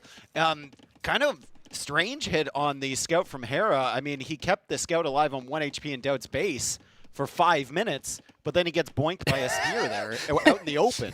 Right. Yeah, well, Hera, he will have noticed that Viper didn't even have a Loom. But Viper figures, well, it's possible an Archer's on the way now, so let's squeeze in Loom. But he was able to delay that, which is nice. It is better for your economy because you do stay with the additional villager than you would normally have. Cut it off. He's going to try and cut it off. He's gonna click like a madman. Block, block, block, block, block, block, block, block, block, block, block, block, block, block, block. Okay, well, that's... Did you just become a chicken? I noticed that I sounded like a chicken. Salad will be on that next with the next meme. I'm sure I was saying block, and we could have a trap here, and Hera thinks better of going for the trap because the scouts could have actually killed some villagers, has the spear chasing behind. And, yeah, we've got another scout on the way here. Another scout on the way. Hera being really, really... careful with how he ungarrisons those archers. Doesn't want any free hits on them. Snipes the spearman early. Still running around with the scout. Viper will attempt to look for damage against that. With Georgian scouts, I think you can justify taking those engagements a little bit more. Yes, I agree. Then you just pull them away, especially with Viper's attention to detail. You can just heal them up later. As he's trying to find the archers without any spearmen involved. Beautiful there is a micro spearman there. coming from either side, though, and Viper controlling both of those groups at the same time. Beautiful stuff. Yeah, beautiful micro from Viper, and he's going to get in on the gold tier, and he's really close to killing that villager. Now, he knows the archers are on the way, so he has to keep a close eye on that. And as he gets pop-capped, he takes the fight here. He's going to kill that spearman. And again, he should know as he tries to break through. Look at the speed here. That trouble is coming, and he's unable to get through. That's actually beautiful from Hera. We'll switch to his point of view now. And he's still quick-walling. He's, of course, in the blue on his screen. And, I mean, there's just so much happening. You can see the speed for these two players right now. Yeah, Hera's trying to go for that market. He's trying to quick-wall at the same time. He has to make sure his spearmen are in the right position. Through. Viper gets through for a split second, but Hera has the additional wall behind that. Now the villagers on the berries are under threat. Hera is coming forward with the archers, wisely keeping a spearman nearby. But you saw from Viper's point of view, he's got the skirmishers ready. He knew exactly what the follow-up was going to be. And that scout is very weak from before. So that scout can't even take on those skirmishers. Really, really nice start here for the Viper, but Hera might be able to use that market with the resources he has. He might be able to buy himself. Yeah, and that's a big deal. That's a big deal. Like, it goes all the way back to that boop on the scout earlier. Those couple hits really help. I think I'd be shocked if Hera continues to advance forward. He's got enough scouting intel to know the skirms are still there, and we'll see how things go. There's a tweet from Jordan talking about Hera's performance on Arena yesterday. Yep, and that was the tweet he made. I think he was in the hotel watching, ready to go to bed, because you know Jordan.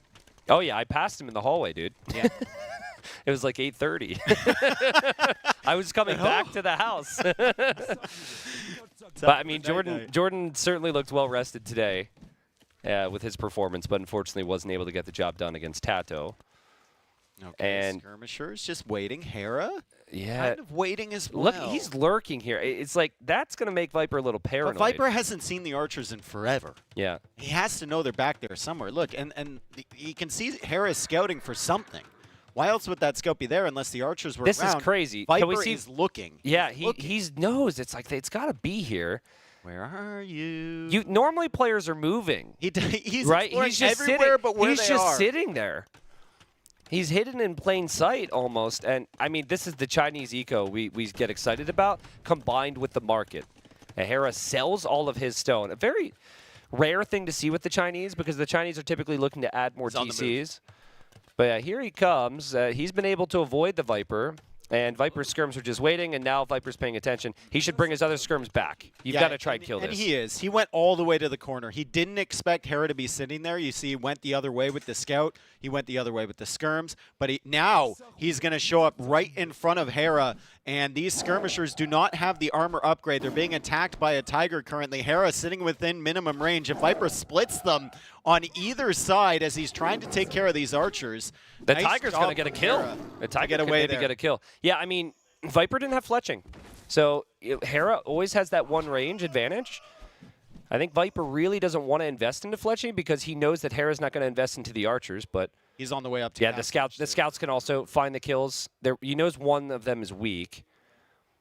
So you can go for that. Sometimes you'll just dodge to the side and force the archers to stop, and then your skirms can get the hits. Yeah, I think Hera's pretty far ahead now. It's only 3 archers at the end of the day, and Hera will follow up with more military. He added the stable behind, so he's already starting to add scouts. I think he might even have 2 stables. Yeah, honestly, this build's sick. Like, Chinese are seen as one of the best civs on this map for a reason. And Hera just, even though this could be a booming map, Hera says, I'm here for the kill right now. This is a different approach than what you normally see from the Chinese, who are normally the ones defending a bit more. And the eco's flying, like we said. It is to be expected that if the Chinese do not lose villagers, which Hera has not, that they will have the superior eco. Have you ever tried to wall around the mule cart, Dave? No, it's a little awkward. My usual response is to select the villagers, accidentally select the mule cart, block my villagers with the mule cart, and then swear at the top of my lungs. I didn't mean to bring up a traumatic experience, but well, you did.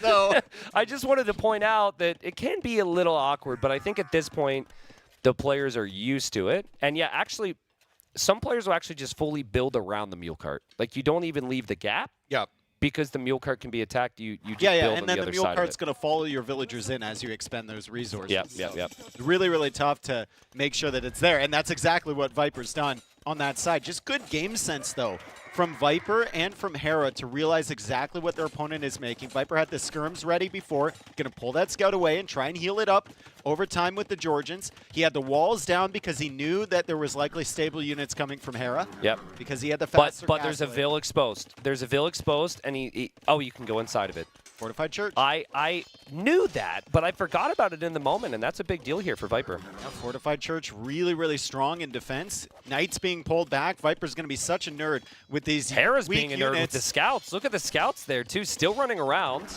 And it's just Hera's got so much army compared to Viper because of this uptime, but Viper's trying to save every little weak unit because they will slowly regen over time. Yeah, but Hera's going in for the kill. Hera's going in for the kill on the weak units. Viper pulls them away. Hera loses the knight, but he's going to get another one. No! Viper pulling it away! What? Maximum nerdage here, but wait. Uh-oh, can Hera get it? This is a big deal, man. Oh, Hera does get it. That's oh, beautiful man. play. Holy, Hera trying to get maximum value on those weak units before they can heal up. Viper trying to keep them safe, and Hera manages to take some out. Viper manages to take out some knights. Hera going camels, which is something the Georgians don't have access to. Yeah. And Viper just now working on his second TC. Now that Fortified Church will boost everything in the vicinity by 10% in terms of resource collection. So I think the Georgians in mid-Castle Age should have eco advantage over the Chinese, but the Chinese got that boost early. Yeah, that's true. And, you know, remember, Hera, I mean, he's killed so many people this week with that type of aggression there. We saw the crazy clip with him running around in doubt space, right, with the scouts. I mean, that was incredible defense and incredible offense, and this is what we expected from them. It might not mean the most in terms of the long-term post-group stage, because both are guaranteed to go deep. But this should be an amazing series, both bringing their talents here. First relic in for Hera. And yeah, first relic in for Hera. There's going to be 5 on the map players should be looking for. Also, second TC coming up for Hera. He's got the counter to these knights. Viper can't be anywhere near these camels. Yeah, unless he pulls all the units away at 1 HP. Yeah, true. But he's, I don't, what's he looking at here? He's taking an awful engagement, I believe. I think he's quick walling his monk. He is quick walling. He's trying to get the conversion. Oh. He lost one knight to and he the doesn't camels, even get the and then he got a conversion. knight converted. Oh, that was really good for Hera there. I mean, he also lost this monk.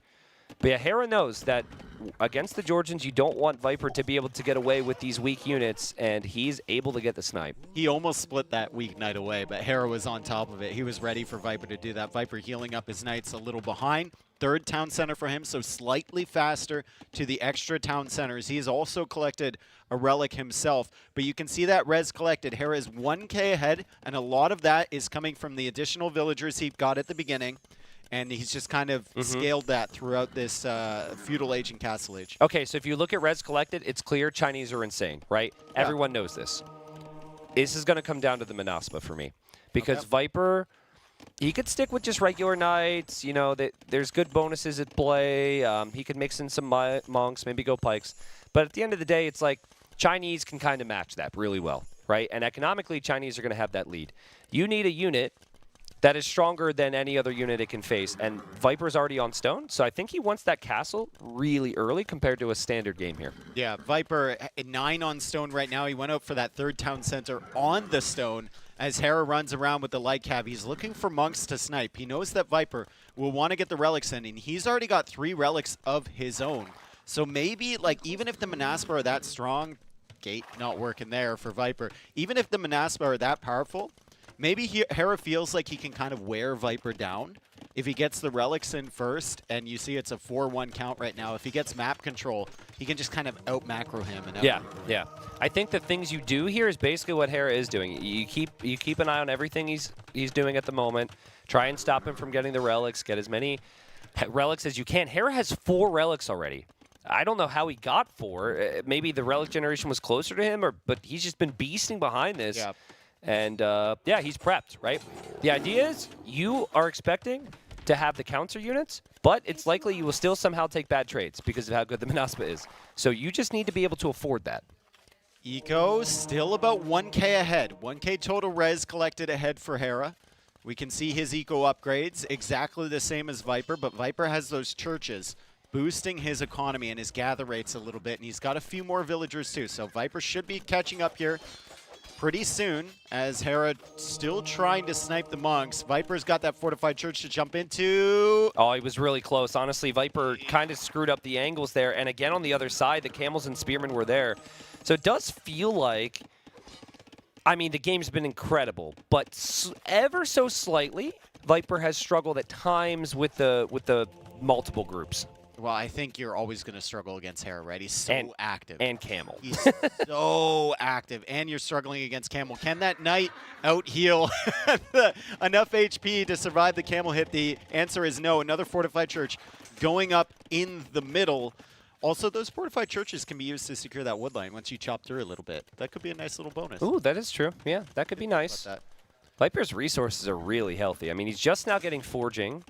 That's the first upgrade we'll see from Viper from the blacksmith. And remember, no fletching for his skirms. Let's see Viper's Fog of War here, possibly. He's moving out like he knows the army could come in. Yeah, he will know that the majority of the relics have been brought in at this point. I think on the gold. I think on the gold. So he, like, right... Yeah, that's good. He's really worried, actually, because if he knew where Hera was right now, and actually he might build it there, but a bit further forward would secure more resources. Yeah, but you know Viper. His one castle at a time, one step at a time. Even though there's not a hill there, he's putting it within range of his gold. Monks could be a problem. Monks Viper needs a gate. And maybe Viper needs a gate. Beautiful find from Hera. It's like he knew it was there the whole time. Well, I mean, he's been running through there. That's probably the 5th time he's made a journey through this area, and finally he finds some value. Yeah, that was sick. You do it enough times, eventually you're going to find some monks to pick. Another fortified church there from Viper. Another town center from Viper. Viper is slowly trying to catch up on total res quick wall, but Hera's still ahead. Dang, that's beautiful quick walling from Viper, but great aggression. And on the other side, looks like Viper couldn't return the favor and snipe the monks there. He would have loved to have sniped all those monks and then gone in with the knights, but Hera's he's just got so much defense set up right now. And res collected. Hera still almost 2,000 ahead, but we see ranges from Hera. Ranges, so he's going to try Arbalest. I'm not sure I'm in love with this choice against Manaspa. Yeah, well, we know that Hera's got a plan. Hera definitely has a plan. A lot of Hera's plans don't work for other players. They only work for him. That's true. Because his control is absolutely insane. So we'll see what he can pull off. If Ballistics is coming in, Bodkin Arrow is coming in, Camels are still in production. Camel Arbalest. I don't know. Maybe you can get the job done with it. Yeah. If you have the combo, and he is still making camels. Yeah, but like this is every like mid to low elo player's like wet dream here, where you just make one unit. That's it. Just what do you make? Manaspa. That's it. You don't switch into skirms. Don't do anything. Viper just needs to mass Manaspa, and he will have a second castle soon. I think Hera wants to use this army to protect the forward position. Get a castle, and then treb down that castle, because he knows how dangerous the Manaspa are. Yeah, Viper does spend less resources repairing, though. So if that Viper is a finds really himself aggressive castle. If Viper finds himself in a situation where he needs to repair, he might be spending less stone, but there are the villagers. The fortified church is there, too, and the Manaspa have found them out. Hera, with a little bit of a lapse there, the villagers out of position and letting Viper know that he's coming forward. Viper will know all about that castle, only 40 seconds away from Imperial Age himself, and the forward castle is not even complete for Hera. The first castle isn't complete for Hera. The second one is already going up for Viper. Yeah. So I think Viper will now have a decision to make. I actually love this castle, Dave. I don't think this castle will stay up. I think the Trebs will be in jeopardy. I think it could be a concern. But it buys time. It takes pressure off his base, and it makes Viper consider trebuchets instead of Manaspa. So second blacksmith, I think, there for Viper. He is That's really far nice. behind yeah, in upgrades right now. He needs to tech up, right? So you Yep. can see one blacksmith is already working, building a second one so he can get stuff like iron casting and maybe the range upgrades if he needs it. He's Yep. looking to buy himself as much time as possible to get So- that castle down as quickly as he can. Let me remind you guys why the Manaspa is so good. So it's the cost, it's the production time, and then it's you get extra attack when you have a bigger mass of units. So it's I think it's for every 6 you get +1 attack basically. So if you get to 12, you got +2 attack just from making 12 units. So Viper gets up, that goes up to a max of +5, I believe. It might be +4 actually. Forgive me. And if Viper gets elite on top of that, these things have like 20-something attack, and they, again, are very cheap. So Viper needs numbers here. That's why Hera's come forward with the Trebs. I believe he already has devotion too. So he won't get any of those converted. Knights did the loop all the way around Hera's base, and they're attempting to come from behind. Viper is just defending with Trebs underneath the castle. I wonder how many units he actually has in that castle, because right now it looks pretty bare bones. I mean, Viper's got to gate it up here. I mean, we expect he's got 7. Yeah, That's there he fine. goes. Whoop! Yeah, okay, it was good. It looked way too easy there. Yeah, with he was those trying to traps. bait him in for Yeah, sure. And he doesn't want his absolutely did. units like accidentally running into Hera's army when he's not paying attention either. Manaspa are coming out.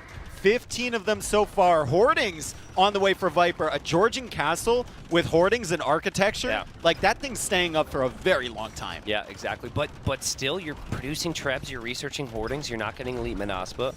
Viper's got 15 Manaspa. Hera's got 20 crossbows and then like 20 camels. Goes soon. down. So Hera, he's got the army, but he never wants to engage underneath the castle. Remember that game he had against Doubt, where he had such an army lead, but he just couldn't engage underneath that castle? Well, he did, and it was pretty brutal, so he won't want a repeat of that. Well, Viper got one Treb. He's targeting the next Treb. He's not targeting the castle from Hera just yet. Might And shift Hera his says, focus to that I now, just though. got to fight. He's going to fight. These are not elite Manaspa. It's up against heavy camel. Both players with an assortment of upgrades, but that is just more army from Hera, and that's why he took the fight. He But hasn't will been there be enough producing out of his camels? castles. Will there be enough camels to clear up the Trebs, though, is my question, right? Like, the Arbalists, or sorry, the crossbows are fine behind, but if he doesn't have the camel numbers, he can't get rid of the trebuchets, and he's still going to have the same problem. Viper continues to create Manaspa. Food Eco is not on par with Hera's just yet, but he does have double castle production, and even using the mule cart maybe as a little bit of a meat shield. Yeah, and Mule Cart could get in the way there, but remember, Hera has stables and he has ranges. All those produce, and then the castles produce Trebs. It's very simple flow for him, and I think he knew with a forward castle that Viper wouldn't be able to have time to mass this unit and fully upgrade it, and I think Viper will be in big trouble here. Those Trebs will go down. He's repairing that Treb with everything he's got, but the Treb goes down anyway, and the second one goes down too. Manaspa are coming in. He puts them into the castle. There's a second castle being added behind this. Still plenty of stone in the bank for Viper. He's not using as much to repair the castle, and the castle has, as you can see, 7,000 HP, so it will take time for Hera to break through on this side. Okay, so Viper's chance now, forget Trebs. Forget Trebs. Go back to what you were going to do before, and you just, you have to accept to even lose this castle, and you just use the, that's 3 castles he has right now? Yeah. And just make a crap ton of these things. Yep. And you just hope for a big clear. That's it. That's your way back. Ideally, Viper catches up on some upgrades, but now Hera, having a little bit of time now, is going to branch out, raid with the light cap. Beautiful stuff from him, as he still has enough units to protect the trap. But having said that, he only has 9 camels. And he doesn't have Arbalest is about to come in, but I think Manaspa can clear this. I really believe in this I unit. think once you get enough of them with They're insane. with the charge attack, like 14 plus 6 Plus right 6 now. attack. That's 20 damage. That's crazy. It's unbelievable, and I think it's why this game will possibly continue. Viper, he's got 25 of them. The Arbalists are a great addition to the camels, though. Agreed. If it was only camels, maybe the Manaspa could take them out, but with the castle there with 4 Trebs pressuring the castle from Viper, it looks like he's splitting them up. It looks he like he's gonna going to send counterattack? half of them to the north, and then he's going to just use the remaining castles and the reinforcements to take out the army from Hera, rather defend on that side. Hera with some good use of outposts on the other side to give him vision so that Viper can't sneak into his economy like he wants to. And Viper's he's still trying to hold this castle. I really thought he would give it up. Save You repair stone for elsewhere. No, I mean, you're Georgians. Yeah, you can repair for a while. You can repair for a very, very long time, right? Even against 4 trebuchets. Look at Hera's castles. He knows trouble's coming. The castle's in the north there. He 100%. stacked the castles. That's beautiful. They're still going to get through, though. Oh, double castle. Viper's stack actually with coming Monks back just home sitting now. there. Oh, man. Viper's got 42 Manaspa. He's getting the final armor upgrade, which will Into really the castle benefit him. for Viper? Does he hop against in and out? Nervous. Let's see. He's got 42 Manaspa. It's such a big number. Let's see. Big fight. Let's see how good this unit is. Oh, man. I mean, there's so many Manaspa. Like we said, these are counter units, these camels. And it looks like with the combination of the Arbalest, this is going to be more than good enough for Hera.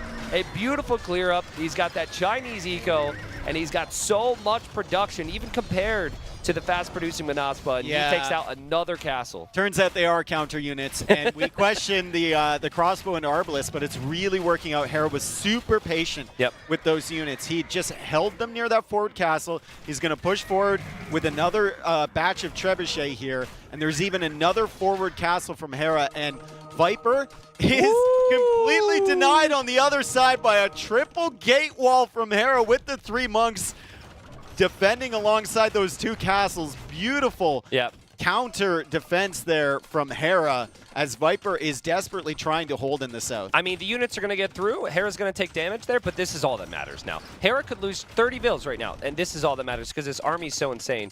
The worrisome thing for Hera as he, again, goes for some more quick gates and whatnot is really just the fact that Viper's Manaspa produced so quickly. Like, somehow Viper went down to 20, and now he's back up to 35 again. But if you're pushing castles, which he's doing, you're getting closer and closer to finishing the guy off. Do Georgians have anything else against camels? They have Hal. In this situation, yeah, but they have Hal, you but haven't it's too teched late. into anything. It's exactly. It's too late at this point.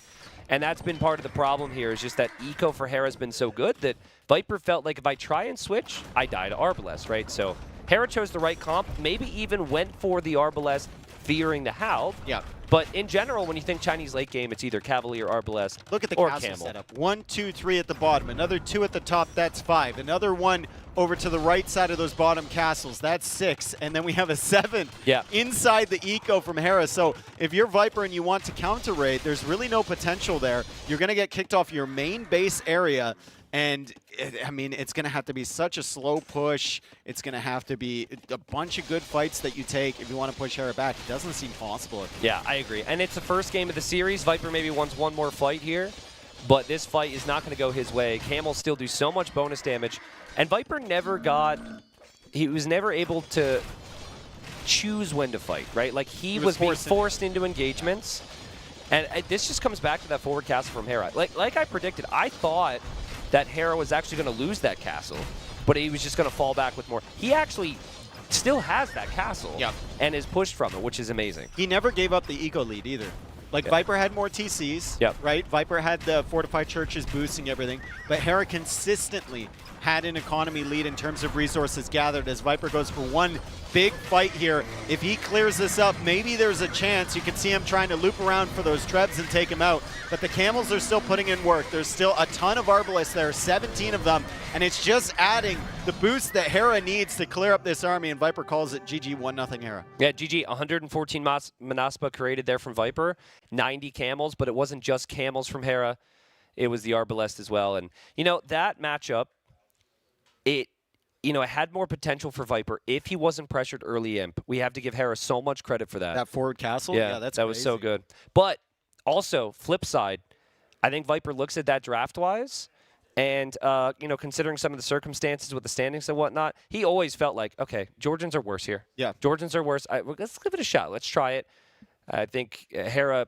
I mean, I don't think I've seen Chinese lose an enclosed. I know Viper won with them before. They're just so strong, and they suit Hera so nicely. So if you were to approach that differently from Viper, let's say you were teleported into Feudal Age. I don't know if Castle's on the menu, but like if you were teleported into his position in early Castle Age, and you knew what Hera was going to do, how would you approach that differently? It's tough, right? Yeah, I think you want Night Pike. So basically, he didn't make many scouts. I think Hera made it really difficult, though, So I would say, like, ideally you get into Knight Pike and you want Castle Age to be a bit longer. It was too clean. Like, Hera, they basically just both boomed, made some units, and went Imp. And like Cav and you Knights want running around, more army to be able to compete.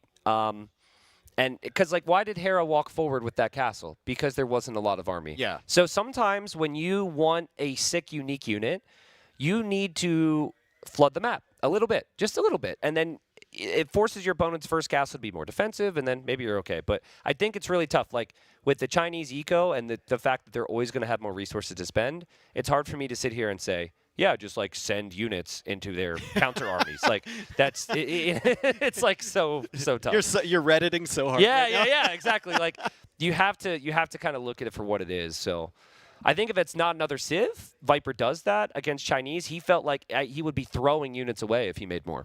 Viper with some classic map picks here. He's got Arabia and Arena as home map.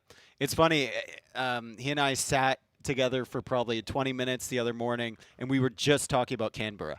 And, we were literally like cooking up strats, and we went through like every single civilization. And I'm like, but what about Saracens, 10 villager castle drop? And he's like, don't you think like you putting would work here? You know? Like I'm like, but what about Celts? He's like, yeah, I could see Celts. We're having a lot of fun thinking about that one. Viper is really fun to talk to while we're watching the other games, right? Like he likes to troll a bit and banter. Well, the thing about him is he loves cooking up those unique strats. Yep, he really enjoys it. Yeah, it's fun to sit there and hear all the age minds just be able to discuss things. And oftentimes people have differing opinions on things. Sometimes it's like, you try and go for prediction, right? Like, you know me, I try and predict something. By the way, I'm predicting Hera goes Bohemians and he goes Castle Age hand cannons, just throwing that out there. But so at one point I predicted it was Jordan versus Yo, I believe. Crap, I don't even remember at this point. But all that matters is I told Viper and Tato precisely what Jordan would do. I was like, he drops the castle. Yeah. He's going to make 2 organ guns. He's going to bait. Yeah, oh, yeah, Hera, then go atonement. Hera into monks. He's going to go atonement. That was Jordan versus And then Hera. it was so fun. Like ACCM's like, no. He's like, if you go 2 organ guns, Hera won't fall for it. He's like, it has to be 5. And I walked through it, and I was feeling so good. And I was just like, oh, my God, this is amazing. And then Jordan lost, and then Viper talked shit. And I was like, but I predicted it. I just like the different perspectives. And it's funny. It's especially funny to me when all of them agree that like a certain Civ is good or a certain strat is good. Yeah. And then classic, Mr. Yo walks in. It's like, yo, what do you think about this strat? Oh, it's bad. It's really bad. Like, Yo's got such a different perspective. Okay, so the doggo has joined the room here. I'm unsure if there's another reason for our pause, folks, but you can see our gamer room, and then you can see Eustace. Eustace got pets, and now Eustace is going to leave, potentially. His eyesight isn't great, so you have Eustace, what do you think Eustace's APM is? Ooh. I mean, like... Is it on par with Doubts, or just not quite there? I don't know. I mean, if don't food know. is involved, his APM shoots up. Oh, that's true. That's true, man. Eyesight's not great, but that nose, dude. The tail starts moving if food is involved, yeah. All right, looks like they might actually already be in or about to be in that next one. Real footage of me gaming. That's how I play ladder. How good's the internet in there? Because I gotta say, I can't tell. I can't see anything. I gotta say, dude, you might be the guy in the lobby with the red block. I can't see my ping. You might be lagging everyone else's game. All right. I said right, like what, 3 minutes ago? I think we could have some cool strats here. Bohemian Slavs. Yeah. So I asked Hera. I said, what do you think about straight 3TC boom with Bohemians, not competing for relics? Yeah. Your opponent may pressure you once they realize you're straight booming. So Slavs, for example, would go light cav, and then they might add in siege. And then you time it with chemistry, 2 ranges with hand cannons, and then you push out. You can kill mangonels, you can kill light cav. And Hera said, could work, not bad. So it's not the first time we would have ever seen that. Players have to think now how they want to treat this, because I think Bohemians have an insane late game. Slavs maybe more of a better mid game with like the whole farm spam and light cav for map control. So it will be tough for the Bohemians. They lack mobility. So the name of the game here for Hera is normally mobility. We'll see if he can do something to control the very expansive middle area on Arena here I think against Viper. The argument against that strategy on this specific map is that you've got a fortunate generation if you're Hera. You've got 4 relics closer to you than Viper. Fair. And usually against Slavs, you're going to lose that relic contest, right? Yep, Their monks are super fast. They're going to have better cavalry than you two. So with this generation, there's a chance that Hera could sneak out and even grab 3 relics. Okay, I could be wrong on this, but I think Viper might try Feudal Boom here. Ooh, like fast Feudal? Fast Feudal into Horse Collar. Because remember in the past, people did it with Slavs. It's not so big these days. People normally do it with Malay. It was kind of a Malay-Britain kind of thing, yeah. Yeah. It's just a thought, because he's not building another house yet, as far as I can see. Maybe he is. He probably is, yeah. But he's still not building a house watch? I think it's above the mill. House watch? I think it's above the mill. It's above the mill. He just built a house. Oh, Yeah. I was super hyped for you. I mean, it's just a thought. You know, because again, they're going to be cooking up some stuff here because they're both already advancing out of the group stage. So, but I'm excited to see what Hera goes for. Will Hera see those relics? Because the AoE gods have blessed him, certainly. And doesn't see any. He may. I mean, they're not blessing him with the scouting. No. And I wonder if he's going to slalom in and out of them like Andy did that one game. Yeah. Like all the way around, doing circles around the relics. He can't see any of them yet. We've got the scout heading forward. He's going to identify exactly where Viper is, and then he's going to turn around and look for the neutral resources. Now, Slavs, what makes them so good on Arena? Well, their eco, right? Their eco is the biggest thing. So Arena, you're normally going for an expansive economic approach. So that is going to kick in eventually with those faster farms. And then I would say, you know, they have solid enough army, but it's mainly the eco, right? Yeah. They got good monks. They have good infantry, cav, and siege. But against Bohemians have so many good military options. And it's their gunpowder, which is great against infantry and siege. And then also their halberdiers do additional bonus damage, which would be good against the cav. So it's like, actually, you could pretty much put any civilization in front of Bohemians except for maybe the Italians, who can make the condos. And say if you go Halp and Gunpowder, you could dominate pretty much anyone. How do Slavs fare against them in the late game? It feels like if you ever get Hufnitsa, it's going to be a major issue, even with your monks. Like, you're not going to be able to convert them. They'll just get sniped down. Well, so before I answer your question, that's kind of my point about the straight boom. Yeah. Right? It's like, okay, take your relics. Go ahead. I'm going to have a You do Vildi your then. thing, I'll do my thing. And then, yeah, that's kind of why I think straight boom is really good. But, yeah, I mean, Slavs would thrive on mobility. Viper, we've seen some crazy games from Viper. I mean, the first time we casted Viper together on Arena was like 2015. And we've seen him a number of times onager cut wood lines and try and open it up. But that's so difficult. So mobility is really tricky on this map, which is why I really like Hera's civilization. Okay, so Viper is going up to Feudal Age here. He's got 23 villagers. Hera went up with 22 villagers, and Hera's going to pull off 22 plus 2. Fast castle build. Viper's going to go 23 plus 2 villagers in the Feudal Age into fast castle, and then the questions begin. Does Viper go market stable and just contest for the relics? His monks are extremely quick. Like, he can come out there and snipe the relics before Hera even realizes what's happening. Hera's going market blacksmith. Viper as well going market blacksmith. So I would expect the Bohemian player to be really scared of the Slavs going for scouts, right? So all-in monks isn't something I would expect. But I think Hera might be thinking about that. He sold all of his stone. Bohemians get the gold mining upgrades for free. So I think he might try Spearman YOLO Monk. Viper on the flip side here, he's sending a lot to gold. And I think we might see a full-on clown war from these two here. Yeah, maybe they're trying to catch each other off guard, right? Yeah. Like, Hera definitely expect scouts from Viper, I would say. That's why he's adding spears, yeah. That's the play most of the time with the Slavs, but Viper may be sensing that Hera is gaining some respect for the full-on monk play from the Aztec game and the previous Aztec games he's seen from him, so potentially trying to counter that with monks of his own. Viper has not found, he's only found 1 relic with his scouts so far. That's crazy. That is really unfortunate, yep. And then Hera has He's seen all 5. of them. Yeah. But Hera was out there earlier, Yeah, too. he was. So there is that. I'm sure Viper will find them.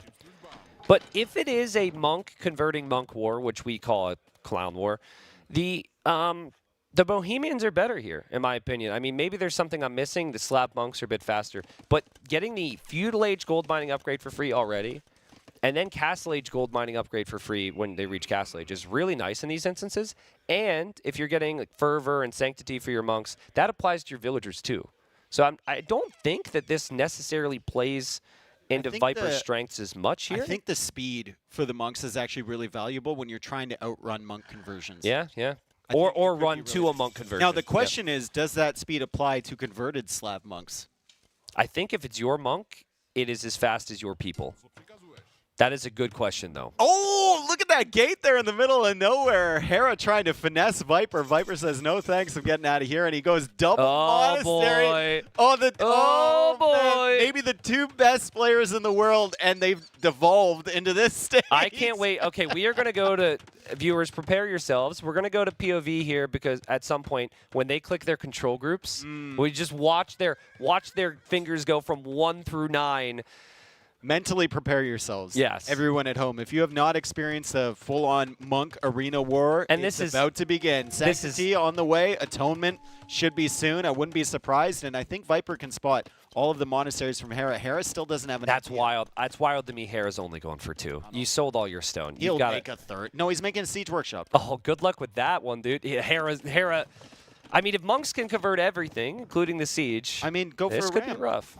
Yeah, ram. Right, ram. And then you break into your opponent's base where there's more monks. And also, if you open siege, you force your opponent to get redemption. Yeah, fair. Then you don't have to get. But But if you go for ram, no one's going to get redemption for the ram. So you might need to go for Mangonel to force redemption. Yeah. Did Hera see? Can we see Hera's Fog of War, please? There's devotion that resists conversion. Both players will get that. He sees double monastery. Yeah, he Viper saw double. definitely knows exactly what Hera is doing. I love how Viper's third monastery is further back. I don't know if he thought about this. No, he just didn't have enough space. Yeah.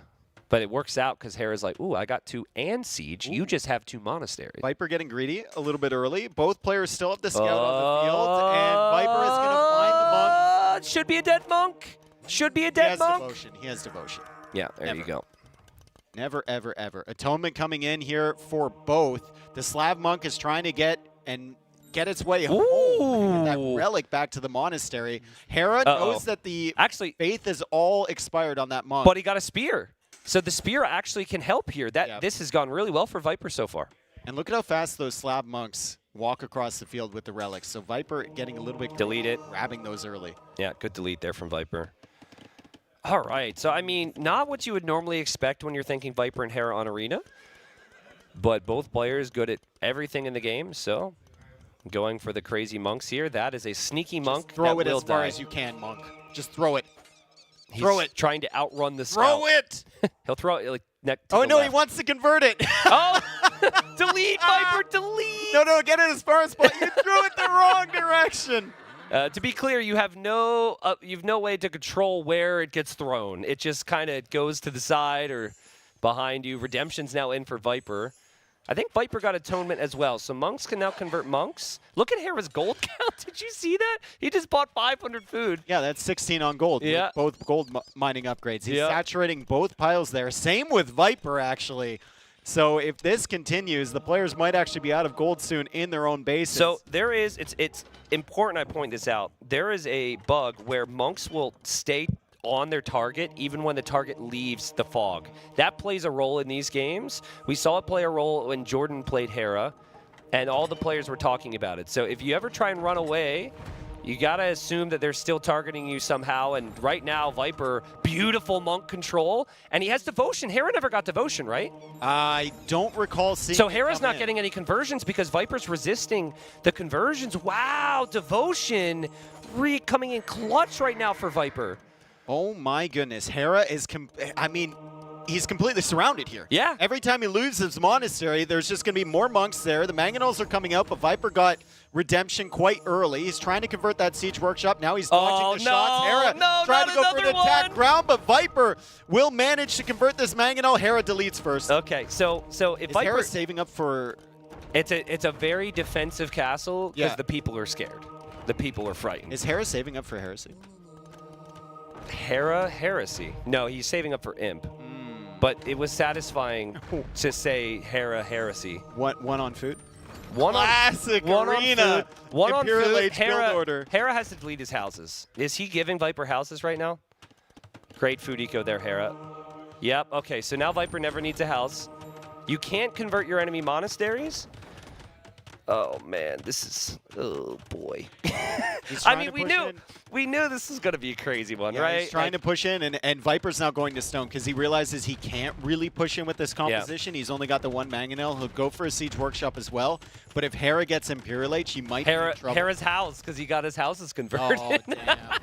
But he's getting the castle up, so he should be fine. Oh, that's funny. Too bad you can't siege tower a monk over the wall. Well, that would be absolutely broken, Tristan, because then you could siege tower a group of monks in the middle of an open field and keep hopping in and out to convert people. But wait a second, you're saying it's not broken to be able to toss 25 million villagers on gold and buy all the food for imp? Like, at least you have to pay something for that. I mean, okay, well, I mean, Viper's going to get through, and Hera's defense, and this is going to shock everyone, so brace yourselves.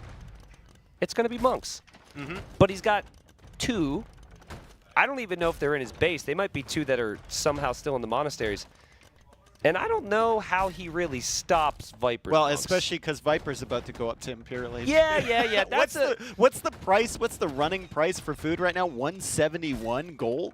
It's actually not that bad. I thought it would be higher. Listen, Hera goes to the market. He lives in Argentina, right? And he's like, I thought things were way cheaper than this. Exactly. Inflation, jeez. Oh, man. They're in. All right. Well, the ram has to move. The monks, they're brittle. They Why do I can't hear walk. boss music? Why is it attacking a wall that... Oh, I thought the wall went down. I think Viper thought the wall was gone, too. Yeah, the ram was kind of blocking that. He was wondering about it, and now there he's we go. in. All right. So Hera will abandon his gold. He will build a monastery wall. And he's going to get to the Imperial Age soon. Viper should just convert vills. There's no hesitation here once you realize Hera doesn't have monks. Every villager you convert is a 2-vill swing. Yeah. You're taking 1 away from your opponent, you're adding 1 to your eco, and then you can start doing random things. Like Hera was talking to me today saying, I think the future of AoE 2 is building stone wall foundations in your opponent's base. I know, it's a classic Hera take, right? But that's something that you can actually do here, just be annoying. Especially around the gold from Hera if you're converting villagers. I think it wouldn't be a bad play. Hera did get devotion, by the way, and I'm sure when that happened, he had an oh crap moment, and he realized why he got so smacked in these monk wars. Now he's actually getting some conversions, but he would have to convert every single time, and I mean, Hera's going to make it up to Imp, but Viper's going to be a minute behind him, and Viper's like, let's not castle there now. It was a beautiful idea until he saw the Imperial Age notification. Oh, then, he's going to do it even anyways. further forward. Huh? Huh? Does he not have his sound on? Did he not hear that? Hera doesn't have fletching. Why would he have fletching? He only has 2 on food. He's got 33 But food. Hera's going to get a trap, bro. This is guys, this is a game from 2 players that know they're out of the group stage in a good spot regardless. This is insane. Viper should never drop that castle. But I guess it keeps Hera off gold. Is that it? It cuts off both the golds, but Viper hasn't found that gold to the right side of Hera's base. So Yeah. if you look outside Hera's of Hera's over there. main arena, Yeah. he is on a gold there. He's snuck over there, and I mean- Viper does not have vision on that. I mean, Viper doesn't have block printing yet. His monks don't have the same range. Maybe there's a world where Hera comes back. The Vil count's even. Loom! That's okay. I guess there was nothing to kill the Vils with. I mean, you're just converting. I know, and the then your Vils. opponent gets your weak ass. You don't want to villager. give your want to give your villagers your opponent beefy villagers. True. Okay. Hera might not even have Loom in all honesty. All right, Hera does have Loom. No, he's got. Oh, he didn't have Sanctity. Okay, that makes sense. I could So see he's where getting you were going with Sanctity that, now. though. Yeah, I was really cooking with that one. All right, so Viper's going to lose that castle because he made a castle against a guy who can make trebs. Viper has full map control. He has all 5 relics. He has more farming eco than Hera does. And it still just feels like even if Viper loses that castle, that Hera will be stuck. Great job from Viper to even notice the random conversions going on and deleting the monks in time. He's converted a couple villagers. This is the time for stone walls in the wood eco or house Viper's walls. going to trap him in! Everything! Viper's trying to trap him in! These villagers have switched sides and are trying to trap their comrades. What in the world? Run! There's no way out. There's no way out. They've taken the bridge. And Viper, unfortunately, did lose the mangonel, but Hera shift deletes all of the monks near the wood line. Those guys are weak. I think Viper's waiting for Faith to convert them. And the Hera GG's called. realizes Yeah, what a funny game. I mean, devotion really was the big thing there. But also, I don't think Hera expected that level of commitment from Viper. He saw 2 monasteries, and he was like, okay, but I've got 2 monasteries and Siege. And then all of a sudden, Viper showed devotion. up. Yeah. He didn't have devotion, and he went for that Siege workshop to try and bait out redemption. Yeah. So that Viper would have to make a decision between atonement and redemption, and maybe not have enough resources for the monks. But I mean, if you don't have devotion, you're going to win, or you're going to lose almost every engagement you take. It's a monk big versus tech now, monk. and it is new. But Hera should know about that. I just think Hera's kind of a big thing for him is getting the reps in, and I'm guarantee you that might be like one of 5 games he played in Arena with devotion, if that. Oh no, I'm getting converted. Delete. Oh, I love it. I love it. Well, Viper gets the win. 2 very different games. The first game was big macro game with lots of army, lots of mobility. That game was lots of control groups, lots of clicking, and lots of converting monks and converting them back. I'm not unhappy that we got to watch that game. Agreed. That makes me very glad. Agreed. Yeah, it was very fun, very silly, but of course Viper still happy he gets the win. So Viper's got Arabia on his side for the home map. Hera has Brood War and Canberra. Will be Hera's choice. And if you like those types of games, I can promise you one more, and that would be on Canberra. I can't predict it fully, of course, but that map has produced some wild stuff. So, again, considering Hera already has that bye to the semis, Viper's already going in 3rd or 4th, I think this is a good time to see what Viper's got on this map. Try something new, because it's possible these guys are going to face in a couple days in semifinal, you know. Canberra is the capital of which country? I don't think it's the capital. Okay. It's Australia, right? Yep. Is that the capital? Yes. The capital? Yeah. Oh. I thought it was Sydney. Nope. Oh, okay. I didn't know. And that's your daily Canberra fact coming to you live from NAC 5. We're all learning here. Wait, I don't what? I don't blame you for not getting Now it. people are saying Austria and Vienna. You set me up, dude. People are judging me so hard right now. No. Austria is the European Australia. Yeah. Okay. Never mind. What? There's so many things you could talk about. I don't blame you for that one. That yeah. is Well, I blame you for known bringing it up. Copenhagen is the capital of which? Another one of our maps is the capital of which country? That one I don't know. Oh, it's Denmark. Okay. There we go. Yeah. Yeah. Tristan, Whoa! I'm there so we happy. go. I hate you so much. Bring back Hart. Bring back Hart. I would rather have Hart call all the units fake than this. Man, It's despicable. He's gonna redeem himself right here. No, it's a capital of Denmark. Sorry, Denmark. I have good friends in Denmark. No, I don't know.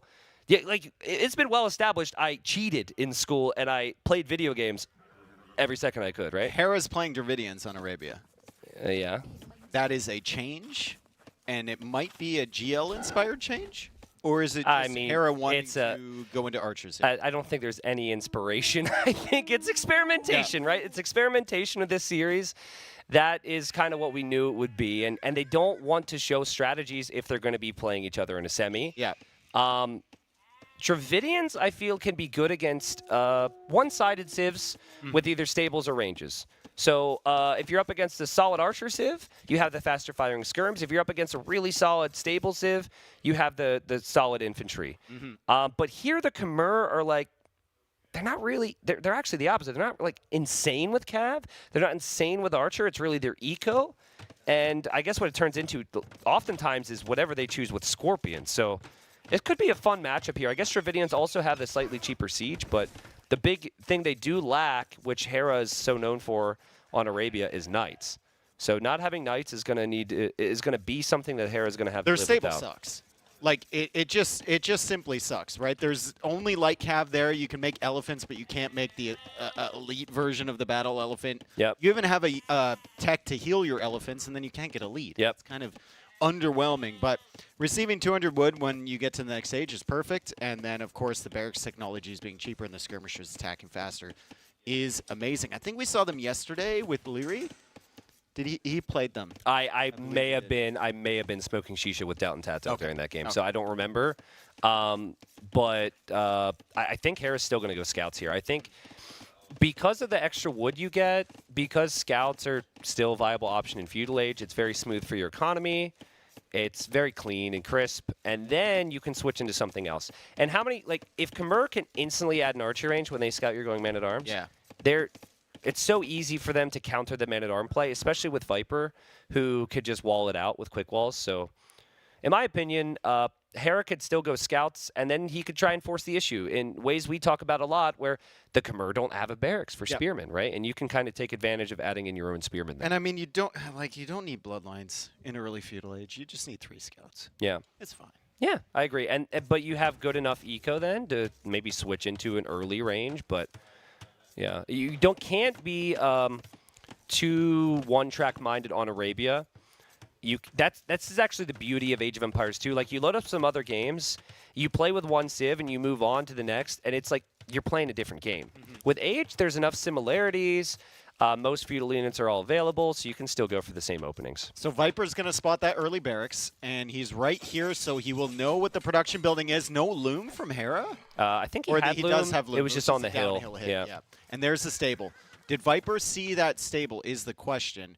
Doesn't look like he did. So he didn't spot the gold either. It could still theoretically be an archery range as Viper tries to take the hill and retreat, but Hera takes the advantage there, and he's going to need to back up before seeing whatever production building it is that Hera's going to go for. Yep. I really do not like Viper's base for walls here with the way the gold's set up. Oh, yeah, it's bad. He's got the 2 beautiful back woodlands and beautiful back stone. Yeah, it's like, but like, having the safe stone is really the last thing you'd want to be safe here. Viper will have to control the map pretty decently here with Army. He does have Khmer, so he can hop in the houses if he needs to. Yep. A spear coming forward from Hera. Wolf is attacking the spear. Wolf will go down, and Viper immediately moves forward, which is good, because what are the scouts going to do for you at home? And Hera, I think he's trying to bait Viper into a garrison, knowing TCs don't hit anything. Yeah, really taking advantage of that this tournament. Oh my god. We need a patch for TCs only. I'd wait a month for that. Yeah. Can we wait till, like, how about this, March 4th? Yeah. We'll wait a little bit. If they're within 3 tiles, you should hit everything. Yeah. Well, scouts moving away. Hera still trying to maneuver around with spearmen. And this is where it gets tough, because you can't fight off the scouts too easily because you don't have spearmen. And Hera, I like the scout timing. It's nice and quick here. And Viper actually lost a scout there. So get 1 scout. And Viper's house is, well, I was going to say it's not close enough, but apparently it's within range, and he manages to save that villager. He's going to eject him on the other side. Still running around the scouts on this side. Hera's still trying to track him down with the spearmen. And Viper's just hopping from house to house to house. Like, if there was ever a time for a trap from Viper, like a huge flexi trap, it would be in this series. Yeah, where he hops out of the those house houses, on the other side. And then gate traps him in. Yeah. Exactly. He'll lure you into, you know, a little group of houses, wall up, and then whoop right into the house and out the other side. Hera with the clean start. The whoop. That's the sound effect for so many things in your mind. That and bonk and doink. I'm like, such a child. Doink is good. Yeah. But like whoop is really good for hopping in. You'd like be you're a getting great sucked children's into it. presenter for sure. Well, kind of already are. Well, I'm not going to be teaching geography to children. That's for damn sure. So I think we've established that much. Oh man. Oh, and there it is. There's a whoop. There we go. See, that's what I'm talking about. That was definitely a whoop. Yeah. Now that's a donk right there. Oh, what? He didn't get it. Oh, Viper. Oh, we're going to need a boink to get that guy. I tell you what, that's something he's going to regret right there, because the start to feudal age has been pretty awkward for him. And right now, I'm loving this. By the way, shout out a lot of this might not really be good for my European audience, but there's this guy named Chris Berman who's a legend commentary, and he would always do. Someone did a spin move in football, be like, "Whoop!" He's the one who has that in my mind. Viper hops in the house again. I'm sure Chris Berman is watching this right now. He's super proud. Oh man. Well, I mean, as we always say, Dave, you save the villager in the house. You're still in the house. Oh, yeah, you're just in there. 100%. Yeah. You do heal ever so slightly. No, you don't. You don't? You don't heal in the houses. Oh, okay. No. Well, today I learned. Quick walls there. Viper clearly distracted. And Viper actually hopped out of that house and has gone to a fresher house. But still he is hopping in and out of houses. I also think Hera's going to have a tough time if he doesn't have more spears at home. Viper scouts show up. Hera distracted. Hera will lose that scout. I think he misclicked that mill, actually. Or I guess he was distracted. He wasn't paying attention, right? Yeah. Yeah, there's a lot going on here. Both players have basically undermade military more than they need to here. Hera could have 2 spears at home, but he hasn't. And Viper, well, in Viper's case, I guess it's undermaking military because of the Civ. I think it's really tough for Hera to keep making military because the archers just lack the mobility to keep up with what Viper's doing. Yeah. And the scouts just have no potential. Ooh, that's not intentional. The scouts have like no potential for future upgrades with Dravidians. So Viper keeps massing the scouts. He's got 10 scouts right now. Hera's got 2. This is going to be full feudal from Viper. We rarely see this. Do you add another stable? Do you add an archer? Oh, 100% need the other stable if you're going to do it. I mean, I think you need archers if you're up against a spearman civ, though. Yep. It's kind of funny, though. Like, Viper has 11 scouts. It doesn't feel like he has 11 scouts because they're so split up. You got, like, like that group there has, what, 6? And then there's 3 chilling there, and then there's a couple more at home. Yeah. Maybe not full feudal, but he sure made a lot of scouts here. His resources will fly, though, with the Khmer farms. And the spearmen are not getting hit by the TC, but he kills another spearman over there, and Hera goes into an archer range. Let's take a look at the resources. Hera has so much food. He doesn't have in the bank. Yeah, he hasn't clicked up yet. He does. Now, this is where not having knights hurts. Any other civ, you drop a stable, and the couple knights do so much for you. But Viper's going to have some time, and Hera's got to be really careful here. He could just straight up lose the game with so few spearmen at home and only relying on walls. Yeah, and it's really tough to click that wall to repair it with the scouts right there. The hitbox is difficult, so Hera just goes for a follow-up. I think wall you keep behind attacking that house. That house is only being built by one villager. What is the HP on that house? It is going to be Even on once fire. it goes up, Hera's going to have to manually repair. Viper decides not to go through there anymore, and he comes back, maybe baiting Hera from pulling the villagers away. Still attacking the house. Spearman now in defense. Viper needs to run. Yeah, back in the day, you see players immediately come forward for a tower there. No one does it. It's actually the right call, though, isn't it? Like, there's no army to stop that. That would be so sick, but players don't want to take the risk. Viper's just attacking farms. Hello, farmer. You picked the wrong farm to work on today. And Viper no range behind this. Viper, that was the first villager kill for him and the first one in the game. Pretty open at home as Khmer like to play. Crazy to me, Hera only has 3 spearmen. This is like, look at his resources. Hera has the perfect eco setup for knights right now. Well, that I guess we're running into the issue of why you don't open Dravidian scouts more often. Yeah, right? maybe. Because you can't transfer into more cavalry, really. You don't have the options as Viper takes not 1, but 2 villagers on the farm. And it's going to be 4, it's going to be 5, it's going to be 6, it's going to be 7. Like, Hera needs to wall those vills. They're going to die. Forging on the scouts. Bloodlines on the scouts. Yeah, they're dead. They're pretty weak, but the villagers are even weaker. Viper did lose a bunch of scouts in this area, and he only took 1 villager kill, I believe, but still, Hera not able to get the trap, and Viper is now in Castle Age. All right, Hera has made it to Castle Age, and he doesn't have knights, but don't worry, folks. He's got... This is your cue. Go to the stable. Go to the stable. Go to the stable. Stable. Stable. His stable. He made the stable. No. The other stable. The stable. Come on. Come on, Vodka. The stable. Yeah, here we go. Elephants! There we go! There we go. I don't know where it is. Where is he? He's in the middle somewhere. He's on the way, and people are pumped. Late. Ah, there he is. There he is. Woo, baby. That's a lot of chunk. But, I mean, they could easily be converted, and Viper's going to have some knights. But, hey, let's see. Let's see. Viper will not expect this. Here he goes. He's a very determined boy. And Viper is going to run into the crossbows there, which will probably surprise him. And he's going to have to get away from those crossbows. He needs to make sure he defends from the elephant right now. Good crossbow micro there from Hera. And crossbows, in addition to the elephant, might be a potent combo. Spearman getting some value at home. Viper, though, second TC up on the gold. Feels like he's got enough time. Can buy himself some more with those knights, and the crossbows are going to need to back away. So what on earth, or how on earth, can Hera break this setup from Viper with the economy he has and the knight production he has? I think you have to add TCs, and you need pikemen. Pikemen is the biggest thing. You have cheaper barracks upgrades. You've got spearmen on the field. Pikeman is an easy click here for, I think, anybody else. Hera, not a player who really likes to have pikemen in early castle. It's more like a unit for later on. Yep. Because there's not a lot of offensive potential there. But Viper got his TC timing down quite nicely. I think Hera's going to have his work cut out for him on the defensive here, because Viper is going to just run circles around him. Yep. And a real worry I have, and maybe Hera can do something with his scouts, but if Viper's not under any pressure, he's going to get all the relics. Yeah. He already has a monastery. He's already making a monk.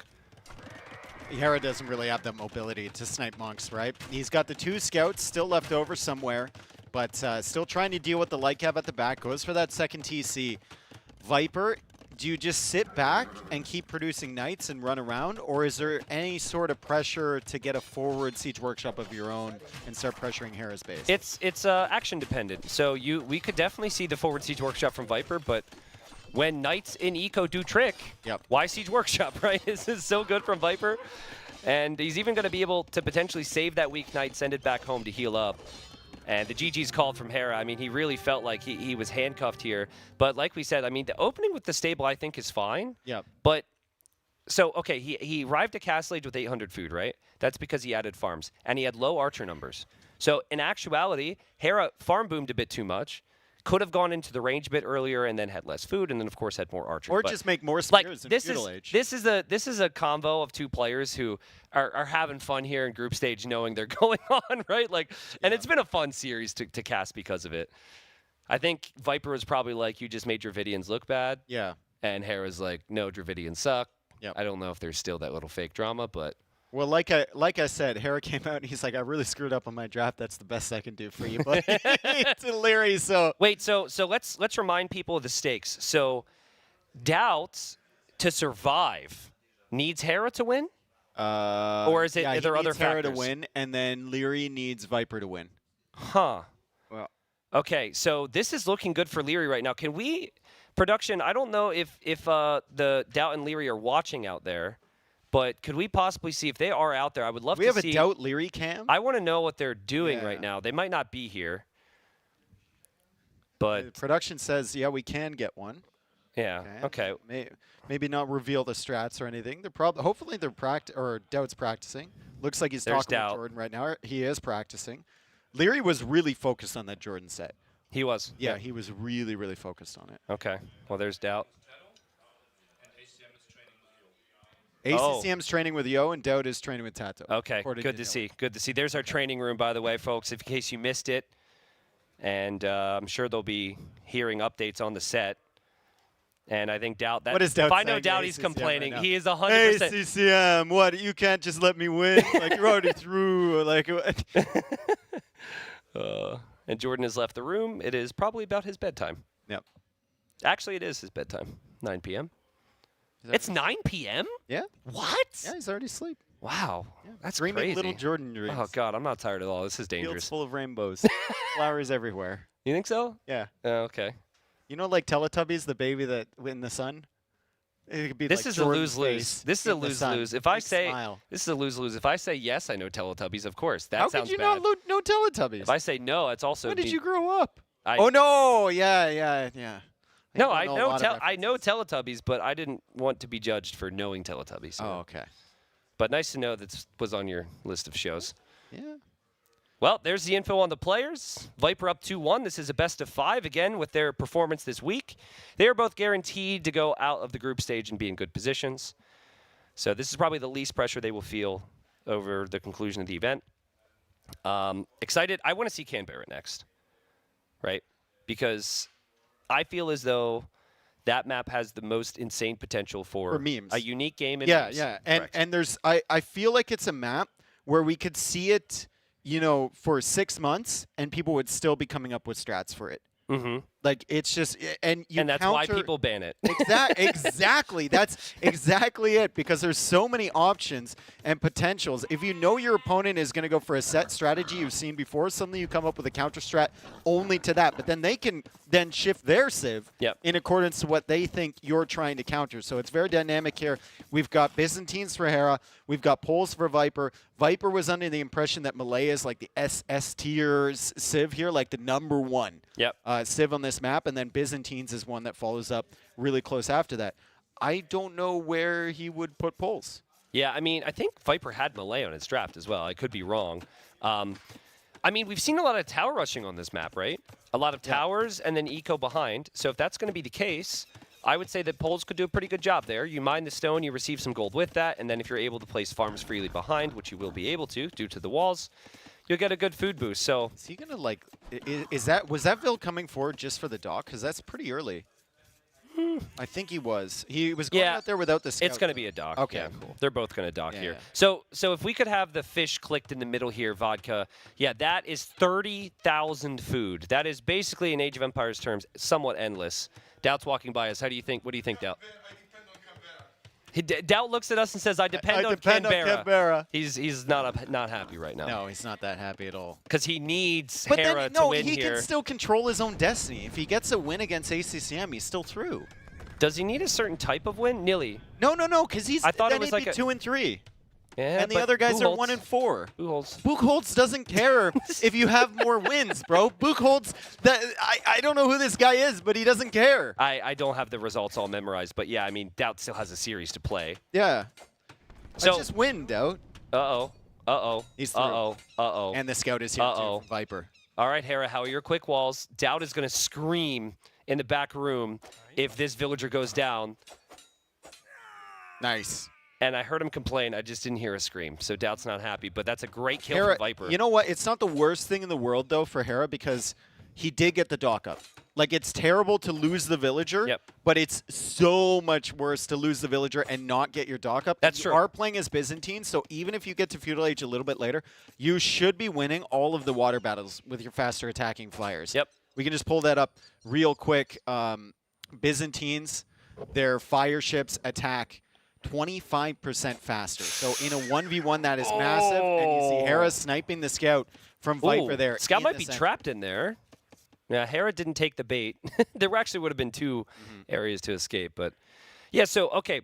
We have seen strong water civs play out here, and they make fires right in the middle. Byzantines are the best fire ship civilization. Makes sense. We have seen civs against that be tower rush. And I think if you tower the middle, because the fish aren't moving, these fish are very unrealistic. They just always stay in the same spot. If you just tower it, it's like, sure, make your fire ships that you can't fish anyways. I think that's kind of the approach. And then you can farm. So I think Viper's going to aim to get towers down here. And look at Viper. He's taking the stone there. Poles drop off the gold instantly. He's going forward with another few villagers. I was going to do this whole thing about how he can afford multiple ships because he's taking stone with random villagers, but he's actually going out there with 4 villagers, and he's probably thinking about towering that fish. I think the only problem, as we get the live Doubt nervousness cam on the right side, Doubt looking like an absolute snack today. He's going to see himself. He's just seen himself. He's like, let's play it cool. I'm on stream. Let's play it cool. Okay. The only problem with towering there is that you don't have the stone then for an immediate follow-up tower most of the time. Yeah. And I think pressuring the base is great. If you have a dock already up, you can just go for a demo from that dock instead of the tower on the fish. I love how they both have not re-walled their walls. Also, Hera is doing the right thing here. You rush the tower down. Yeah, he's pulling. That's actually really smart. This is really smart from Hera. Okay, actually, you know what they both need? More Vils. More commitment to this. We saw it in the Andy and the... I mean, Viper's already kind of baited the tower out from Hera. And Hera's going to go for another tower there. Viper's making a demo. Viper knew. Look, he look at that. Okay, Viper's fish... kind of crazy. Viper's fish might block his own demo long enough for Hera to micro away. It's just like a half a second. I mean, maybe the demo because it'll kill all the fish. Or does it go for the villagers? Viper is trying to take out that palisade wall, so then he can get the demo on the shoreline to get closer to the villagers. He's really close. Delete it! Boom! That was amazing for the Viper. I thought he would go for the fish, and he's gonna take out Hera's tower, and Hera now is looking at the screen like, oh god. What is this map? What is this? Thank God I'm already in the semis. It's not terrible for Hera because he's still going to kill a villager here, and he's going to control the fishing ships, and Viper doesn't have the fire immediately. So Hera still has these fishing ships taking the food. He's killed 1 villager. He gets his tower up anyway, and he's roasting the vills from Viper. Viper's villagers will repair, but very slowly, and he needs to pull them away. So good demo from Viper, but no fire follow-up. Just tower the other side if you're Viper. Give him that tower.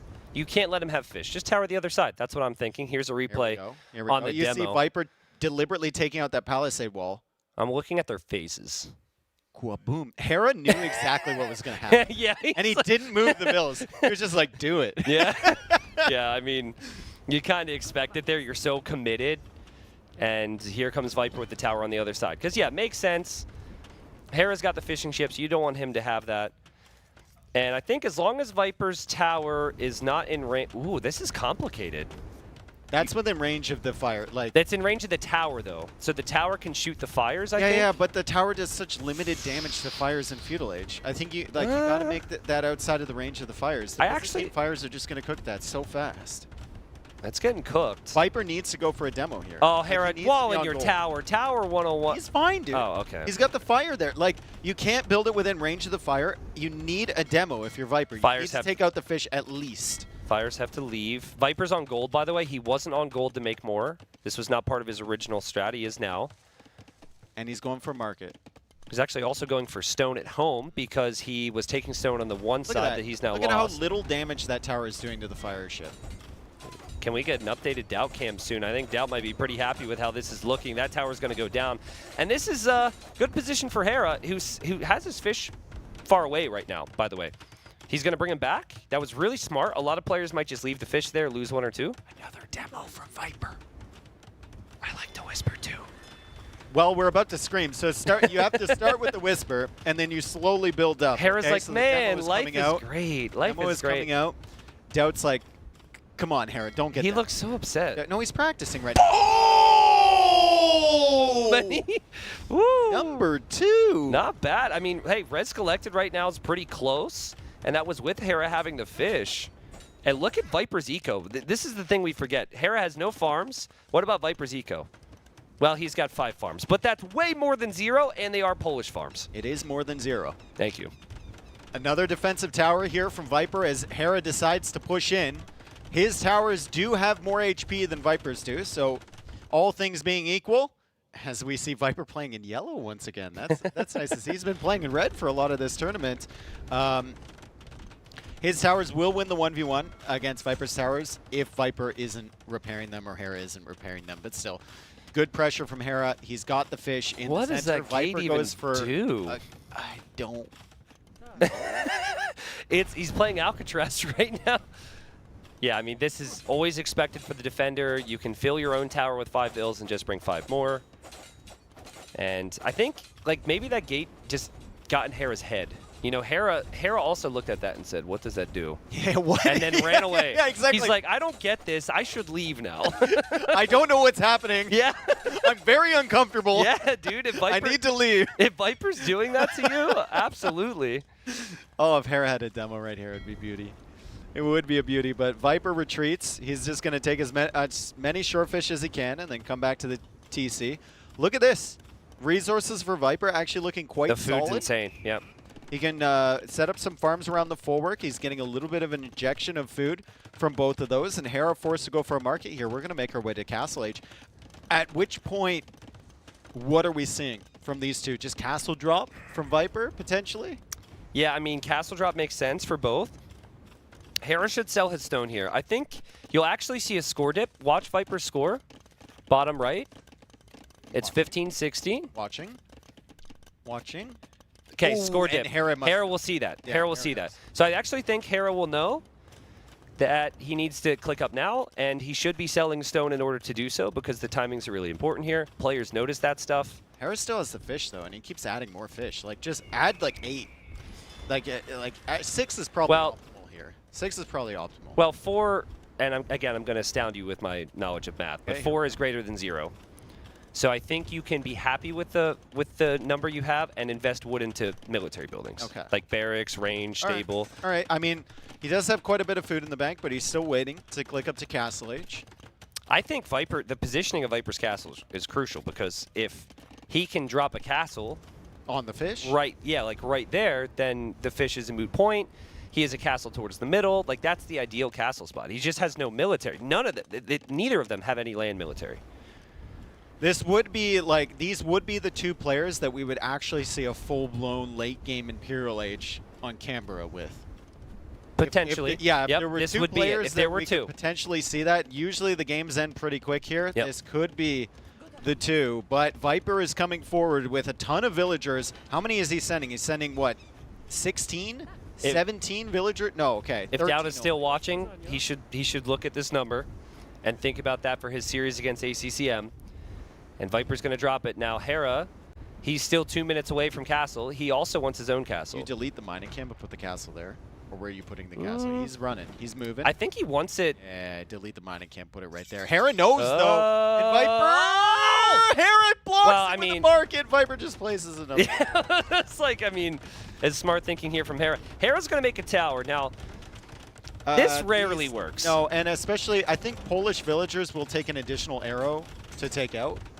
I believe it because of the regen here, Yeah, right? So I don't know if the towers are really going to accomplish what you want them to do. I mean, the tower's not even up. The castle's already at 70%. Yep. Viper's baiting the fire from one of those towers, and the castle will go up, and Hera just Run needs away, to Hera. back it up. Hera, you will lose Vils, and Viper hasn't lost one yet. You need to get out of here. Viper loses one. Okay.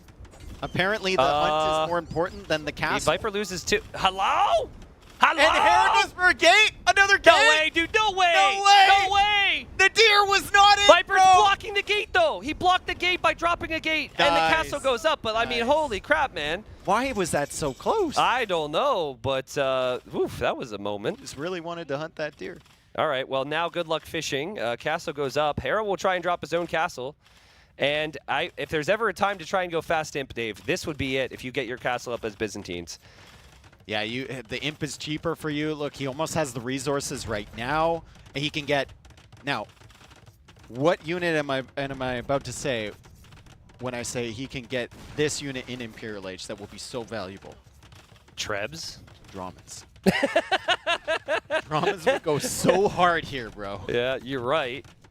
In almost every possible sense. Actually, Drummond could actually be considered superior to Trebuchet. I think it is. I just do not know what, but why not both is still the thing that you got to think about. Why not both? Yeah.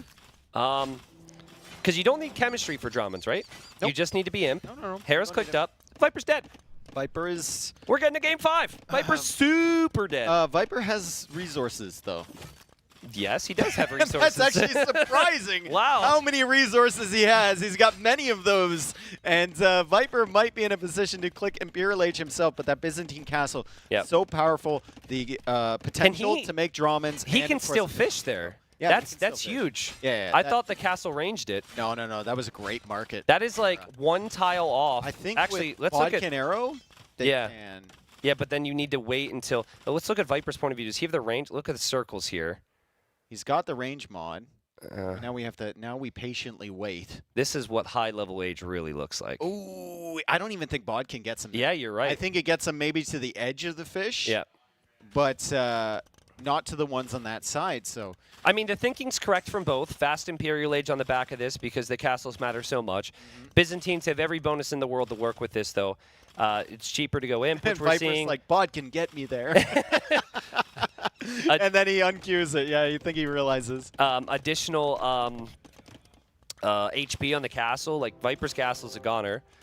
Listen, I'm with you on the whole Drummond train, and I think the pros are really far behind. I don't think Hera's going to make No. Like I told you the discussions I had with Viper. He said the key unit on this map, the ultimate unit is Drummond. Okay, and but he does realizes Hera know? that. I don't know.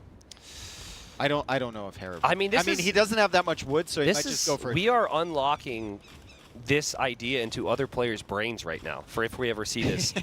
I had a great discussion during the last set where everyone was talking about Yo.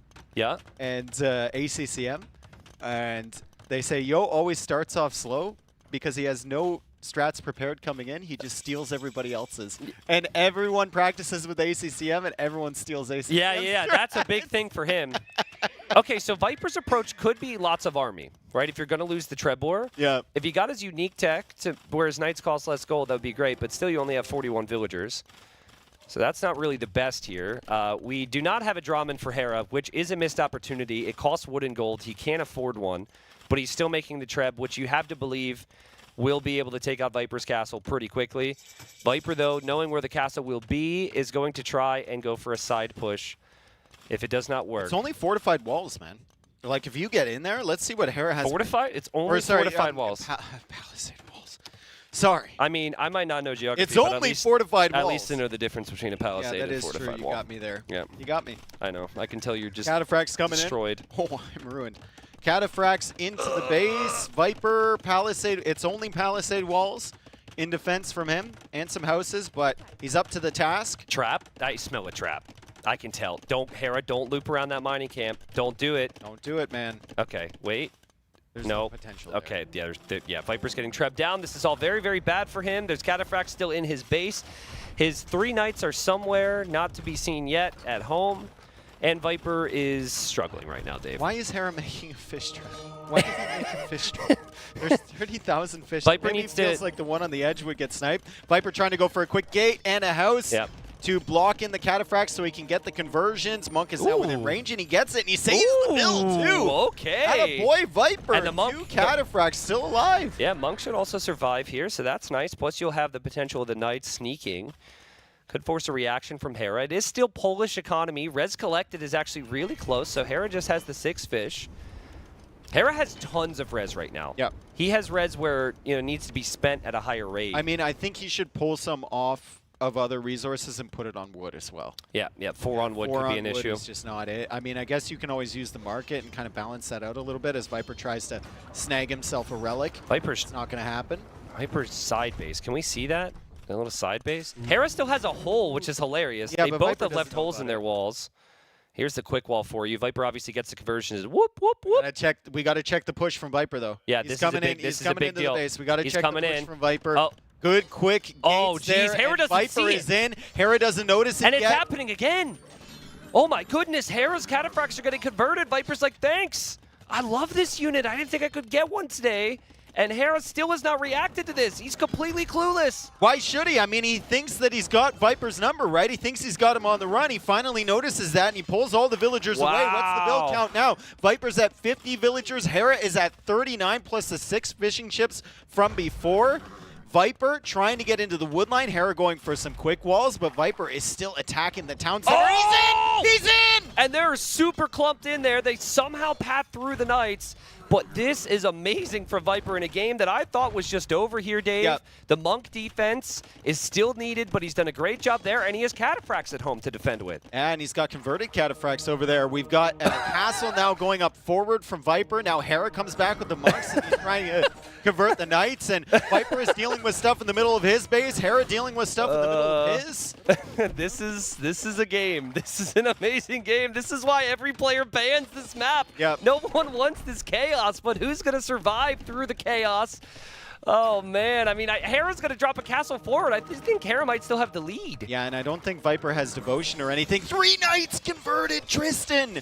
3 knights converted by Hera, and there's the castle. Viper is no TC gaming right now. He doesn't have a single town center. He's got a trap. He should try. He should try. It's too late. That trap's exposed. Viper's still microing here. He did kill some monks. I mean, basically right now, Viper's about to lose his whole base, so he needs Hera to lose his whole base. And if that does not happen, I think Hera takes this. Viper has a castle there. I mean, maybe he could trap push from there too. Yeah. But this is a problem. And Viper is just on the run. Similar to what Hera was doing a couple minutes ago as Viper pushed in. However, the Cataphract number is just too much for him to stop. Look where Viper's building his TC right now. Perfect. This place looks fine. Yeah, this is this is the safest position for a new town center. For This Viper. actually has the potential to go on for another hour. Yeah, and we could see a full base trade. Yeah, this could go on for another 100%. hour. This is crazy because their food eco is trash for both. And Viper's got a trap. Just passing. Look at this evacuation. He's going right underneath all of the towers, past the dock, through the wall, and into Hera's base. Oh, this is amazing. Oh, man. Will he get the trap? Will he get the trap with the converted Cataphract? One more hit. Get out of the way, villager. No, Cataphract's a pretty He low dodged attack. the shot of the castle. Yeah, so dead. I think Hera's traps should just keep trapping away at houses, honestly. That's going to hurt Viper. Hera, does he have to do the same thing? He has to do the same thing. He has to do the same thing. What? He's leaving. This is hilarious. This is insane. And he's actually getting caught out. Like, Viper didn't get caught. Viper still has more vills. Hera's getting completely caught by the calf. Yep. Hera is not going to escape with that many villagers. So many bodies there. 32 vills only alive for Hera. 46 somehow from Viper, and he has completely evacuated his home territory. But now Hera is on the run. He's chasing after him with the Cataphracts. Viper will need another town center in Hera's base. Hera's going to need another town center to the south there, but Viper has found where the town centers are from Hera. However, Hera has the 3 trebuchets, Viper only has 1, and he's Harris got, should be able to push. And Hera's got 9 cataphracts. Yeah. Right? Those 9 cataphracts. What happened to the fish? Good question. Where'd they go? I don't know, but I see Viper's villagers are disappearing here. You know what's funny is like we're 35 minutes into a 9 villager start, which is fast paced. Yeah. It's 45 pop versus 40. No, yeah, less villagers than minute. Yeah. We've heard of APM, actions per minute, but what about vills per minute? Vills, I mean, the eco KD's ridiculous. They're dropping. Eco KD's ridiculous. Hera had such a good eco, and it's all falling apart. Viper's gonna lose that relic. Finding my second market. Oh, Hera's trying to wall in the light cap from Viper, and he trapped them all. I don't think they all can't get escape. hit. I think some of them don't get hit, funnily enough. If Viper moves, like the last one. They're stuck anyway. Yeah, they're stuck anyways. either way. Beautiful job from Hera. Viper trying to counter this cataphract over here. We'll see if he can save this villager. I don't think so. The Knights will be able to kill that unit, though. However, the second villager will die. And as we try and, you know, settle this game down, oh, Hera, be careful. 29 vills for Viper, 27 for Hera. Hera, you do not have food, dude. What are you doing underneath the castle? You're You're crazy. You're crazy, man. Is it worth it? I think that's horrible for Hera to lose his cataphracts like this. Yeah, and Viper's more than happy to lose that Mangonel if the cataphracts go into the castle fire. Look at the HP on those things. Very, very low. He loses another 2, and the Trebs are exposed somewhat. Well, there is a tower which is on fire, which can save What it. happened to the fish? That's what I want to know. It's a great question. We're going to have to somehow get that looked at. Hera's also taking the shorefish. Yeah. I mean, Viper is... He's farming more than Hera is. He's poles. He's still... This game, guys, honestly, strap in. What did we say? Yeah, strap in. This hit full reset mode. What did I say, dude? If there was any 2 players to take this to like 2 hours. Well, I think you said post-imp. And this is, I don't know if you consider this post-imp. This is like This is post-apocalypse, bro. This is well past. This is post-imp. I mean, techs are missing. Hera doesn't even have horse collar right now. Like, this is not a good economic setup. This is 28 vills later. But the most important unit in the low eco war, Trebs, monks. Both those 2 things. Both players need to rely on monks because it is easier for them to just have big swings if they're converting enemy units. This is so ridiculous. I think, like... I love this game. Yeah, this is incredible. And Viper's bringing villagers? I don't like that. Oh, he hits with 2 out of 3 shots. That's massive. Yeah, and also... It's easier for him to get a shot targeting one of the Trebs. 2 out of 3? Because Hera's Trebs are stacked together here. here. 66% here. He's going to get another. Oh, Hera needs to back away. He can't force the issue Viper, here. the Treb The God. writing is on the wall. Viper, the Treb God. He's hitting every shot he takes. This tells you what's going to happen, Hera.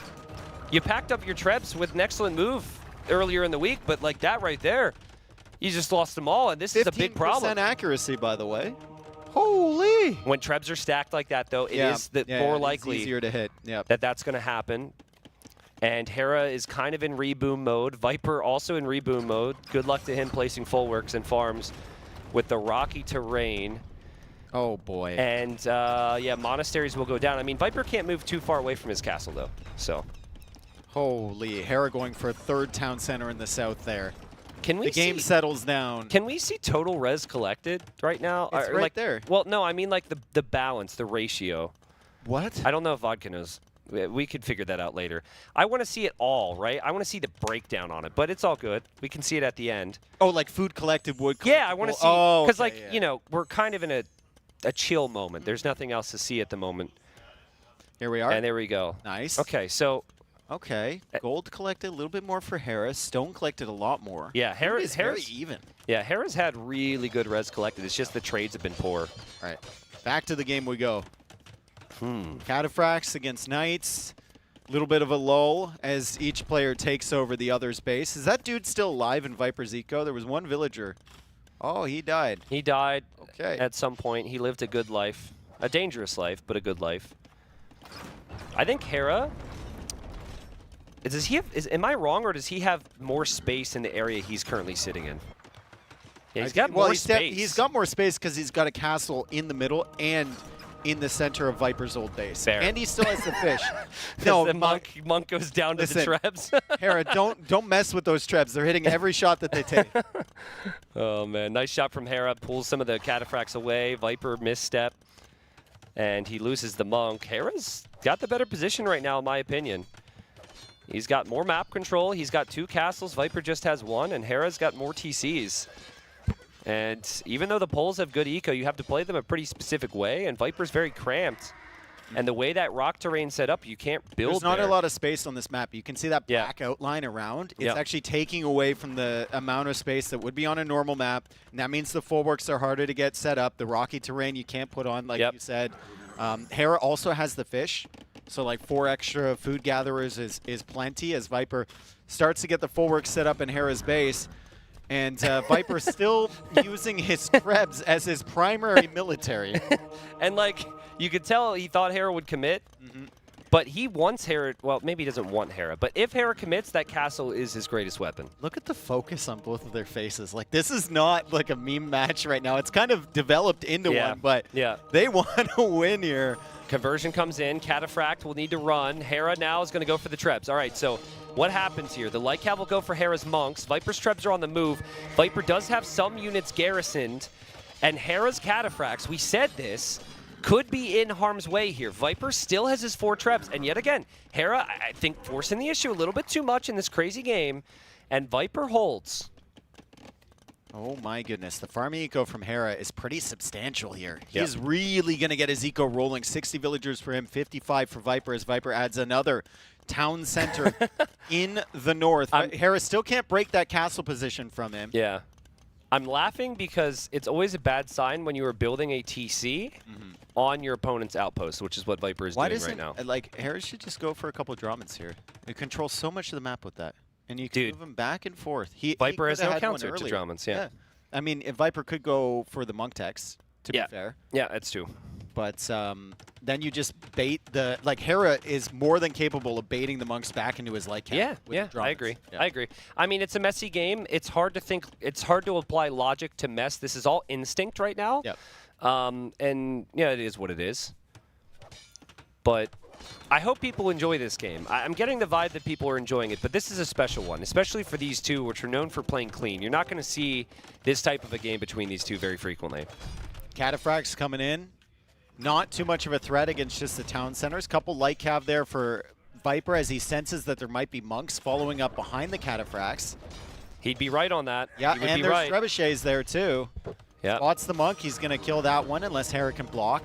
Let's see how your blocking is. Hera, not enough. And he's pulled the Cataphracts out of position so the Knights can come in, try and snipe that trebuchet. A couple weak ones there, but I think he will probably still get it. Yeah, he will get the Treb. Hera will have more, of course. Hera's Cataphracts have been able to raid Viper, and we have the privilege on the way. So Viper won't need near as much gold now to make Knights. And a Knight with Castle Age upgrades is as good, if not slightly better than a Cataphract. It's better than a Castle Age Cataphract. Yeah, yeah. It's not better than the Elite Cataphract. Yep, yes. But it should out DPS the Castle Age version. Oh, there go the Trebs again for the Viper. Most valuable unit. 100% most valuable unit. And there's a lot of Trebs in the center there for Hera that are kind of exposed. Yep. Absolutely. I'm not seeing many stables Hera still for has Viper. a villager chopping away in his own base. Please, tell me your story. Oh, man. She's probably so lonely right now. That's terrifying. Yeah. Well, shout out to her. Chop your way up. I hope she lives. I hope she survives. She will. Holy Trebs. 5 Trebs. Holy Trebs. Are you kidding? Hera doesn't have the support for this. And also Holy Relics. True. Viper says, yoink. Thank you. I'm going to take that back home. Little relic heist for Viper. And Viper is looking better and better for him here to win the series. Hera's still committing on to Cataphracts. He's got it. How do you have Look at his food eco. How do you have 39 farms at this stage of this crazy game? And I think he should always be going pikes here. Yeah. Like, if you're just producing Cataphracts, you could have some problems. And the Trebs are over here now. Trebs are here from Viper. Hera's still got 5 of his own. He's going to attempt to defend. Viper has monks behind. He's got the Knights coming out, more full works coming up, and he's unpacking he's moving back again. Yep, Trebs. I mean, we saw it before. Oh. It's also against Byzantine, so you... Monk? Listen, you chose the wrong field, brother. That poor guy was just, he was told there was a relic there, and so he was going to check it out. Oh my God, this game has had truly everything, man. That is some collateral You know what I love? You know what I love? Like, these guys are full sweat mode, so focused. It's such a hard game. This game just has those moments, you know, and I don't know other games, so I don't know. Maybe other games have moments like that, but I feel like Age is special in that regard, right? And it this is so a special cool. one among special moments. This is kind of crazy. Viper trying to grab that last relic there. Hera has the Trebs still near the castle, has the fishing ships just kind of chilling. Probably needs another dock at some point. Like, Dave, we know the series doesn't have the biggest ramifications, but this would be such a big win for Hera. You've got it. Your Byzantines in him against Knights, right? Like, can Hera hit with the Trebs? Oh God, he can't get to Viper's Trebs though, and Viper is blocking. You shall not pass. If only he had a unit that could be useful here. As the Cataphracts and Lightcav coming in to try and snipe the Trebs, but the castle is there from Hera. He'll go for a dock. He's Hera's still trying to snipe the Trebs from Viper. He takes one. That's the second one in total. Hera's going to lose more Trebs. Viper's Trebs are still there. Cavalier beating Cataphract. We don't have a single pointy boy Hit on your the shots. field. Hit your shots, Trebs, and the castle's fine. He hits another shot. It's Castle's only gonna one fall. trebuchet. There's two villagers Oh, that was so preparing. close. I think it can hit another one, and the Treb goes down. Castle falls. And there's more Cavalier on the way for Viper. Hera is farming here. He doesn't have a single barracks. He's going to run out of space for barracks at this rate. And like we said, we think Cavalier could beat Cataphract. Hera's got one castle to produce Cataphracts out of now. He's about to have another castle in an extremely aggressive position. No way, dude. That is a no. He spits in the face of Slotha privilege. Well, and he's just coming forward. Yeah, I mean, he might not realize, you know, that upgrade's in, and he feels as though that was a big win for him. Well, not to lose the castle, but you know, there's some good moments there, but now you've got random Cavalier coming through. And Viper, he was at 5 Cavalier after that fight. He's now all the way up to 12 again, which is kind of my point. Does Hera think Hera knows he's Imp, right? He's not saving for Imp again. I mean, just because it's a crazy game? He might be saving for Elite Cataphract, honestly. Oh. He might be. I can't think of... Yeah. There it is. Interesting. There it is. An Elite Cataphract could will work. beat the Cavalier. It could work, yeah. Especially the Polish Cavalier. Cost effectively, probably not. But it's still a fairly decent unit. He is building a castle underneath trebuchets. He has to win this fight. Elite Kata's not in yet. But the Katas are good enough right now with the Imp armor, with the attack, to match the Cavalier at the very least, giving Hera an opportunity to maybe send more Katas for that Treb. Viper needs to get ready to wall it up. That's an amazing castle. Yeah, now that he's won that fight, like, Viper will be forced to defend this situation the entire time, and Hera's just very comfortably farming behind 50 villagers on farm. I mean, that's crazy. That's crazy. Yeah. Like, the fact that he just thinks he can go Elite Katas here. How has he reboomed to this stage? But he doesn't have a way to engage against those Trebs right now.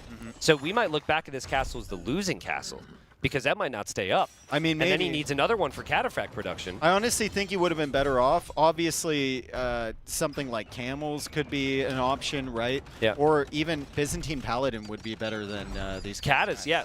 Pikeman, like at least you have Full more House, than 2 Camel. buildings to produce from. Absolutely. Look what Viper's doing. He's going to start to send more Cav into Hera's eco now. And this is when Hera's under a lot of pressure already to push here. And Hera calls the GG. What a crazy game. They actually ended the game at 113 pop. It is likely they will see each other in a semifinal. Both players' favorites to maybe win the whole thing here. And you could tell they had so much fun with that one. Damn, and Doubts... He's like, what took you so long? Oh, Doubt's Viper, reaction. what took you? Like, Hera, what are you doing? Yeah, remember he wanted Hera to win. It benefits him, so it didn't happen. Oh, yeah, it was Leary that wanted Viper to win. Leary wanted Viper to win, so that is it puts a bit more pressure on Doubt for our last series. We're going to get an interview in here with the Viper, but I'm sure it was big for him to win 3-1. And, I mean, we got one more series of group stage coming up, Doubt versus ACCM, and that one is, I believe, do or die for both, but we will have a very detailed explanation to make sure we know who is affected by the series before we, start it, of course. That was fun. That was just a great series. That was just fun. That was a fun series, especially the final game. And people ask like, why don't more players pick that map? That's the reason. That's why people don't pick that map. There's so much you can't control. It gets so crazy. Yeah. So might be the last time we see. Actually, no.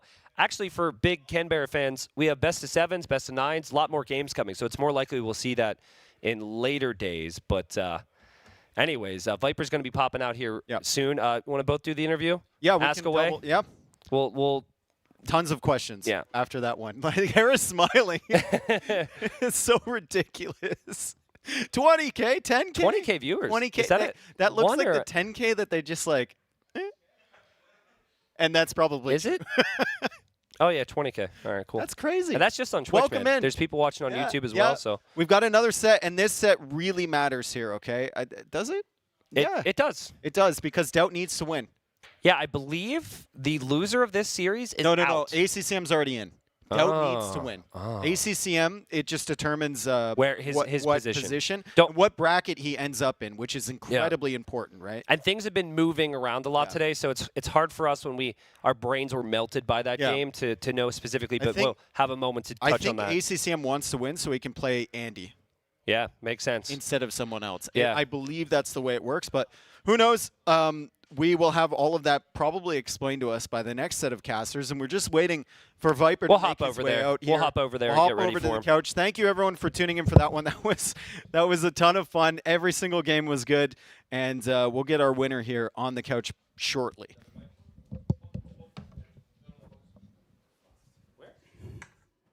Third mic? Okay. Dave has been banned from interviewing. I'm being tag team, though. I like this. Yeah? Am I in the middle or? Yeah, middle makes sense. Oh. Nice and romantic. Viper, congratulations. One of the more interesting sets that we have covered at NAC 5. Really? Really? No reason. How are you feeling after that series? I think it was a nice show match, so hopefully people enjoyed it. No, I mean, like, it's always nice to win, especially against Hera, but, like, in the end, it's like, for both of us, it's quite an irrelevant match. Yeah. It doesn't change too many things. Chat says muted. I'm not sure if it's trolling or not. I think it's trolling. But yeah, like I said, we see the map picks as well and the way we played. I think we didn't really show too much of our strategies and what we have prepared. So, again, it's just, don't read too much into it.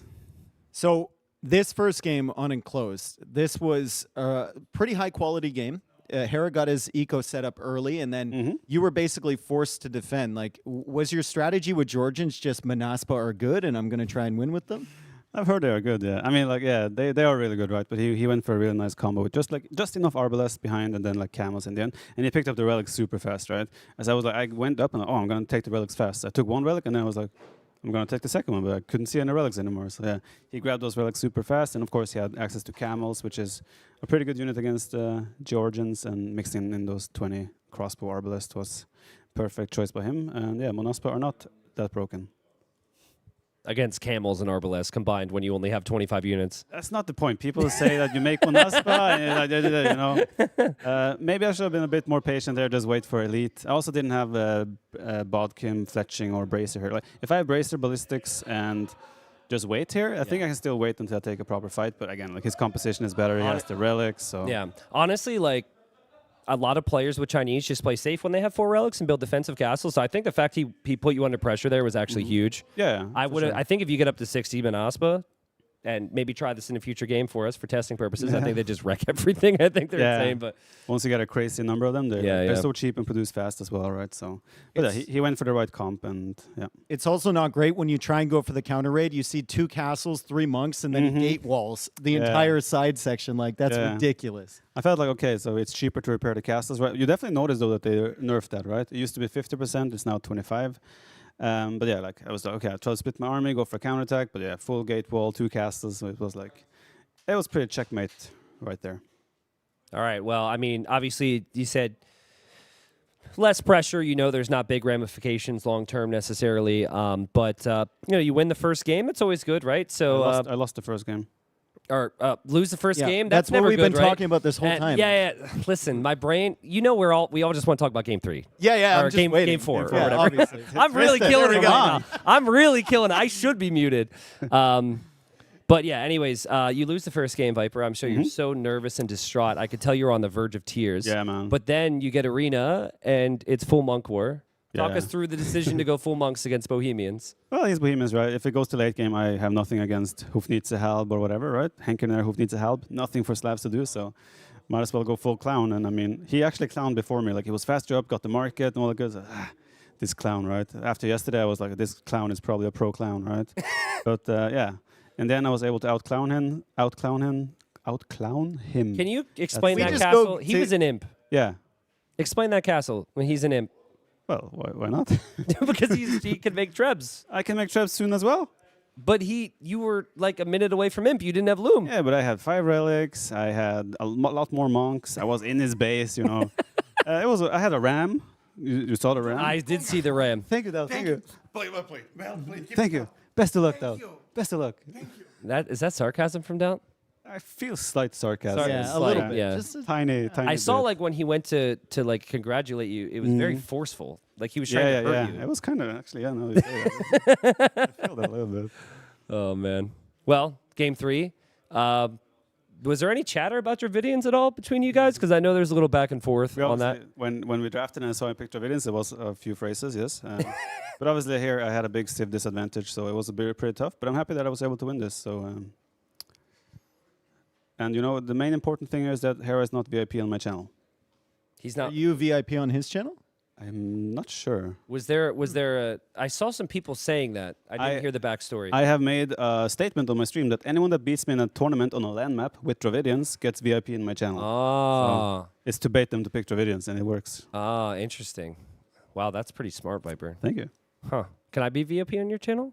Have you beaten me with Dravidians? No, but I used to be mod, and you unmodded me and never told Did me. I? Yeah, you never said anything. He didn't unmod me. Yeah, he did. Why? Like 4 years ago. Okay. Focus on the game. You haven't said okay, anything great. about it either. Gauls, Byzantines. Canberra, this is the map that we want to focus on here. Yeah. Now, you went forward with the tower first, and then you kind of repositioned your tower. Did you know that he was going to make one against the shoreline, and that's why you queued up a demo? I realized that like since he was so close, he would have a fire faster as well. It was like, okay, I'm just gonna delete, see if he comes more forward, and then like I have a demo ready to babam. But yeah, it went way better than anticipated because he messed up the quick wall, right? Or he didn't wall behind. So This was fun. That was sick. That was not market fun. Position Yeah, was awesome. The timing there was sick, right? I was a bit too confident here. I sent Vils away, like, okay, let's start hunting deer and such, right? And then it's like, Yeah. oh shit. You almost got that denied, man. There was like 2 tiles. Yeah, I think if I didn't get my gate here as well, like Yeah, now, the gate saved you. Here You I actually realized. watch This I his- realized. Oh You'll shit. want to see this. Watch his reaction once you get the gate, because he Yeah. realizes the potential, and he's Yeah, like, yeah. He's like, oh, I almost had him. Yeah. That was clutch. But obviously, I knew still this was going to be a castle drop from him, Yeah. race to Imperial Age. Even here, I felt like I'm probably quite in trouble. He obviously didn't make Dromons as well, which would have been a free win for him. So, like I said, it felt a little bit like we played a show match. But this game was a lot of fun, right? Either way. well, I think there's going to be a lot more highlights here, Viper. So at one point, you get damage done here. This is when the game felt like it was actually over for you from our point of view. But you get the counter damage in, which you didn't expect, while simultaneously getting the gates and the conversions. Yeah. But eventually, soon after this, you had to evacuate. You could have just, again, it's a show match, basically. You could have just resigned. You didn't have to try that hard. But This was fun. We're here to have fun, right? Of course. No, but like I realized I got some damage in there, right? Yeah. In the end, I still felt okay. He still has fish, so no matter what, it's gonna be easier for him to add economy again. Because, I mean, Look at this. It doesn't feel real. And then This is fun. You forced him to do the same thing a minute later.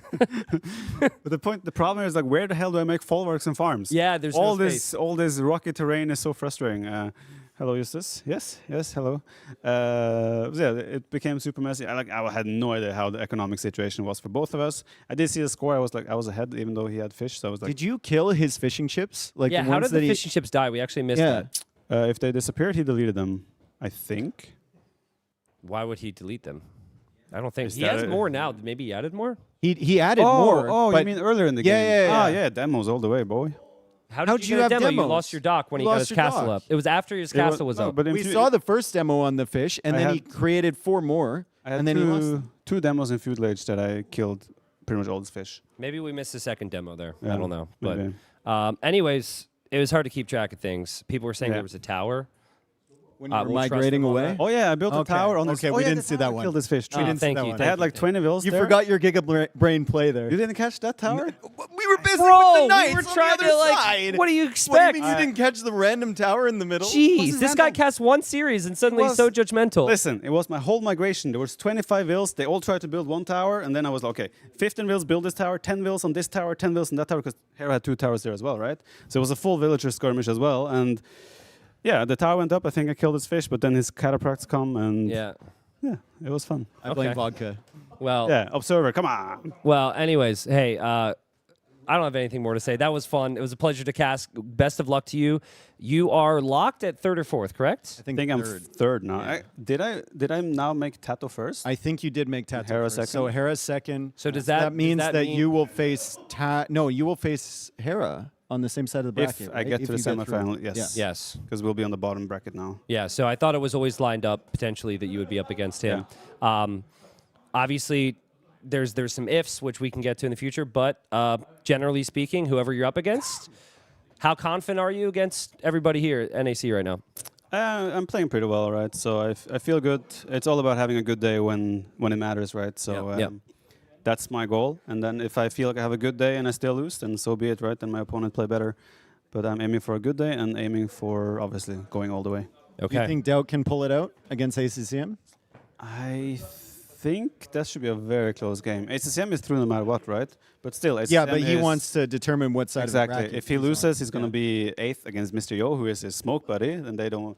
He said earlier, you never want to play against your smoke buddy. It's just bad etiquette. That's it's where, just impolite. That's where all the strategies come out, you know. So no, he definitely wants to win to get to the other side of the bracket, and then Doubt wants to win to get on the other side of the bracket as well. So should be a great match.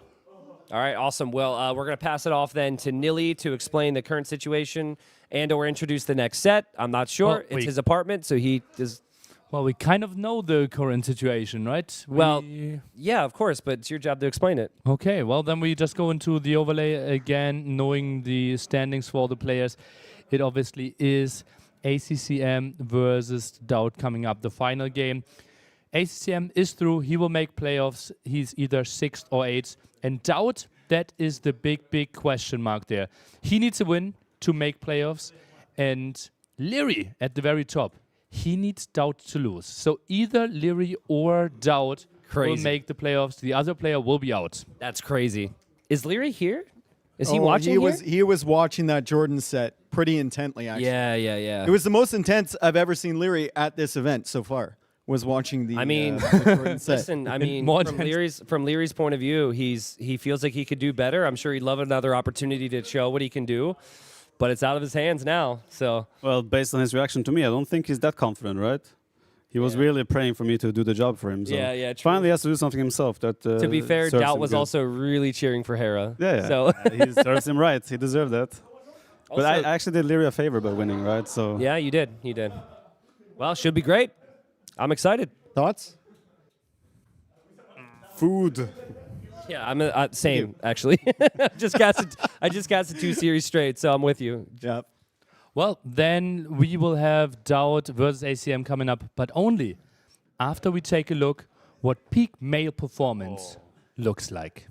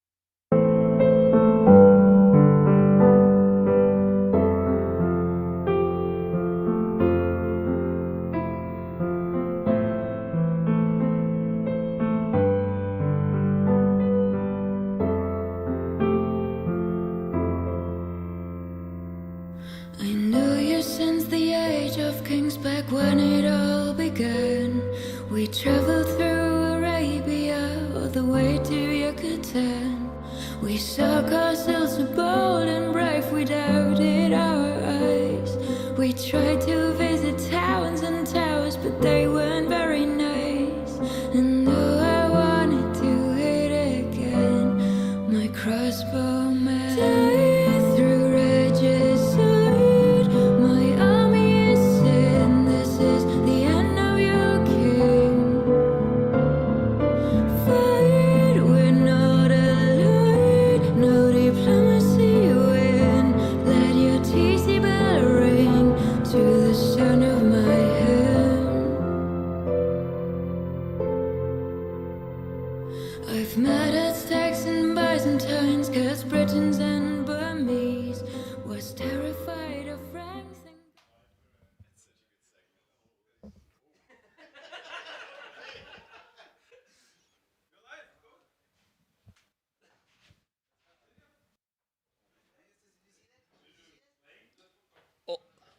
Oh, we were just trying to play with Doubt, feeling a bit with him there. Doubt versus ACCM. Oh my God. You're playing 4 days in a row. You're traveling thousands and thousands of kilometers. ACCM traveled for like 24 hours to get here, 27 hours back.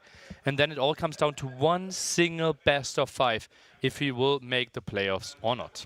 If you thought, guys, that we've seen crazy series in the previous one with that Canberra game, now Doubt need to win. It's true that the ACCM don't need to win to advance, but have you seen how he's practicing? Yeah. You think he's not gonna try to win? An absolute madman. He's a madman. I mean, he's with Mr. Yo. If they face in the playoffs, how are they going to surprise each other? It's gonna be best of 7, 10 hours. 10 hours series. You know, like seriously. And now Doubt. I mean, most of the series today, except the first one of the day, it was something on the line, a little bit less. He's a legend. He's gonna feel the pressure today. He obviously feels like, damn it, those last matches did not go as he was planning, right? It felt like Doubt higher seed is, I think, not correct, no. So they're sitting incorrectly there, but we had that before, so we will just need to make sure that Doubt will be red. He just doesn't care. He feels like he's the king. Technically, ACCM, since he qualified earlier, should have been sitting at the left-hand side, should have been red, but Doubt, he's the boss. He just hosted the draft.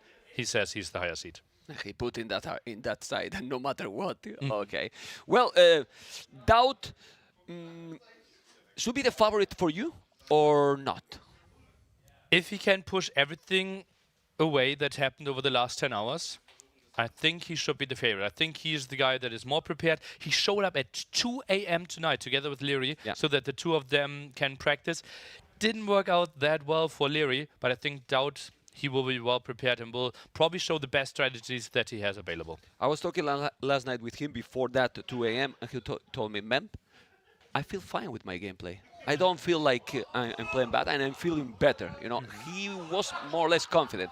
But as you said, all the day waiting, maybe you got to think a lot of during the day, see the series that is happening, what people think in the stream, who is going to win this series. It's going to affect that psychological factor. It's going to be Doubt beast mode. ACCM, we know how he's going to play because I think ACCM is one of those players that you see always stable, right? Not going super up, super down, like always the same in solid condition, like these people in NAC is with the same conditions with the ball, right? My goodness. Okay. Not so stable. Don't know if you agree with that ACCM is one of those players that is always this level. You barely see that he's going super, super on top or super down. Yeah, considered to be one of the best players ever that has never won an S-tier tournament, right? He never was in like even a deep final, if I remember, for quite some time. Even top 4? Top 4, we had, I think, some Red Bull where he beat the Viper or something in the quarterfinals, something like that. I think we have seen him there. And 60K! Oh! 60K? We just broke 60K. I mean, it's a good one, 60K. That's Sorry for the scary number. All good, ma'am. I know. You were there when we had the 10K as well. So I need to do something, 70K. 70K. Where are the people? Where's the money you make? The people is here. donating. People is here. Okay. As you know, 100% of the donations are going directly into the prize pool. So, well, you are supporting the players here and maybe add some extra motivation. Obviously, lots of pride there on the line. What, And what remind this? What, What- remind this to what- you? what? Let's explain some story before we start to the viewers. Nicknames that got doubt in the back in the days. There are a lot of ones, right? We all originally started with Elklan Schmaker, one of the legends. Then we also had CSI Vegeta, Argonaut Goku. What's Argonaut, Ben? Tyrant Selena. What? I didn't even know that. Yeah. Darko Dautovic. Memslayer 1337. Oh, and you didn't know about that one either, right? Okay. But Doubt is a legend, and I'm sure that there's a lot of people that want that he's going to be into the playoffs. But Leary must be watching as well. It's crazy that we are in this situation. One of the best friends here depend from each other. The victory of one is the loss of the other. And Doubt, like this. Yeah, it's really heartbreaking, right? And Doubt and Leary, they are honestly like, I think if the age gap wasn't that, or like for the age gap that they have, it's actually crazy how good of a friends they are. And it's just absolutely shocking. Like they're spending so much time together at the shisha place, discuss strategies so much. And it's the oldest and the younger. Yeah, actually true. With Oldest the and players, youngest, with yeah. the players, because there is some casters, you know, that is a little bit older. Yeah. Not me. It's what it is. But it's true. It's the oldest and the youngest. But they always, you know, got that chemistry that is absolutely amazing. Well, the players are focused. They are fixing whatever is happening now with his keyboard and the settings. pulse. HCM always trouble with the pulse watch. We now even made some changes. I think the last set Viper against Terra, we actually had the pulse watches on their ankles instead of at their wrist, and it worked out really nicely. So maybe something we want to do in the future. Looking through the stats, Doubt obviously one of the biggest earners of Age of Empires history.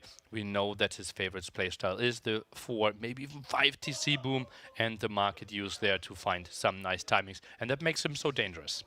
If we can check the draft again, it will be great in a moment. And well, production is busy a little bit. If we can put the draft and see what is going to be the first map, and we talk about the civilizations. By the way, you will see that soon, better say soon. Daz is going to be with me, right, Nelly? Yeah. Because people is going to think they're going to kick you. I mean, I want to kick you from here, but I don't want that people knows, you know. So there will be a moment that you will see that the voice from my co-caster is going to change quick, you know. We'll get sexier. You know, but Daz will be here with me, and we are going to be co-casting together. What was the first map? We were talking about all these things, and now I forgot. Desert Void, and home maps were Doughthead, Copenhagen, and Beachwide. ACCM had Marsh Madness and Hippopotamus. Oh, I'm a bit proud of myself that I still remember all those fives. My goodness. And yeah, it seems like now our technical wizard there is leaving the room and feels like, okay, this is fine to go. Doubt still clicking away. No, actually the wizard is taking another production guy that is raising his eyebrows and like moving over there. Maybe even a third guy is being sent over while we take a look at the draft again. ACCM opened up with Persians. Persians, Japanese, Romans, Magyar, Chinese, Cumans. I love Cumans always. It's provided so entertaining games. Italians, Malians, Khmer, Spanish, Hindustanis, and Mayans. For Desert Bois, what do you... It's kind of hard, no? But we have seen each fight there in trying to see where is going to be Malians. They have maybe Malians, Italians for Mars Madness and Hippopotamus. Some of those mixed maps. Italians, it's Copenhagen, right? Copenhagen Desert as well, Void yes. could be Khmer. No, Marsh Madness should be Khmer or Malians. Beachfight, are we playing Mayans there? Why are we having Spanish this early? Maybe we play Spanish on Copenhagen, something we haven't seen yet, right? Yeah, or Desert Void can be. We saw and it worked really well. Yes. Now I'm confused a little bit because Doubt is on the right, as you were talking before. ACCM is now on the left, but just with the camera, but it's all good. And so they're just sitting incorrectly. They drafted correctly. they draft correct. It's just down incorrect. Okay, the draft is fine. okay. The draft is fine. You know. Okay. Okay. Civilizations, though, Doubt didn't pick any. Well, are they? Yeah, Georgians is banned. Is Armenians also banned because he loves to pick them. He didn't pick gods this time. Not any wild pick that you think, oh, why he's picking this. He seemed more standard civilization this time. Yeah, feels a bit like it, right? It's Spanish, the only kind of curveball. The other 5 civilizations feel like the very standard ones there. On the other side, Romans, relatively early by ACCM. Might be something that he wants to pick for himself. Also wants to pick a bit away from Doubt here. Chinese or humans are 2 civilizations I could see work here for Copenhagen. Then the big question mark, what are we picking on Beach Fight? Might be Chinese or humans as well, so kind of interchangeable there. Well, in that map, Khmer, well, China, yeah, but for the other player, Khmer could be in that one with all the farmers that you are getting for free right away. Yeah, Khmer for beach fight. Very easy to go fast castle. Yeah, but monks aren't that great. Siege is reasonable. Khmer aren't bad. But you can get without any building. You can be a castle age super fast. But can you play fast castle on beach fights? Well, or you can go very aggressive and also have a decent transition to castle age with Khmer, thanks to that economy they get with the farms. That is the main one, if you go to the corner. Well, a lot of question marks that are going to be answered very soon, but we want the action. I want the action. I mean, you know me. I casted the first city and wait until the last man. Yeah. Give me long, action, long day for you indeed. Give me action. Give me action now. Because when you know, it's not the same when you know that you, let's say, you are done. But when you know that you are going to cast, and like eating your nails and eating everything, you know, I want to cast and I want to see what is going to happen. To be honest, well, you know, I asked last night to cast these cities because I was expecting that was going to be probably the most decisive of the day. Yeah. So, thank you. You're very welcome. How this basically works behind the scenes, in the evening we know the matchups and then we sit there. Sometimes if you stay till the very, very end, I show a whiteboard where we are discussing who was casting which set. We're asking the casters to contribute as well. And Memp, you were directly jumping. Give me Doubt ACCM. It's the only request till we came. And I'm going to tell you guys, I love Doubt. And rightfully so. He's like this, you know, like this. I think we all do. Yeah. To be honest, who doesn't love Doubt in the chat? I mean, exactly. Who does? Now you're killing the chat. You know? Thank you for nothing. Okay. Anyway, these moments that are starting. Well, the game is starting, so no more questions. And game number 1, Doubt with Hindustanis, ACCM with Magyars. Love it, Magyars in the start, but the longer the games goes, can be Hindustanis a very good counter for this civilization? Well, it is tricky, right? What are we really going for? It feels like Hindustanis, they typically want to go for their camel options here. We now see ACCM first with the Magyars here. Typically picked for their cheaper scouts, also the +1 attack for free, and then a nice transition into the cavalry archers that could be stronger if we get all the unique techs and they are producing fast. On the other side, Doubt, he's a guy that likes to build a lot of villagers. Don't get me wrong, I mean, I'm asking you that, but I really believe that Magyars is, let's say, easier to play, smoother to play with the cheaper scouts and so on. But let's see Hindustanis. They have also good bonus, Grand Trunk Road with the 10% more, and then use the village cheaper. But other than that, what will be the transition in Castle? Because obviously, unlikely the game will finish in Feudal. Camels and skirmishers? Maybe it's just massive play with some scouts trying to pressure. A bit the approach that we saw from Leary earlier this morning. Didn't really find the damage against Hard, though nice defense here. Let's see if ACCM can go for it as well. And also thinking that if Doubt is committing to a lot of scouts, that will be better for ACCM if they are not adding enough spearmen. Since there's a lot of people that might be joining the stream now and maybe not earlier, if we can go zoom out a little bit, Mr. Vodka, the scout is going to be there. Why we say this? You can see, guys, the wood. The map is more or less like an arena with few small walls, but the gold and the stone, the other resources are outside of the walls, so you are never going to be safe 100%, Mr. Nille. And the golds are not spawning in the back anymore. The one that we see to the very far right there for ACCM is actually going to be a neutral one. Kind of interesting. That's relatively fortunate, but would obviously be a really big wall. 2 sheep stolen here. Doubt not finding those too early on. Okay, let's see. But the goal, you can see 2 in the same area. Now exploring, both are exploring each other. That probably means that they want to go very aggressive, are going up. The same time, what this means, that probably ACCM is going up without the loom, Mr. Vodka? Let me check, because it has to be no loom. So, confidence, ACCM. The woodlines are so close there, right? And that's why you might feel, okay, a villager can be safe next to the town center quite easily. Doubt should never, ever get into that position. Even going to the top here would be a mistake. Doubt, that could be running into a gate if ACCM is actively watching. He's trying. Doubt is scared. Doubt is scared. And the gate? to bait it. Okay. He took some damage, only 3 HP, which is not a big deal, but remember that McHart will get a +1, so now the face-to-face will have to wait till you get more units. He's still taking the ships, as you can see, but he's gonna be a stable, right? It has to be a stable. It has to be a stable from both players. Maybe in some Wild Worlds we have seen Spearman plus skirmishes being built, but Magyars don't really want to go for anything else but mass scouts and Doubt. He's typically a scout player and won't mind if both players committing to quite some scouts. The villager kill here is going to happen. Nice move by Doubt. A bit of careless move there by ICM. Not really thinking about too much about Feudal Age. Loom is now coming in. Scout can't commit to get the second villager kill. It was greedy because you are very close. You are very close to the TC, but without the Loom, there's not enough the distance to save it. A spear is coming. That's so annoying when the spear is coming and he's being chased by a lion. Now he's gonna need to go away, and now he will take the lion. Doubt is starting very good, Mr. Nile. And Desert Void, the only map that got never banned first here. Kind of interesting. So the map that basically got the least hate and no one feels really like, okay, I don't really want to play that one against my opponent. While we see the first scout going down to 0 KD. Doubt has to be happy how the first 8 minutes went. Very interesting map for sure. You can see how there is a battle there with the spears. He's chasing the other scout with Arnold's spear, but the advantage for now is for Doubt. 1 villager more, 1 army more, and waiting to see the next comment. Do you think it's gonna be an archer range?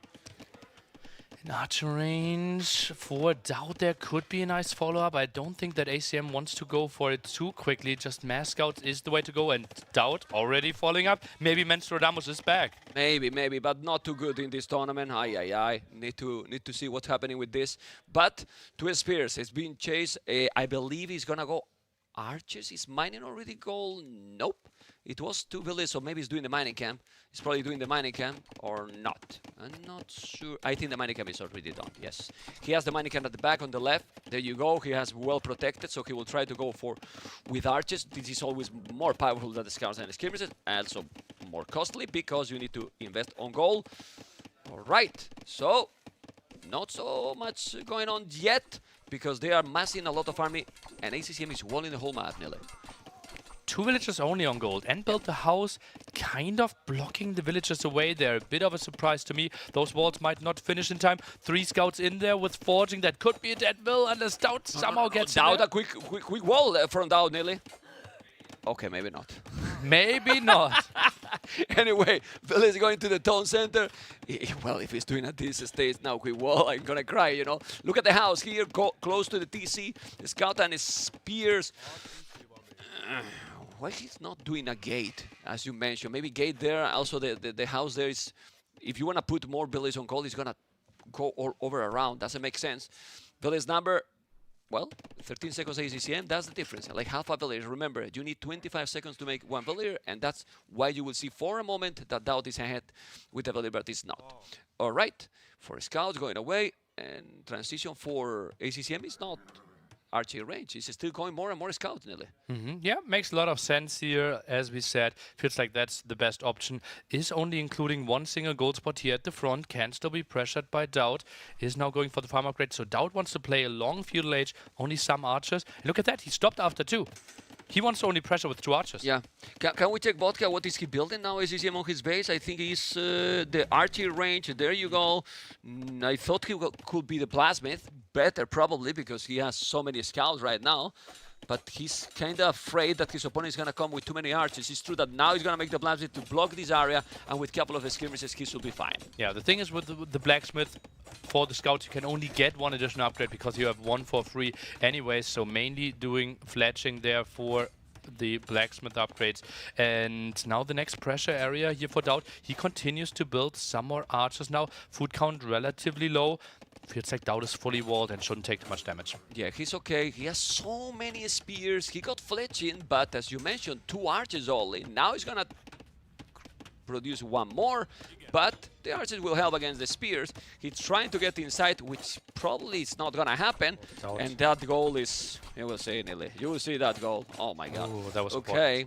Okay, and he's still going. Remember that he has forging. Scout coming. They're both fully walled. More or less, they are. But I think with the walls he did, he's also walling the goal, ACCM, or not? Look at that, Spearman coming over. We have 8 Spearmen out on the field. 4 Hindustani civilization that typically doesn't want to go that heavy on Spearman. Even Wheelbarrow in Feudal Age. Dowd is going for full aggression. Is he able to break this?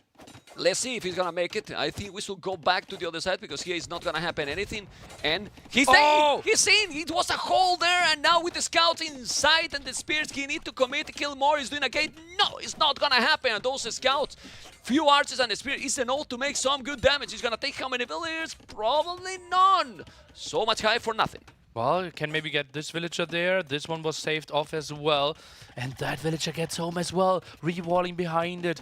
Ay. That is going to be less damage than we thought, man. Yeah, I say it. So much high for nothing. I spend all my voice for this. What is this, man?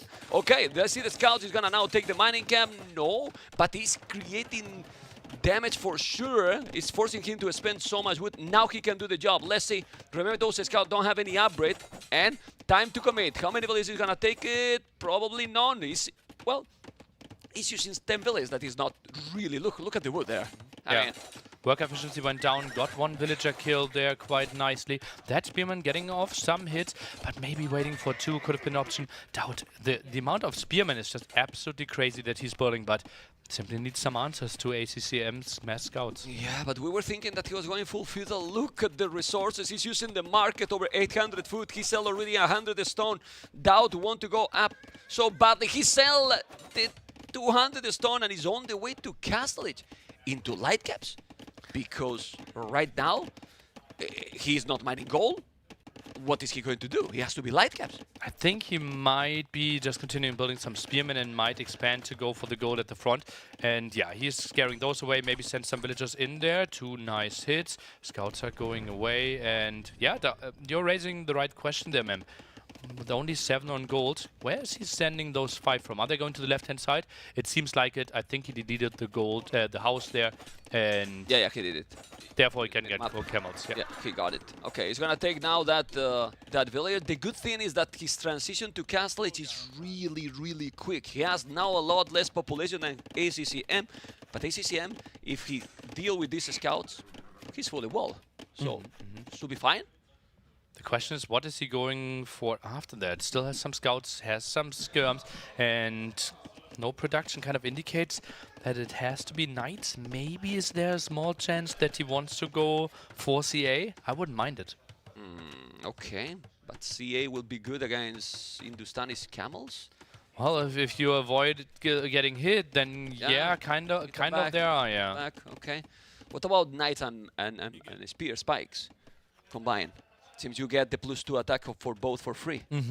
Yeah, not unreasonable, right? Camels couldn't really fight back then. You kind of have to go for CA then, if you are Doubt. Not really something he wants to go for, and that is quite some nice aggression. Oh, Doubt, he's in trouble. He's in trouble there. He's coming with the scout. Those are skirmishes as well. Supporting this. He's denying the goal, and this is exactly what you don't want. He has 3 camels in the queue, but other than that, Doubt won't be able to afford anything right now.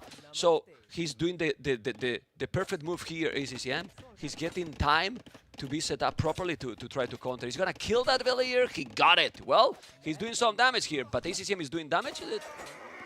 He's not finding too many villager kills, and now the first camels are arriving. It feels like Doubt weathered the storm. I thought he could lose 2-3 villagers here, but that was the nice defense. Doubt stayed active.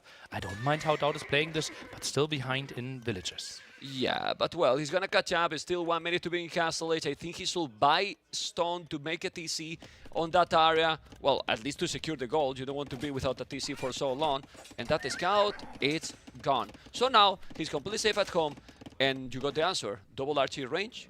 CA. CA. Cav archers. Look at the resource of ACCM. He can go double town center. My goodness. Full CA, gets all the upgrades. Ballistics behind this as well. But Nelly, how is this even possible when he was with military from Doubt for quite a long time? And look at the economy. He has his 1,000 wood, 600 gold. He can do anything.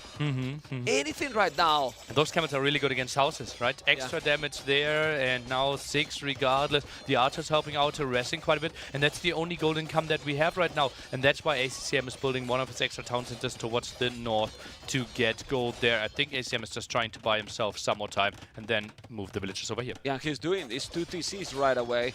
Then he's doing Daza Monastery, if I'm not mistaken. What you see on the right side of your screen, guys. So we will have monks convert Cav archers, and then monks to defense, Cav archers to try to raid. Second gold upgrade for Dowd even. Wow. That's something we very rarely see this early on in the game. First house down, second house down, now goes for the stable. That's quite some nice harassment, but the CA together with the monks should scare this away. Yeah, he's gonna repair a little bit the stable, and now the aggression will have to stop from Dowd.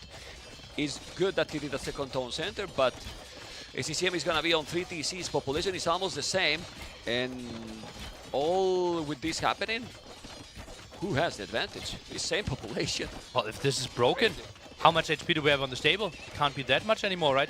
We're below 600, repairs continuing. Dowd is trying to out-micro this. I don't think this is going to work, though. I think he needs to run. Now the number of CAs just to And he's going back now, even more with the monk coming. He didn't see yet, but he's going back. Population is exactly the same. The problem now for Dowd is that you cannot raid your opponent can't raid you.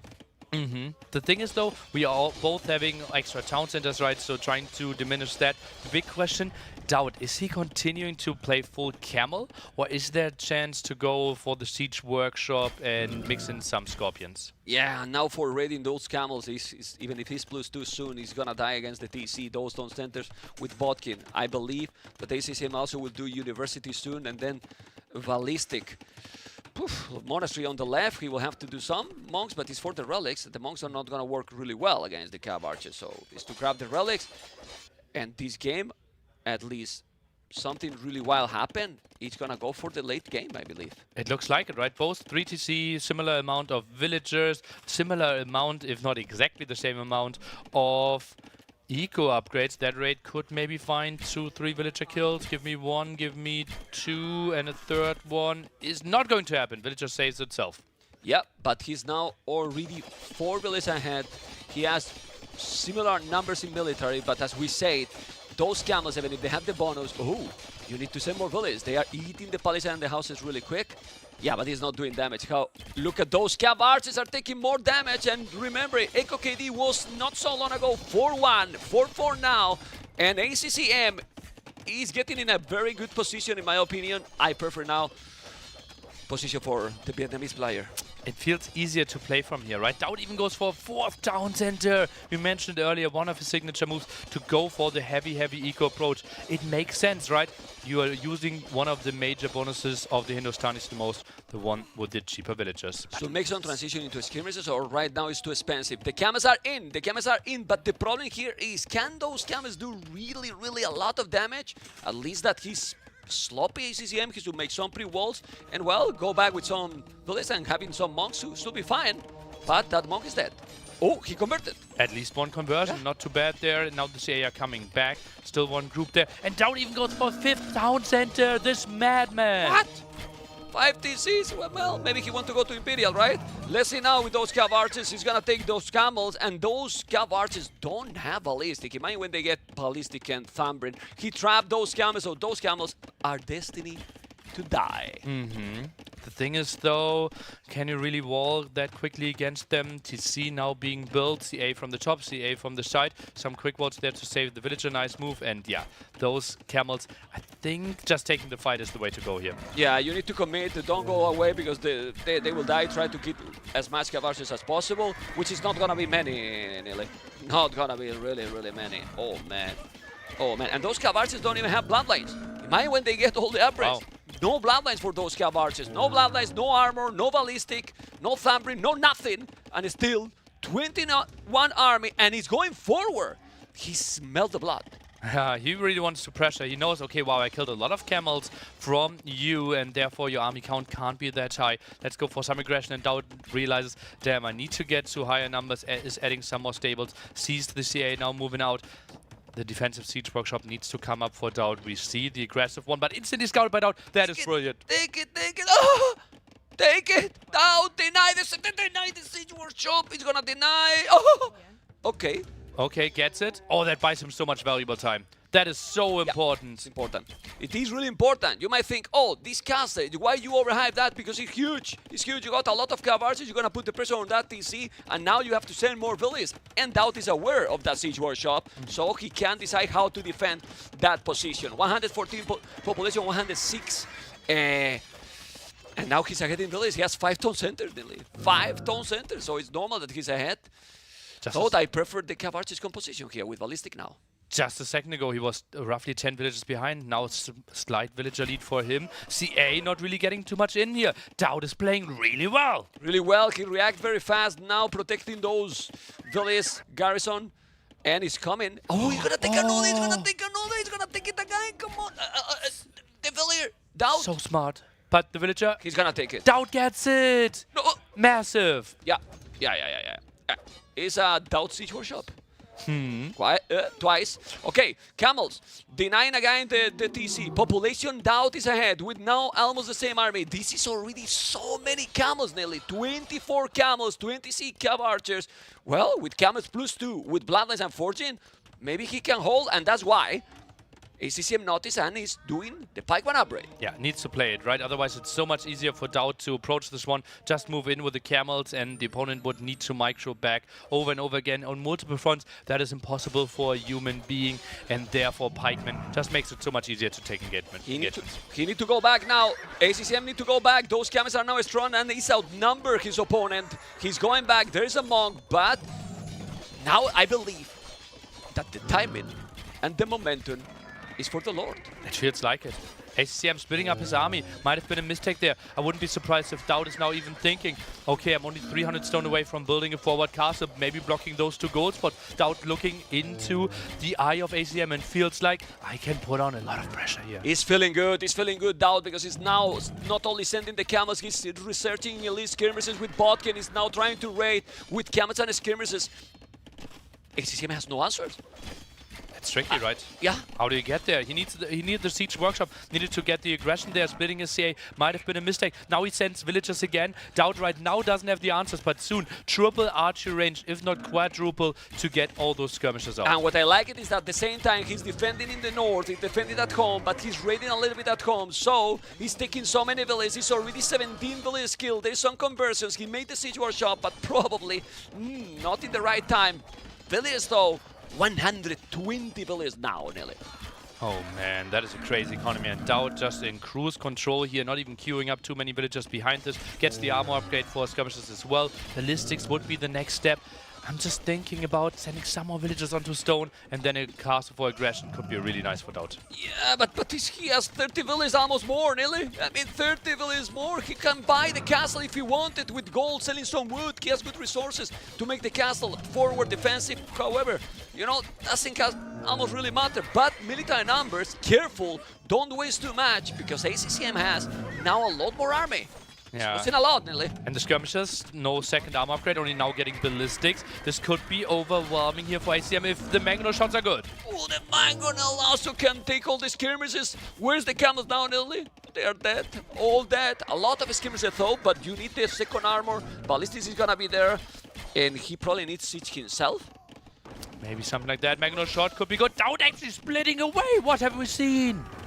Just to be careful. Oh, that's the Doubt micro I expected. There's not so much split anymore. No! He's taking another, and now 2 mangonels. Doubt need to go back, need to do more army. Siege is needed, because now the push is real, and the castles you were demanding for Doubt is gonna happen, yes.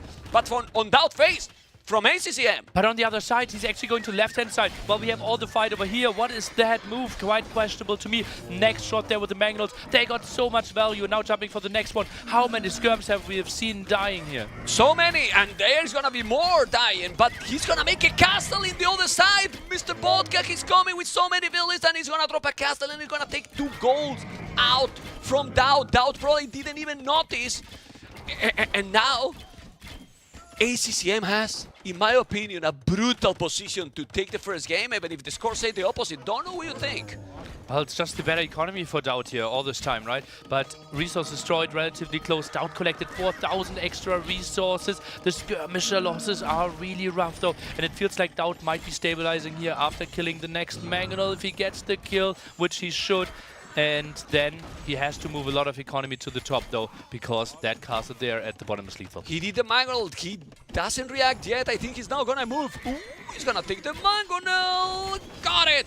Well, he did some Mangonel shot, but not really. Man, this is wild. Look at the KD. They're both destroying each other. They don't micro anymore. They close their eyes and they're killing everything. Absolute madness here, and that will be a questionable thing if we are going back in the analysis later on, no matter who wins, thinking about this single castle. Did we maybe need a tier to fortify that position and continue the push, or was it better to put it down here to get so much more gold? Look at the amount of skirmishers. 10 before the shot. Bam! Everything down. There you go. Oh, man. Oh, man. And now the counter-attack is happening. How is possible that after all this aggression, Dowd is on the way to Imperial? Explain me, Nili. Absolute crazy economy. 5 eco upgrades. The brilliancy of Hindustani economy there. 126 villager, even lost quite some numbers, but he is just keeping everything running. How is possible? It's the Lord. It's the Lord. Okay, sorry. Anyway, he's sending the Mahar's Hussar, trying to raid. And where is gonna be the castle? Where is ideal the castle? Avoid the raid, make it home and kill the castle from ACCM, or make the castle just there with the armies. I personally would build it a bit further down, trying to trap away, and that's indeed Dowd is playing this one very defensively. Feels like those raids could be really annoying. From here, he can trap the castle of ACCM. I like the spot. Oh, amazing game, Nili. Amazing game so far, people that is watching here on Twitch, Nili, and on YouTube. Hopefully you're having a great time, because this is an amazing game. The Lord has killed 35 LS, but he's also losing some and some more, because ACCM is not gonna give up. What do you think? He's gonna give up? No. Not ACCM. No. He's gonna keep going. The score difference is not too much, but the timing being up to Imperial is huge here. Is huge. When he, what? He's committing with the skirms there? What? Well, didn't really expect the light cap to be in there, get some more villager killed, dives under the town center, and those are a lot of losses. What is that? Maybe 20 villager kills there? Weren't we just at 130, Dowd? Check the Eco KD now! Even ahead now for ACCM, losing all the villages. He lost so many, he's down 20 villages now. It's true, he's gonna be in Imperial. But man, if you keep losing villages, we will have no economy to operate. Oh man, all those camels trying to save the skirmishes here, taking quite a reasonable fight. Economy, quite a lot of idols here on both sides. 20 versus 24. Both players going mad with the raid. Oh my god, the raid is real. Both are killing each other so much. But even if you are in Imperial, check now ACCM economy, both with one relic, 50 farmers, and doing all the average and keep raiding constantly. Population even ahead for ACCM. What's going on? Absolute madness. I mean, what's going on? It is still Castle Age for the Magia player though, right? So that will be quite some answers he will have to come up with once we maybe see Bracer there. Now the defensive castle trying to buy himself a bit more time makes a lot of sense. Yeah, but if he can queue units 30 seconds with the farmers he has, he's going to Imperial. He's going up to Imperial. Let's see if he's gonna make it, because he has a lot of resources. He's coming with the camels. He need to walk, you need to walk, but he's not walling, Ellie. He has some pikemen there though. Dowd doesn't really want to commit. Is patrolling in, not the greatest one, and thinks better of it. Traps now shooting the bottom side there pretty soon. And this is a weird scenario, map. Look at the mini-map. Dowd is controlling so much of the site. Technically, he could start trading here with the neutral market in the center, but needs to take care of the raids first. Echo KD, 67 villages lost. And when we were talking about the Echo KD, he was ahead. Now he's behind 30 and also behind 32 villages. ACCM is about to click up to Imperial with a crazy population. And if Dowd is not stabilizing soon, Nelly, he's probably going to have big problems in this game.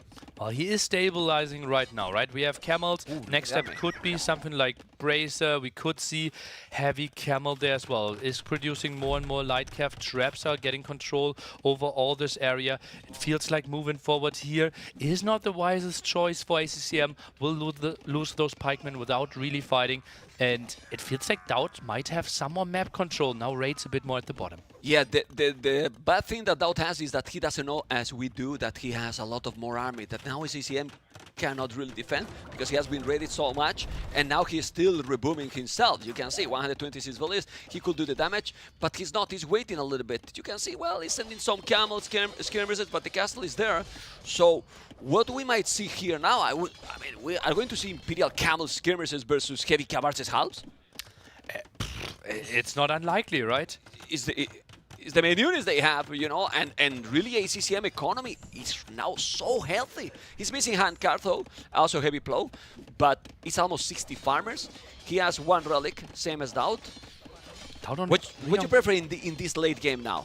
Daud only 3 on gold, right? That's really problematic. Mainly Skirm, Hussar is option, and then if you run into full Hussar from Magyars, that won't really be a great choice. And Daud, he can't add Halberdiers being Hindustani, so he needs to get onto gold ASAP. Oh man, and there's more raid. There's more raid. It's true that he's not mining anything there, but he's gonna take more villas. You can see. Remember that they will get in 50 seconds. I'm talking about ACCM. He will get +4 attack for free right away. So those light caps and the pikemans will have +4, and also the Magyars Hussars too, the unique unit. But he's coming with traps. It's really important that he's taking these castles. It's really important, and probably Daud will be in time. Let's see about that. 3 traps, kind of only 1 over here, 2 in the center. Oh, that mangonel! 3 shots man. and the traps are dead. Man, come on, Second Daud, shot. Daud, the mangonel, man. Daud, the mangonel, man, the mangonel. Doesn't get it, and that will take so much time to kill the castle now. Seriously. He took 2 Trebuch at the castle, now he's alive, and now he has Halberdiers and +2. What's happening, Illy? This is incredible. It's really incredible. Population though is still really strong. Almost 200 population. Heavy camel on the field. And ACCM 180 population. Now Daud is the one who is raiding. I don't remember that much raid in this map at all. It's crazy. Yeah, we changed the map just 1 week ago because we moved away all the golds that were in the back, right? And therefore people have to expand a bit more further forward. We don't see those small egg vaults anymore, including the gold, and that's why this map got way more aggressive in how it is intended to be played out. And Daud is proving that the aggression can work. 200 population. He's heading villas again. 2 minutes, well, 5 minutes ago cheaper. He was 30. Yeah, well, but he was 30 villas behind. You know, it's not only that he's cheaper, it's that he's creating and rebooming 3 times during the game. Oh, and in again! He's in again, and now seems that the Lord is with the advantage. And probably, oh my god, also taking the gold miners there is taking the game. ACCM struggling quite a bit here to deal with all the fires that Daud is lighting in his base. More villagers dying, and that is an absolute massacre over and over again here. Daud not even having good enough of an economy to afford Hussars, actually decides to put his resources into hand cannoneers. Yeah, well, but Hussars are not even important here anymore. He has heavy camels. I mean, if the game go longer, maybe Hussars and half is a good one, but now he is... Look at Daud did now. 20 villas ahead, killed 100 villas, but he is still losing. Doesn't matter. That's the TC number 7. 7 tone centers. Daud has 7 tone centers. What is this? Madness. Incredible. 76. That's why he doesn't care to lose villas, you know, okay? I'm going to remake 7 tone centers, okay? Camels, hand cannoneers, and all the castle is still raiding. Population can destabilize a little bit now. Military numbers is the same for both players. So... let's see if ACCM can hold. The problem is that now he's below 100 villas and dropping more and more, Nelly. Yeah, and Daud is dropping quite a bit as well, but that obviously doesn't really matter if he can produce so much cheaper, so much easier for him here as well. And those raids are just relentless. ACCM really struggling, and that's a great fight for Daud. Great fight for Daud, and if he got halberdiers, he got hand cannoneers, camels as well, and now the population is dropping a lot, and I really believe that this is the winning move from Daud, but ACCM only resigned with 5k score behind, Nearly.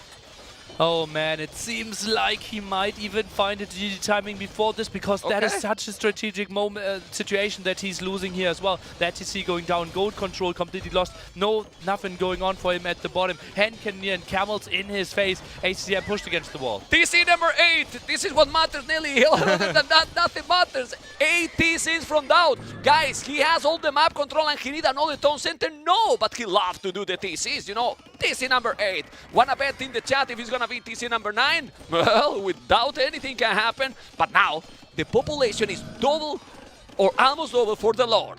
GG, Cole! Look And at that he's really- reaction! Finally. Look at that reaction! Does he know it's not a best of one? Even ECCM loud, you know, like what the hell, man? What's going on? This is crazy. Does he know it's not a best of one, but a best of 5? Did he just... I go tell him? Yeah. Okay. Did you think he just qualified?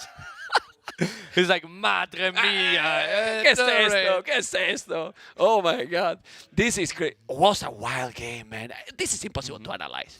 I mean, it was rating all over. Who rated more, win the game. Yeah, kind of, right? Kinda. It feels like ACM missing some rewalds there, maybe being stuck on CA for a bit too long, and splitting those two CA groups. That was kind of a questionable thing. They really love to be in massive numbers, right? Because then you start to one-shot the camels, and then it's tricky to take any good engagement for the camel player. Oh, man. Well, oh, man. I wonder what he was telling to ACCM. Like, this is, you know, like what he was telling to ACCM. But look how he sit there, like, relaxed, like... so relieved, right? Like, oh man, yeah, if I did it, I finally did it. He was like, oh man. Well, remember, guys, that if Dowd win the series, Leary, it's out, and Dowd will go through. Dowd lose is out, so it's decider. This is a decider game, mainly for Dowd. ACCM will go through, and then after this one, we'll have finally all the brackets that we're looking forward for this, Mr. Nelly. Oh, Dowd takes another minute, tries to shake, and he's just like, oh. Did you not see all my raids? Huh? I killed so many villagers of yours. I went for camels, went for all the light calf. Got so many kills here. He's enjoying his life, and now he comes back in there and wants to hear what the casters have to say. Is he gonna come here? What a horrible game by Dowd. I think if he played a bit better, he could have finished it off a bit earlier. I'm really disappointed how he played this one. Yeah, well, he probably took a small break. Nearly troll. What is gonna be now? I want Mars Madness. After the first game, some map with madness, it might be good. Yeah. But like we had a lot of madness in the first one already, right? So Hippopotamuses can be crazy also. I mean, anything there, you know, the closer one is Copenhagen. Don't think ACCM will pick that one. Yeah. So I think I will continue casting the full set with you. So I will quickly get myself a water and a Red Bull, and then I'm right back while you start dreaming about Marsh Madness Hippopotamus. All right. Okay, guys. Well, the second game will start soon. I don't know which one is going to be. Everyone is here, guys. You can imagine. I don't know if the production can put exactly that everyone is there. Everyone is there. And also in the, people is playing tennis there. Jordan as well, because they want to see the Lord, you know. They want to see the Lord. As you can see, guys, all the people. And this only happens with the Lord, you know. But guys, nobody's paying attention to the game. Well, we are in a break, guys. We are in a break. When they're playing, they're all paying attention because the Lord is the Lord, guys. Same as you. And oh my God, they are so great playing tennis, right, guys? Yeah, man. Well, you wanted to see Neely and me casting. We are doing 2 today, the first series and the last one of the day. Hopefully you enjoy, guys. And remember that we are already over $60,000 prize pool in the event. Can we see that overlay so people can see it? Oh my God, 60,039. Thank you so much, guys, for the support. The current prize pool is insane, and as you can see, guys, whatever you are going to donate is going to be for the prize pool, and you see it right away. Crazy stuff going on. And waiting for the players to launch the second game that I personally would like to see Mars Madness or Hippopotamus. I believe you want to, right? Well, Copenhagen is a little bit slower. So let's see what civilization they are going to pick. I love a lot Persians and Japanese. Probably those two can be Persians and Japanese for Mars Madness or Hippopotamus. Magyars already lost it. And with Hindustanis, well, 8-tone centers, guys. 8-tone centers. Nearly 8 DCs. What is this? Well, that's the Lord, and he works in very mysterious ways. Marsh Madness Hippopotamus, unlikely that many town centers will be given to him. Interesting playstyles could occur there. Marsh Madness, we have seen SCM actually taking a game away from Hera, who we might be considering the #1 in the world right now. Obviously, we will see more of him in the semifinals on Saturday. Doubt playing Malians against Persians. And Real Madrid won 5-3 against Atletico Madrid. Mem just made a bigger dance than for the Doubt win before. All right, let's go. I couldn't watch it. Okay, let's go. I couldn't watch it. But, of course, it's quiet, Nelly? No. It will be fine. It will be fine. You will see, guys. Malians and Persians. Well, how many times we have seen, no matter what is the map, Malians and Persian matchups? Yeah. Somehow, it's happening a lot. Why? Well, Malian has big bonus, right, Nelly? And bonus that we're going to show right now. The bonus with the wood discount is always great for this hybrid maps.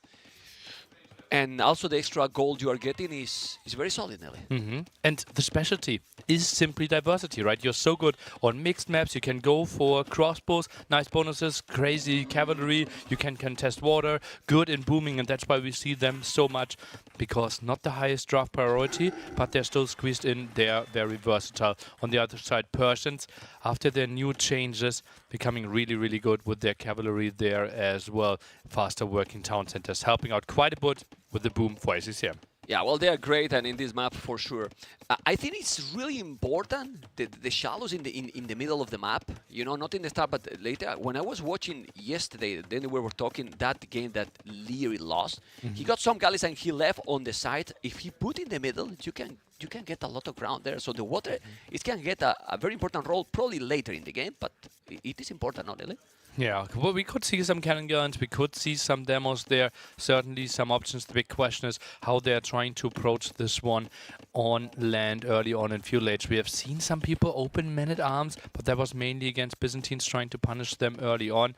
Some of you may die, but that's the sacrifice I'm willing to make. Was probably the logic for both of them. Doubt and ACCM there in the last game. So many villagers dying there. Did we lose over 200 vills? I think so, right? Yeah. 100 each. 100 each, basically, it was at the end. Malians are 5-1 on Mars Magnet and 1-0 versus Persian specifically. Ooh. Okay, Somalians. I was going to ask you what civilization is the favorite, so according to that, we have 1-0, 100%, right? ma'am. Yeah, well. Anyway, opening. What do you think is the best opening here? Because if you go for some militias approach, for example, and go on gold, you also have resources already to make a galley, but you don't have mobility. They are far. What is better here? Scout, militia, you also go for some galleys. Well, the thing is, it is impossible to go for the big walls, right? Because on the stony area, we can't wall. Therefore, mobility typically a great approach. And we want to go for the scouts, but then you can small wall. The scouts not really achieving too much, and that's why on this map we very often see a mix of first scouts into archers. You kind of need to be on gold as well, because otherwise you can't build the fire galleys. This might even be a direct approach for Doubt, simply going for archers directly without even a stable. Okay, let's see even more with those 4 villages on gold. Wow. ACCM is houses, but doesn't matter too much because he's on the way to feudal age. He will have time to make the house now and try to do the job. He's not going archers. He's doing the militias. Probably will do archers as well, even more when you have 4 villages. Or maybe this kind of Doubt aggression with 4 militia. I mean, you know, while it's not the first time he's doing these kind of strategies. He has already 3, 2, and 1 more in the queue. So I wouldn't be surprised that he's going to try to go even more. Well, we have seen that in the past, but that was more the Goth approach where they were cheaper, get some hits in against the scout there, instantly spotted by ACCM, so he should have a good idea. Will build 1 defensive archer, but that means no fire galleys from him for quite some time here, but now sends 5 on gold, so should be fine in that regard. Quite some distance between the 2 dogs. Okay, he canceled 1 militia. He's doing the men-at-arms, doing the fire galley. Remember that these men-at-arms got Pierce Armor extra. Pierce Armor extra, which is gonna be great for what he's preparing Persian. That is just archers for now, but he has no archers at all. He's gonna try to dive in. He's gonna try to go to the woodline. He need to make some quick walls. He's gonna he's committed with the villages. He's committed with the village, but you don't want to commit when this is men-at-arms, nearly. Men-at-arms typically want to go into the other direction, want to go for the woodline, maybe get something done against the archer here, but obviously with a very minimal ping here. Was playing from the same server. Quick walling should be fine. Microing with the archer should be fine as well. Those men-at-arms getting in some more hits than I thought. Now the first quick wall. The house needs some more though. Okay. Gets it. He wallet, he's fine.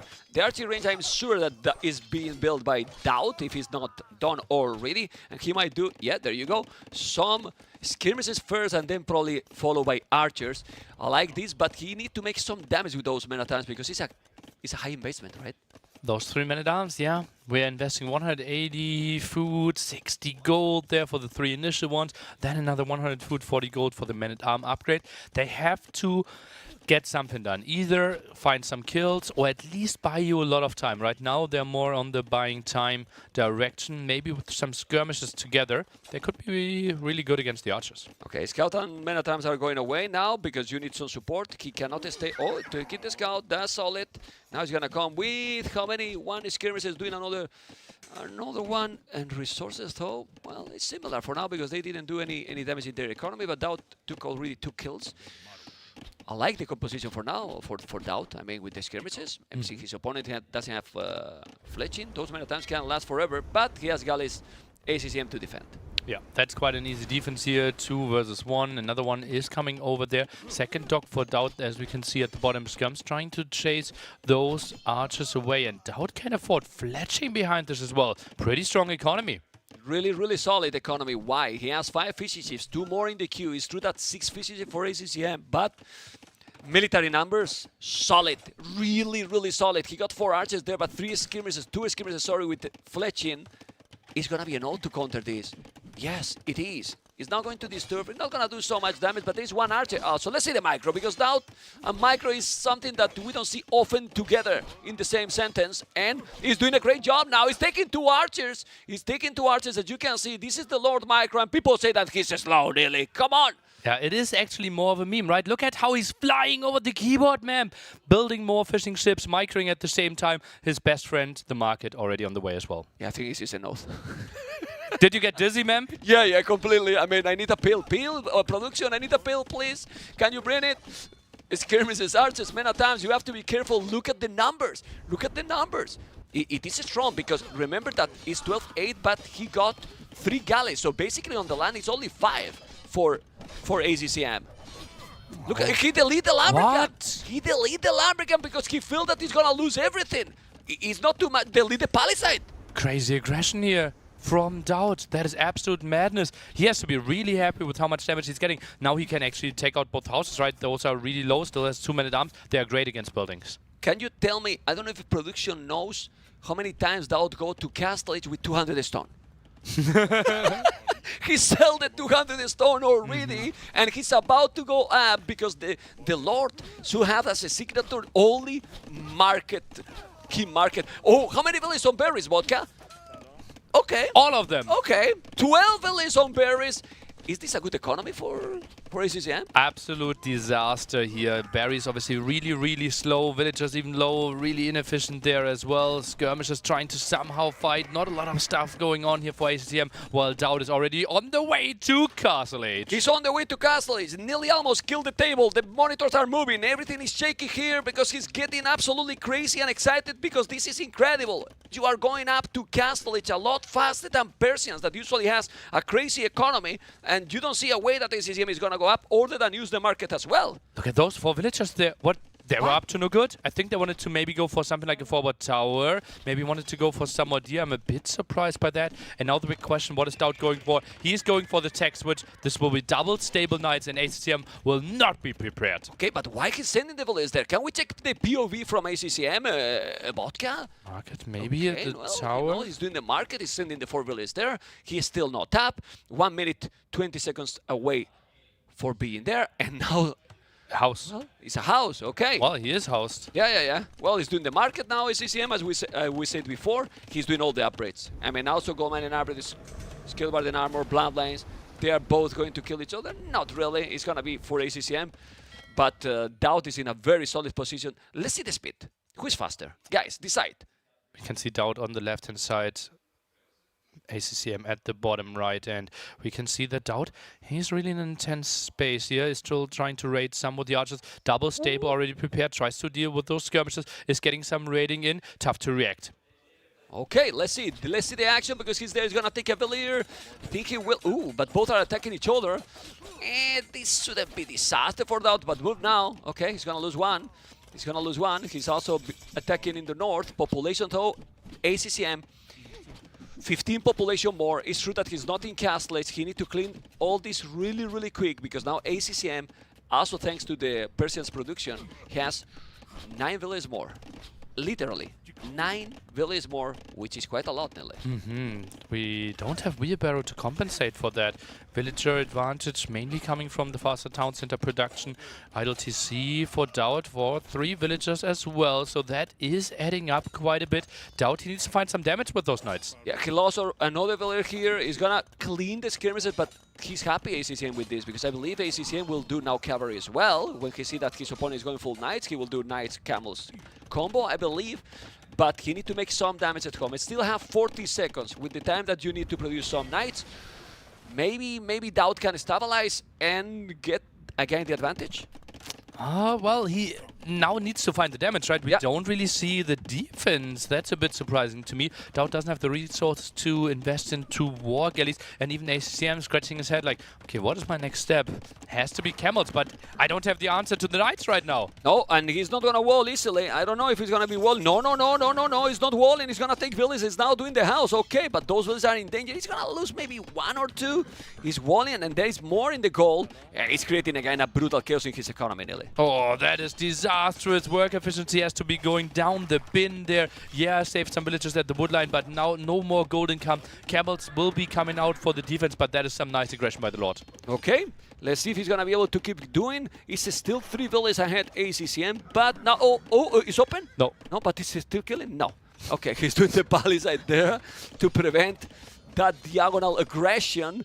And the camels, okay, he took it and he stabilized.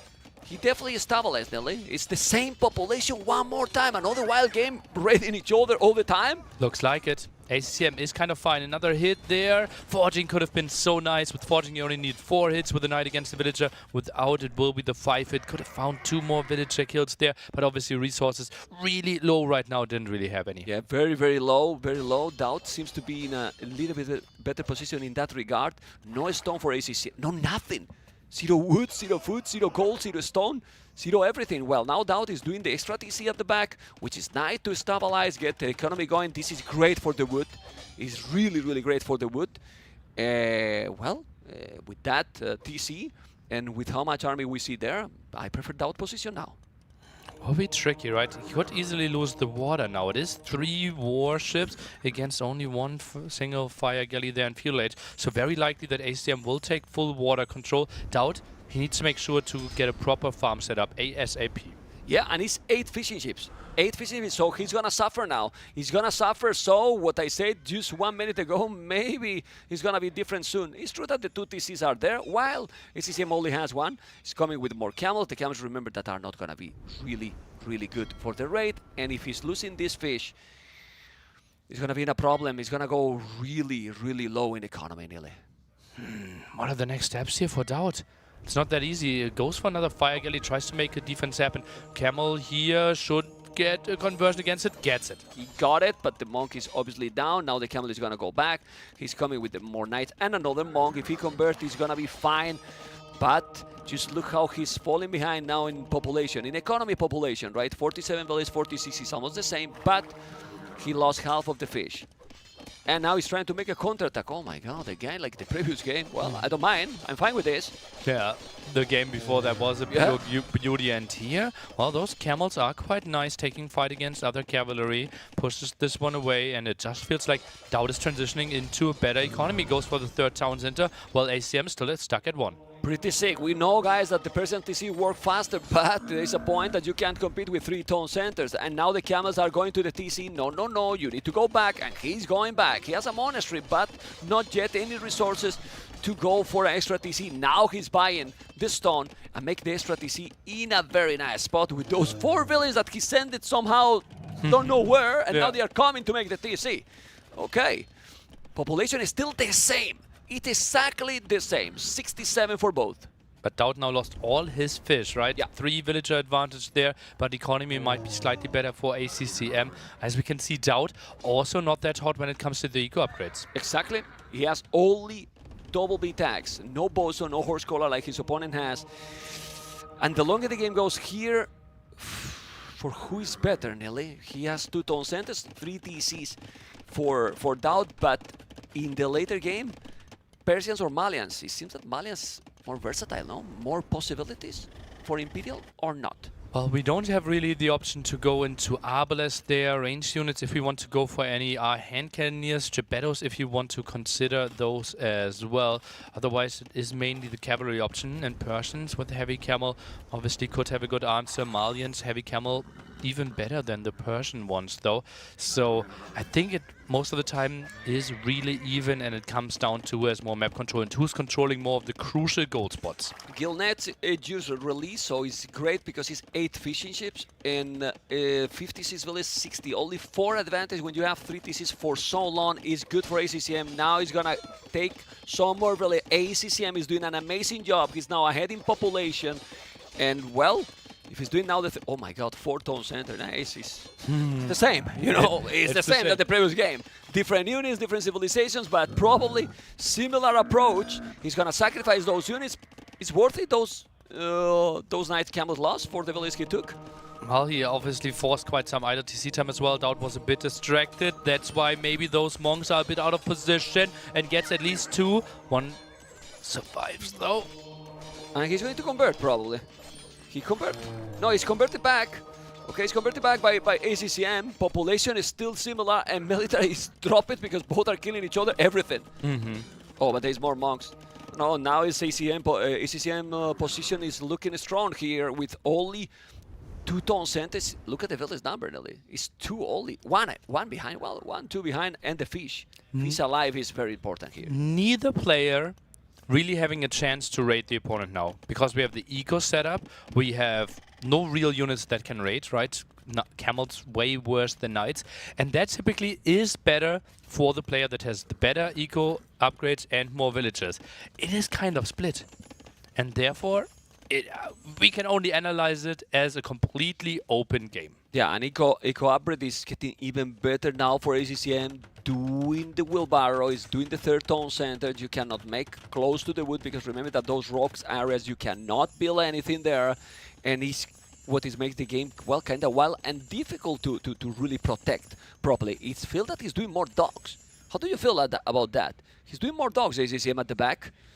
Well, he has gillnets, right? He has 8 fishing ships, doesn't really, or I don't really mind that too much. Small investment to make it a bit more efficient. And Dowd realizes, wow, the game is slowing down a bit. Let's check my upgrades. Yeah, he's doing all the upgrades. We can see, guys, how they are also heavily on a stone. Both players, 6 for Dowd, 10 ACCM. A castle drop is going to happen very, very soon. Defensive or forward? I think Dowd should be fine with the defensive castle. Just trying to control the golds there would make a lot of sense.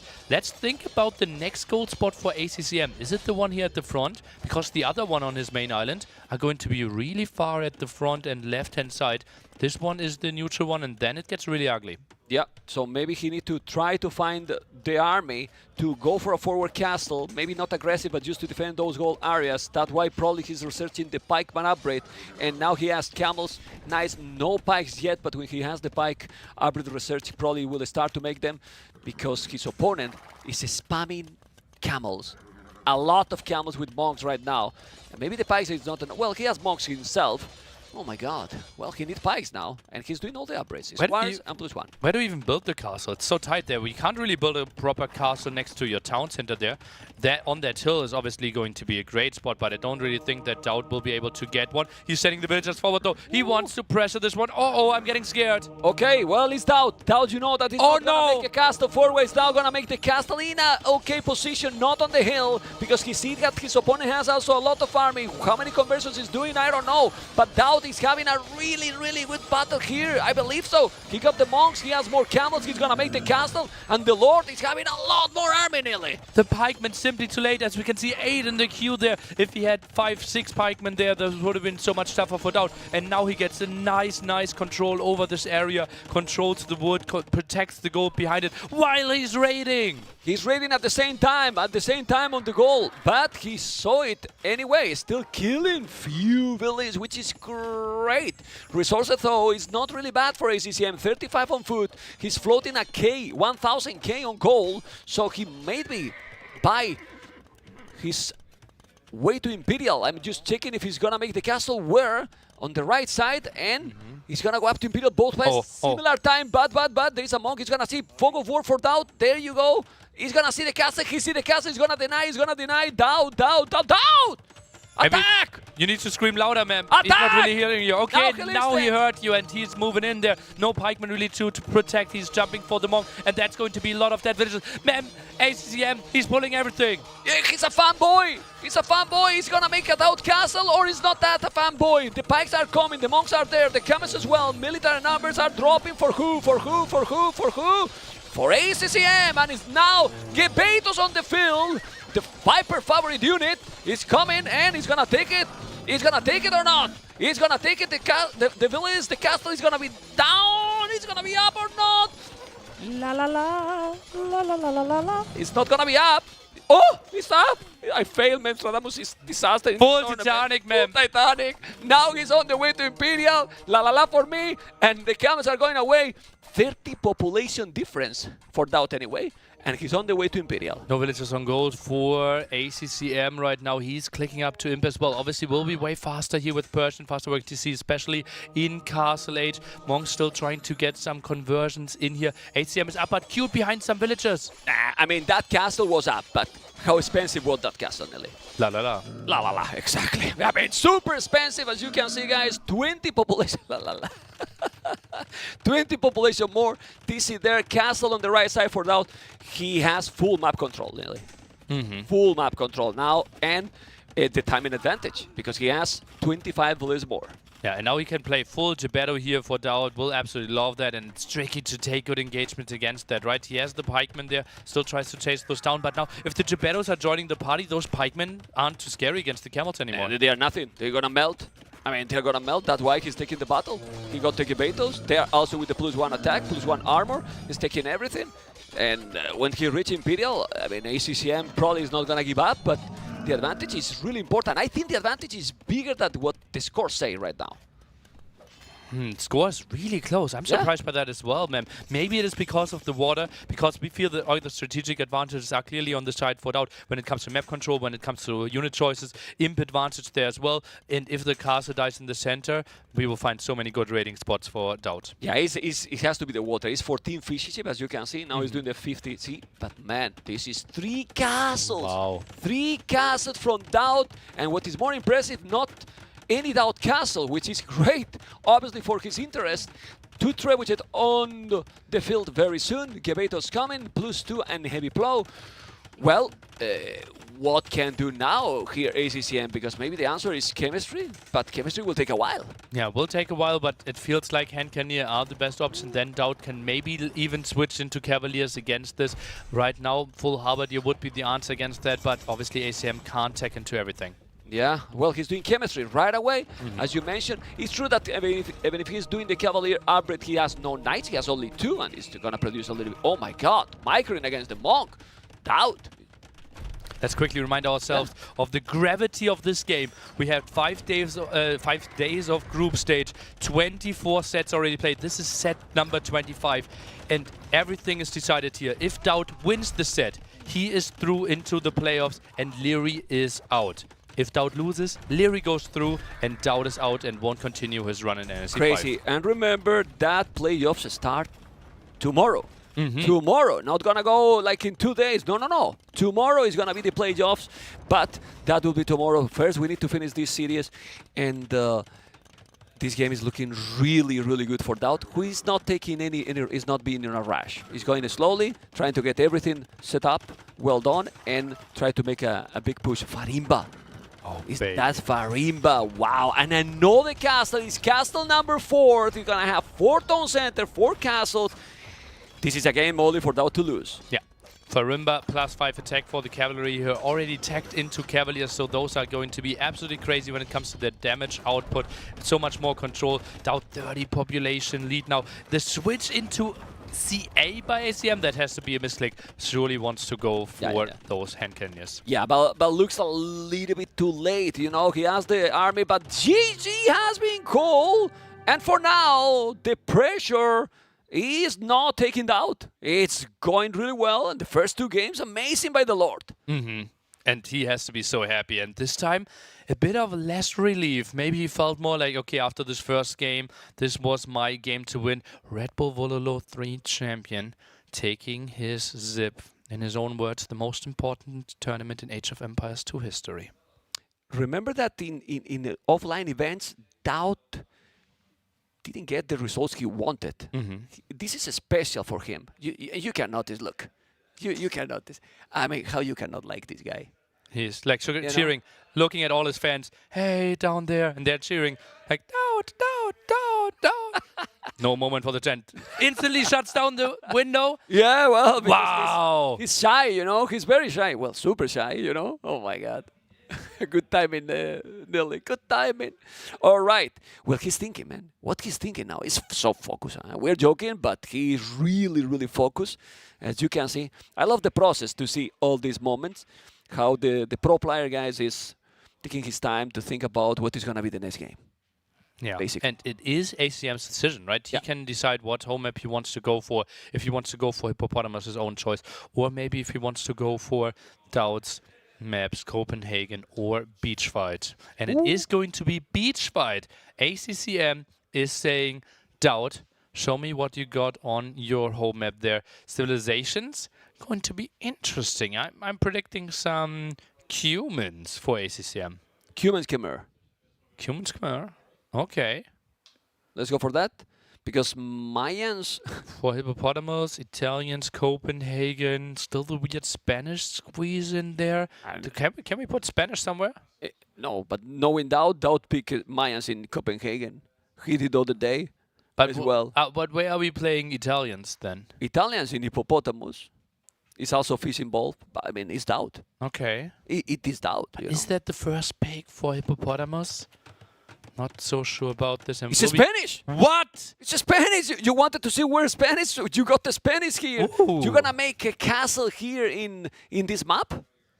Well, there's no stone map. That's a question I'm doing, and for that I look at you. But why are we picking Spanish here? Well, he's gonna buy the stone. Okay, so this is a relatively unplayed map. So let's quickly go through what's happening here. Both players are spawning relatively close next to each other in the south and in the north. We have extra food, quite some, and people might go for some of those boars there or rhinos, and 2 areas with gold. We have relatively limited gold here next to around our town center. We also have some farmers. It is tricky to wall behind, and we have some memes flying in, and all the ones. Is 8 a lot? Composite? Yes. Town centers? No. Okay. Yes, town centers. No, my goodness. Hashtag NAC5 if you want to be shown on stream as well. And Doubt? What?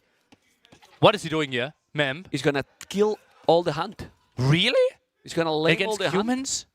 No. Because he want to make the second TC there.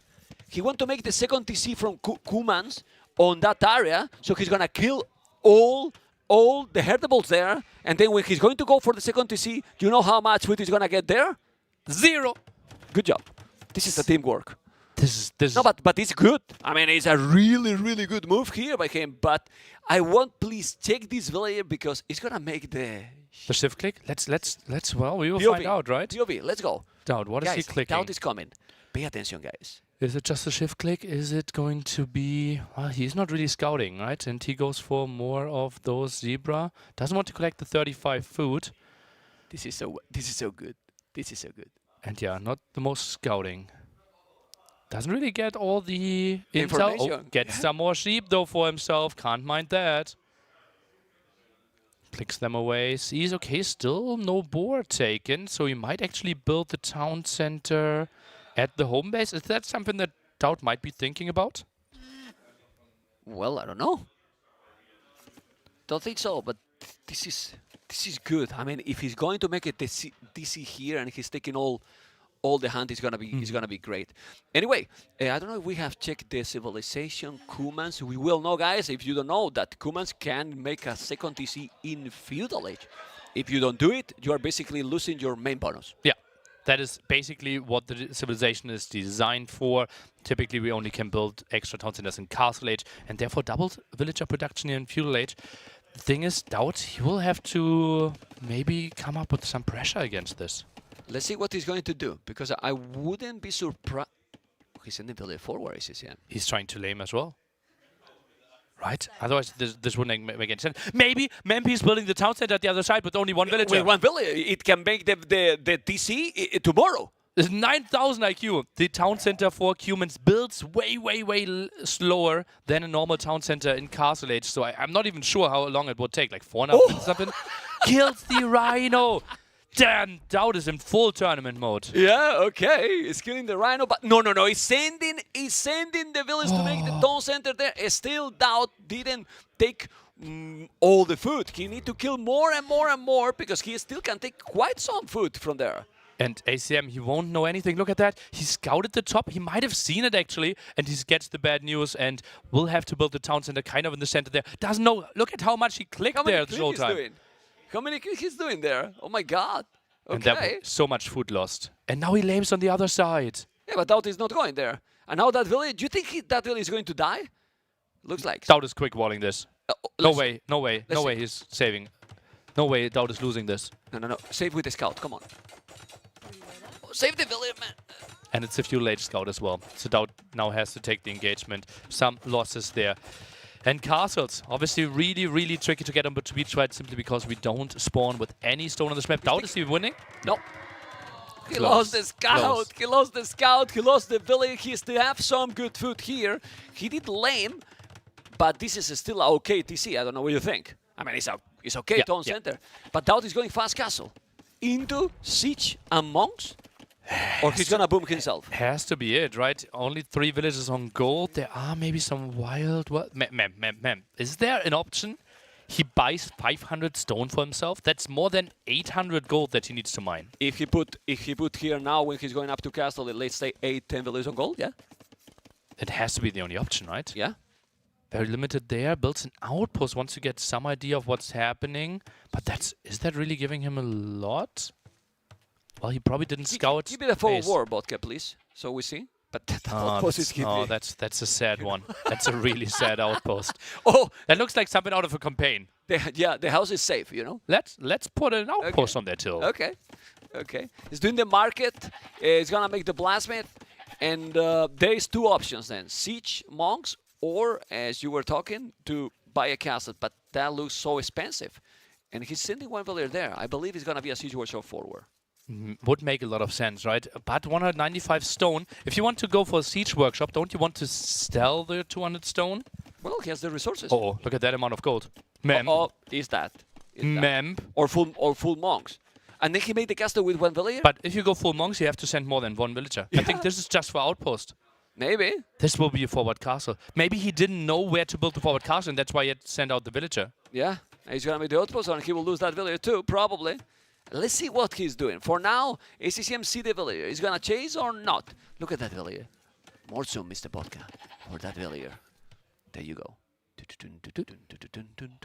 What he's gonna do? Outpost. He will try to get vision all over the map. There you go. I think maybe one of his first upgrades might be Town Watch. My prediction is he will do Town Watch before the first villager when he reaches Castle Age. Check the TC from He won't have the food yet. He won't have the food yet because he gets the eco upgrades. Oh yeah, you're right. But maybe he's in the queue even. Not yet. Okay.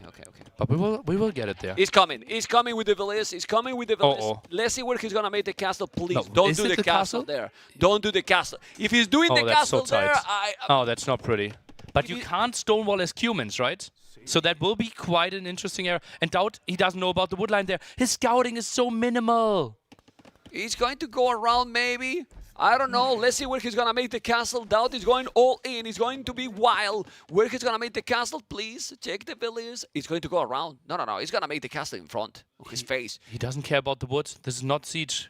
Sends that one home as well. More on gold. Still needs to buy himself 200 more gold. He's doing that. Oh, that's interesting. And that will be in between the 2 town centers. Yeah. So he can decide where he wants to raid. Few conks and do the damage. Oh man, he's coming, guys. Dowd is coming with a crazy strategy. He's coming with a crazy strategy. We're gonna keep his POV to see the process from Dowd. Look how he's clicking 200% speed, but he doesn't need to be faster. Okay? And waits for the stone. We're waiting for... He has the stone and... Castle. And there you go. This is the castle Let's from go. Dowd. Let's go. And the castle is just happening.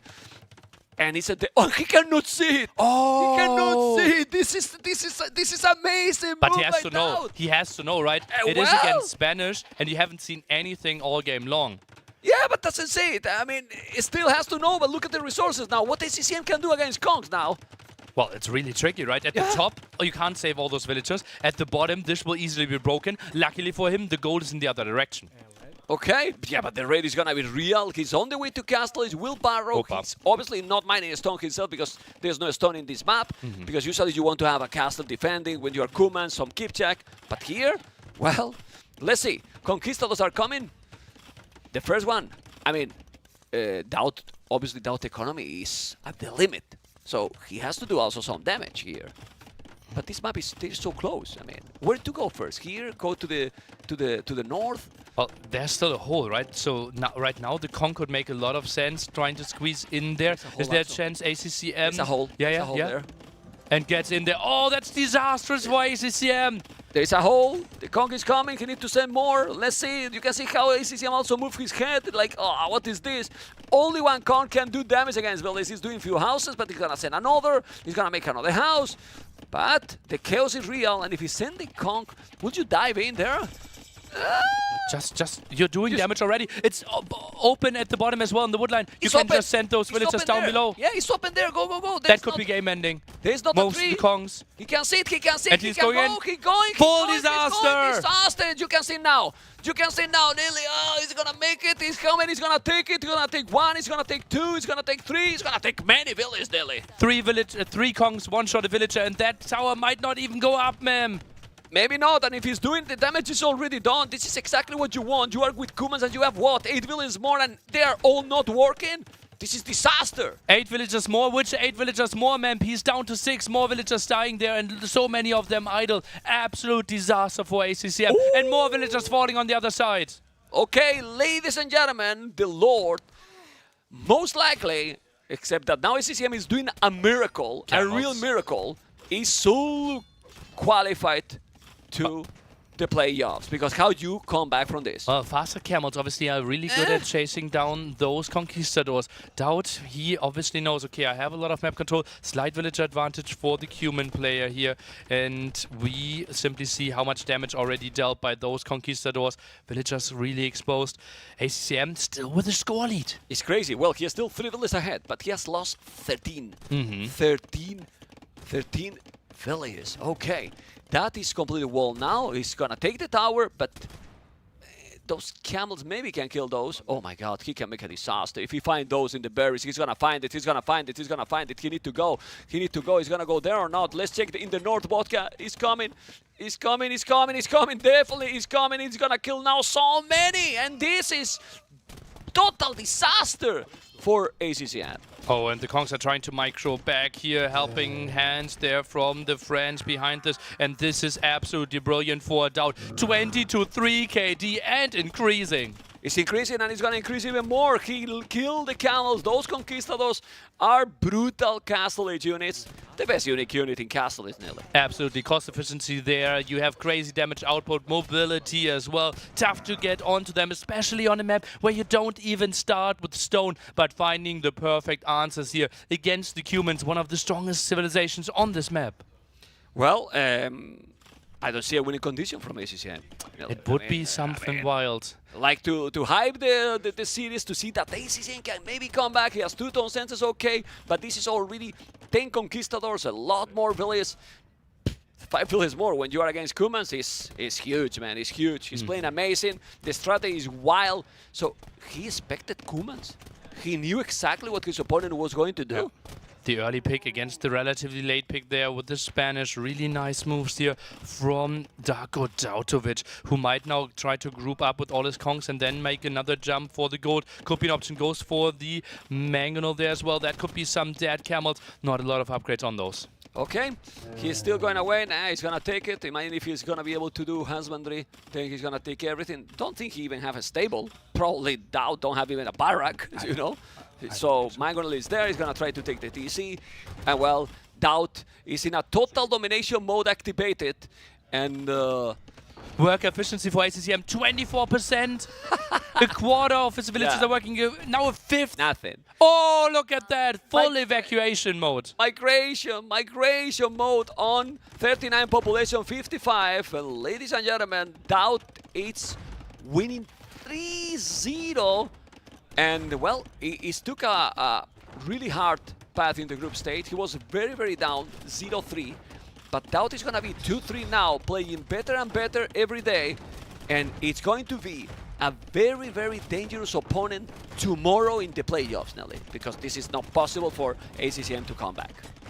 Doesn't really look like it here, and we will see the two Mangles shooting away here, 12 Conquistadors on the field. ACCM, obviously, we know, has a crazy fighting spirit, wants to make something happen, and Doubt, what a resilience there. As you mentioned, had a crazy start, running into Doubt, running into Leary, then running into Hera, and losing his third set as well, back against the wall. I think losing against Andy early on as well as the third set, and then had to go for 2 wins in a row. Yeah, well, let's see what is going to happen. 3 Mangonels. Now he's going to make it, but no, he's controlling okay. But if he's taking that tower, he will destroy everything. And this is what he wants. With the Kongs, he's going to go for those. He's coming with what? With more villas, he's going to mine maybe the gold. He's going to repair that. And this is GG called out. Not with any pressure anymore. Both smile because both are going to play tomorrow. Indeed, making it into the playoff phase, and that is confirming. Doubt extremely released, is shaking his head, and Leary is out. Incredible. 2-time finalist, 1 game away from winning NAC. Oh, that was the kill villager there at the side, and Doubt super happy with that one. Jordan also hugging him quite a bit, quite some relief, and well, Leary therefore out of NAC, and obviously the pressure was really high for Doubt. Wanted to be here to qualify and is enjoying the time. And Memp, I will send you over to do an interview with Doubt here. Oh, what a crazy, crazy set there. So much pressure, and I feel a bit bad for Leary, I have to say. And that's actually quite a funny story there with Hart. If we quickly try to recap the full story of AM full in NAC. Qualifiers, Nikov out, MBL, the king happened. Hera jumping ship. Hart's last move, eliminating Leary quickly before he's eliminated as well. Let's send it over to Doubt and Memp. They will have some short thoughts for you. I would just assume Doubt might be happy. Well, guys, here we are with the Lord. We saw it. Okay. I'm too old for this. What you were talking when you win the first game, we saw your reaction. Well, first, congratulations, Mr. Doubt. Thank you. What were you talking with ACCM? I was like, resign ACCM, you Lord. What you doing? Guy. I had obviously a huge lead, and he knew I had a huge lead, and I started overreacting a little bit. 10 ranges to make skirms like. Were you having a lot of pressure today? When I get the with lead, yourself. When I get the last game, no, well, went clean, but first 2 games I get the lead, and then yeah, I kind of felt it. I don't know. Usually I don't, but I don't know. I want to be in playoff. It's the last NAC. I want to win. Like obviously the pressure is on. Yeah. How many ton centers you did in the first game? 6, 7? 8. 8. Okay. It's okay. It's cheap villages, right? When you notice that he's raiding you a lot, I don't know if we're going to see the games. I don't really even care, but there you go. Let's see. Because this map is much better now. That have been some small changes, more aggressive, more fun to play. It was always aggressive. The change was the gold spots cannot be behind the base, and they're always now kind of front. And I got lucky, I got the behind. That's maybe like 1 in 100 games, and I got it. Okay. Well, and here you also got this aggression that started to give you the advantage to get the control in the game. Yeah, that's the idea of Hindustanis, right? It's cracked terrain. Hindustani scouts get extra damage against the buildings, and it's hard to keep in, right? I made only like 2 archers and fletching, and that's just to snipe the villager behind, and he couldn't hold the walls. That was my village account. Yeah. I'm a bit we don't see anything, right? It's the same. Okay, it was It's same. the I It's was the thinking same I at had a some point. huge lead here. You got a huge lead for a moment, but not here. A little bit advantage. But then there was a lot of rating. When you realize those ratings, were you worried that you could throw the game? Yeah, that's the weird thing. Like when I started showing the game, I was more focused. Then let's go. Like when you're winning, everything is going smooth, and I was thinking I had bigger lead than I actually had. I was like, okay, let's just overreact to everything so I don't throw the lead. But that's the way to throw it as well. And when you get that lead, get you like excited, like, okay, let's go more aggressive. Like, let's go. Those doubt castle that people is thinking come in those moments. But I couldn't find a single stone. That was the problem, right? The only stone was constantly raided. But you feel that excitement, right? Like, let's finish the game. Not depends. Right? Here I didn't feel it. Here I was like, if I hit a weaker sieve, I would play like that. But here I was like, Hindustanis, as game goes on, I will be in better spot. In this moment, there's so many badabooms. I could hear you. Like the walls were shaking. Like, okay. I will not talk anymore. You lost the voice. Okay. Anyway, in these moments, were you worried? Not yet. I was like, okay, I can afford. Like, with this tier matchup, I could afford even being behind. So, okay, I still had a corner lead. Just regroup. Don't be an idiot. Regroup. Take village. Like, as long as you don't drop below 120 villages, you're fine. Okay. And that was my main focus. Remember? TCs. Okay. Remember. Now you are trading here. Look at this mango. I know. And here I even said the villagers Here I to spare. scream. Oh my God. I was not happy there. Okay. When we see the replay, tell me and tell to the viewers in the moment that you start to feel like, hey, CCM, resign, man, resign. What moment do you exactly was going to happen? Not yet, right? No. Oh, here you are 30 villages ahead. Look. 30 villages ahead at this moment. Maybe at this moment, right? At I this killed moment, the TC, I killed the castle. He was like, villagers running away, but he's still raiding me. Yeah, look at the TCs. You have like 5, 6 in the same round and another 2. But at that point, the game was already over. Well, Mars Madness. What was the key in this game? Because kind of you control from early game. I think he missed micro against many times. They gave me a lot more value than they should, right? I snap here, they're like here a few archers. I out micro, right? That's not a normal thing. Yeah. The scout was also the gift for me. Like those small engagements give me the lead, and then I mark it. I'm going to mark it. Yeah, well, you did it. I was asking Nili, is there a game that the Lord advanced to Castle Age with 200 stone? I mean, how? How? Okay. Well, and here, would you prefer Malians over Persians? I think Persians are better, honestly, but it's a small difference, maybe like 1-2%. Yeah. It's more or less equal. It's more about the timing during the game, right? If you get the lead, and then you can push from there, right? Yeah, it's how you position yourself, because civilizations are equal. My many times were small mid shield, but I think he just missed micro. It's not a winning strategy by all means. Yeah, and then when you start to drop those castles forward, you are having the sensation that the game it was for you, right? Yeah, then it was like, okay, I stabilized. I had outposts everywhere. I knew everything was going on. I saw his army was way smaller. And when I start, like, doing that, I sent a nice trade. That was like, even if it fails, I will get something out. On the top TC, I sent like 4 knights and killed a lot of villagers. So at that point, I was like, yeah, at this point, let's go next game. Yeah. Okay, let's see if there is more important moment, because I think from here, this is an important moment, right? I like this moment. He made the castle, but you killed it a lot. Like, check out the village number there. I need the glasses, man, you know? I'm just guessing. But yeah, I'm happy to see that it's not only me, man. Others can make those castles too. Then again, it did go up. Okay. The game was completely over here. Now we're going to jump into game number 3, because after this, I mean, you can see there's no more. Like, he resigned out a couple of minutes after. Like, I think in early Imperial Age, before Henkenir Mass, Malians are way better, right?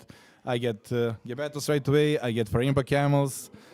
I don't think he can get unit composition in time. Okay, let's start to think in the process, because there is going to be, if I'm not mistaken, a couple of castles more. But did you know that he was going to beat the Cumans?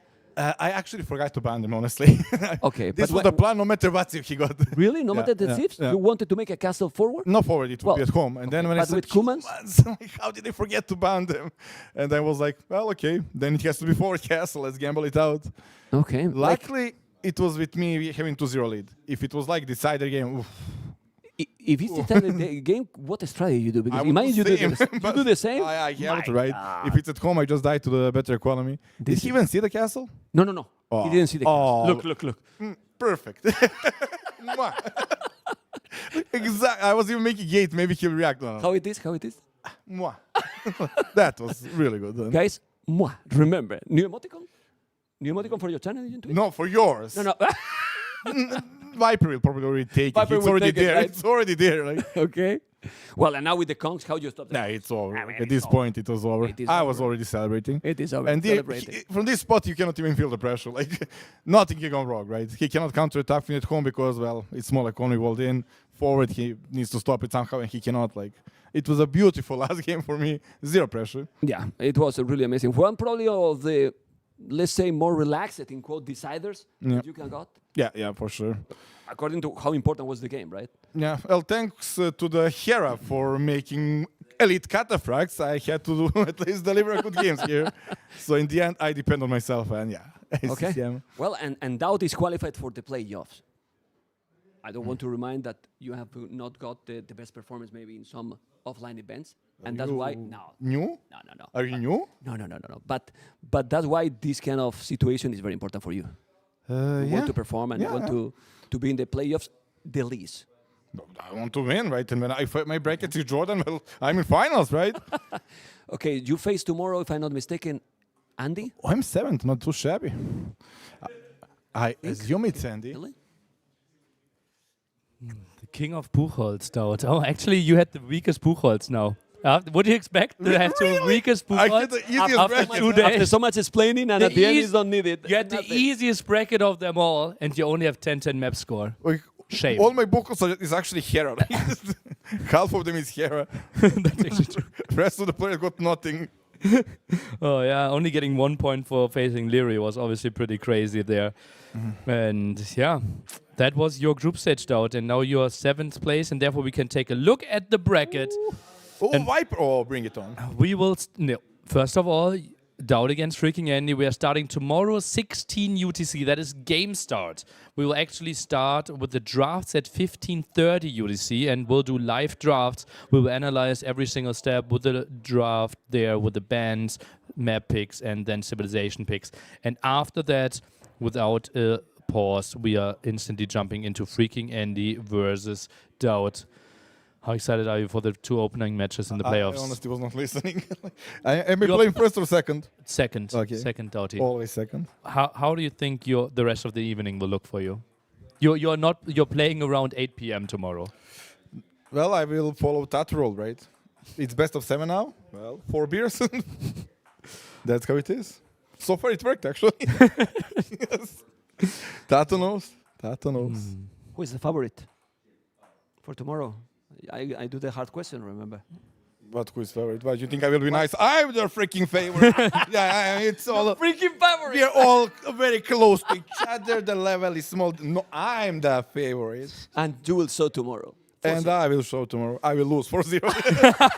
But I will show up. I'll be there. I will be there. I will be there. Total domination. Total brutal. Okay. What do you predict for ACCM versus Mr. Yo? I don't care that other side. I will think that's on Sunday until I get to that side of the bracket. Right? Okay. Oh my God. You're going real.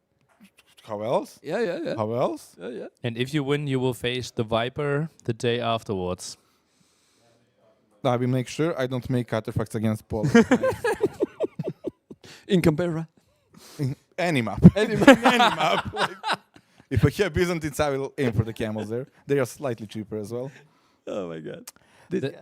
Then that is it from us for the group stage of NAC 5. As you all know, we are putting 100% of all donations into the prize pool. If you want to see some behind the scenes, for example, the great Doubt table tennis moves, all the Doubt jokes, all the Doubt stories, Doubt explaining Buchholz, Doubt playing against ACCM, for example, all on YouTube and more.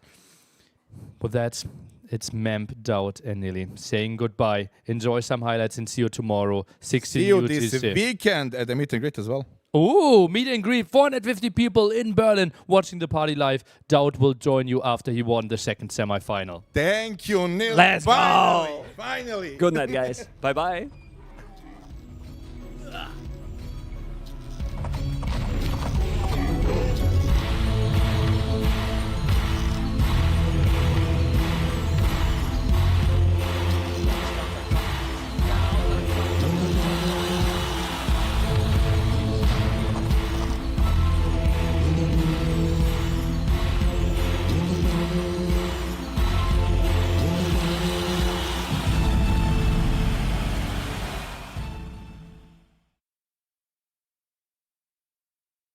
right now, do you think it's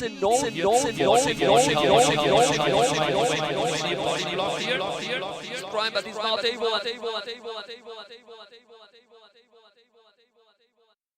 Out well. Look at that, the light cafe in the gold. Yeah, he's taking one volley. He's gonna take Villager lead now, and now he goes into long shots. We already have an archery range, so I really question this choice. I think maybe something into the Remba direction might have been a thing. This is brilliant for Hart. He's buying himself so much time, and the army is relatively far away. Now takes the engagement. Should be better upgrades for Hart. Yeah, also he got the arches, as you mentioned. He has just bloodlines for Leary. Let's see, because now he can clean it. But Leary did the damage he wanted. He's on the way to Castle Age. But now he needs to hold a little bit, because Candice, getting in, he's gonna take more. He doesn't have army to hold this. I don't know if he's gonna make the siege war shop. He has not a lot of wood and not a lot of resources. He has nothing to counter this. He's not moving those. He's doing a house. I don't know why, because the crops is gonna still clean everything.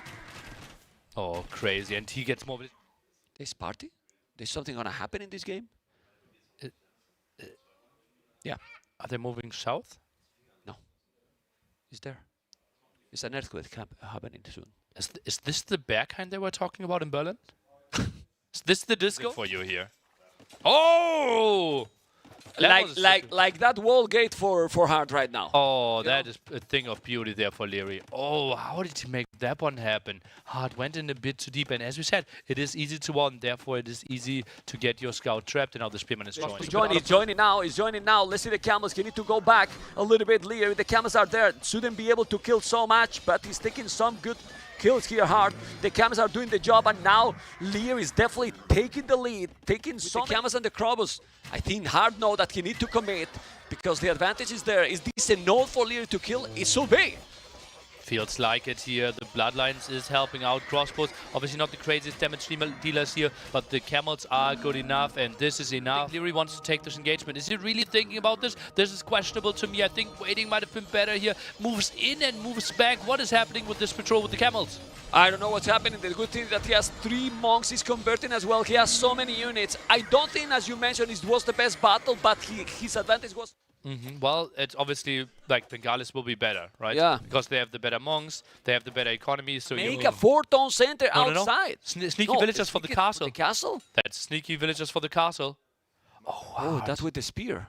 Well, it's a Spanish village. I mean, if you reach there, you make the castle. You wall a little bit yourself, and then you're gonna really make the castle. And he's also sending a spear. Right, and then we are running out of monks. This will be tricky. 14 against 6 military, and might go down even further. More light cav here trying to jump for those monks, getting the kills.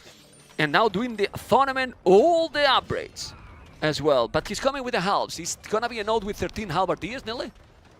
Oh, it doesn't look like it, especially if we're now attacking into leads. Imagine if he did supremacy and you send the villages. No joking, no joking. In this position, those villages will kill the trebuchets, and now he has to go back. He's not converting the halves. So many halberdiers down army. With the Hussars tries to take the engagement. 180 population against 150. Still the 5 relics ticking away. I will go over there once we have 20 years left. Let's see those Hussars. You need to go now, Nelly. Better safe than sorry. Hussars and halberdiers. Doesn't matter. 3-1 for Hart, and maybe both are out of the... He had another hybrid map sieve, and he felt super satisfied, and he's going to snipe a villager. Look at that, Andy going forward aggressively with face. This is not what he wanted to start this one off. Yeah, without a doubt. 2 militia traveling alone get pounced on immediately.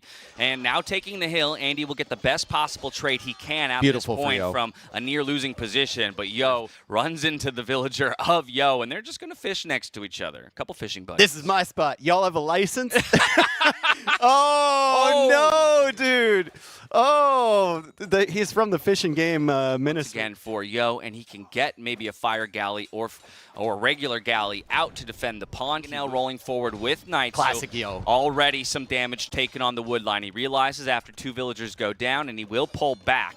But now you have to, it's that calculus, right, of sending maybe just enough back. The 2 packs of Knights. Mr. Yo has the tech upgrade with Forging in, and so very well might win this one in the end with a small numbers advantage. And remember where Andy's monasteries are. They are all forward. Now, Yo went for that light cap tech, and this is what I was talking about. You're paying attention to the defense, and Mr. Yo will experiment for him, but the monks are coming out. Can he get the conversions that he needs? Right now, the monk is trying to convert, but the monk goes down, and Mr. Yo is finding the villagers, and he's got more knights on the way. The Berber knights are flooding out here. Can he kill enough villagers to deny this castle? A couple more reinforcements arrive. Villagers to boot, and he is looking like he can just easily pressure these castles. Wow, that's how you can tell Andy's under stress.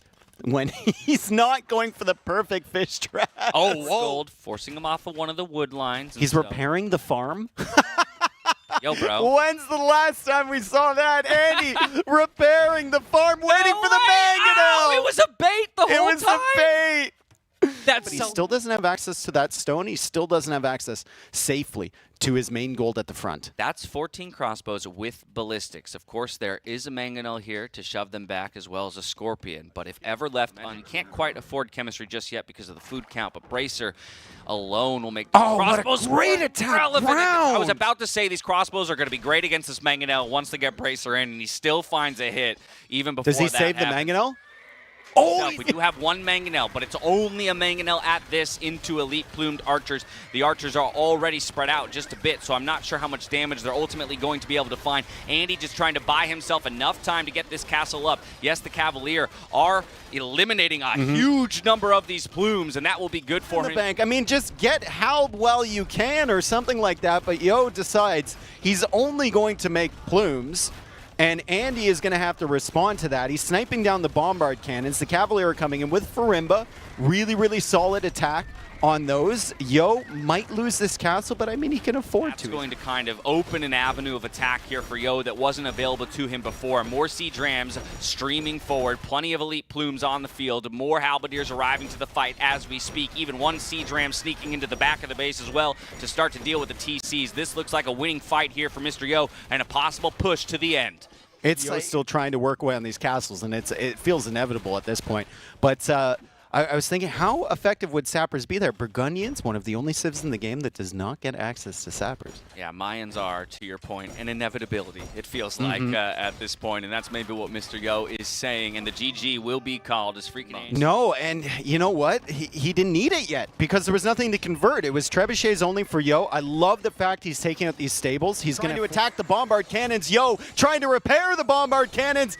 Andy gets one. No, he doesn't get one. They're both still alive. Yo is repairing. The Janissaries are defending. The Cavalier are there. Who on earth comes out on top? A ton of these things as they try and snipe that siege. Villagers going down in that forward castle, but those villagers are just a distraction. It's going to buy enough time for the Janissaries to kill absolutely everything else. The castle goes down. There's no hole. Even if this wall completes right around the other side, okay, yes, there is a spear there that waits with open arms, but he go ahead and targets the low health palisade, and this is another villager going down. 3 vills to be found early in the game here for freaking Andy. Yeah, come the villagers. Here come the villagers. Castle follow-up. That'll take Andy off of the stone. It'll take him off of the gold. Andy doesn't have enough stone for a counter castle. And then Andy will only have one town center on this outer area.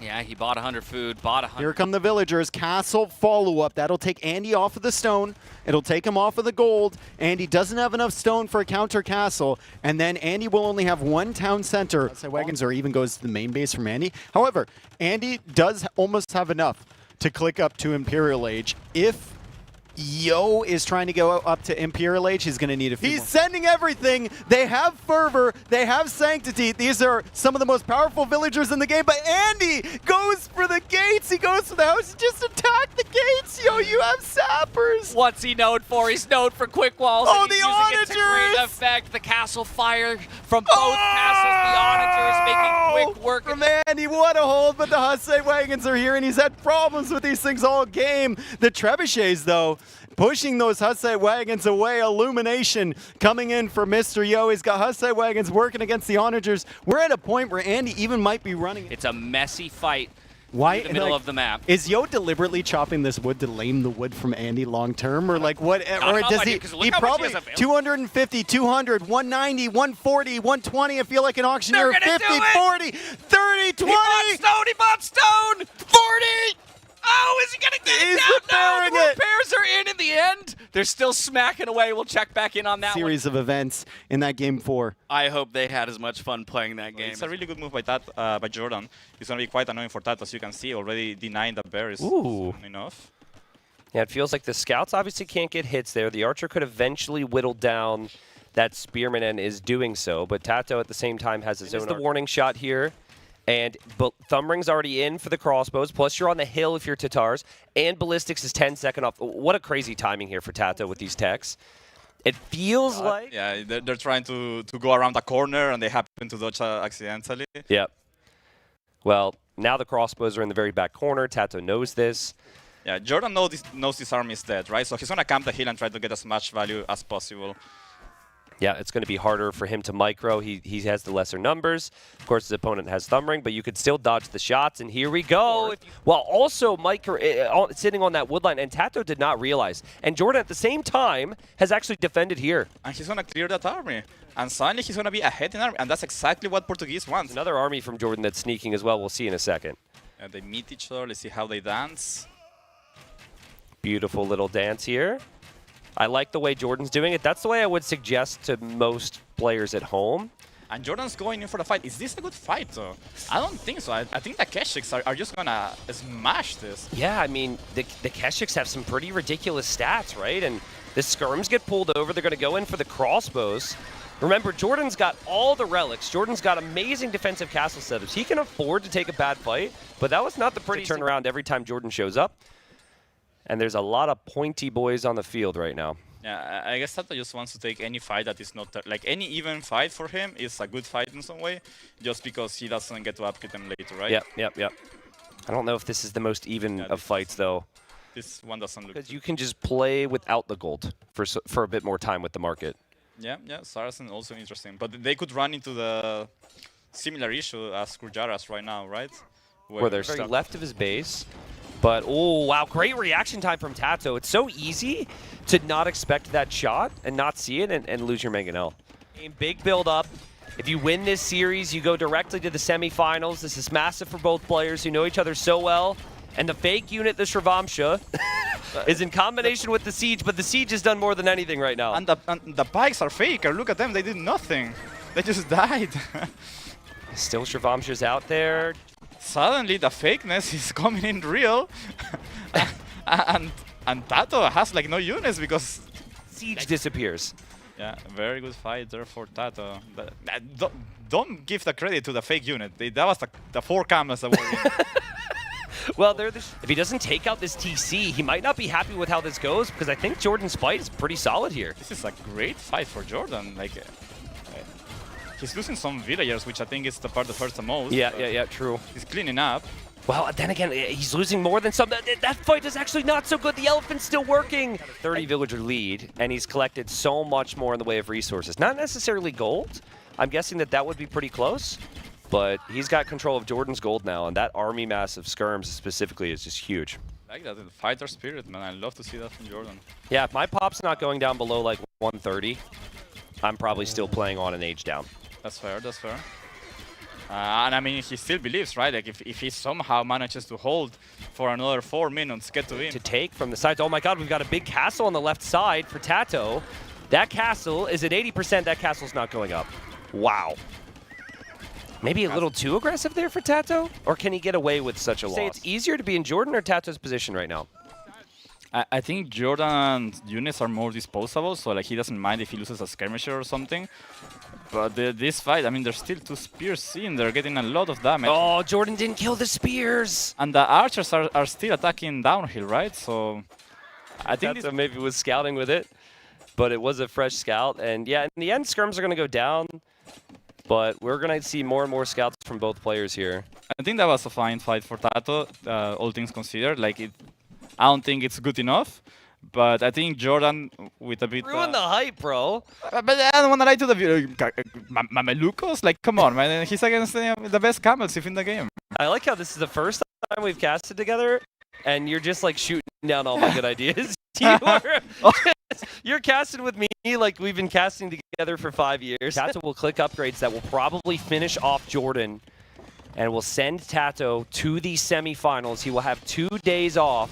Gets to watch it after this. And the GG's called. Jordan says GG. Got so much army compared to Viper because of this uptime, but Viper's trying to save every little weak unit because they will slowly regen over time. Yeah, but Hera's going in for the kill. Hera's going in for the kill on the weak units. Viper pulls him away. Hera loses the knight, but he's going to get another one. No! Viper pulling it away! What? Maximum nerd. He's got the counter to these knights. Viper can't be anywhere near these camels. Yeah, unless he pulls all the units away at 1 HP. Yeah, true. But he's, I don't, what's he there? He's putting it within range monks. of his gold. Monks could be a problem. Monks Viper needs a gate. And maybe Viper needs a gate. Beautiful find from Hera. It's like he knew it was there the whole time. Oh man, I mean, there's so many Monospa, but like we said, these are counter units, these camels. And it looks like with the combination of the Arbalest, this is going to be more than good enough for Hera. A beautiful clear up. He's got that Chinese eco, and he's got so much production, even compared to the fast producing monks here. That is a sneaky monk. Just throw that it will as far die. as you can, Monk. Just throw it. He's throw it. Trying to outrun the Throw it! He'll throw it like neck to Oh the no, left. he wants to convert it. Oh! Delete, Viper, delete! No, get it as far as possible. You threw it the wrong. The Mangonels are coming out, but Viper got redemption quite early. He's trying to convert that Siege Workshop. Now he's dodging the shots. Hera trying to go for an attack ground, but Viper will manage to convert those. In addition to the Elephant, might be a potent combo. Spearman getting some value at home.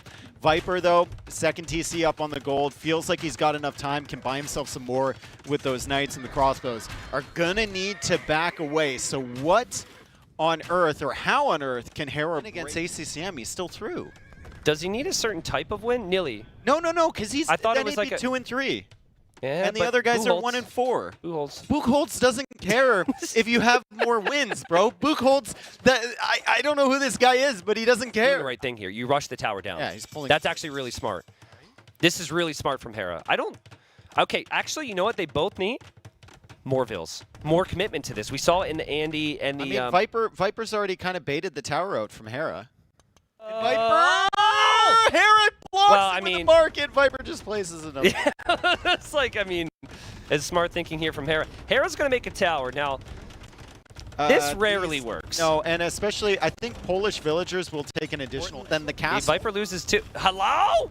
Hello? And Hera goes for a gate. Another gate. No way, dude. No way. No way. No way. The deer was not in, Viper's bro. blocking the gate, though. He blocked the gate by dropping a gate, and the castle goes up. But, I mean, holy crap, man. Why was that so close? I don't know, but oof.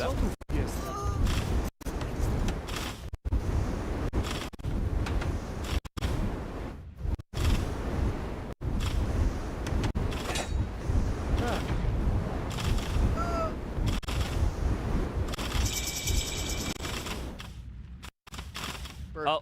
Good, quick. Oh, jeez. Hera doesn't see it. Is in. Hera doesn't notice it and it's yet. happening again. Oh my goodness, Hera's cataphracts are getting converted. Viper's like, thanks. I love this unit. I didn't think I could get one today.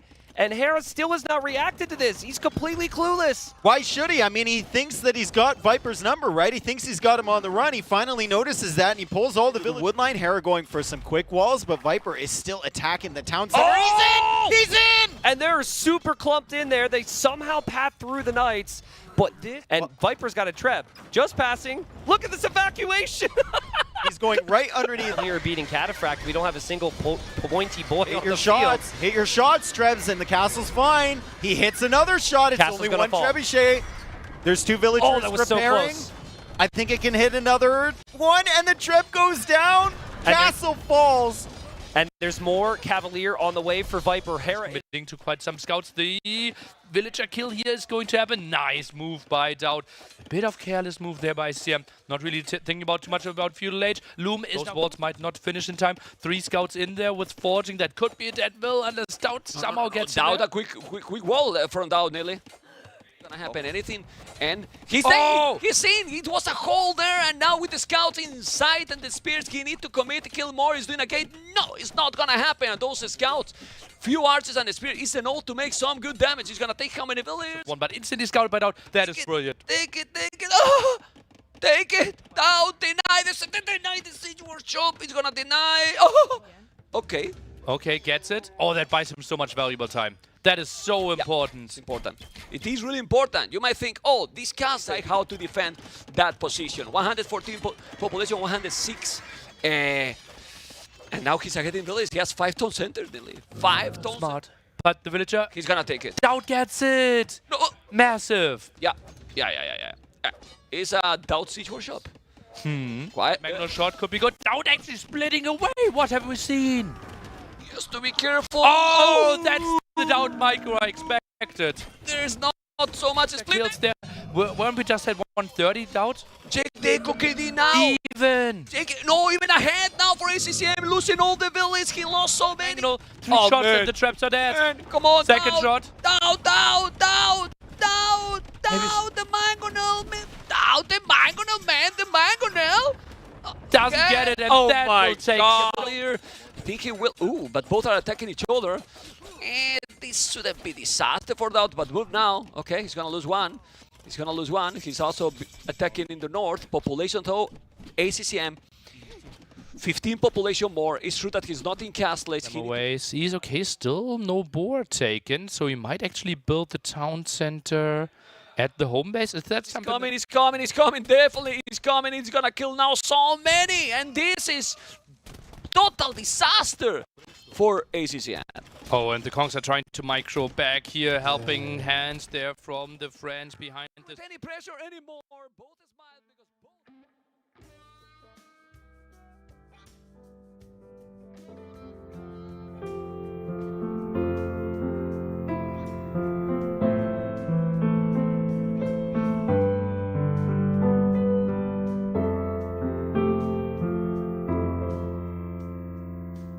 I know you since the age of kings, back when it all began. We traveled through Arabia all the way to Yucatan. We saw castles so bold and brave, we doubted our eyes. We tried to visit towns and towers, but they weren't very nice. And though I wanted to hit again, my crossbow man died through regicide. My army is sin, this is the end of your king. Fight, we're not alone, no diplomacy win. Let your TC bell ring to the sound of my hand. I've met Aztecs and Byzantines, cause Britons and Burmese was terrified of Franks and Gauls, Mongols and Japanese. But Trash FC offensive market saved the